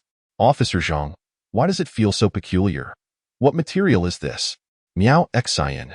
Miao Xian's dialogue box had appeared 3 times, each time expressing disbelief. Note, it cannot be true, can it? If my thoughts were indeed accurate, if this notion held any truth, then press E to observe. I pressed the E key once more, controlling Zhouing to raise her hand and touch the curtain. Miao Xian. Li Rulin. Did you hear something? Officer Zhang. It seems that there is indeed a sound. Officer Liu. It sounds like someone is moaning, a faint moan. The locksmith. I heard it too. It seems to be coming from this direction. The locksmith reached out, attempting to pull the curtain aside, but at the moment he exerted force. Miao Xian. Ah? Yin Sheng, engrossed in the game, also heard that inhuman scream. Above the curtain, a single eye suddenly opened wide, gazing painfully at the 5 individuals standing before it. This is... Yin Sheng's mind went blank, nearly losing the ability to think. The curtain is Miao Xian. This pale yellow curtain, which should not exist, infested with maggots and pus Miao Xian. Thus, every time the curtain was touched, Miao Xian's dialogue box would emerge. Miao Xian was indeed within this room, albeit not in human form, but rather the curtain. Miao Xian had not perished. The maggots crawled within her, and she could still respond to the outside world. The pale yellow curtain. The living Miao Xian, the horrifying maggots. Hence, it was no wonder that 4 of the first 5 individuals to enter the room had gone into it was why they incessantly repeated the word curtain. Ah! Realizing the truth, Yin Sheng too screamed in madness. What transpired in Building 13? Unbeknownst to him, Yin Sheng had begun to perceive the events of the game as reality. No, that is incorrect. It was not merely perceived as reality. It was reality. Miao Xian had truly transformed into the curtain. Amidst Yin Sheng's terrified wails, the scene began to shift once more. The screen first turned black, then reappeared. This time, it was nighttime. In the foreground, there was a pancake stall. The man was conversing with the vendor. Yin Sheng, boss, what has happened in the community? Vendor, I only heard it from others, can't guarantee its authenticity. Yin Sheng, how strange. I'll head back first and come again tomorrow. Vendor, the road is dark, take care. Yin Sheng walked towards Building 15, while the character controlled by Yin Sheng followed closely behind. Why is it following, Yin Sheng? Is something about to happen? Yin Sheng glanced around again, his gaze resting on Building 15 when suddenly he seemed to see something. At this moment, Yin Sheng had entered the apartment building and ascended the stairs. No, this cannot be. It absolutely cannot. I must. Pressing Shift and W keys to move faster, Yin Sheng dashed upstairs, eager to inform Yin Sheng of what he had witnessed. Yin Sheng, ding dong. A key dropped to the ground. First floor, second floor, third floor, fourth floor. In the darkness, the character controlled by Yin Sheng exerted every effort to catch up to Yin Sheng, but just as they turned the corner on the 4th floor, Yin Sheng suddenly halted, not merely stopping, but unable to proceed, because Yin Sheng had directed his phone screen towards him. There is light ahead, unable to proceed. Only when Yin Sheng moved his phone aside and opened the door did Yin Sheng regain his ability to move. He swiftly approached Yin Sheng from behind. Press E to interact, clap. Yin Sheng patted Yin Sheng on the shoulder. Chapter 63. Su Feng Dependency Syndrome. This is the place. Tang Yao took out a photograph, comparing it with the building before her. The photograph matched reality. The residential building stood tall in the night, with a few scattered windows lit in the photograph. Outside one illuminated window, a blurred shadow floated. Indistinct in form, yet vaguely discernible as facing the window. The room inside was lit, yet the curtains were drawn, and that shadow was directly facing the window, gazing at whatever lay beyond the curtain. The shadow existed solely within the photograph, not visible in reality. The back of the photograph bore 3 lines written in marker. Event name. Outside the window. Location. Yujing Community. Building 13. Dongha City. Beichun Province. Hazard level. Level 6 to 8. The information provided by the photograph had become increasingly detailed. Lu Mingyuan remarked that when they first arrived, it was merely a photograph. Later, event locations were added, then hazard levels, and now even the event name had emerged. Tang Yao noted, It is quite terrifying to think that they could continue to progress under such circumstances. Thankfully, he is not an enemy. The gloom draws ever closer, and it remains uncertain who the final trigger will be. As it stands, he is the most likely candidate to reach level 10 within the past century. The curse will not permit the birth of a level 10 refugee. The day the level 10 refugee mission arises. It is difficult to imagine. Lu Mingyuan said, lost in thought. What role will Su Feng play in this? Tang Yao inquired curiously. Only heaven knows. Lu Mingyuan chuckled, deliberately elongating the word heaven. As he spoke, Lu Mingyuan ascended the stairs. While the location lacked a specific door number, it was evident that the window harboring the shadow was the source. Are we really just going to go up? Tang Yao hesitated. Should we not wait a little longer? Wait for what? Lu Mingyuan turned to look at her. Wait for Su Feng. The speed at which the refuge mission flows differs from that of the real world. By the time he returns, the opportunity may have passed. He opened the damaged iron door of the apartment building and then teased. What? Have you developed Su Feng dependency syndrome after solving a single real-world incident? Uncle, don't spout nonsense about Su Feng dependency syndrome, Tang Yao retorted, shaking her small fist in a playful manner. However, it must be said that Su Feng was indeed very useful. With Su Feng around, solving real-world incidents felt secure. Neither she nor Lu Mingyuan needed to genuinely engage in the events, merely watching Su Feng perform, ready to assist if necessary. This fellow possesses curse immunity. When encountering particularly troublesome curses, he can redirect the afflicted to himself, achieving a similar effect to severing the transmission chain. Although they had only gone on one mission with Su Feng, the experience of being safe while enjoying a show akin to a suspenseful supernatural thriller was simply delightful.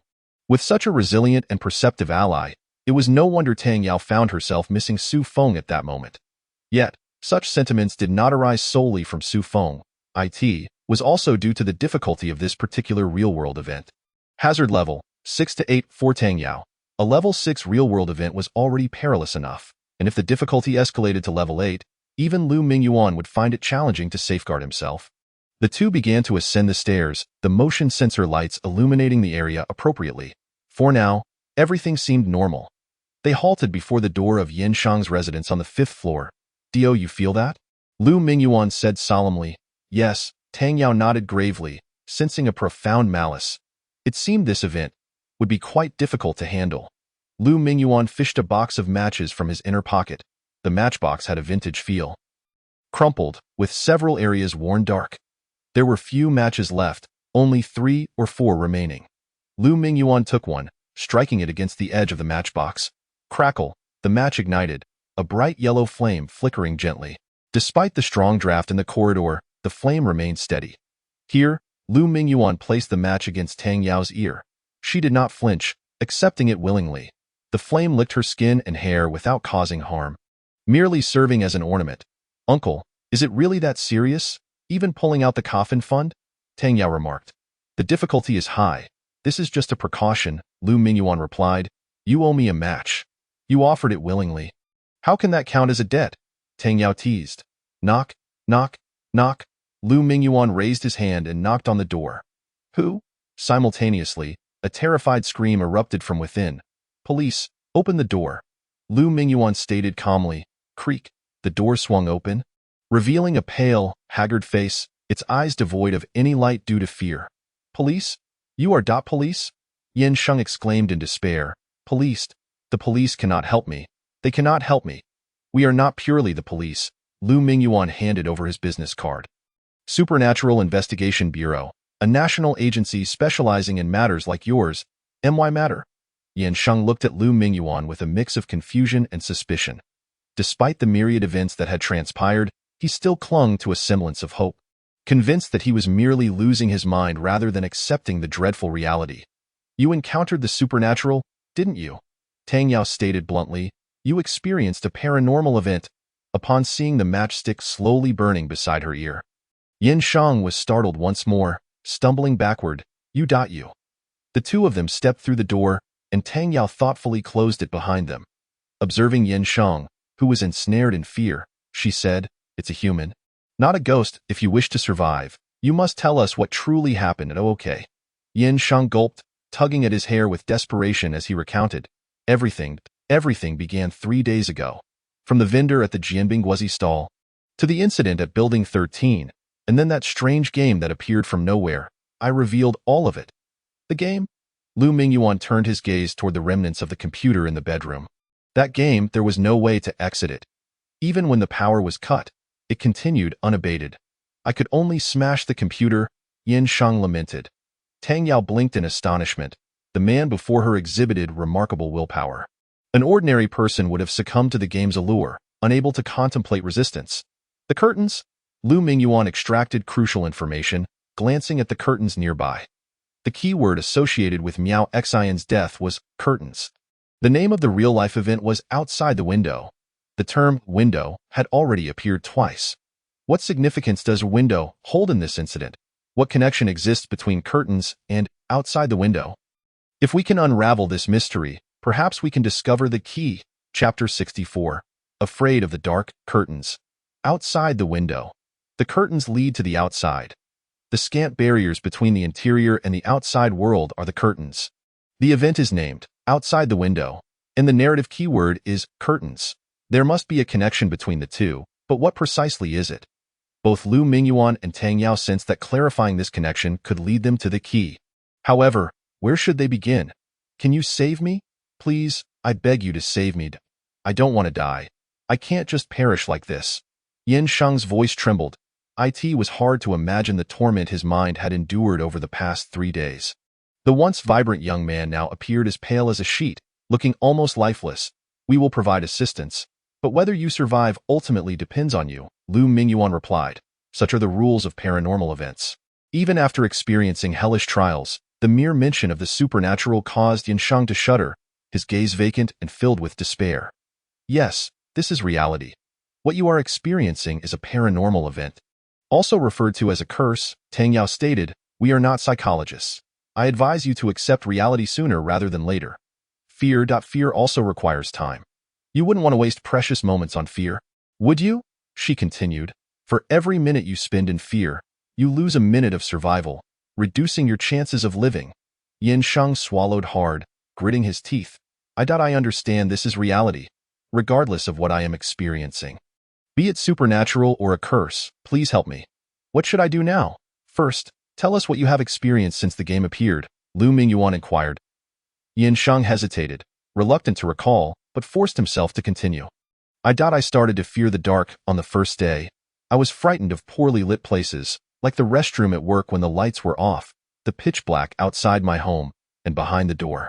On the second day, I began to fear all black objects, including black clothing, black ink, even people's hair and pupils. On the third day, which is now, I can't sleep, I can't even close my eyes, because closing my eyes means plunging into darkness. I've never felt such intense fear, as if something is always lurking in the blackness. Furthermore, the fear is gradually intensifying, as if that lurking entity is drawing ever closer. That lurking entity? Is it the shadow outside the window in the photograph? Both refugees simultaneously thought of the image. Afraid of the dark? Lu Mingyuan remarked. I recall that your earlier account indicated that the deceased Miao Xian also feared the dark, correct? Yes, that's true. It was depicted in the game's content. Yin Shang confirmed. Lu Mingyuan and Tang Yao exchanged knowing glances, silently reaching a consensus. Based on Yin Shang's narrative and the content presented in the game, it seemed that Miao Xian's home lacked curtains. Could fear of the dark be the cause of Miao Xian's demise? The curse implanted fear of the dark into Miao Xian's consciousness. This fear of the dark differs from the ordinary fear of darkness. The fear that ordinary people experience is merely an aversion to the absence of light. However, the fear of the dark in this paranormal event is an indiscriminate terror of all things black. And the deepest shadows of blackness evoke the utmost dread. Miao Xian had no curtains. Miao Xian feared the darkness. Outside the window, is that the case? No, there is another possibility. Perhaps Miao Xian is the curse itself? Do you have any paper? Get me a pen, Lu Mingyuan asked as he sat on the sofa. Yin Shang promptly retrieved paper and pen, handing them to Lu Mingyuan. He first wrote 2 keywords on the paper. Outside the window. Curtains. Then he added another keyword. Fear of the dark. Miao Xian. Yin Shang. Game. Shadowed, he placed emphasis on the word game by circling it. The concepts of the game, outside the window, curtains, fear of the dark, all shared a common theme. forming a complete curse. Yet, the game seemed utterly out of place among these four keywords, as though a three-dimensional character had suddenly appeared in a two-dimensional animation. If the game serves as the breakthrough, then what is amiss with the game? Tang Yao glanced at the content on the paper and asked, I remember you mentioning that after witnessing Miao Xian's death in the game, you saw yourself? Correct? Yes, I saw myself buying Jianbing Guozi, walking back here, and then I pursued myself within the game, Yin Shang replied. Why did you feel the need to pursue yourself? Lu Mingyuan asked. Huh? Yin Shang appeared bewildered, seemingly unable to grasp the question. Why did you pursue yourself? Lu Mingyuan repeated. Don't you find that odd? Under normal circumstances, would anyone chase after themselves upon seeing their own likeness in a game? He continued. You must have seen or learned something in the game that compelled you to pursue your own self. To convey that knowledge to your own self, Tang Yao interjected, 3 days ago, the figure you feared in the stairwell was you? The one who tapped your shoulder was also your own self within the game. Think carefully about what you witnessed in the game. I indeed saw something. Yin Shang struggled to remember, as a glimmer of understanding dawned upon him. Suddenly, his expression turned blank, his gaze filled with despair as he helplessly looked at Lu Mingyuan and Tang Yao. What did I see? What did I learn? I can't remember. I can't recall anything. The experiences were too bizarre, and Yin Shang's rational defenses were crumbling. His eyes widened, tears streaming from bloodshot sockets, nearly breaking down. Lu Mingyuan circled the word game forcefully a few more times. The key information lies within the game, Lu Mingyuan stated. Now, 2 matters must be clarified. The first is whether Miao Xian had also encountered the same game. If she had, it would imply that she was not the source of the curse, but rather a victim within the curse's chain. The second matter is what Yin Shang truly witnessed in the game. What was it that he wanted to convey to himself? Tang Yao suggested, these 2 matters can be addressed concurrently. How can we tackle them together? Yin Shang inquired, we need to visit Miao Xian's home. Go to Miao Xian's home? Yin Shang exclaimed in sheer terror. You can choose not to go and await your demise here. Tang Yao replied coldly, I will go with you. Yin Shang finally resolved. Albeit with great difficulty. Lu Mingyuan scrutinized the paper filled with keywords, furrowing his brow. It seemed something had been overlooked. What could it be? Chapter 65. Corruption. Is it a tangible curse or an intangible one? Lu Mingyuan couldn't help but ponder. No, that's not right. Times have changed, it shouldn't be like this. Every root curse possesses distinct characteristics, much like the chaos of madness. The bizarre flora of scarlet and corruption is no exception. Once one becomes a victim of corruption, their body will rot from the inside out, affecting not only the flesh but also the spirit and mind, leading to decay. This is not the essence of the corruption, curse, but rather the characteristics that emerge after being tainted by corruption. Undertaking refuge tasks may slow this process, but it merely delays rather than eliminates it. The characteristics of corruption induce a visceral aversion in all living beings.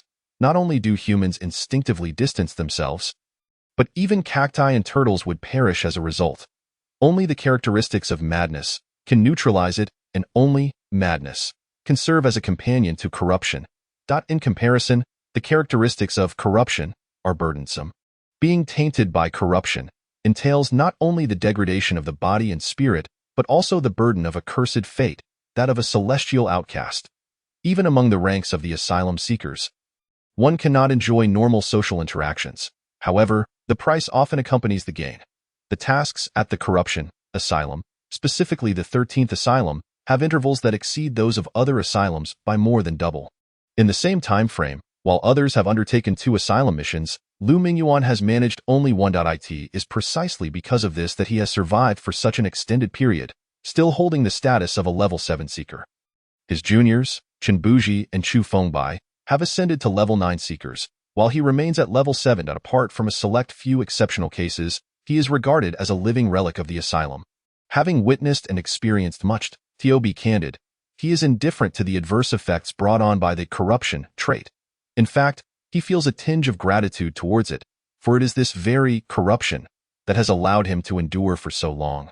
After all he has been through, Lu Mingyuan possesses a clear self-awareness. His limit is level 8, and as for the leap from level 8 to level 9, a threshold akin to leaping through the Dragon's Gate, he does not even entertain the thought. It is utterly impossible, if luck were to favor him, If the stars were to align, perhaps he could survive the 8th Asylum mission and prolong his existence even further. But why should he endure for so long? When he first encountered Su Feng, Lu Mingyuan confided that being afflicted by a curse, rather than struggling for survival, it would be more gratifying to simply embrace death. He is indeed unafraid of death and indifferent to his own fate. However, before he meets his end, he harbors a lingering concern. That curse. That tormenting curse that has plagued him for nearly 2 decades. At that time, Lu Mingyuan had only recently entered the asylum. Still a level 3 seeker, recognized as a rising star due to his promising talents. After completing his 3rd asylum mission, driven by nostalgia for his family, he made a decision he would regret for a lifetime. To return to his home's vicinity and catch a glimpse of his parents from afar. The Spiritual Regulation Bureau has a clear prohibition. Once one becomes a seeker, any form of contact with family is strictly forbidden. Having defied this edict, Lu Mingyuan tasted the bitter fruit of his actions. That single glance, that seemingly innocuous moment, summoned irreparable and terrifying consequences, as the curse ensnared his family, triggering a supernatural incident. It was an exceedingly difficult and complex reality event. 2 teams dispatched by the Spiritual Regulation Bureau perished in succession. Ultimately, in despair, Lu Mingyuan could no longer afford to wait. He forcefully entered the supernatural event. Lu Mingyuan exerted every ounce of his strength, wagering everything, and astonishingly succeeded in locating the key. Yet, the time had dragged on too long, and compounded by the influence of the corruption, curse, the difficulty of the reality event escalated. Following this shift in difficulty, the supernatural incident intensified, its transmission routes and logical chains restructured. The previous avenues for survival and the key became ineffective, necessitating a complete restart. Time ran out, and Lu Mingyuan could only watch helplessly as his mother was consumed by the curse before his eyes. He was so close to survival, merely a heartbeat away. Separated from life and death by the thinnest of margins. Lu Mingyuan survived because at last, a level 9 seeker arrived. Sensing the threat, the curse retreated, vanishing into the ether.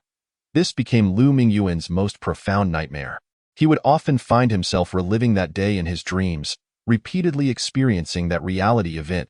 It was excruciating, as a singular thought persisted. If only he could have fought for one more second. Perhaps. Whether it was due to overextending his future or the emergence of inner demons, Lu Mingyuan's talent vanished thereafter, leaving him at best a competent newcomer. Now, Lu Mingyuan is left with a singular desire. To reunite with that curse and fulfill this fated confrontation that has spanned over a decade.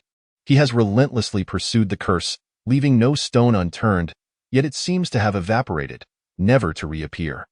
Having been a seeker for over 20 years, in terms of experience dealing with reality events, few within the entire asylum system possess knowledge as extensive as his. He has developed an effective methodology, and it is this very approach that has enabled him to resolve one supernatural incident after another.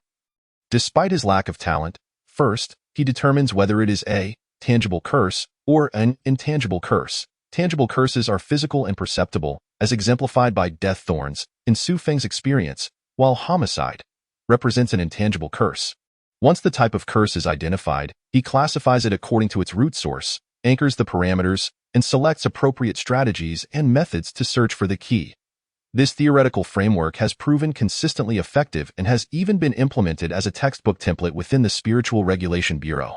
However, at some point, curses began to evolve. A series of high-level seekers fell victim to lower-level curses, and the Bureau discovered that these lower-level curses had turned the tables, utilizing this very thought process to ensnare these high-level seekers. Since then, all cognitive templates have been abolished, and Lu Mingyuan knows he ought not to rely on this outdated methodology. Yet, years of ingrained habits are not easily altered. The current reality curse, in terms of its manner of death, bears some resemblance to corruption. Miao Xian's mode of death closely aligns with corruption. However, in addition to corruption, there are elements of distortion, and due to the keyword, fear of darkness, it is further intertwined with deathly silence. In the past, the primary adversary of the Spiritual Regulation Bureau consisted of singular types of supernatural incidents. However, since 3 years ago, mixed types of supernatural events have proliferated, resulting in a sharp rise in difficulty. All high-level seekers can sense that the looming shadow draws ever closer. The eruption of mixed events is merely a prelude to the approaching darkness. Let us proceed inside, Lu Mingyuan remarked as they paused briefly before Miao Xian's door. Are we really going in? Yin Shang questioned, biting his lip until it bled, his expression one of sheer terror. What else is there to do? Shall we hold a mass here? Lu Mingyuan retorted. That would be futile. With that, Tang Yao swung open the door and forcibly shoved the unfortunate Yin Shang inside. Ah! Yin Shang screamed in terror. Chapter 66. Where lies the difference? Yin Shang had already been tormented by the reality event known as outside the window to a harrowing degree. Lu Mingyuan and Tang Yao arrived at his side in the evening. The clock had just struck midnight. The police downstairs had already departed, and the few residents of the building had fled, unwilling to remain. Thanks to Miao Xian's prior presence, the lights in the stairwell were mostly out, flickering dimly in a sickly yellow glow that was worse than total darkness. For Yin Shang, who feared the dark, the pervasive shadows were a constant source of dread, each glance at the blackness sending his heart racing as if he were experiencing a free fall. Closing his eyes, that was not an option. Even with his eyes shut, the darkness remained, more oppressive behind his eyelids, deepening his terror. Once outside his door, even merely walking along the community path, he felt like a caged bird, his nerves taut to the breaking point. Within the pitch-black corridor of Building 13, he was on the verge of collapse. Though paralyzed by fear, he struggled to maintain a semblance of composure in front of Tang Yao, not wishing to appear overly undignified before the beautiful girl. Suddenly, without warning, he was thrust into Miao Xian's home by Tang Yao. The pent-up terror finally broke free. Ah! He could no longer concern himself with appearances, screaming in fear and grasping onto anything within reach. Remarkably, he did manage to seize something, soft and warm. I'm sorry. Despite the awkwardness, fear prevailed. He realized he had grasped something but did not let go. No worries, a warm hand enveloped his, and with a click, the light flickered on. When Yin Shang turned to look, it was Lu Mingyuan's reassuring hand. How does it feel? It's certainly not as I imagined. The sensation, of course, was far from pleasant. Tang Yao stood nearby, a mischievous smile dancing on her lips. Uncle, I'm truly terrified. Yin Shang stammered, struggling to release his grip. Uncle doesn't mind. Lu Mingyuan's voice was steady and resolute, providing Yin Shang with a measure of courage. The room had already been tidied. There were no curtains or maggots, and apart from the blackened walls, it was quite clean and orderly. Indeed, law enforcement typically requires a month to clear a crime scene due to investigative protocols. But this location hardly resembled a typical crime scene. Any remnants would only serve to incite panic. A living person had been grotesquely transformed into a curtain. This case bore no necessity for police investigation and fell entirely under the jurisdiction of the Spiritual Investigation Bureau. The entire investigation was spearheaded by the Bureau's investigators, with law enforcement primarily tasked with evacuating the surrounding populace, maintaining order, and ensuring that no one beyond the Bureau could enter the scene. Such incidents had occurred in the past. Journalists, well-meaning citizens, and family members of the deceased had stormed the scene, only to be afflicted by the curse, leading to a wider outbreak. The Spiritual Investigation Bureau stands as humanity's sole official institution combating curses. All other agencies must cooperate fully with its operations. After gathering evidence at the scene, the Bureau swiftly cleaned the area, leaving no trace of the violent supernatural event that had transpired. Without the obstruction of curtains, Yin Shang gazed out at the pitch-black exterior, trembling in fear. The scene has been thoroughly cleaned. There is nothing here, Yin Shang said, his tone laced with a hint of luck, clearly unwilling to witness the grim reality of the game. Even the primitive graphics within the game evoke such a chilling horror that he fears for the capacity of his mind to withstand the reality of the scene. Nevertheless, the investigator has transmitted the materials. As Tang Yao spoke, she retrieved an object resembling a flashlight from her backpack. Upon activating the device, a cascade of blue light poured forth, illuminating the surroundings and bringing forth the previously vanished maggots once more. Surprised, are you? This is not a curse. It is technology, Tang Yao explained thoughtfully. This is a restoration device. By inputting the appropriate data and information, one can recreate past scenes. The restoration, however, is confined to the realm of the blue illumination, with stark contrast between the world within the blue light and that beyond it. Observing the writhing maggots on the ground, along with the pus seeping from the curtain and pooling on the floor, Yin Shang, despite not having yet seen the curtain, with his own eyes, could not help but retch. For a full 3 days, he had dwelled in terror, subsisting solely on water, his appetite utterly lost. Now, as he vomited, it was nothing but bitter bile, a torment indeed. You'll get used to it. You will, Lu Mingyuan reassured him, patting his back. Get used to it? How could one grow accustomed to such a sight? That is hardly feasible. The game holds crucial clues, Lu Mingyuan continued. After hearing Miao Xian's story, you encountered that peculiar game die in the game. You relived the moment of Miao Xian's body. Oh no, it would be more accurate to say the day her body was discovered. With the character you controlled being Zhou Ying, what connection exists between the game and reality? Is the game an exact replica of reality, or does it diverge in some manner? If there are differences, then those differences may serve as the breakthrough. Among the 3 of us here, you are the only one who has played that game, so you must pay close attention and not overlook any clues.